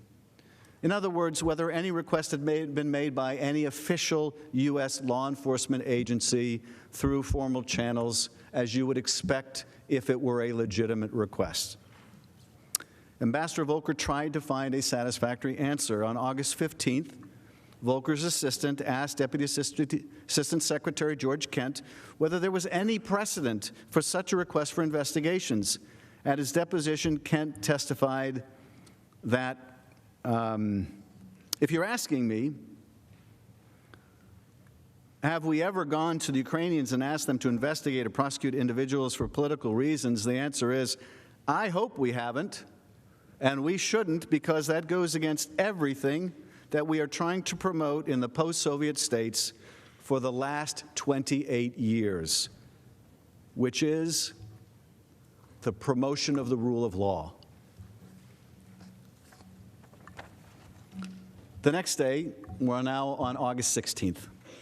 In a conversation with Ambassador Bill Taylor, the U.S. ambassador in Kyiv, and Ambassador Taylor stepped in when Ambassador Yovanovitch was pushed out, Taylor, quote, amplified the same theme and told Kent that, quote, Yermak was very uncomfortable with the idea of investigations and suggested it should be done officially and put in writing. As a result, it became clear to Kent in mid-August that Ukraine was being pressured to conduct politically motivated investigations. Kent told Ambassador Taylor, that's wrong, and we shouldn't be doing it as a matter of U.S. policy. Ambassador Volker claimed that he stopped pursuing the statement from the Ukrainians around this time because of the concerns raised by Zelensky's aide. At his deposition, and despite all of his efforts to secure a statement announcing these very specific political investigations desired by the President, Ambassador Volker testified that he agreed with Yermak's concerns and advised him that making those specific references was not a good idea because making those statements might look like it would play into our domestic politics. Without specific references to the politically damaging investigations that Trump demanded, the agreement just wouldn't work. Ukraine did not release the statement, and in turn, the White House meeting was not scheduled. As it turns out, Ambassador Sondland and Volker did not achieve the breakthrough after all. Now let's go into what finally breaks the logjam, because that involves the military aid. With efforts to trade a White House meeting for a press statement announcing the investigations temporarily scuttled, Sondland and Volker go back to the drawing board. On August 19th, Ambassador Sondland told Volker that he drove the larger issue home with Yermak, President Zelensky's top aide, particularly that this was now bigger than a White House meeting, bigger than just a White House meeting, and was about the relationship per se. The relationship per se. Not just about the meeting anymore. It's about everything. It's about everything. By this time in late August, the hold and security assistance had been in place for more than a month, and there was still no credible explanation offered by the White House, despite some, like Ambassador Sondland, repeatedly asking. There were no interagency meetings since July 31st, and the Defense Department had withdrawn its assurances that it could even comply with the law, which indeed it couldn't. Every agency in the administration opposed the hold. As the Government Accountability Office confirmed, concerned DOD and OMB officials had been right that the President's holding of the aid was an unlawful act. But President Trump was not budging. At the same time, despite the persistent efforts of numerous people, President Trump refused to schedule the coveted White House visit for President Zelensky until the investigations were announced that would benefit his campaign. Here is what Ambassador Sondland said about the hold on funds and its link to the politically motivated investigations in Ukraine. In the absence of any credible explanation for the suspension of aid, I later came to believe that the resumption of security aid would not occur until there was a public statement from Ukraine committing to the investigations of the 2016 elections and Burisma, as Mr. Giuliani had demanded. From the embassy in Kyiv, David Holmes reached the same conclusion, a conclusion as simple as 2 + 2 = 4. Mr. Holmes, you have testified that by late August you had a clear impression that the security assistance hold was somehow connected to the investigations that President Trump wanted. How did you conclude that? How did you reach that clear conclusion? Sir, we've been hearing about the investigation since March. Months before, and we've been, President Zelensky had received a congratulatory letter from the president saying he'd be pleased to meet him following his inauguration in May. And we hadn't been able to get that meeting, and then the security hold came up with no explanation. And I'd be surprised if any of the Ukrainians, you said earlier, we discussed earlier, sophisticated people, when they received no explanation for why that hold was in place, they wouldn't have drawn that conclusion. Because the investigations were still being pursued? Correct. And the hold was still remaining without explanation? Correct. So this, to you, was the only logical conclusion that you could reach? Correct. Sort of like 2 + 2 = 4?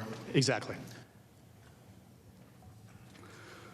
Sondland explained the predicament he believed he faced with a hold on aid to Ukraine. As my other State Department colleagues have testified, this security aid was critical to Ukraine's defense and should not have been delayed. I expressed this view to many during this period, but my goal at the time was to do what was necessary to get the aid released, to break the logjam. I believe that the public statement we had been discussing for weeks was essential to advancing that goal. I really regret that the Ukrainians were placed in that predicament, but I do not regret doing what I could to try to break the logjam and to solve the problem. On August 22nd, Ambassador Sondland tried to break that logjam, as he put it, regarding both the security assistance hold and the White House meeting. Ambassador Sondland described those efforts in his public testimony. Let's listen to him again. In preparation for the September 1 Warsaw meeting, I asked Secretary Pompeo whether a face-to-face conversation between Trump and Zelensky would help to break the logjam. And this was when President Trump was still intending to travel to Warsaw. Specifically, on August 22nd, I emailed Secretary Pompeo directly, copying Secretary Kenna. I wrote, And this is my email to Secretary Pompeo. Should we block time in Warsaw for a short pull-aside for POTUS to meet Zelensky? I would ask Zelensky to look him in the eye and tell him that once Ukraine's new justice folks are in place in mid-September, that Zelensky should be able to move forward publicly and with confidence on those issues of importance to POTUS in the U.S. Hopefully that will help break the logjam. The Secretary replied, yes. Sondland also explained that both he and Secretary Pompeo understood that the issues of importance to the President were the two sham investigations the President wanted to help his re-election efforts, and that reference to the logjam meant both the security assistance and the White House meeting. At the end of August, National Security Advisor John Bolton arrived in Ukraine for an official visit. David Holmes took notes in Ambassador Bolton's meetings and testified about Ambassador Bolton's message to the Ukrainians. Shortly thereafter, on August 27th, Ambassador Bolton visited Ukraine and brought welcome news that President Trump had agreed to meet President Zelensky on September 1st in Warsaw. Ambassador Bolton further indicated that the hold on security assistance would not be lifted prior to the Warsaw meeting, where it would hang on whether President Zelensky was able to, quote, favorably impress President Trump. Well, let's think about that for a minute. Unless you have something further to say. Let's think about that for a minute. Bolton further indicated that the hold on security assistance would not be lifted prior to the Warsaw meeting, where it would hang on whether President Zelensky was able to favorably impress President Trump. Well, what do you think would favorably impress President Trump? What were the only two things that President Trump asked of President Zelensky? What were the two things that Rudy Giuliani was asking of President Zelensky and his top aides? What would favorably impress Donald Trump? Would Donald Trump be favorably impressed if President Zelensky were to tell him about this new corruption court or new legislation in the Rada, or how negotiations with the Russians were going, or how they're bringing about defense reform? Had any of those things ever come up in any of these text messages, any of these emails, any of these phone calls, any of these conversations? Of course not. Of course not. There was only one thing that was going to favorably impress President Trump in Warsaw, and that is if Zelensky told him to his face, I'm going to do these political investigations. I don't want to do them. You know I don't want to do them. I've resisted doing them, but I'm at war with Russia, and I can't wait anymore. I can't wait anymore. I'm sure that would have impressed Donald Trump. But the meeting between the two presidents never happened in Warsaw. President Trump canceled the trip at the last moment. Before Bolton left Kyiv, Ambassador Taylor asked for a private meeting. Ambassador Taylor explained that he was extremely concerned about the hold on security assistance. He described the meeting to us during his testimony.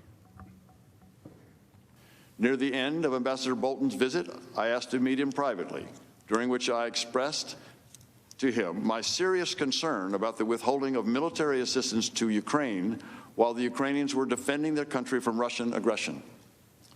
Ambassador Bolton recommended that I send a first-person cable to Secretary Pompeo directly, relaying my concerns.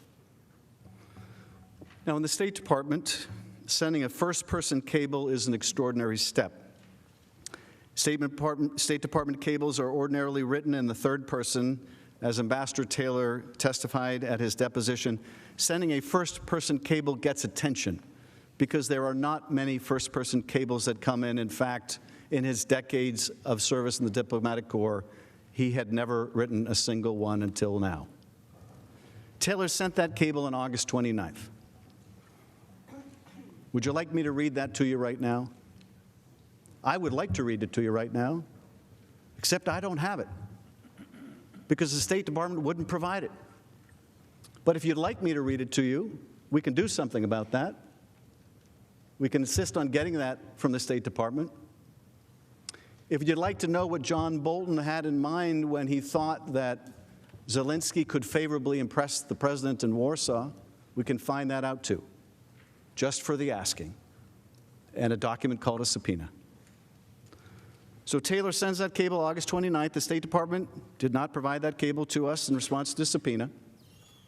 But witnesses who reviewed it described it as a powerful message that described the folly of withholding military aid from Ukraine at a time when it was facing incursion from Russian forces in eastern Ukraine. That cable also sought to explain that U.S. assistance to Ukraine was vital to U.S. national security as well. Now, why don't they want us to see that cable? Why don't they want us to see that cable? Maybe they don't want you to see that cable because that cable from a Vietnam veteran describes just how essential that military assistance was, not just to Ukraine. Maybe they don't want you to see that cable because it describes just how important that military assistance is to us. To us. President's Council would love you to believe this is just about Ukraine. You don't need to care about Ukraine. Who cares about Ukraine? How many people could find Ukraine on a map? Why should we care about Ukraine? Well, we should care about Ukraine. They're an ally of ours. If it matters to us, we should care about the fact that in 1994, when we asked them to give up their nuclear weapons that they had inherited from the Soviet Union, and they didn't want to give them up, and we were worried about proliferation, we said, hey, if you give them up, which you don't want to do because you're worried the Russians might invade, if you give them up, we will help assure your territorial integrity. We made that commitment. I hope we care about that. I hope we care about that because they did give them up. And you know what? Just what they feared took place. The Russians moved across their border, and they remain occupying part of Ukraine. That's the word of America we gave. And we're breaking that word. Why? For help with a political campaign? Ambassador Taylor was exactly right. That's crazy. It's worse than crazy. It's repulsive. It's repugnant. It breaks our word. And to do it in the name of these corrupt investigations is also contrary to everything we espouse around the world. I used to be part of a commission in the House on democracy assistance, where we would meet with parliamentarians, and I know my Senate colleagues do much the same thing. And we would urge our colleagues to observe the rule of law, not to engage in political investigations and prosecutions. I don't know how we make that argument now. I don't know how we look our allies or these burgeoning democracies in the face, our fellow parliamentarians, and make that argument now. How do we make that argument now?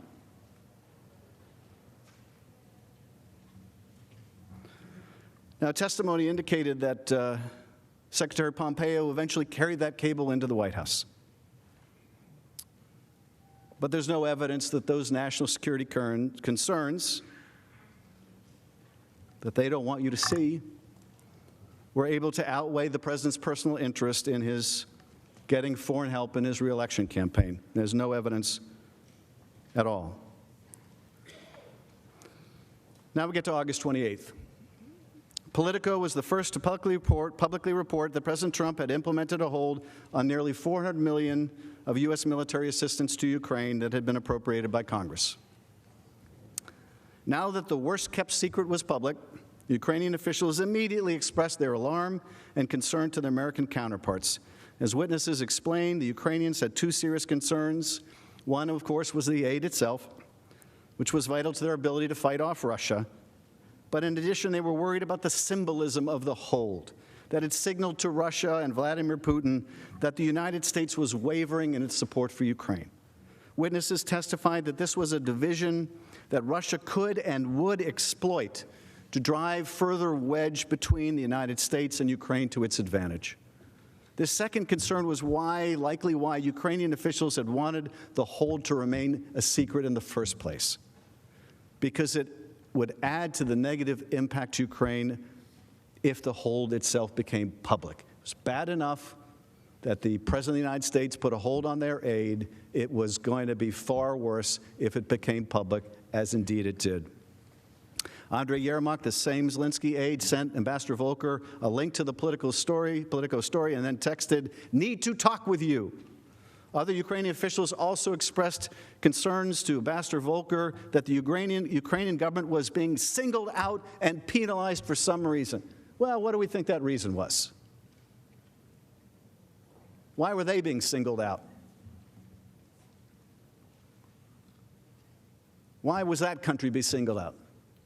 That was the one country that this president could lever for help against an opponent he feared.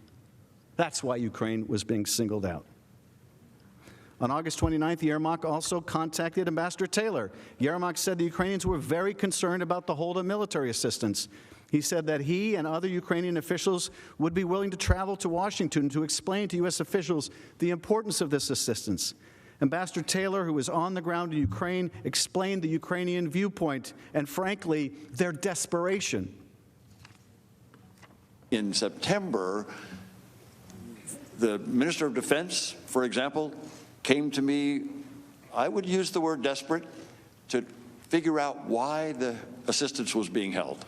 He thought that perhaps if he went to Washington to talk to you, to talk to the Secretary of Defense, to talk to the President, he would be able to find out and reassure, provide whatever answer was necessary to have that assistance released. Without any official explanation for the hold, American officials could provide little reassurance to their Ukrainian counterparts. It has been publicly reported that President Trump, Secretary Esper, and Secretary Pompeo met in late August and that they all implored the president to release the aid. But President Trump continued to refuse to release the aid. As of August 30th, the president was clearly directing OMB to continue the hold on security assistance. In documents reviewed by Just Security but withheld from the Congress by OMB on the president's instructions, OMB official Michael Duffy emailed DOD Controller Elaine McCusker that there is, quote, clear direction from POTUS to continue the hold. So here we are, August 30th. A month after that July 25th call, aid still being withheld, Ukrainians still holding on, still not willing to capitulate, not willing to violate Zelensky's whole campaign pledge about not engaging in corrupt investigations. That same day, August 30th, Republican Senator Ron Johnson spoke with Ambassador Sondland to express his concern about President Trump's decision to withhold military assistance to Ukraine. Senator Johnson described that call in an interview with the Wall Street Journal. According to Senator Johnson, Ambassador Sondland told him that if Ukraine would commit to, quote, get to the bottom of what happened in 2016, if President Trump has that confidence, then he'll release the military spending. Senator Johnson added, at that suggestion, I winced. My reaction was, oh God, I don't want to see those two things combined. The next day, August 31st, Senator Johnson spoke by phone with President Trump regarding the decision to withhold aid to Ukraine. According to the Wall Street Journal, President Trump denied the quid pro quo that Senator Johnson had learned of from Ambassador Sondland. At the same time, however, President Trump refused to authorize Senator Johnson to tell Ukrainian officials on his upcoming trip to Kyiv that the aid would be forthcoming. The message that Ambassador Sondland communicated to Senator Johnson mirrored that used by President Trump during the July 25th call with President Zelensky, in which President Trump twice asked the Ukrainian leader to get to the bottom of it, including in connection to an investigation into the debunked conspiracy theory of Ukrainian interference in the 2016 election. It also mirrored the language of the text message that Ambassador Volker sent to President Zelensky's aide just before the July 25th call, Indeed, despite the president's self-serving denials, the message was clear. President Trump wanted the investigations, and he would withhold not one but two acts vested in him by the power of his office in order to get them. Now begins September. September 1st. The president was supposed to go to Warsaw, as we know, but he doesn't go to Warsaw. Mike Pence goes to Warsaw. Jennifer Williams, special advisor to the vice president for Europe and Russia, learned of the change in the president's travel plans on August 29th. The vice president's national security advisor asked, at the request of Vice President Pence, for an update on the status of the security assistance that had just been publicly revealed in Politico and would be a critical issue during the bilateral meeting between the vice president and President Zelensky in Warsaw. The delegation arrives in Warsaw and gathers in a hotel room to brief Vice President Pence before he met with the Ukrainian president. National Security Advisor Bolton led the meeting. As Williams described it, advisors in the room, quote, agreed on the need to get a final decision on security assistance as soon as possible so that it could be implemented before the end of the year. But Vice President Pence did not have authority from the president to release the aid. Ambassador Sondland also attended that briefing. At the end of it, he expressed concern directly to Vice President Pence about the security assistance being held until the Ukrainians announced the very same politically motivated investigations at the heart of this scheme. Now, you mentioned that you also had a conversation with Vice President Pence before his meeting with President Zelensky in Warsaw, and that you raised the concern you had as well that the security assistance was being withheld because of the president's desire to get a commitment from Zelensky to pursue these political investigations. What did you say to the Vice President? I was in a briefing with several people, and I just spoke up and I said, it appears that everything is stalled until this statement gets made, words to that effect, and that's what I believe to be the case based on the work that the three of us had been doing, Volker, Perry, and myself. And the Vice President nodded like, he heard what I said, and that was pretty much it, as I recall. Everyone was in the loop. Ambassador Sondland testified that Vice President Pence was neither surprised nor dismayed by the description of this quid pro quo. At the beginning of the bilateral meeting between President Zelensky and Vice President Pence, as expected, the first question from President Zelensky related to the status of the security assistance.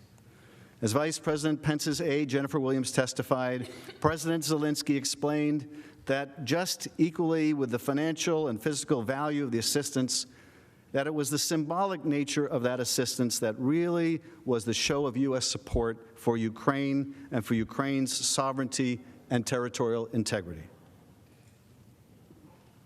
Later that day, Vice President Pence spoke to the President about his meeting with President Zelensky. But the hold on security assistance remained in place well after Vice President Pence returned from Warsaw. And after the meeting, the Warsaw meeting with Vice President Pence, Ambassador Sondland quickly pulled aside Andrei Yermak, Zelensky's top aide, and informed him that the aid would not be forthcoming until Ukraine publicly announced the two investigations that President Trump wanted. So here we are.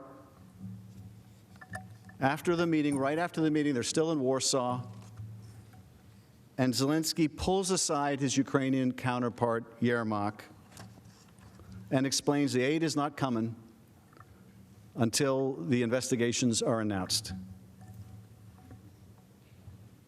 Based on my previous communication with Secretary Pompeo, I felt comfortable sharing my concerns with Mr. Yermak. It was a very, very brief pull-aside conversation that happened within a few seconds.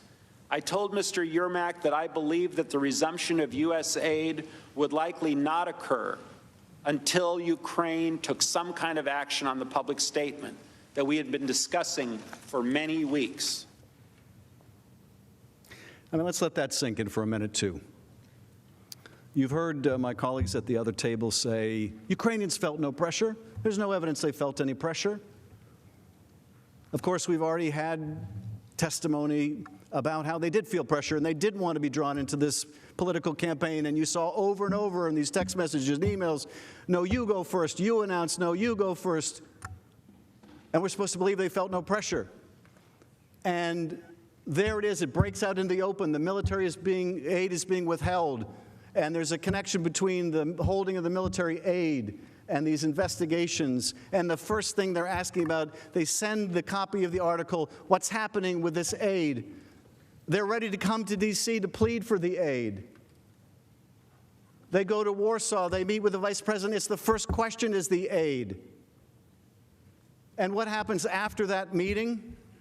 Now, that's a big meeting, by the way, with the vice president, the Ukrainian delegation. It's not like in front of all those people, the vice president is going to bring it up. And so Sondland goes up to his counterpart right after that on the sidelines of that meeting, and he says, basically, you ain't getting the money until you do the investigations. And we're to believe they felt no pressure? Folks, they're at war. They're at war, and they're being told you're not getting $400 million in aid you need unless you do what the president wants, and what the president wants are these 2 investigations. If you don't believe that's pressure, that's $400 million worth of pressure. I got a bridge I want to sell you. It's hard for us to put ourselves in the Ukrainians' position. I mean, imagine the eastern third of our country were occupied by an enemy force. And we're beholden to another country for military aid. And they're saying you're not going to get it until you do what we want. Do you think we'd feel pressured? I think we'd feel pressured. And that's exactly the situation the Ukrainians were in now. You've heard the other counsel say before, well, but they say they don't feel pressure. Like they're going to admit they were being shaken down by the President of the United States. You think they feel pressure now? You should see what kind of pressure they feel if they admitted that.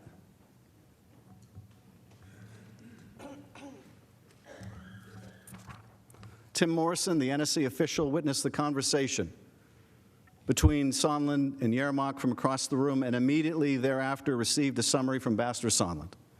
He reported the substance of that conversation to his boss, Ambassador Bolton, who told Morrison to consult with the lawyers.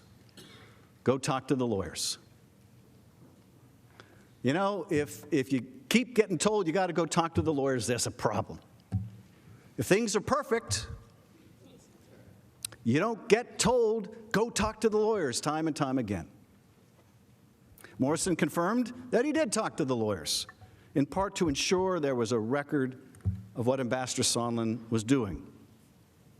That record exists within the White House. Would you like me to read you that record? I'd be happy to read you that record. It's there for your asking. Of course, the President has refused to provide that record. Precisely why did Ambassador Bolton direct Morrison to tell the lawyers, to talk to the lawyers? Would you like Ambassador Bolton to tell you why he said that? He'd be happy to tell you why he said that. He's there for your asking. What did Bolton know about the freeze in aid prior to this meeting in Warsaw? What did he mean that if he can press Zelensky, it's going to depend on whether he can press Zelensky? Would you like to know what that meant? I'd like to know what he meant by that. I think we know what he meant by that.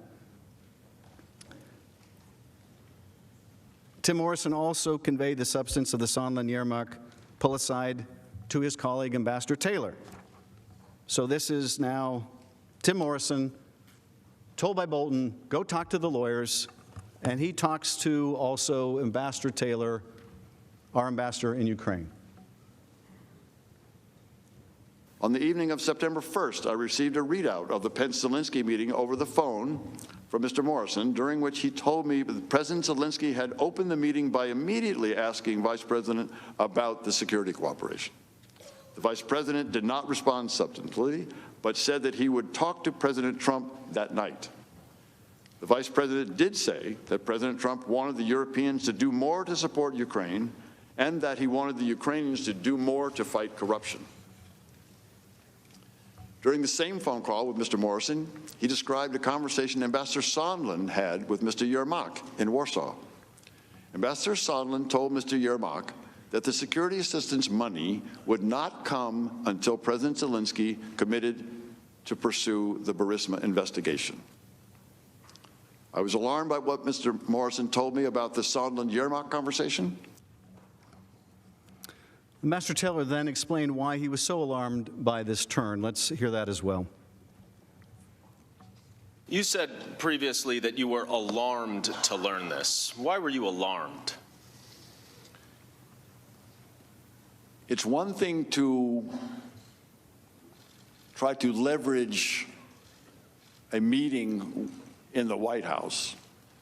It's another thing, I thought, to leverage security assistance to a country at war, dependent on both the security assistance and the demonstration of support. It was much more alarming. The White House meeting was one thing, security assistance was much more alarming. Upon learning from Mr. Morrison that the military aid may be conditioned on Ukraine publicly announcing these two investigations, Ambassador Taylor sends an urgent text message to Ambassador Sondland asking, are we now saying that security assistance and White House meeting are conditioned on investigations? And the response by Ambassador Sondland, call me. Well, you know what that means, right? You get a text message that's putting it in black and white. Are we saying security assistance and the White House meeting are conditioned on investigations? Call me. In other words, don't put this in writing. Call me. Ambassador Taylor did in fact call Sondland. Informed by notes he took at the time of the call, he summarized that conversation as follows. During that phone call, Ambassador Sondland told me that President Trump had told him that he wants President Zelensky to state publicly that Ukraine will investigate Burisma and alleged Ukrainian interference in the 2016 election.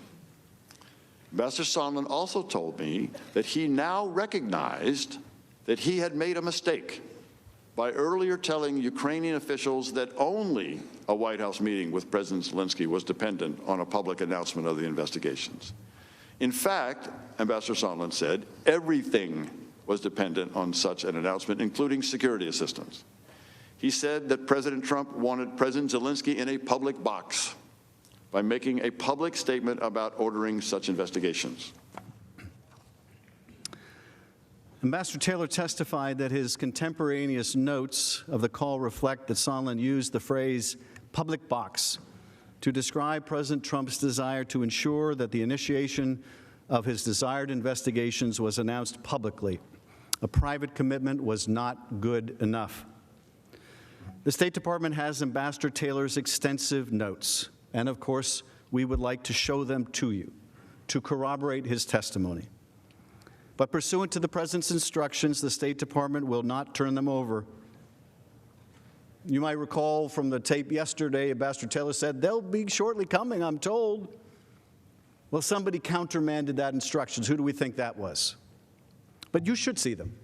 If you have any question about what Sondland told Ambassador Taylor, if the President's counsel tries to create any confusion about what Sondland told Taylor about his conversation with the President, and look, Sondland had one recollection in his deposition and another recollection in the first hearing and another recollection in the declaration. You want to know exactly what happened in that conversation when it was fresh in Sondland's mind and he told Taylor about it and Taylor wrote it in its notes. You're going to want Taylor's notes.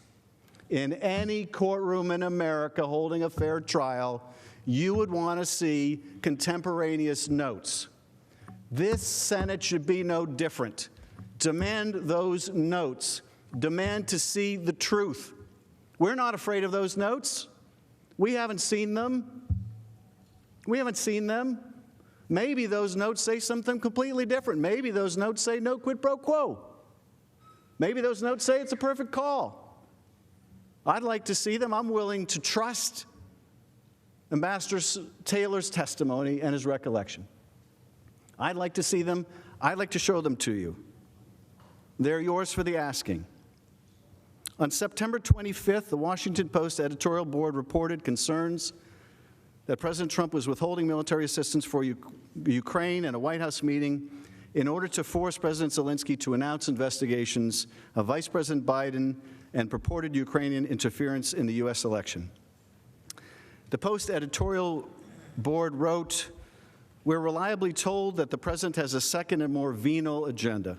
He is attempting to force Mr. Zelensky to intervene in the 2020 presidential election by launching an investigation of the leading Democratic candidate, Joe Biden. Mr. Trump is not just soliciting Ukraine's help with his presidential campaign. He is using U.S. military aid the country desperately needs in an attempt to extort it." So that's September 25th. President on notice, scheme discovered. September 5th. September 7th, the evidence shows President Trump has a call with Ambassador Sondland, where the president made the corrupt bargain for military aid in the White House meeting even more explicit. On September 7th, Ambassador Sondland spoke to President Trump on the telephone. After that conversation, Ambassador Sondland called Tim Morrison to update him on that conversation. Unlike Sondland, who testified that he never took notes, Morrison took notes of the conversation and recalled it during his public testimony. Let's listen. Now, a few days later, on September 7th, you spoke again to Ambassador Sondland, who told you that he had just gotten off the phone with President Trump. Isn't that right? That sounds correct, yes. What did Ambassador Sondland tell you that President Trump said to him? If I recall this conversation correctly, this was where Ambassador Sondland related that there was no quid pro quo, but President Zelensky had to make the statement and that he had to want to do it. And by that point, did you understand that the statement related to the Biden and 2016 investigations? I think I did, yes. And that was essentially a condition for the security assistance to be released? I understood that that's what Ambassador Sondland believed. After speaking with President Trump? That's what he represented. Now, you should bear in mind when Mr. Morrison says that's what he represented, that we asked Mr. Morrison about the president's calls with Ambassador Sondland, and he testified that every time he checked to see did Ambassador Sondland in fact talk with the president, when he said that he did, that yes, in fact, he talked with the president. Every time he checked, he was able to confirm it. Now, let's let this sink in for a minute. According to Mr. Morrison's testimony, former Republican staffer on the Armed Services Committee, he speaks with Sondland on September 7th, and Sondland says he's just gotten off the phone with Trump. Okay, so this is contemporaneous. Just got off the phone. Call is fresh in everybody's mind. And what was said? Morrison says, Ambassador Sondland related there was no quid pro quo, but President Zelensky had to make the statement, and he had to want to do it. No quid pro quo, but there's a quid pro quo. Now, there are notes that show this. There's a written record of this. There's a written record of what President Trump told Ambassador Sondland right after that call. Would you like to see that written record? It's called Mr. Morrison's notes. It's right there for the asking. If these fine lawyers over here want to persuade you that call didn't happen or it wasn't said, or all he said was no quid pro quo, he never said, but you have to go to the mic and you have to want to do it, well, there's a good way to find out what happened on that call, because it's in writing. Is there any question why they're withholding this from Congress? Is there any question about that? They didn't claim, well, Mr. Morrison didn't claim absolute immunity, and Mr. Sondland didn't claim absolute immunity. There's no absolute immunity over these notes. No executive privilege over these notes. The notes have already been described. The conversation's already been released. There's no even plausible, arguable, invented even excuse for withholding these notes. Wouldn't you like to see them? I can tell you in any courtroom in America you'd get to see them. This should be no different. Wouldn't be any different in a fair trial anywhere in America.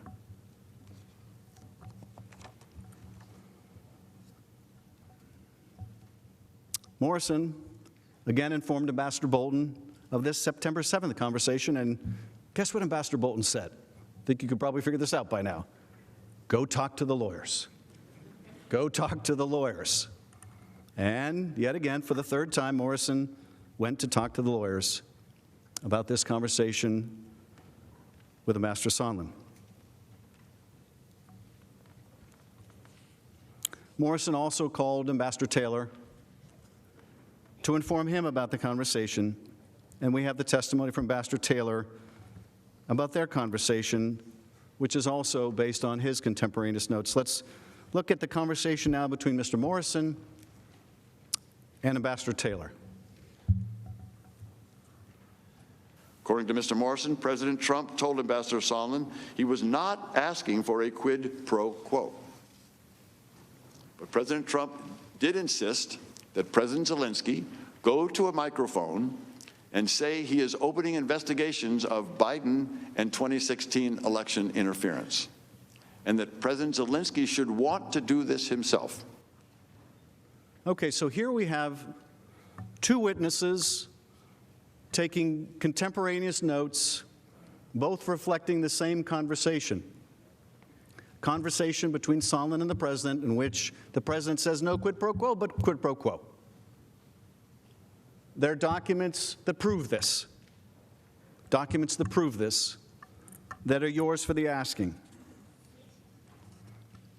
The following day, September 8th, Sondland texts Taylor and Volker to bring them up to speed on the conversations with President Trump and subsequently President Zelensky, whom he spoke to after President Trump. Guys, multiple conversations with Z, meaning Zelensky, POTUS, let's talk. Sondland spoke to Taylor, but not Volker shortly after this text. According to Ambassador Taylor, who testified again on his real-time notes, let's hear what he said. The following day, on September 8th, Ambassador Sondland and I spoke on the phone. He confirmed that he had talked to President Trump, as I had suggested a week earlier, but that President Trump was adamant that President Zelensky himself had to clear things up and do it in public. President Trump said it was not a quid pro quo. So it's all very consistent here. What the president said, no quid pro quo, but Zelensky must announce the investigations publicly, was what he was telling Sondland. No quid pro quo except for the quid pro quo. The president's attorneys rely on the first half of that sentence and would like you to forget the second half ever happened. But we don't have to leave our common sense at the door. We don't have to rely on an incomplete description of that call. We have instead the detailed notes of Mr. Morrison and Ambassador Taylor. But we also know what President Trump told Sondland because Sondland relayed that message to President Zelensky. During the same September 8 conversation with Taylor, Sondland described his conversation with President Zelensky. Here's Ambassador Taylor's account of it. Ambassador Sondland also said that he had talked to President Zelensky and Mr. Yermak and had told them that although this was not a quid pro quo, if President Zelensky did not clear things up in public, we would be at a stalemate. I understood a stalemate to mean that Ukraine would not receive the much-needed military assistance. Ambassador Sondland said that this conversation concluded with President Zelensky agreeing to make a public statement in an interview on CNN. So not only did Ambassador Sondland relate this conversation to Mr. Morrison and Mr. Taylor, not only did Ambassador Taylor, Mr. Morrison talk about it, but Sondland confirms that he's relayed this conversation to Zelensky himself. Everyone was now in the loop on the military aid being withheld for the political investigations. Taylor continued recalling the startling analogy Ambassador Sondland used to describe President Trump's approach to Ukraine. During our call on September 8th, Ambassador Sondland tried to explain to me that President Trump is a businessman. When a businessman is about to sign a check to someone who owes him something, the businessman asks that person to pay up before signing the check. Ambassador Volker used the same language several days later while we were together at the Yalta European Strategy Conference. I argued to both that the explanation made no sense. The Ukrainians did not owe President Trump anything. Ambassador Taylor testified that at the end of the Sondland-Zelensky conversation, President Zelensky said that he had relented and agreed to do a CNN interview to announce the investigations. So there was a breakthrough after all. The promised meeting wasn't enough. The withheld security assistance broke the logjam. Zelensky was going to go on CNN and announce the investigations. Taylor, though, remained concerned that even if the Ukrainian leader did as President Trump required, President Trump might continue to withhold the vital U.S. security assistance in any event. Ambassador Taylor texted his concerns to Ambassador Volker and Sondland, stating, "The nightmare is they give the interview and don't get the security assistance. The Russians love it, and I quit."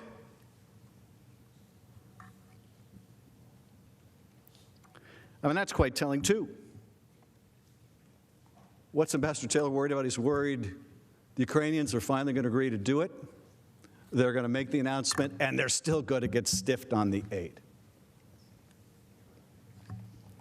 At his deposition, Ambassador Taylor elaborated, the nightmare is the scenario where President Zelensky goes out in public, makes an announcement that he's going to investigate Burisma and the interference in the 2016 election.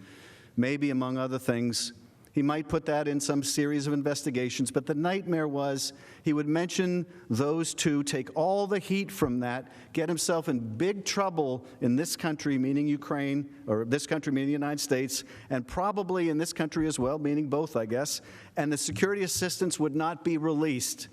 That was the nightmare. If it were to happen, Taylor's testified he would quit. Early in the morning in Europe on September 9th, which was 12:47 a.m. in Washington, D.C., Ambassador Taylor reiterated his concerns about the president's quid pro quo for security assistance in another series of text messages with Ambassadors Volker and Sondland. So here are the September 9th text messages. Taylor texts to Sondland, the message to the Ukrainians, parentheses, and Russians, we send with a decision on security assistance is key. With the hold, we have already shaken their faith in us. Thus, my nightmare scenario. And Taylor goes on and says, counting on you to be right about this interview, Gordon, meaning if they do it, you darn well better come through with the military aid. And Sondland says, Bill, I never said I was right. I said we are where we are and believe we have identified the best pathway forward. Let's hope it works.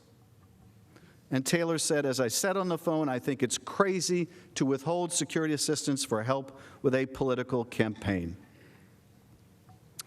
Ambassador Taylor testified about what he meant. He said that to withhold that assistance for no good reason other than help with a political campaign made no sense. It was counterproductive to all of what we've been trying to do. It was illogical. It could not be explained. It was crazy.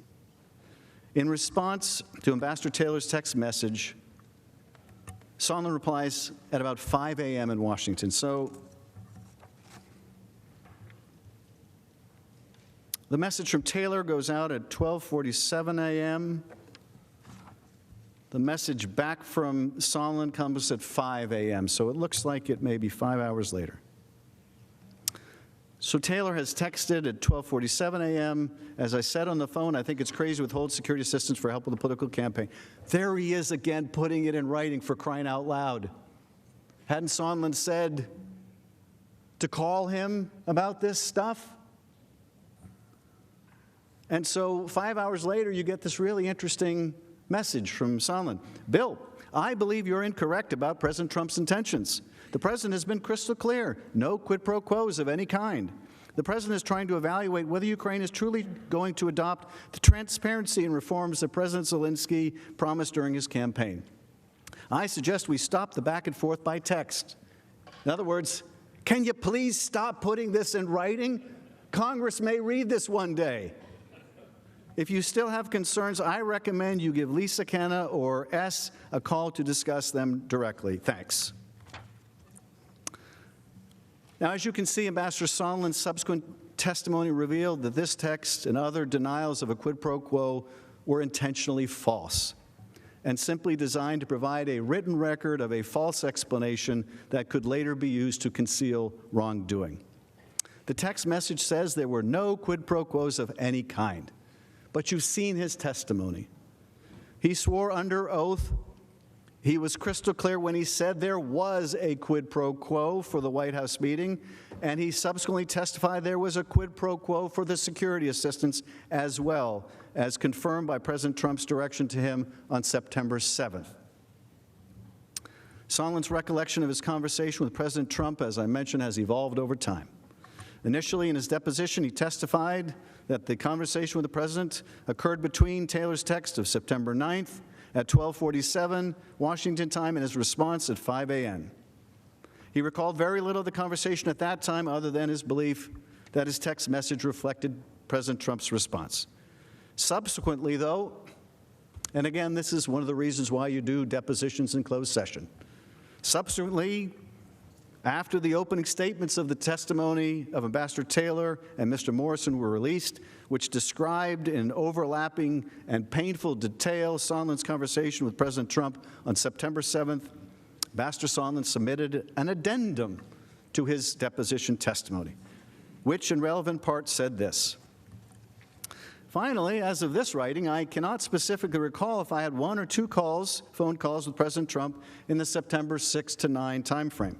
Despite repeated requests to the White House and the State Department, I have not been granted access to all of the phone records, and I would like to review those phone records along with any other notes and other documents that may exist to determine if I can provide a more complete testimony to assist Congress.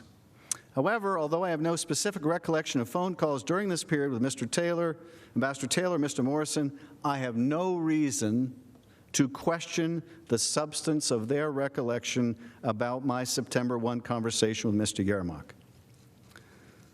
During his public testimony, Ambassador Sondland purported to remember more of this conversation with President Trump.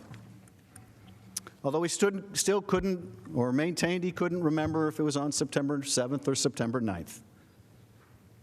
And according to his testimony, President Trump did not specifically say there was a quid pro quo. But when Sondland simply asked the president what he wanted from Ukraine, President Trump immediately brought up a quid pro quo. According to Sondland, President Trump said, I want nothing, I want no quid pro quo, I want Zelensky to do the right thing. And I said, what does that mean? And he said, I want him to do what he ran on. In his subsequent testimony, Ambassador Sondland explained that President Trump's reference to what he ran on was a nod to rooting out corruption.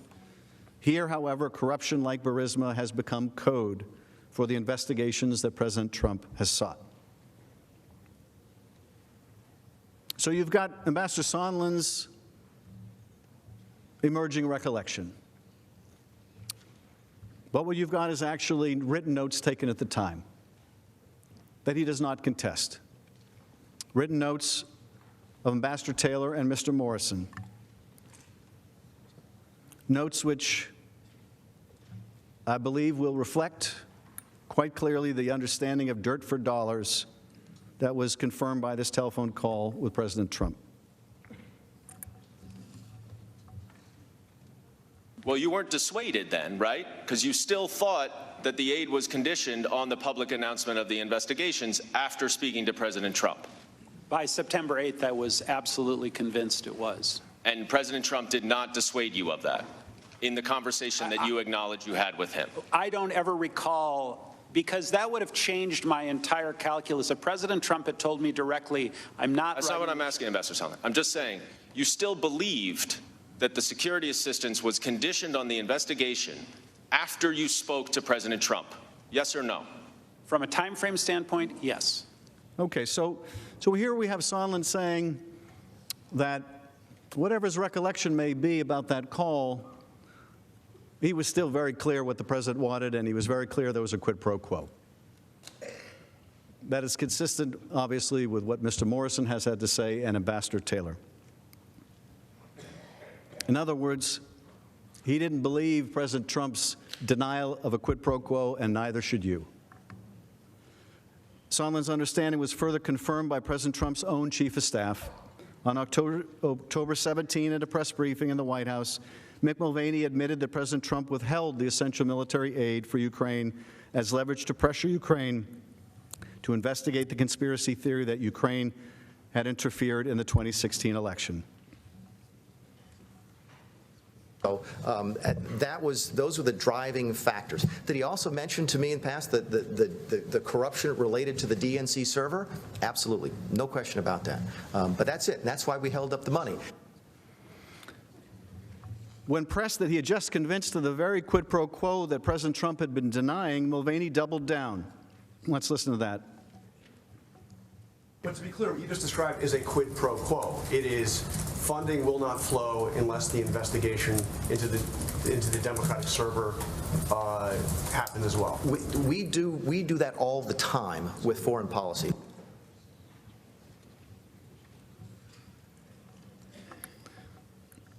This evidence demonstrates that President Trump withheld the security assistance in the White House meeting with President Zelensky until Ukraine made a public statement announcing the two investigations targeted to help his political re-election efforts.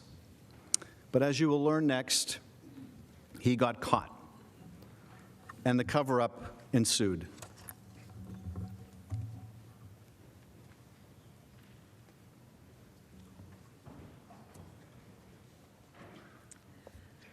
Mr. Chief Justice and Senators, thank you for your patience. This is a lot of information, but you have a very important obligation, and that is ultimately to decide whether the president committed impeachable offenses. And in order to make that judgment, you have to have all of the facts. And so we're going through this chronology. We're close to being done.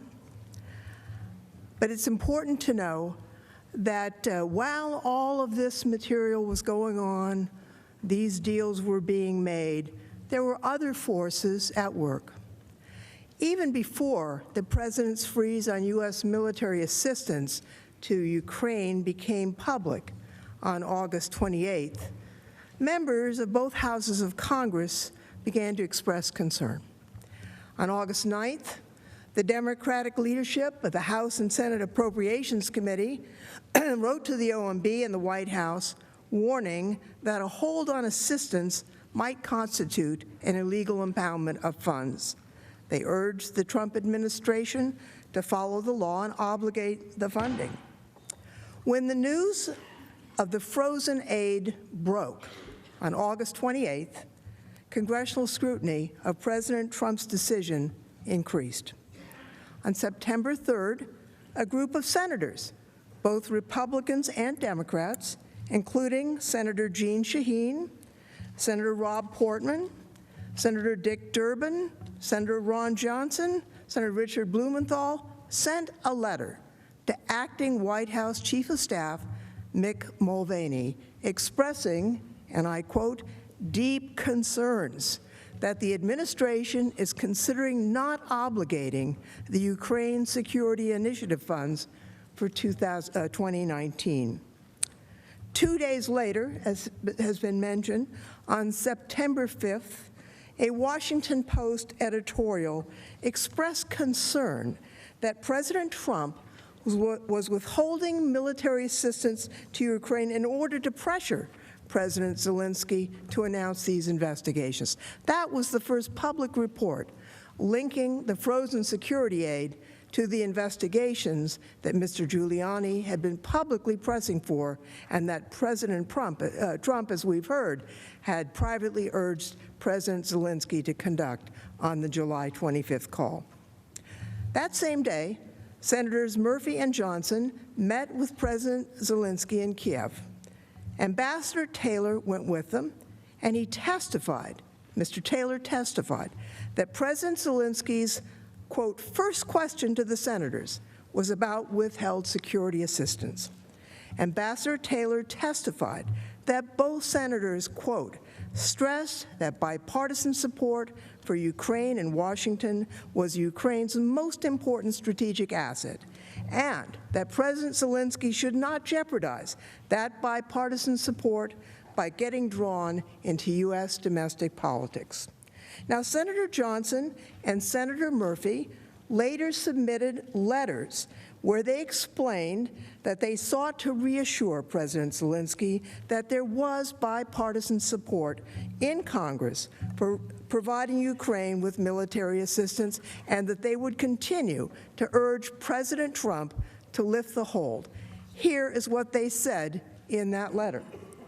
Senator Murphy said, Senator Johnson and I assured Zelensky that Congress wanted to continue this funding and would press Trump to release it immediately. And Senator Johnson in the letter said, I explained that I'd tried to persuade the president to authorize me to announce the hold was released, but that I was unsuccessful. Now, as news of the president's hold on military assistance to Ukraine became public at the end of August, Congress, the press, the public started to pay more attention to President Trump's activities with Ukraine. This risked exposing the scheme that you've heard so much about today. By now, the White House had learned that the Inspector General of the intelligence community had found that a whistleblower complaint related to the same Ukraine matter was, quote, credible and, quote, an urgent concern, and was therefore, that they were therefore required to send that complaint to Congress.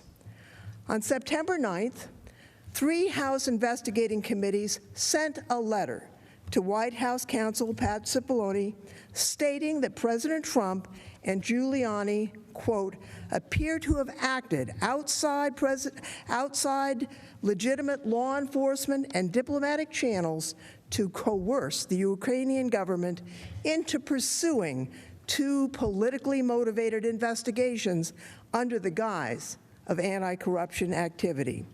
The letter also said this: if the president is trying to pressure Ukraine into choosing between defending itself from a Russian aggression without U.S. assistance or leveraging its judicial system to serve the ends of the Trump campaign, this would represent a staggering abuse of power, a boon to Moscow, and a betrayal of the public trust. The chairs requested that the White House preserve all relevant records and produce them by September 16th. This included the transcript, or actually the call record, of the July 25th call between President Trump and President Zelensky.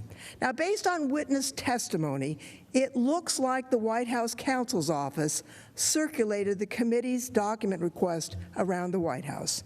Tim Morrison, a senior director at the National Security Council, remembered seeing a copy of this letter. He also recalled that the 3 committees' Ukraine investigation was discussed at a meeting of senior-level NSC staff soon after it was publicly announced.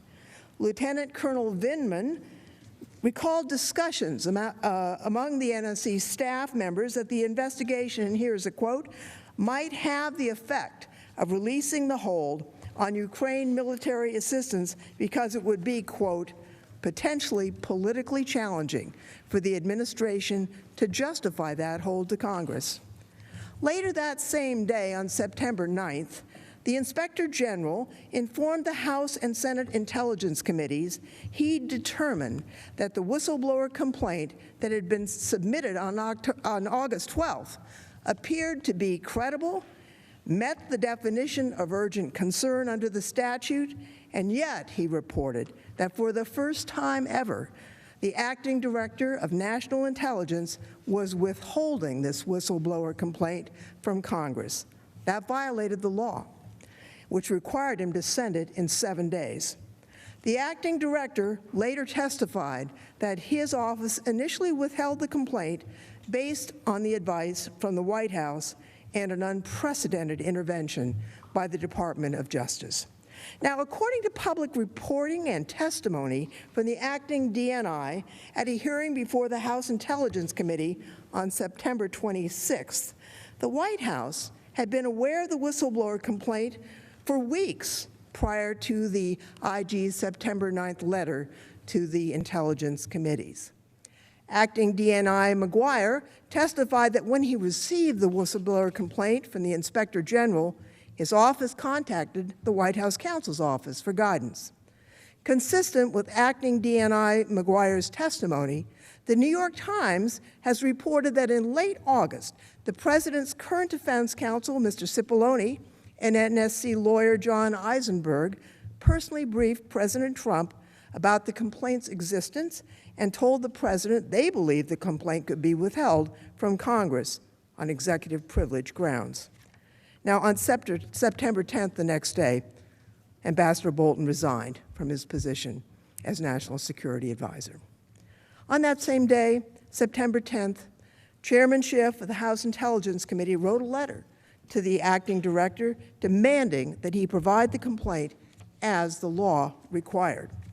The next day, on September 11th, President Trump lifted the hold on the security assistance to Ukraine. Now, numerous witnesses have testified that they weren't aware of any reason why the hold was lifted, just as there was no explanation for the hold being implemented. There was no additional review, no additional European contribution, nothing to justify the president's change in position except he got caught. Just as there was no official explanation for why the hold on Ukrainian assistance was implemented, numerous witnesses testified that they were not provided with any reason for why the hold was lifted on September 11th. For example, Jennifer Williams, who was the special advisor to Vice President Pence, testified that she was never given a reason for that decision. Neither was Lieutenant Colonel Vindman. Here's what he told us during the hearing. Are you also aware, however, that the security assistance hold was not lifted for another 10 days after this meeting? That's correct. And am I correct that you didn't learn the reason why the hold was lifted? That's correct. Colonel Vindman, you didn't learn a reason why the hold was lifted either, is that right? Correct. Colonel Vindman, are you aware that the committees launched an investigation into Ukraine matters on September 9th, 2 days before the hold was lifted? I am aware, and I was aware. Ambassador Taylor, the person in charge at the U.S. Embassy in Kiev, who communicated the decision to the Ukrainians, also never got an explanation. Here's what he said. Are you also aware, however, that the security assistance hold was not lifted for another 10 days after this? 9th. Finally, on September 11th, I learned that the hold had been lifted and security assistance would be provided. I was not told the reason why the hold had been lifted. Mark Sandy, a career officer at OMB, testified he only learned of a possible rationale for the hold in early September after the acting DNI had informed the White House about the whistleblower complaint. Now, Sandy testified that sometime in early September, he received an email from his boss, Michael Duffy. Approximately 2 months after the hold had been placed, the email, quote, attributed the hold to the president's concern about other countries not contributing more to Ukraine and requested, quote, information about what additional countries were contributing to Ukraine. This was a different explanation than OMB had provided at the July 26th interagency meeting. That referenced concerns about corruption. Lieutenant Colonel testified that none of the facts on the ground about Ukrainian efforts to combat corruption or other countries' contribution to Ukraine had changed before President Trump lifted the hold. According to a press report, after Congress began investigating President Trump's scheme, the White House counsel's office opened an internal investigation relating to the July 25th call. The following slides provide excerpts from a report in the Washington Post. As part of that internal investigation, White House lawyers reportedly gathered and reviewed hundreds of documents that reveal extensive efforts to generate an after-the-fact justification for the hold on military assistance for Ukraine that had been ordered by the president. These documents reportedly include, quote, early August email exchanges between Acting Chief of Staff Mick Mulvaney and White House budget officials seeking to provide an explanation for withholding the funds after the president had already ordered a hold in mid-July on the nearly $400 million in security assistance. The Washington Post article also reported that, and this is a quote, emails show OMB Director Vaught and OMB staffers arguing that withholding the aid was legal while officials at the National Security Council and State Department protested. OMB lawyers said that it was legal to withhold the aid as long as they deemed it a temporary hold. You should be able to see these documents, but the White House has withheld them from Congress. So the House can't verify the news report, but you could. You could do that if you could see these documents. You should subpoena them, and there's no reason not to see all the relevant documents.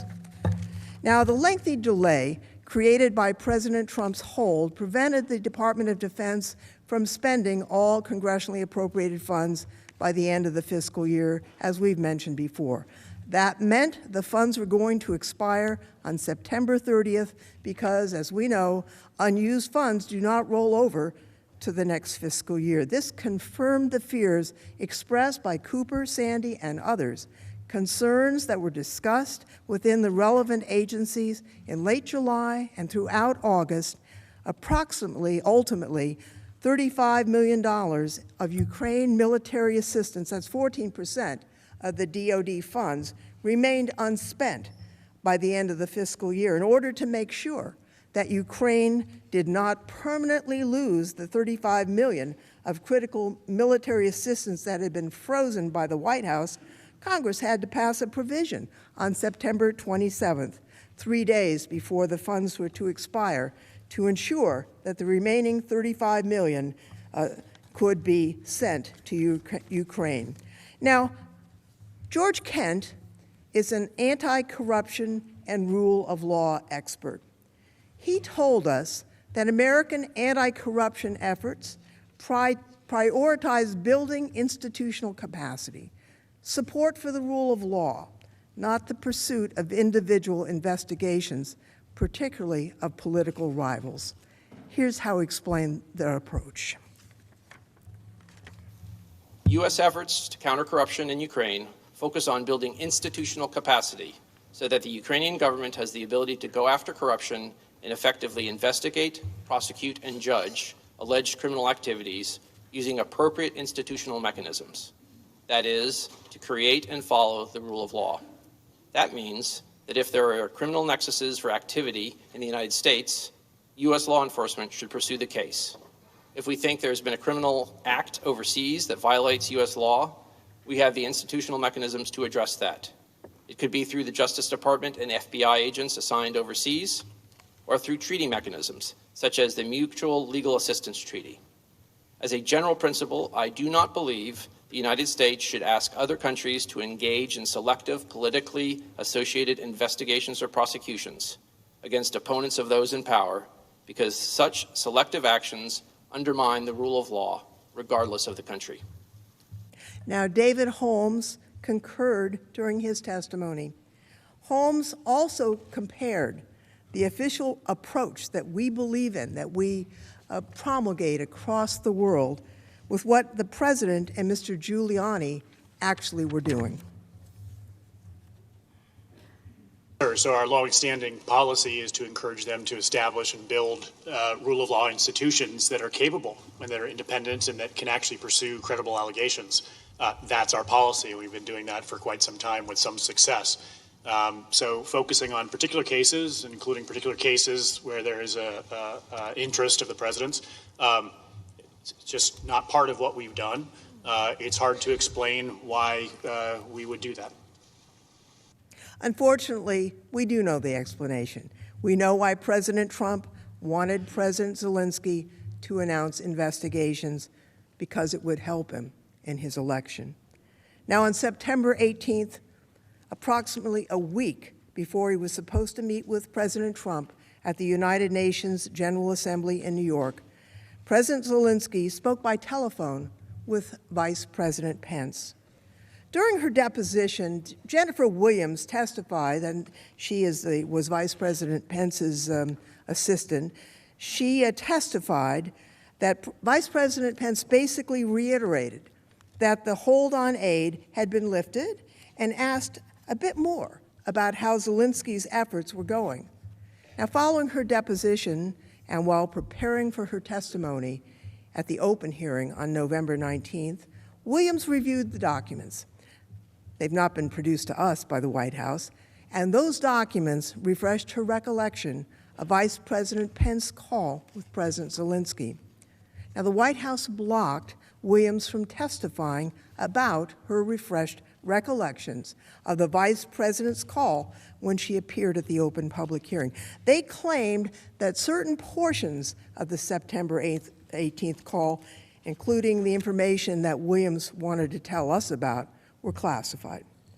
On November 26th, she submitted a classified addition to her hearing testimony, where she provided additional information about the Vice President's September 18th telephone call with President Zelensky. The Intelligence Committee provided this classified addition to the Judiciary Committee. It has been sent to the Senate for your review. Now, I've read that testimony. I'll just say that a cover-up is not a proper reason to classify a document. Vice President Pence has repeatedly said publicly that he has no objection to the White House releasing the actual transcript of his calls with President Zelensky, and yet his office has refused many requests by the committee to declassify Williams' addendum so the American people could also see the additional evidence about this call. We urge the senators to review it, and we ask again that the White House declassify it. As the House wrote in 2 separate letters, there is no basis to keep it classified, and again, in case the White House needs a reminder, it's improper to keep classified just to avoid embarrassment or to conceal wrongdoing. Now, we've been through a lot of facts today.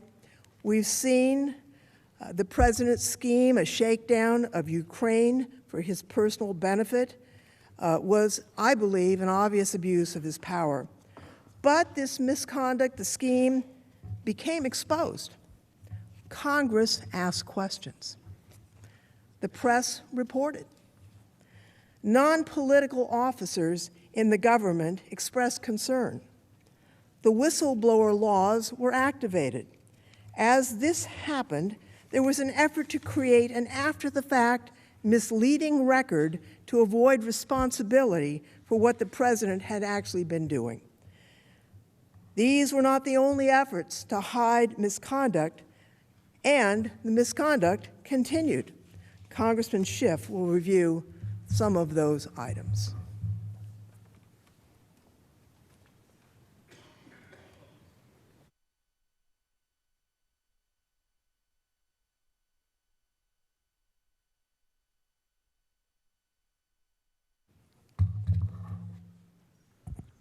So we have about 20 minutes left in the presentation tonight. I'd like to now go through with you the President's efforts to hide this corrupt scheme, even as it continued well into the fall of last year. On August 12th, a whistleblower in the intelligence community submitted a complaint addressed to the Congressional Intelligence Committees. This explosive document stated that President Trump had solicited foreign interference from Ukraine to assist in his 2020 reelection bid. The complaint alleged a scheme by President Trump to, quote, use the power of his office to solicit interference from a foreign country in the 2020 U.S. election. The complaint stated that the president had applied pressure on Ukraine to investigate one of the president's main domestic political rivals and detailed the involvement of the president's personal lawyer, Rudy Giuliani. The complaint also stated that the whistleblower believed that the president's activities, quote, pose risk to U.S. national security and undermine the U.S. government's efforts to deter and counter foreign interference in U.S. elections. Under the law, the whistleblower was required to file the complaint with the Inspector General of the intelligence community, which was then required to vet and assess the complaint and determine if it warranted reporting to the intelligence committees. The law gives the Inspector General 14 days to conduct an initial review and then inform the Director of National Intelligence about his findings. On August 26, the Inspector General sent the whistleblower complaint and the Inspector General's preliminary determination to the Acting Director of National Intelligence. The Inspector General wrote that based on his review of the complaint, its allegations constituted an urgent concern and appeared credible under the statute. The Inspector General confirmed that the whistleblower acted lawfully in bringing the complaint and credibly raised a legitimate concern that should be communicated to the intelligence committees of Congress. The Director of National Intelligence quickly informed the White House about the complaint. Under the law, the Acting Director of National Intelligence was required to forward the complaint and the Inspector General's determination to the Congressional Intelligence Committees no later than 7 days after he received it. The legal requirement is extremely clear. Upon receipt of the transmittal from the ICIG, that is the Inspector General of the Intelligence Community, the Director shall, within 7 calendar days of such receipt, forward such transmittal to the Congressional Intelligence Committees together with any comments the Director considers appropriate. Yet, despite the clear letter of the law, the White House mobilized to keep the information in the whistleblower complaint from Congress, including by inviting the Department of Justice to render an opinion as to whether the complaint could be withheld from Congress. The statutory deadline of September 2nd, when the Director of National Intelligence was required to turn it over to Congress, came and went, and the complaint remained hidden from Congress. Finally, on September 9th, a full week after the complaint was required to be sent to Congress, and once again, an urgent concern, the Inspector General, 1 week after it was required to be sent to Congress, the Inspector General wrote to the leaders of the intelligence committees to inform them that the Director of National Intelligence was withholding a whistleblower complaint in direct contravention of past practice and the law. On September 24th, Speaker of the House Nancy Pelosi announced that the House of Representatives is moving forward with an official impeachment inquiry. The next day, the House of Representatives passed a resolution calling on the Trump administration to provide the whistleblower's complaint immediately to the Congressional Intelligence Committees. Later that day, the White House publicly released the summary of the July 25th call between President Trump and President Zelensky and permitted the acting Director of National Intelligence to provide the whistleblower's complaint and related documents to the Congressional Intelligence Committees. The President himself was happy to discuss the motivations for the scheme in public.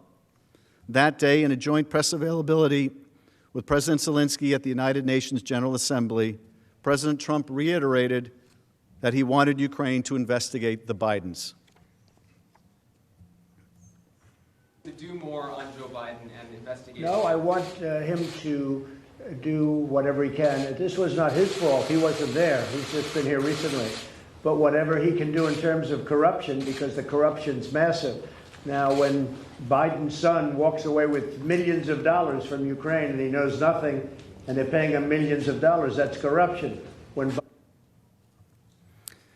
Finally, the day after President Trump explained to the public that he wanted Ukraine to investigate former Vice President Biden, on the morning of September 26th, the Intelligence Committee publicly released declassified redactions of 2 documents, the whistleblower's August 12th complaint and the Inspector General's August 26 transmittal to the Acting Director of National Intelligence.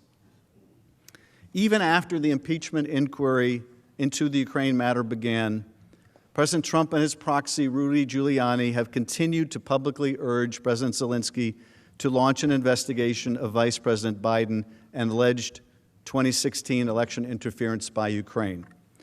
On September 30, during his remarks at the swearing-in of the new Labor Secretary, President Trump stated, Now, the new president of Ukraine ran on the basis of no corruption. That's how he got elected. And I believe that he really means it. But there was a lot of corruption having to do with the 2016 election against us. And we want to get to the bottom of it, and it's very important that we do. Thank you very much. So here he is, this meeting at the United Nations, September 30, and he's still pursuing this bogus CrowdStrike conspiracy theory with the president of Ukraine. On October 2nd, in a public press availability, President Trump discussed the July 25th call with President Zelensky and stated the conversation was perfect, it couldn't have been nicer. He then linked his notion of corruption with the Biden investigation. On October 3rd, in remarks before he departed on Marine One, President Trump expressed his hope that Ukraine would investigate Vice President Biden and his son. President Trump actually escalated his rhetoric, urging not only Ukraine to investigate the Bidens, but China too. Mr. President, what exactly did you hope Zelensky would do about the Bidens after your phone call? Exactly. Well, I would think that if they were honest about it, they'd start a major investigation into the Bidens. It's a very simple answer. They should investigate the Bidens, because how does a company that's newly formed, and all these companies, if you look at, and by the way, likewise, China should start an investigation into the Bidens, because what happened in China is just about as bad as what happened with Ukraine. So I would say that President Zelensky, if it were me, I would recommend that they start an investigation into the Bidens. The same day, President Trump tweeted that he has an absolute right to investigate corruption. What that really means is he feels he has an absolute right to investigate or get foreign countries to investigate his political opponents. The president sent a similar tweet the next day, once again linking corruption with the Biden investigation. As president, I have an obligation to end corruption, even if that means requesting the help of a foreign country or countries. It is done all the time. This has nothing to do with politics or a political campaign against the Bidens. This does have to do with corruption. Give him credit for being so obvious. This has nothing to do with politics or a political campaign against the Bidens, but you got to investigate the Bidens. I guess that's just a coincidence. President Trump continued to demonstrate his eagerness to solicit foreign assistance related to his personal interest. Here's what's okay. He said, if we feel there's corruption, like I feel there was in the 2016 campaign, there was tremendous corruption against me. If we feel there's corruption, we have a right to go to a foreign country. President Trump added that asking President Xi of China to investigate the Bidens is certainly something we can start thinking about. Even last month, the president and Giuliani's scheme continued. During the first week of December, Giuliani traveled to Budapest, Kyiv, and Vienna to meet with the former Ukrainian government officials as part of a continuing effort to dig up political dirt on Vice President Biden and advance the theory that Ukraine interfered in the 2016 election. Asked about his interviews of foreign Ukrainian prosecutors, Giuliani told the New York Times that he was acting on behalf of his client, President Trump. Quote, like a good lawyer, I am gathering evidence to defend my client against the false charges being leveled against him. Indeed, evidence obtained by the House from Giuliani's associate confirms that he had been representing himself in as early as May 2019 as President Trump's personal lawyer, doing Donald J. Trump's personal bidding in his dealings with Ukraine. This letter, May 10th, 2019, from Giuliani to Zelensky, says, among other things, however, I have a more specific request. In my capacity as personal counsel to President Trump and with his knowledge and consent, I request a meeting with you on this upcoming Monday, May 13th, or Tuesday, May 14th. I will need no more than a half an hour of your time, and I will be accompanied by my colleague, Victoria Tensing, a distinguished American attorney who is very familiar with this matter. Please have your office let me know what time or times are convenient for you, and Victoria and I will be there.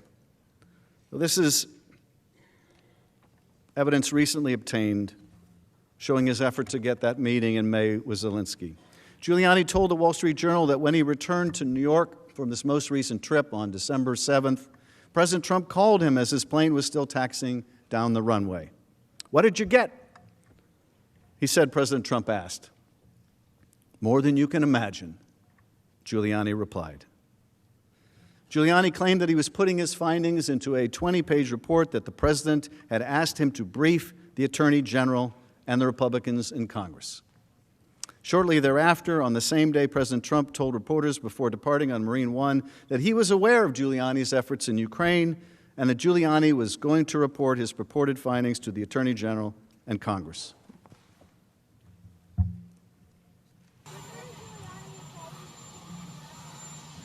Well, I just know he came back from someplace and he's going to make a report, I think, to the Attorney General and to Congress. He says he has a lot of good information. I have not spoken to him about that information, but Rudy, as you know, has been one of the great crime fighters of the last 50 years. And he did get back from Europe just recently, and I know he has not told me what he's found, but I think he wants to go before Congress and say, and also to the Attorney General and the Department of Justice, I hear he's found plenty, yeah. 3 days after that, those remarks, on December 10th, Giuliani confirmed to the Washington Post that President Trump had asked him to brief the Justice Department and Republican senators on his, quote, findings, unquote, from his trip to Ukraine. Giuliani stated, "He wants me to do it. I'm working on pulling it together and hope to have it done by the end of the week." That Friday, December 13th, Giuliani reportedly met with President Trump at the White House. And on December 17th, Giuliani confirmed to CNN that President Trump has been very supportive of his efforts to dig up dirt on Vice President Biden in Ukraine and that they are on the same page. The following day, on December 18, 2019, the House of Representatives approved the 2 articles of impeachment you are considering in this trial. Since the House voted on these articles, evidence has continued to come to light related to the president's corrupt scheme. Among other things, Freedom of Information Act lawsuits, press reporting, and documents provided to Congressman Rudy Giuliani, Associate Lev Parnas, further corroborate what we already know about the president's scheme. As Giuliani again said on December 17th, President Trump has been, quote, very supportive, unquote, of his efforts to dig up dirt on Vice President Biden, and they are, quote, on the same page. Parnas further corroborated what we already know about President Trump's scheme, that he was responsible for withholding military aid and sustaining that hold, and that his personal attorney, Mr. Giuliani, was working at the direction of President Trump himself.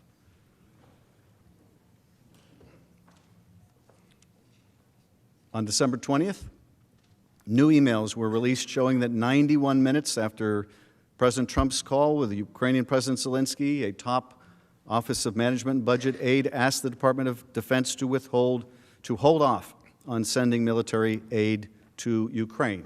So those were new documents that came on December 20th. On December 29th, revelations emerged from OMB Director and Acting Chief of Staff Mick Mulvaney's role about that role in the delay of aid, and efforts by lawyers at OMB, the Department of Justice, and the White House to justify the delay and the alarm that the delay caused within the administration. Those records just became available on December 29th. On January 2nd, newly unredacted Pentagon emails which raised serious concerns by Trump administration officials about the legality of the president's hold on aid became available.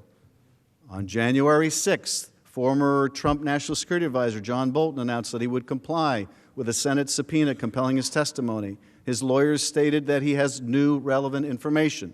On January 13th, reports emerged that the Russian government hacked the Ukrainian gas company Burisma, almost certainly in an effort to find information about Vice President Joe Biden's son in order to weaponize that information against Mr. Biden and in favor of Mr. Trump, just as Russia did against Secretary Clinton in favor of then-candidate Trump in 2016. That brings us up to January 13th of this year. Last week, House committees received new evidence from Lev Parnas that further demonstrates that the president was a central player in this scheme to pressure Ukraine for his political gain. And also last week, the Government Accountability Office found that President Trump violated the law when he withheld that aid. Last night, we had a further development when more redacted emails from the Office of Management and Budget were produced. I think Representative Crow showed you these. These are among the documents that were just released. I'm sure that if we could read under those redactions, it would be a very perfect email. But you have to ask, what is being redacted here? What is so important to keep confidential during the course of an impeachment inquiry? As you can see, right up until last night, evidence continues to be produced. The truth is going to come out. Indeed, the truth has already come out, but more and more of it will. More emails are going to come out. More witnesses are going to come forward. They're going to have more relevant information to share. And the only question is, do you want to hear it now? Do you want to know the full truth now? Do you want to know just who was in the loop? Sounds like everyone was in the loop. You want to know how broad this scheme was? We have the evidence to prove that President Trump ordered the aid withheld. He did so to coerce Ukraine to help his re-election campaign. He withheld a White House meeting to coerce the same sham investigations. We can and will prove President Trump guilty of this conduct and of obstructing the investigation into his misconduct. But you and the American people should know who else was involved in this scheme. You should want the whole truth to come out. You should want to know about every player in this sordid business. It isn't within your power to do so. And I would urge you, even if you're prepared to vote to convict and impeach and remove this president, to find out the full truth about how far this corruption goes.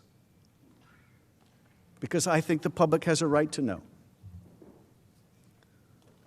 Now, yesterday we made the case for why you should hear this additional evidence and testimony. This morning I introduced you to the broad sweep of the president's conduct. And then during the course of today, we walked you through a factual chronology in real time about how this plot unfolded. And during that factual chronology today, you saw that in March of this year, Giuliani began that smear campaign against Ambassador Yovanovitch in order to get her fired by President Trump, something he would later admit was necessary to get her out of the way because she was going to be in the way of these two investigations. This is the supposed anti-corruption effort by the president to get rid of a woman who has dedicated her career to representing the United States, often in dangerous parts of the world, to fighting corruption and to promoting the rule of law. This plot begins with getting her out of the way. with the president saying that she's going to go through some things. This anti-corruption reformer, this U.S. patriot, this plot begins with getting her out of the way. And tellingly, and this says so much about the administration, tellingly, it wasn't enough just to recall her or fire her. The president could have done that any time. No, they wanted to destroy her because she had the audacity to stand in their way. So we heard in March about the effort to get rid of her, and it succeeded. And guess what message that sent to the Ukrainians? About the power the president's lawyer has. The Ukrainians were watching this whole saga. They were hearing his interviews. They were seeing the smears that he was putting out. And this attorney for the president, working hand in hand with these corrupt Ukrainians, was able to get a UN ambassador yanked out of her job. Proof positive. You want a window to this president, you want entree to this president, you want to make things happen with this president, you go through his lawyer. Never mind the State Department, never mind the National Security Council, never mind the Defense Department, you go through his lawyer. That's March. April, Zelensky has this huge victory in the presidential election. He gets a congratulatory call from the president. The president assigns Vice President Pence to go to the inauguration. May, Giuliani is rebuffed by Zelensky, cancels the trip to Ukraine, the one where he wanted to go, remember, meddle in the investigation. Because Giuliani says enemies of Trump surround Zelensky. I guess that means he didn't get the meeting and they must be enemies of the president. Of course, the Ukrainians know why he wants that meeting. May, Trump disinvites Pence to the inauguration. Pence is going, Giuliani's rebuffed, Pence ain't going. That's May. Instead, May 23rd, we have this meeting at the White House, and there's a new party in town, the Three Amigos. They're going to be handling the Ukraine portfolio. And they're told, work with Rudy. Work with Rudy. Ambassador Sondland, Ambassador Volker, Secretary Perry. Work with Rudy. And as you saw in June, Giuliani's pushing for these investigations. And they're trying to arrange these meetings and trying to make this happen. And also in June, the Defense Department announces they're going to release the military aid. And the president reads about this. And then he stops it. He stops the aid. In July, on July 10th, you heard in the chronology, there's that meeting at the White House. The meeting in which Sondland blurts out in this meeting between Ukrainians and Americans, hey, they've got a deal. They're trying to get this meeting, and there's a debate about whether the meeting is going to happen and when it's going to happen, and Sondland says, hey, we've got a deal with Mulvaney here. We're going to get this meeting, and you're going to do those investigations. And Bolton stiffens and abruptly ends the meeting. That was the first meeting that day, and then Sondland brings the delegation to a different part of the White House, and they have the follow-up meeting where he makes it even more explicit. This drug deal is made even more explicit. And Dr. Hill is told by Ambassador Bolton, you need to go talk to the lawyers. I don't want any part of this drug deal they're cooking up. That's July.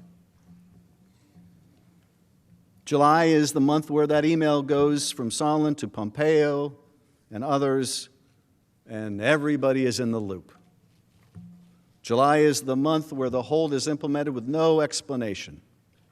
July is the month where Mueller testifies about Russia's systemic interference in our affairs. July is the month after Mueller testifies that the president believes he has escaped accountability. The next day in July is, of course, the July 25th call, in which the president asks for his favor. And July is the month, July 26th is the date of the call between President Trump and Ambassador Sondland. You know the one. Zelensky loves your ass. He'll do anything you want. Is he going to do the investigation? Yeah, he's going to do the investigation. July is the month of that conversation between Sondland and David Holmes, where Holmes says, can you tell me candidly here what the president thinks of Ukraine? Does he give a blank about Ukraine? No, he doesn't give a blank about Ukraine. He only cares about the big stuff. Well, there's kind of big stuff here in Ukraine, like a war with the Russians. No. Big stuff that affects him personally, like the Biden investigation that Giuliani wants. That's the month of July. August, we have that meeting between Giuliani and Yermak in Madrid. August, we have the back and forth about the statement. No, you go first. And you commit and publicly announce the investigations, and then we'll give you a date. No, you go first. You give us the date, and then we'll announce the investigations. Well, we'll give you a statement that doesn't mention the specifics. No, you give us a statement that mentions the investigations. That's the month of August. August is also the month where it becomes clear that it's not just the meeting anymore. It's everything. Everything is conditioned on these investigations. The relationship, the money, the meeting. Sondland and Holmes testify it's as simple as 2 + 2 = 4. That's August. September, Sondland says to Yermak, everything is conditioned on public announcements. So message delivered, no ambiguity. The Ukrainians are told quid pro quo. Taylor texts, this is crazy, to withhold aid. September's the month, September 7th in particular, Trump and Sondland talk on the phone, and the president has that conversation where he says, no quid pro quo, except here's the quid pro quo. Zelensky's got to go to the mic, and what's more, he should want to do it. September is also the month where the investigations begin in Congress. September's the month where after those investigations begin, after the president knows he's been caught, the aid is finally released. And September is the month where Pence and Zelensky are on the phone, and Jennifer Williams has classified information to share with you that I hope you will take a look at because it is relevant to these issues. That's September. October, Trump admits, yes, if it wasn't obvious enough, he wants Ukraine to investigate his political opponent. October is the month where he invites another nation, China, to investigate his opponent.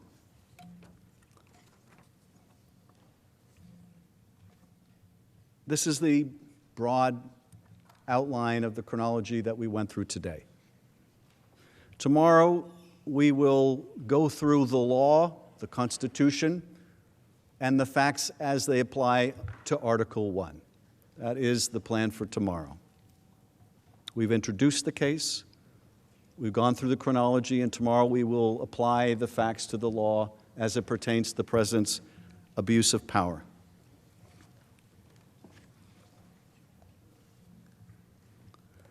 And let me just conclude this evening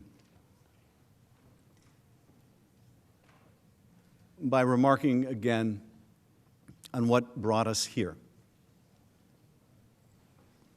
What brought us here is that some courageous people came forward.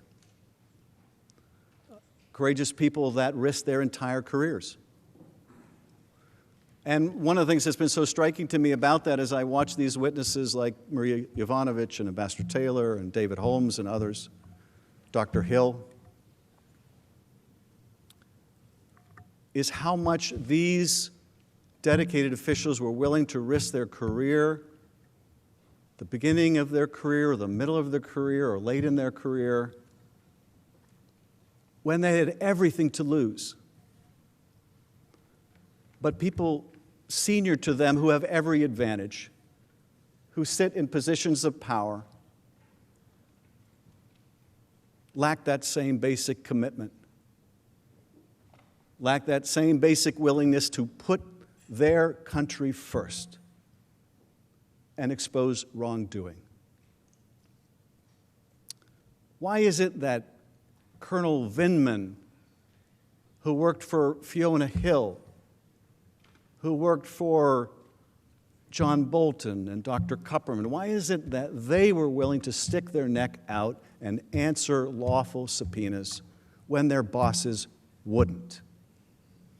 I don't know that I can answer that question, but I just can tell you I have such admiration for the fact they did. I think, and I think this is some form of cosmic justice, that this ambassador that was so ruthlessly smeared is now a hero for her courage. There is justice in that. But what will really vindicate that leap of faith that she took is if we show the same courage. They risked everything, their careers. And yes, I know what you're asked to decide may risk yours too. But if they could show the courage, so can we.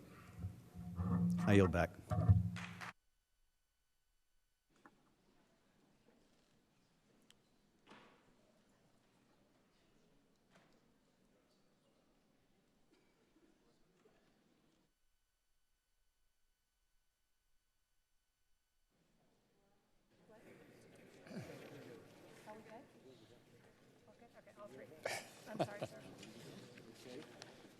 Pursuant to the provisions of Senate Resolution 243 of the 100th Congress, a single one-page classified document identified by the House managers for filing with the Secretary of the Senate that will be received on January 22, 2020, shall not be made part of the public record and shall not be printed, but shall be made available pursuant to the standing order from the 100th Congress. The Majority Leader is recognized. Mr. Chief Justice, colleagues, we're almost through for the evening. We'll convene again at 1 o'clock tomorrow. Before we adjourn, I'd like to acknowledge that tomorrow is the official last day for this term's Senate pages. This group of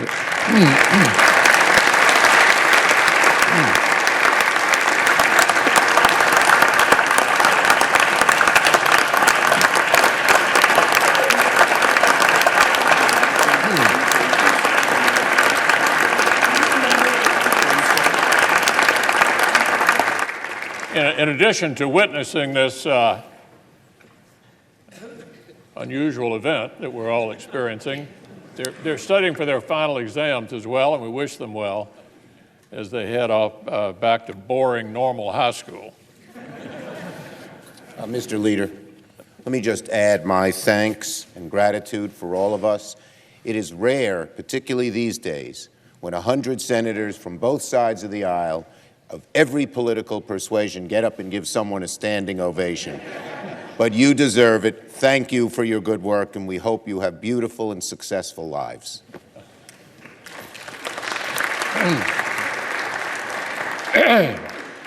So, Mr.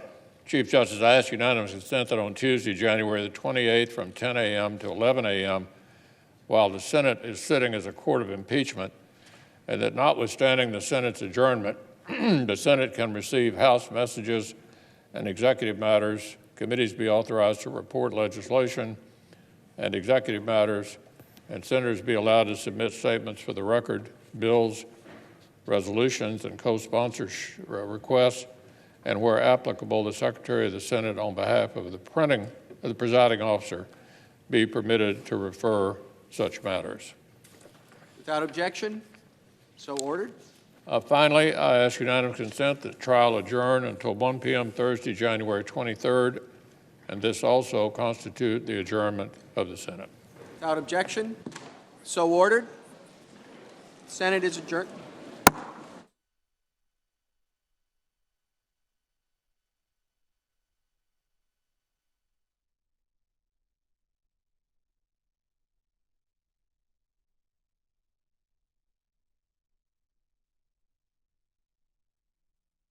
All right, guys, as you heard, they are done for the day. Compared to yesterday, they have kept to their times pretty well. Yesterday, they went until 2 a.m., and now it is just nearing 10 p.m. there.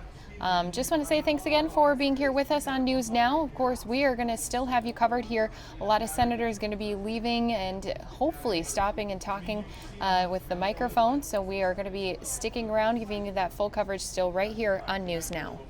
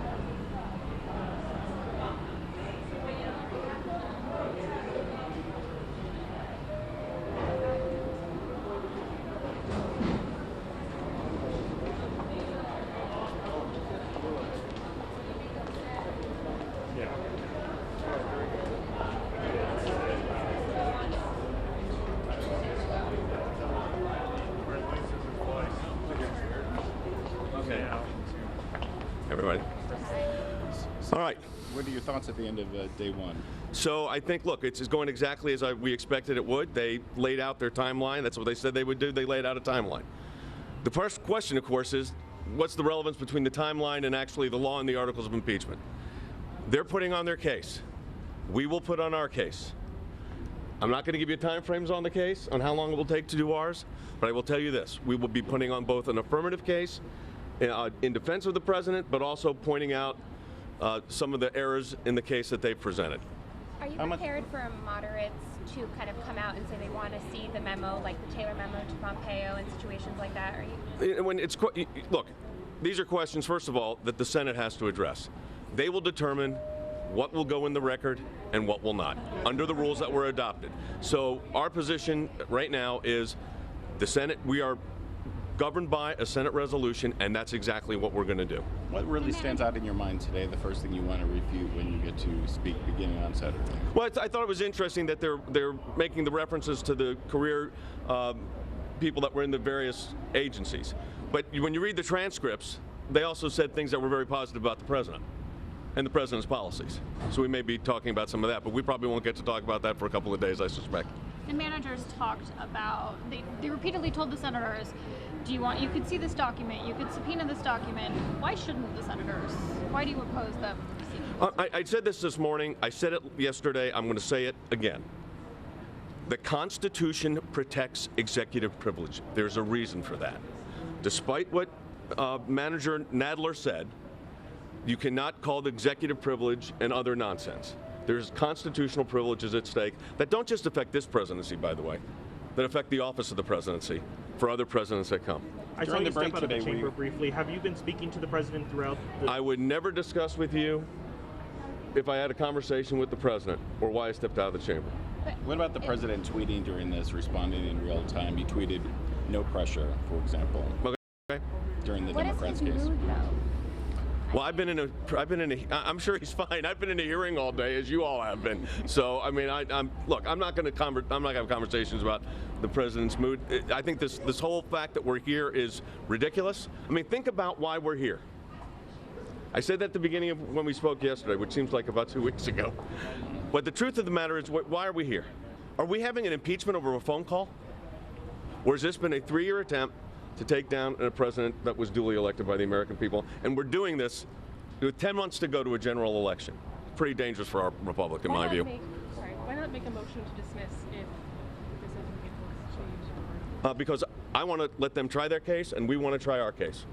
Because we believe that, without a question, the president will be acquitted. There is not a doubt. All right, one more. Are you ruling out a motion to dismiss at any point in the trial?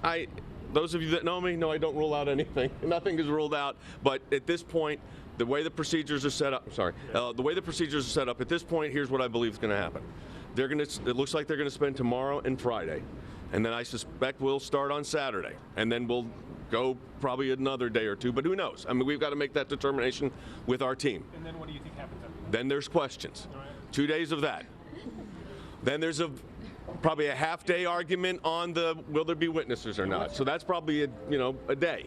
What's your prediction on where? Look, my prediction is the president of the United States will be acquitted of the. On the witnesses. Oh, you know what? I don't predict on witness. I'm prepared. All right. You don't think the president tweeting during any of this is affecting the senators when they read the tweets? I'm not concerned about that. Some Republicans have said Last question. Found it illuminating, enlightening. They're not saying that, obviously they automatically buy the Democrats' case, but does that concern you? Illuminating, enlightening, and I'm not questioning what you're saying. They said I haven't had a chance.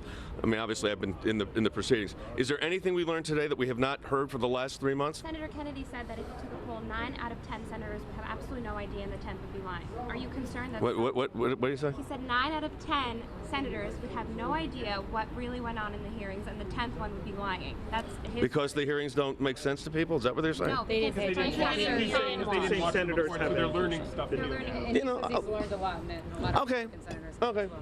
Okay. At the end of the day, I believe without question the President of the United States will be acquitted. Thank you, everybody. See you tomorrow.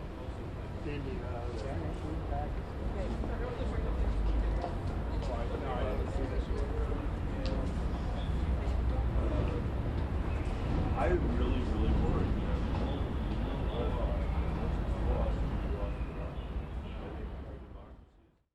Some short words there from President Trump's one of his attorneys that is out here handling the impeachment trial, saying it's ridiculous they're even there.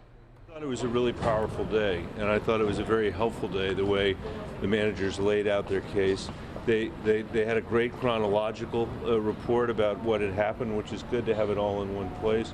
And then I think they reminded us over and over again what's at stake.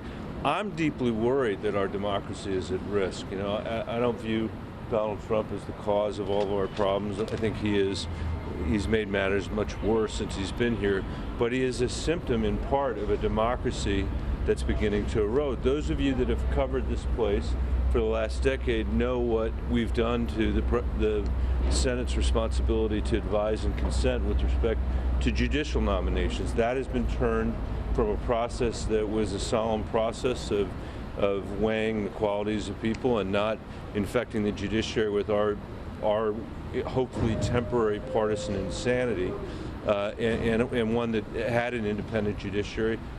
We now risk having that as a partisan, just another partisan arm of our government. And when you look at what could happen potentially here, when you have a president who hasn't turned over a single document, not one document, and not allowed a single witness to testify, and has expressed a view of his executive privilege that looks far, far greater than any other president in our country's history, including people like Richard Nixon.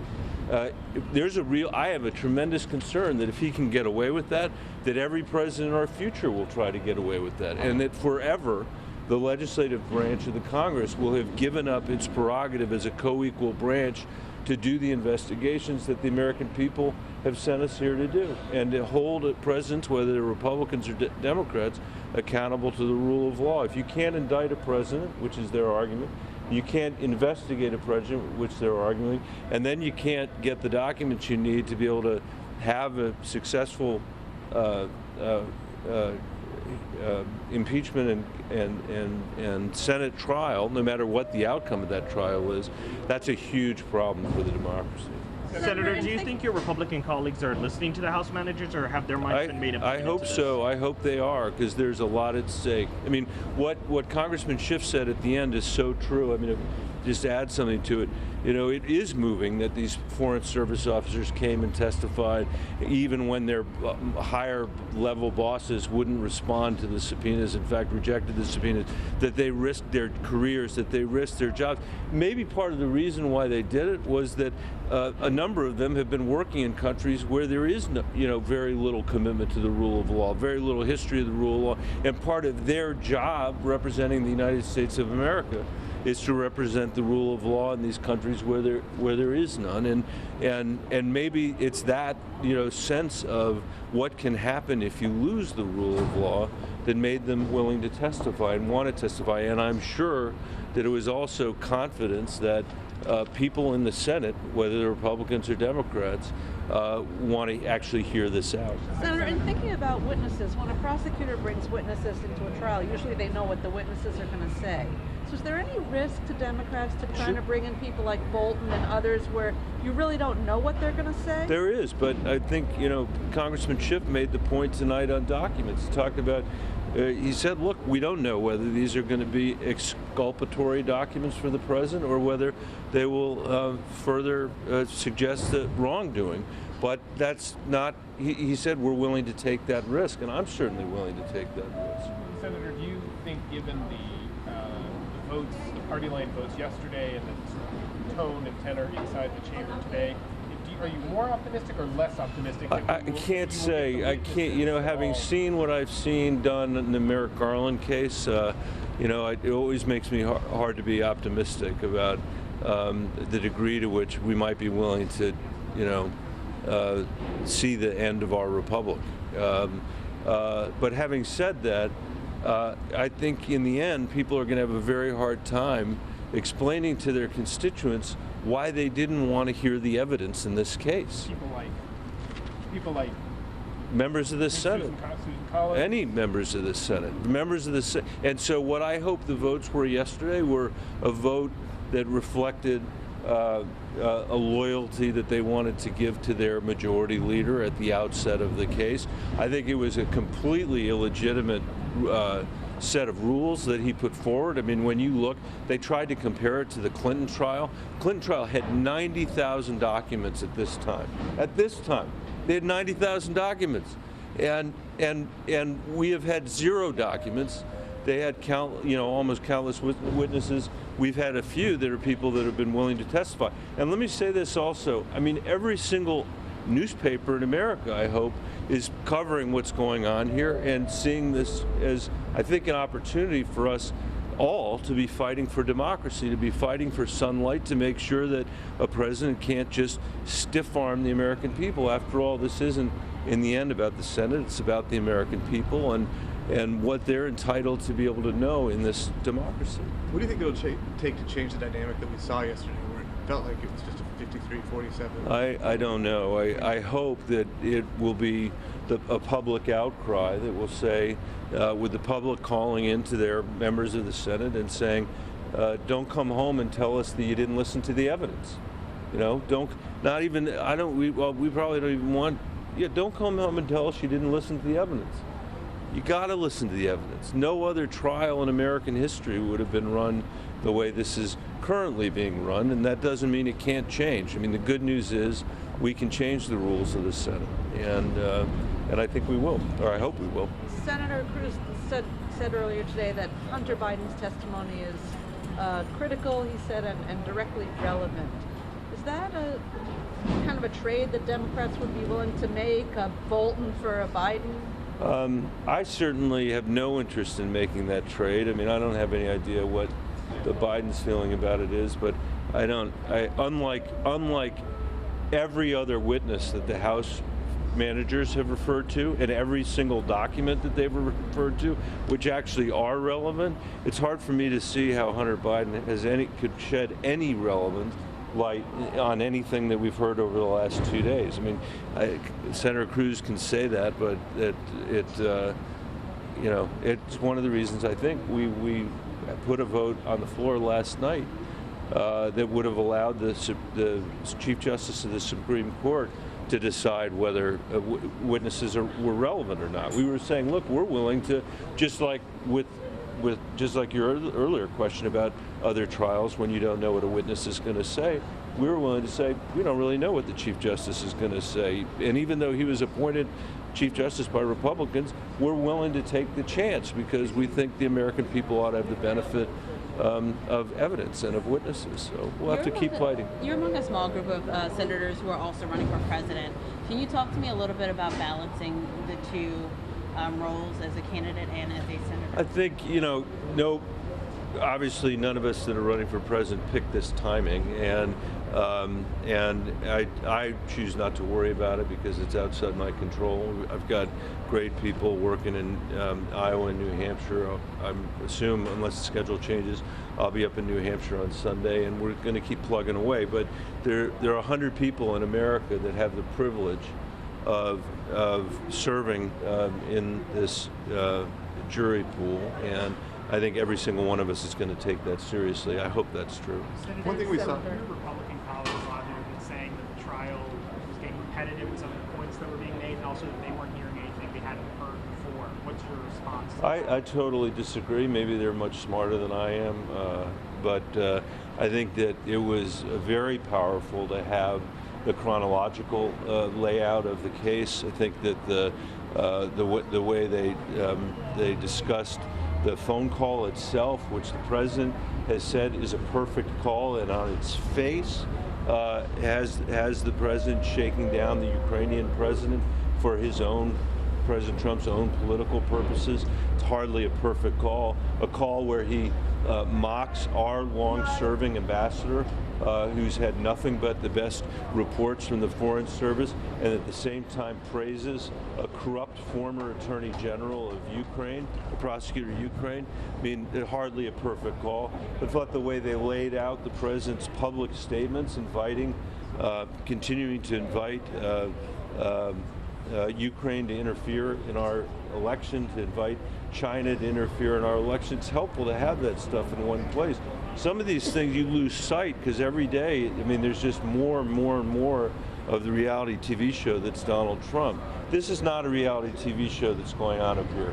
And when Donald Trump is no longer president, whenever that is and however that is, we are still, I hope, going to be holding on to a democracy and to a Republican form of government after he's left and after the reality TV show and the circus has left town. These institutions are going to have to endure if the next generation of Americans is going to have anything to thank us for. And that it is unlikely that any member of the Senate is going to have a decision to make where these issues are more at stake in their careers or in their lives than in this impeachment trial, and I hope we live up to it. Thanks, Senator. Thank you, Senator. Thank you.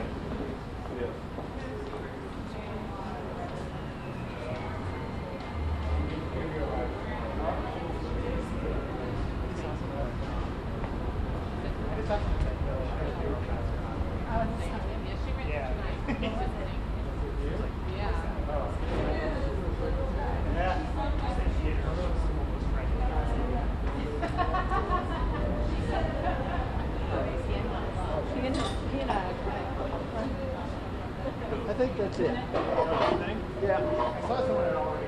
Yeah. I think so. Seems like a little bit quiet. I think everyone's not going to hang around. It's all right.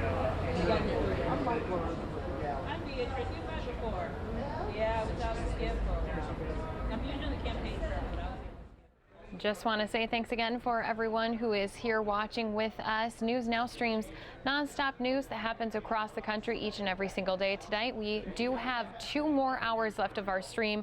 The next thing I'm going to go and play as soon as we are able to get just a few more of our leaders here interviewed. I do want to go back to President Trump earlier this morning. Before he left Switzerland, he did stop and talk with media about this impeachment trial that's underway.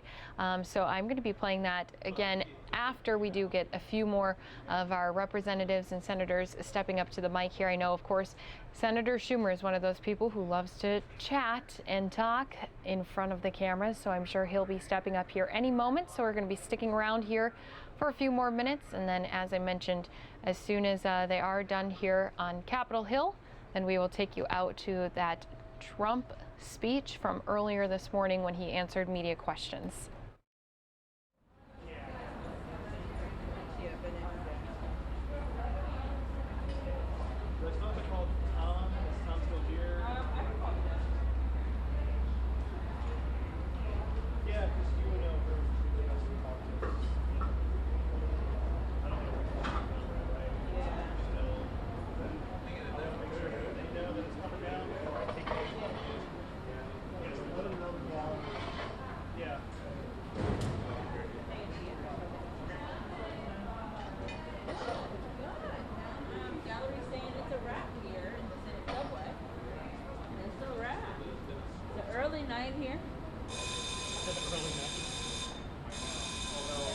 Yeah, I'm with him right now.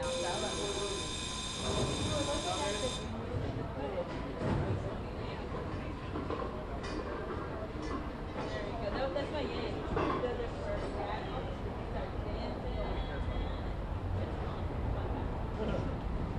All right, we'll see you tomorrow. All right, take care.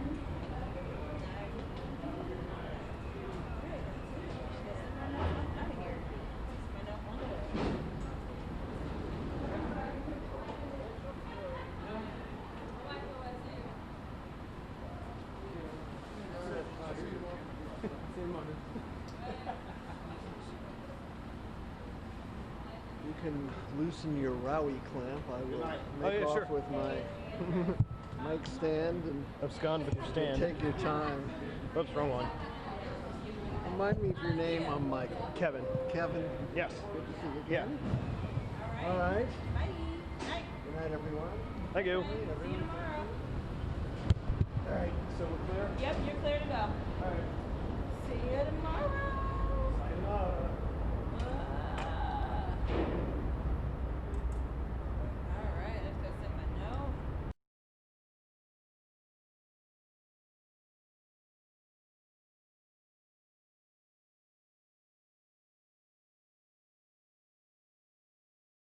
And it looks like they did take away that mic stand from our camera crews that are out here. But of course, they're going to be sticking around, seeing if anyone is going to be stopping by here to give a few more words about what they believe has happened here in the last 2 days.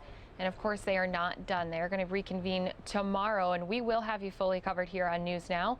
All you have to do to make sure to stay up to date each and every single day with us is make sure to subscribe to our channel, and that way you guys can stay up to date on all the latest news that happens across the country, but of course right here in DC as well.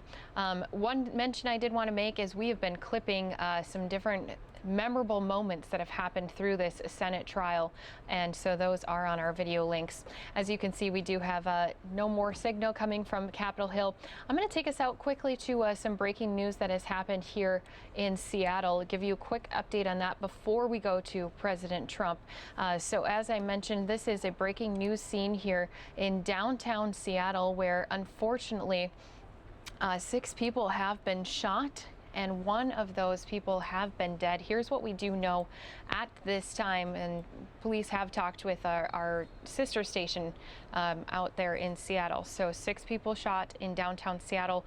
1 of those people has died, and Seattle Fire Chief said authorities have began receiving calls at about 5 p.m. Wednesday of multiple gunshot victims. 1 person was found dead in a heavily trafficked area of downtown. 5 were taken to a Seattle hospital, and the police chief said they believe it is a lone suspect that fled. They're searching for him right now. Multiple police units, including homicide and gang units, are on the scene, and Tyler Parsons was working the register inside Victoria coffee shop nearby when the shooting occurred, and the Seattle Times had reported that he had heard no shots. They played music loud in the store, but customers started dropping on the ground and people were running behind the register to take cover, and he hustled about 5 or 6 customers into a back storage area along with a coworker. Now, he waited for a couple minutes before walking back out, and this worker went into the building lobby, saw 2 victims, 1 outside laying in front of the building, visibly injured but alive and moving. The second was inside the lobby up against a security desk with an apparent gunshot wound to the leg. He muttered, "I think I got shot. I think I got shot." Now, Samantha Cook, who is 40 years old, said she was refilling her transit card in Westlake Station when she heard the shots, saying, "I was on the first set of escalators. There was a lot of gunshots that started going off, maybe 10 or 11. It was just rapid fire," describing the scene as chaotic. And this is the 3rd downtown Seattle shooting in 2 days. Police found a man with a gunshot wound in a mall stairwell on Tuesday afternoon who later died at the hospital. And police shot a person in another area of downtown Seattle earlier this morning on Wednesday. So that is the information we do have at this time. Again, 6 people shot. 1 of those people has died. As you can see, police still out here on scene. And as I mentioned, since we are caught up with our Senate trial, if you want to go back and watch any clips that have happened throughout the day, of course, you can do that on our video links. Until then, I want to take us back to Switzerland. Earlier this morning, President Trump speaking one more time at the World Economic Forum, answering media questions, talking about the impeachment trial. So I want to take us out there to listen in to that, and that's happening right here on News Now. Tremendous 2 days here. We'll be heading back right after this conference, and I've just concluded some additional meetings. We've had a lot of them, and Davos has treated us really beautifully. It's been a tremendous success. Everyone's talking about America's unprecedented economic success. It's really the talk of the town, so to speak. Since my election, America has gained over 7 million new jobs. The unemployment rate is now the lowest in over half a century. The average unemployment rate for my administration is the lowest of any U.S. president in recorded history, which is very nice. We have some good ones. We have some bad ones, too, by the way. Unemployment rates among African American, Hispanic American, Asian Americans has reached a record low in the history of our country, the lowest. African American youth unemployment has reached the lowest in the history of our country. So proud of that. African American Poverty numbers have plummeted to their lowest rate ever recorded, doing really well. Unemployment rate for women has reached the lowest level in almost 70 years. And the veterans' unemployment rate dropped to a record low. Unemployment rate for disabled Americans has reached its all-time record low also. These are incredible numbers, Rob. Workers without a high school diploma have received and achieved the lowest unemployment rate ever in recorded history. And that's so important. Without a high school diploma, we have a lot of great people that don't have a high school diploma, so we have record low unemployment. A record number of young Americans are now employed. We have the highest number of people working in our country that we've ever had before. We've never had anything even close. We're almost up to 160 million. And we've lifted 10 million people off of welfare. And you know all about food stamps. We talk about it all the time. But millions and millions of people don't need food stamps anymore. It's not that we've lifted them off, which we have, but they don't need them anymore. They have jobs. They're doing really well. The U.S. stock markets have soared, and they've reached the highest point that they've ever had. We've made at least $19 trillion in terms of wealth creation for our country beyond the stock markets. And we are now by far the biggest economy in the world. China would have caught us. They were getting very close. It was anticipated that in 2019, this is for many years, I'm not telling you any secrets, that by 2019, China would become the largest economy in the world, and right now we're much larger. But we have a great new deal with China, great deal. We have, I would say, our best relationship that we've ever had with China on top of everything else. And we're starting phase two. Phase one turned out to be much bigger than we anticipated because we have intellectual property protections. We have many of the financial deals and aspects of the financial deals that we wanted, we got done, and other things. In addition to the farmers, we've got the total complete package for the farmers. And we think we estimate that'll be anywhere between $40 and $50 billion. The number, I think, is going to be closer to $50 billion. The most they've ever done is 16. So we go from 16 to anywhere from 40 to 50 billion that they'll be purchasing. We're an economic powerhouse like actually we've never been. Jobs, factories, companies are pouring back into the United States. That's one of the reasons I've been in Davos is we have had conversations with other leaders of other countries where we've traditionally had tremendous deficits. I say you have to move factories and plants back here. They took a lot of them. They actually took a lot of them, and now they're going to move them back.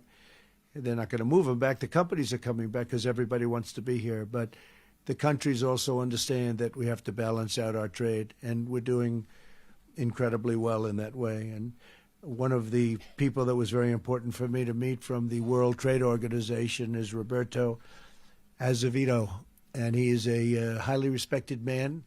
He happens to be this gentleman right here. I thought I'd have him say a few words, but the World Trade Organization, as you know, I've had a dispute running with them for quite a while because our country hasn't been treated fairly. China's viewed as a developing nation. India is viewed as a developing nation. We're not viewed as a developing nation. As far as I'm concerned, we're a developing nation too.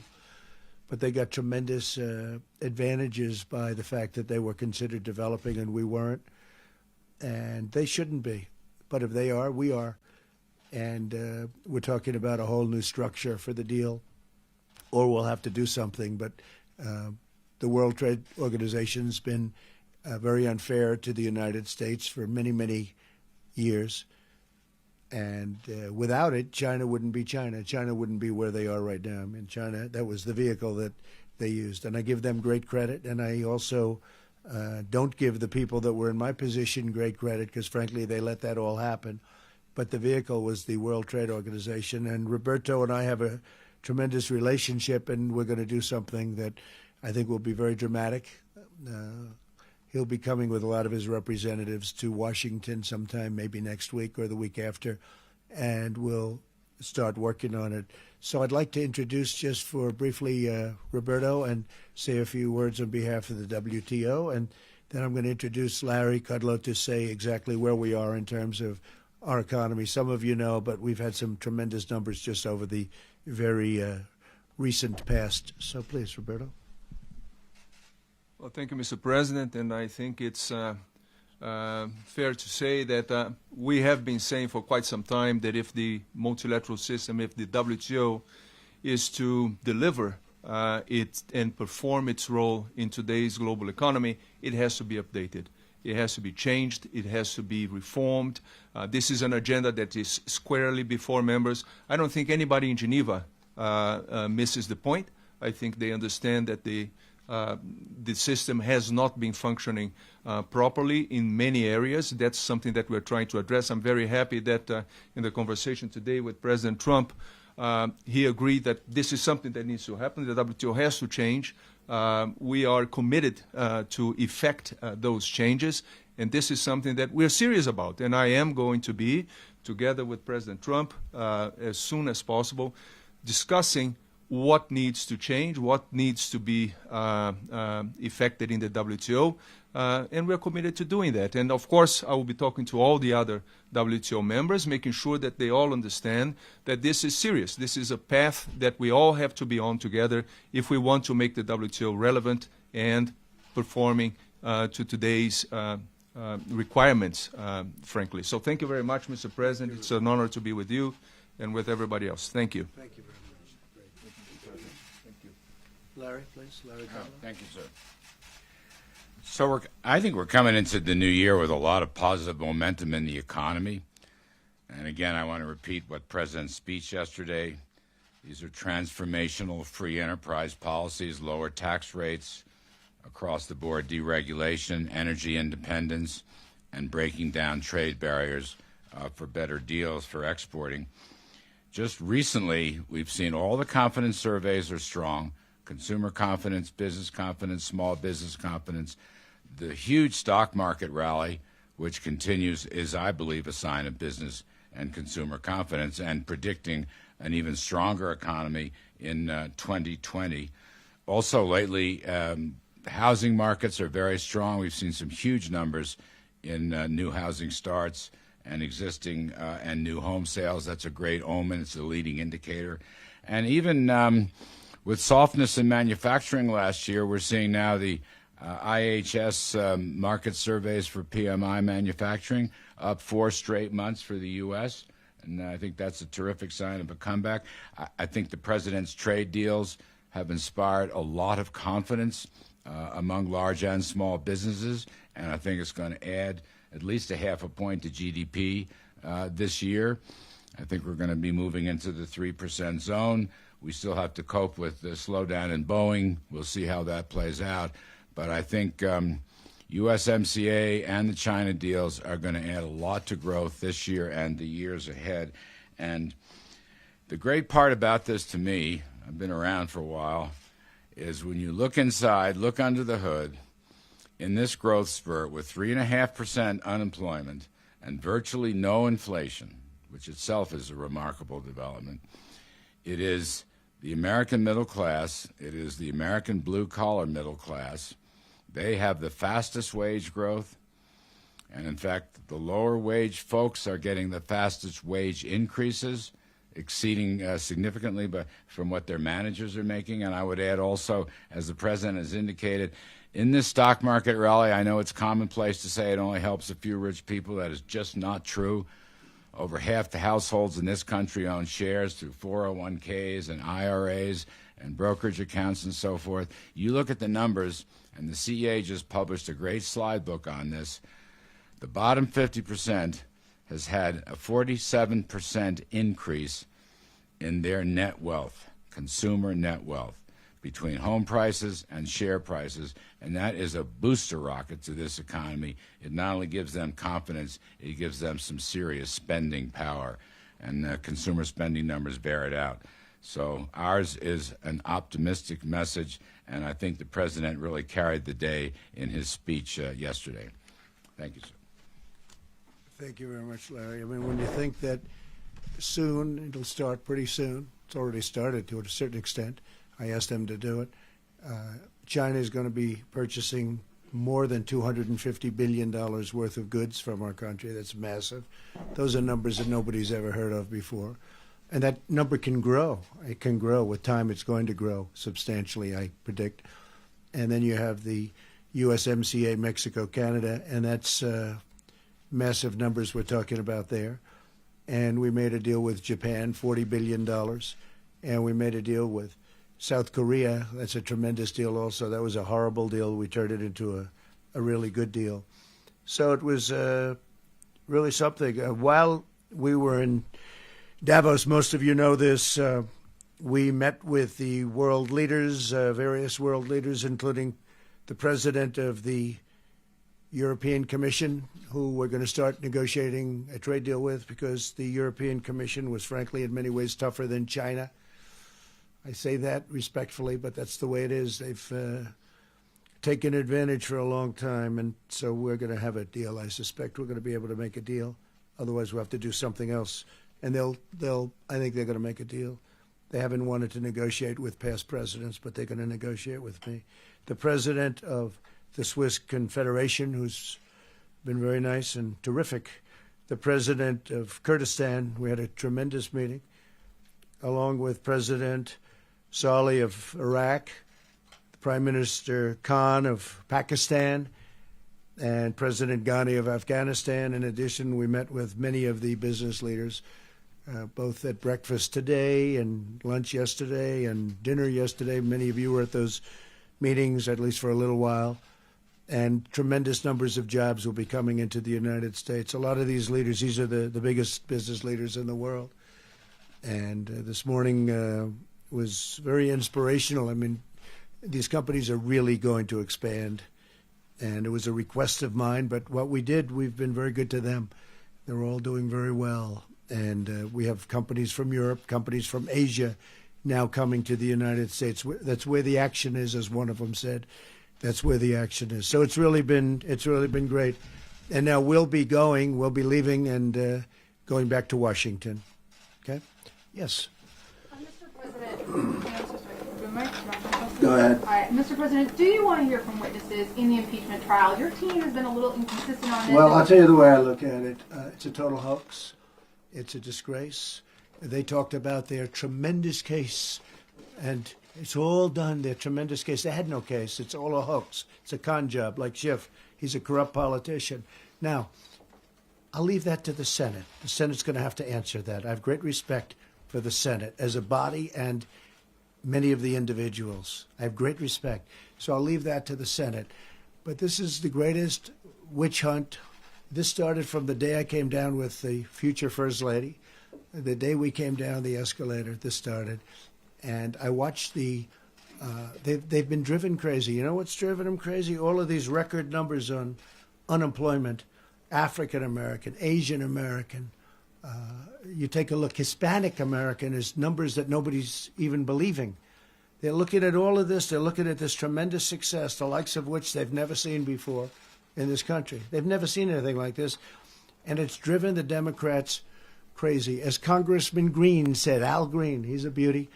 As Congressman Green said, we got to beat him by impeachment because we can't beat him in the election. And I hope that's true, because honestly, they can't beat me in the election. I don't think they can. I know what I'll be running against one way or the other. It's one of them.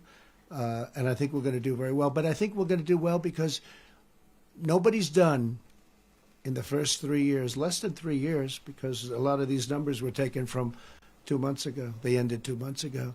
In less than 3 years, nobody's done the kind of numbers we've done. So I'm going to head back and I'll be watching it, but it's really going to be up to the Senate. We're going to have them make that determination. Please. Yes, Mr. President. You were the keynote speaker here, but you shared some of the spotlight with a Scandinavian teenager, Greta Thunberg. Oh, that's very nice. Who you had said needs to work on her anger. She had some very harsh words. I didn't about say anger. I said anger management. Yes, sir. She had some very strong words here that the United States and other industrialized countries need to do more.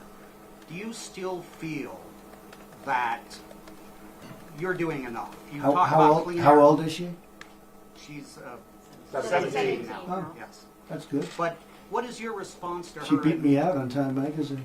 But did you hear from other world leaders and business leaders who said that they think that she has a message that No, I didn't actually. But I would have loved to have seen her speak. I did not. No, not at all. I think aspects of it are, I think that some people they put it at a level that is, unrealistic to a point you can't live your lives. We want to have the cleanest water on earth. We want to have the cleanest air on earth. Our numbers, as you saw, we had record numbers come out very recently. Our numbers are very, very good. Our environmental numbers, our water numbers, our numbers on air are tremendous. We have to do something about other continents. We have to do something about other countries. When we're clean and beautiful and everything's good, but you have another continent where the fumes are rising at levels that you can't believe. I mean, I think Greta ought to focus on those places. But we are doing better right now than we've ever done in terms of cleanliness, in terms of numbers. We have a beautiful ocean called the Pacific Ocean, where thousands and thousands of tons of garbage flows toward us, and that's put there by other countries. So I think Greta has to start working on those other countries. Mr. President. By the way, congratulations on your show. Thank you very much. They made a very wise decision. Thank you very much. We invite you for an interview whenever Oh, you're good. available. Can I ask you, just to be clear, and for future presidents, is abuse of power an impeachable offense? Well, you're going to talk to the lawyers about it, but I will tell you, there's nothing here. I had a very innocent conversation with a very fine gentleman from the Ukraine, and it was based on that. People don't even want to talk about the conversation. I got to watch glimpses in between all of these meetings that I just told you about. I got to watch glimpses of what is taking place, wasting time in Washington, and I watched. They don't talk about my conversation. They don't talk about my transcripts. Remember this, when Schiff made up the phony story and he repeated it to Congress and the world, and it was a totally phony story, then I released the transcript. There was supposed to be a second whistleblower. What happened to him? There was, wait, otherwise I won't do your show. Wait. There was supposed to be an informer. What happened to the informer? All of these people disappeared. And when they saw this transcript, they said, we got problems. But they went ahead because they were already there, because they had a phony, concocted story made up. So here's the story. Did nothing wrong. It was a perfect conversation. It was totally appropriate. The best lawyers in the world have looked at it. The Department of Justice has looked at it, given it a sign-off. There was nothing wrong. They never thought I was going to release the conversation. They probably didn't think we had transcribers or we had it transcribed or taped, but they never thought we were going to release it. When we released that conversation, all hell broke out with the Democrats because they say, wait a minute, this is much different than Shifty Schiff told us. So we're doing very well. I got to watch enough. I thought our team did a very good job. But honestly, we have all the material. They don't have the material. I ask you because your attorneys say it's not. Alan Dershowitz says the framers of the Constitution did not permit impeachment on grounds like abuse of power or obstruction. They object with open-ended vague criteria. So for future presidents, is abuse of power an impeachable offense? Well, it depends. But if you take a look at this, and from what everybody tells me, all I do is I'm honest. I make great deals. I've made great deals for our country. Now we're working with the WTO. You're probably surprised by that, but there's been a long-term abusive situation to the U.S. I make great deals for our country, and they're honest deals. And when you read that transcription, and by the way, it wasn't one call, it was two calls. Nobody likes to talk about that. There was one call which was perfect, and then there was a second call, I guess a couple of months later, which was perfect. The president of Ukraine said it was perfect. The foreign minister of Ukraine said it was perfect. So if we have a transcription, we have the call, and we have the person on the other side of the call saying it was good. Now, here's the other thing. They got their money long before schedule. They got all their money. What nobody says is very important to me. Why isn't Germany paying? Why isn't UK paying? Why isn't France paying? Why aren't the European nations paying? Why is it always the sucker, United States? That's one. And the other thing I wanted to check very carefully, and is very important, is corruption. and we do that too. This was a perfect call, and I think we're doing very well. President. Thank you, Mr. President. For the phase 2 China trade deal, do you expect human rights in Hong Kong to be part of the discussion? We are discussing that already, yes. We would like to see if we can do something. But again, we're doing a trade deal, and it's a very big deal. Phase 1 is done. Phase 2 is being discussed. We are discussing aspects of your question, yes. Mr. President, thank you. Just to clarify on Paula's question, we know that the Senate will set the rules for witnesses, but what did you want? At one point, you demanded witnesses. I can live either way. But what I do you can live. want? I'll tell you what I think. It's such a hoax. I think it's so bad for our country. When we have the head of the World Trade Organization here, and he has to listen to this nonsense about a call that was perfect, that nobody talks about. I never see them talking about the transcription. I never see them talking about the call because there's nothing to say. You read it. Somebody should just sit there and read it, and everybody's going to say, you mean that's an impeachable event? If that were impeachable, Lyndon Johnson would have had to leave office in his first day. Kennedy would have had to leave office his first day. It's a hoax. And you understand it's a hoax better than anybody. It's a hoax.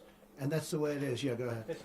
President, a question on Iran. Initially, you said repeatedly to Americans that after Iran retaliated for the Soleimani strike, no Americans were injured. We now know at least 11 U.S. servicemen were airlifted from Iraq.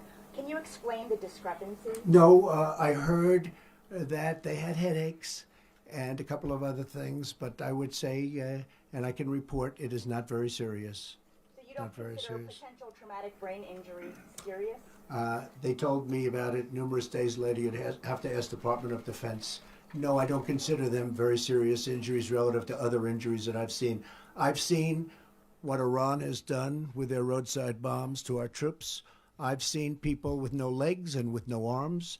I've seen people that were horribly, horribly injured in that area, that war. In fact, many cases those bombs put there by Soleimani, who's no longer with us. I consider them to be really bad injuries. No, I do not consider that to be bad injuries, no. The EU trade deal, do you have any timeline for that?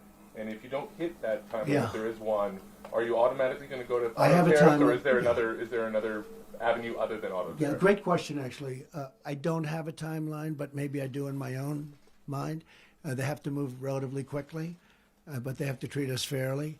The European Union was formed pretty much for this reason, I suspect. You know, if you really think about it, why was it formed? They formed their airplane company, which does very nicely, and now is doing better than ever because Boeing has not had a good time of it. They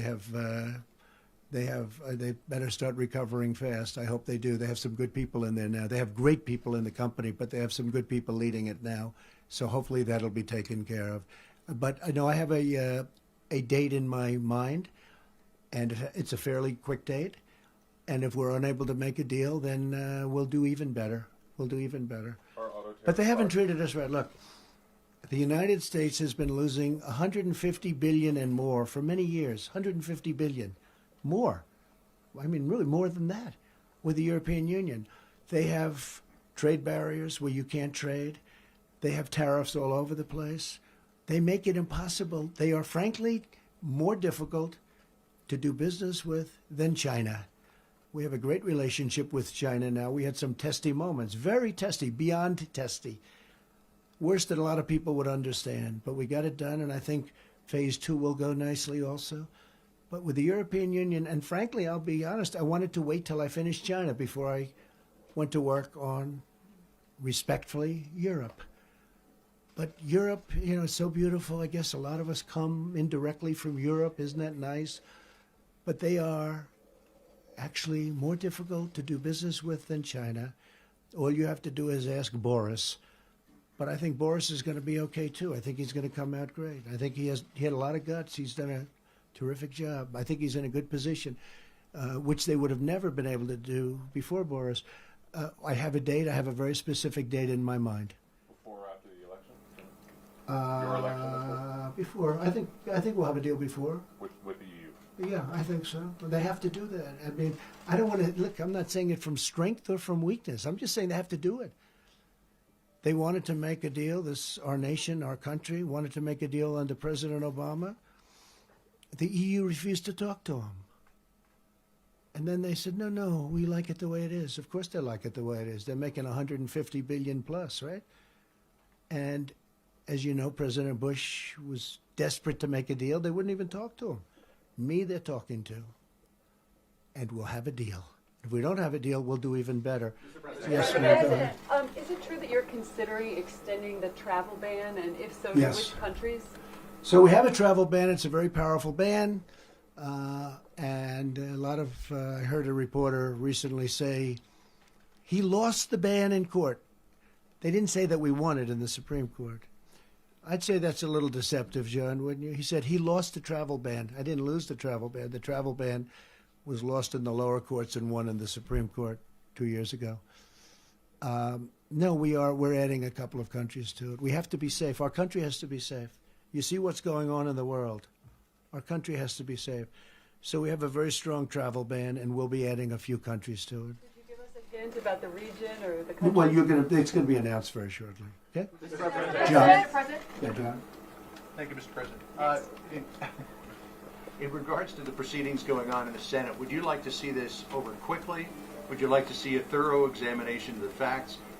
What did you make of the dust-up between the White House counsel Pat Cipollone and Gerald Nadler last night? And are you absolutely against John Bolton testifying? Well, you're asking a lot of questions. First of all, Gerald Nadler, I've known him a long time. He's a sleazebag. Everybody knows that. Pat Cipollone is a high-quality human being. I was very impressed with Pat. He had great emotion yesterday. Pat's a brilliant guy, but I've never seen that emotion, and that's real emotion. That's because he knows this is a hoax. And I was very proud of the job he did. I've known Jerry Nadler for a long time. He's opposed many of my jobs. I got them all built, very successfully built in New York.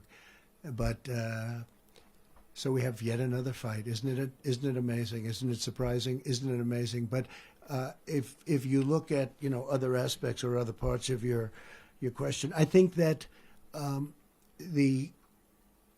I would rather go the long way. I would rather interview Bolton. I would rather interview a lot of people. The problem with John is that it's a national security problem. You can't have somebody who's at national security. And if you think about it, John, he knows some of my thoughts. He knows what I think about leaders. What happens if he reveals what I think about a certain leader and it's not very positive, and then I have to deal on behalf of the country? It's going to be very hard. It's going to make the job very hard. He knows other things, and I don't know if we left on the best of terms. I would say probably not, and so you don't like people testifying when they didn't leave on good terms, and that was due to me, not due to him. And so we'll see what happens. But when you have a national security, you could call it presidential prerogative. You could just call it, the way I look at it, I call it national security for national security reasons. Executive privilege, they say. So John would certainly fit into that. When you're a national security advisor, like this gentleman is doing a fantastic job, Robert, I just think it's very hard. And I've always gotten along. I've actually gotten along with John Bolton. He didn't get along with other people, a lot of other people. But when he knows my thoughts on certain people and other governments, and we're talking about massive trade deals and war and peace and all these different things that we talk about, that's really a very important national security problem, I think, having somebody. Other people, Mick Mulvaney is probably around here someplace. I'd love to have Mick go, but I think that he's really expressed himself very well when he did a Chris Wallace.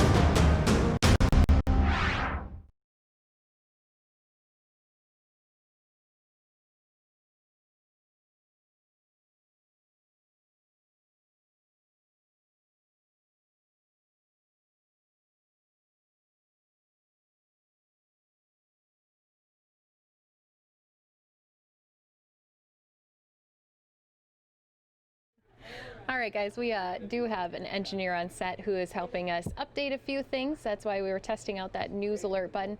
Would you like to do it one more time, Weldon, just to make sure? Harry is asking. I'd love to That's our testify. new Please let news me alert. testify, because he And knows here, this is all a... Once again, this is President Trump in Switzerland. Harry would love to testify, but we're dealing with national security. We're dealing with one other thing. Our country's been tied up with this hoax from the day I came down the escalator. We've been fighting it. I've been fighting it from the day I've been elected. I would say probably long before. It could be long before I came down the escalator. That some people have said that, which is hard to believe. Wait, John. It's hard to believe. We've been fighting this. I would rather have, personally, I'd rather go the long route. It's horrible for our country. Our country has to get back to business. We have people that are corrupt, like Adam Schiff, who misquotes, I don't mean misquotes, makes up a statement. He had no idea that I was going to release the transcript. He never thought I'd do that.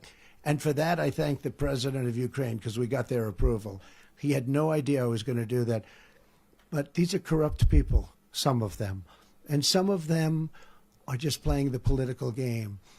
But if you look at the poll numbers, my poll numbers are the highest they've ever been. If you look at the funding numbers, if you look at what the money raised by the Republican Party has just set a record. Nobody's ever done this before. It's because of the impeachment hoax. Sorry. I've got 3 quick ones too, Mr. President, if you don't mind. 3? 3, yes. Well, my husband has 3. That means 6. No, that 6 means for the family. Thank you very much. Thanks for Go ahead. appreciating the family. Do you plan to show up in any way, shape, or form at your trial? Number 2, you called Kenneth Starr a disaster in the past. Do you still feel that way about him now? And 3, Lev Parnas has come forward and said that you knew everything that he was doing in Ukraine. He's a con man. Okay. So Ready? Let me answer that one. True? I don't know him. Okay, Other than he's sort of like a groupie. He shows up at fundraisers. Okay, so I don't know anything about him. I watched Rudy. Rudy is a terrific person, great crime fighter. All right, guys, and I do want to switch gears here. We do have police stepping up to the podium after that shooting happened down in Seattle. So that's a press conference happening right now.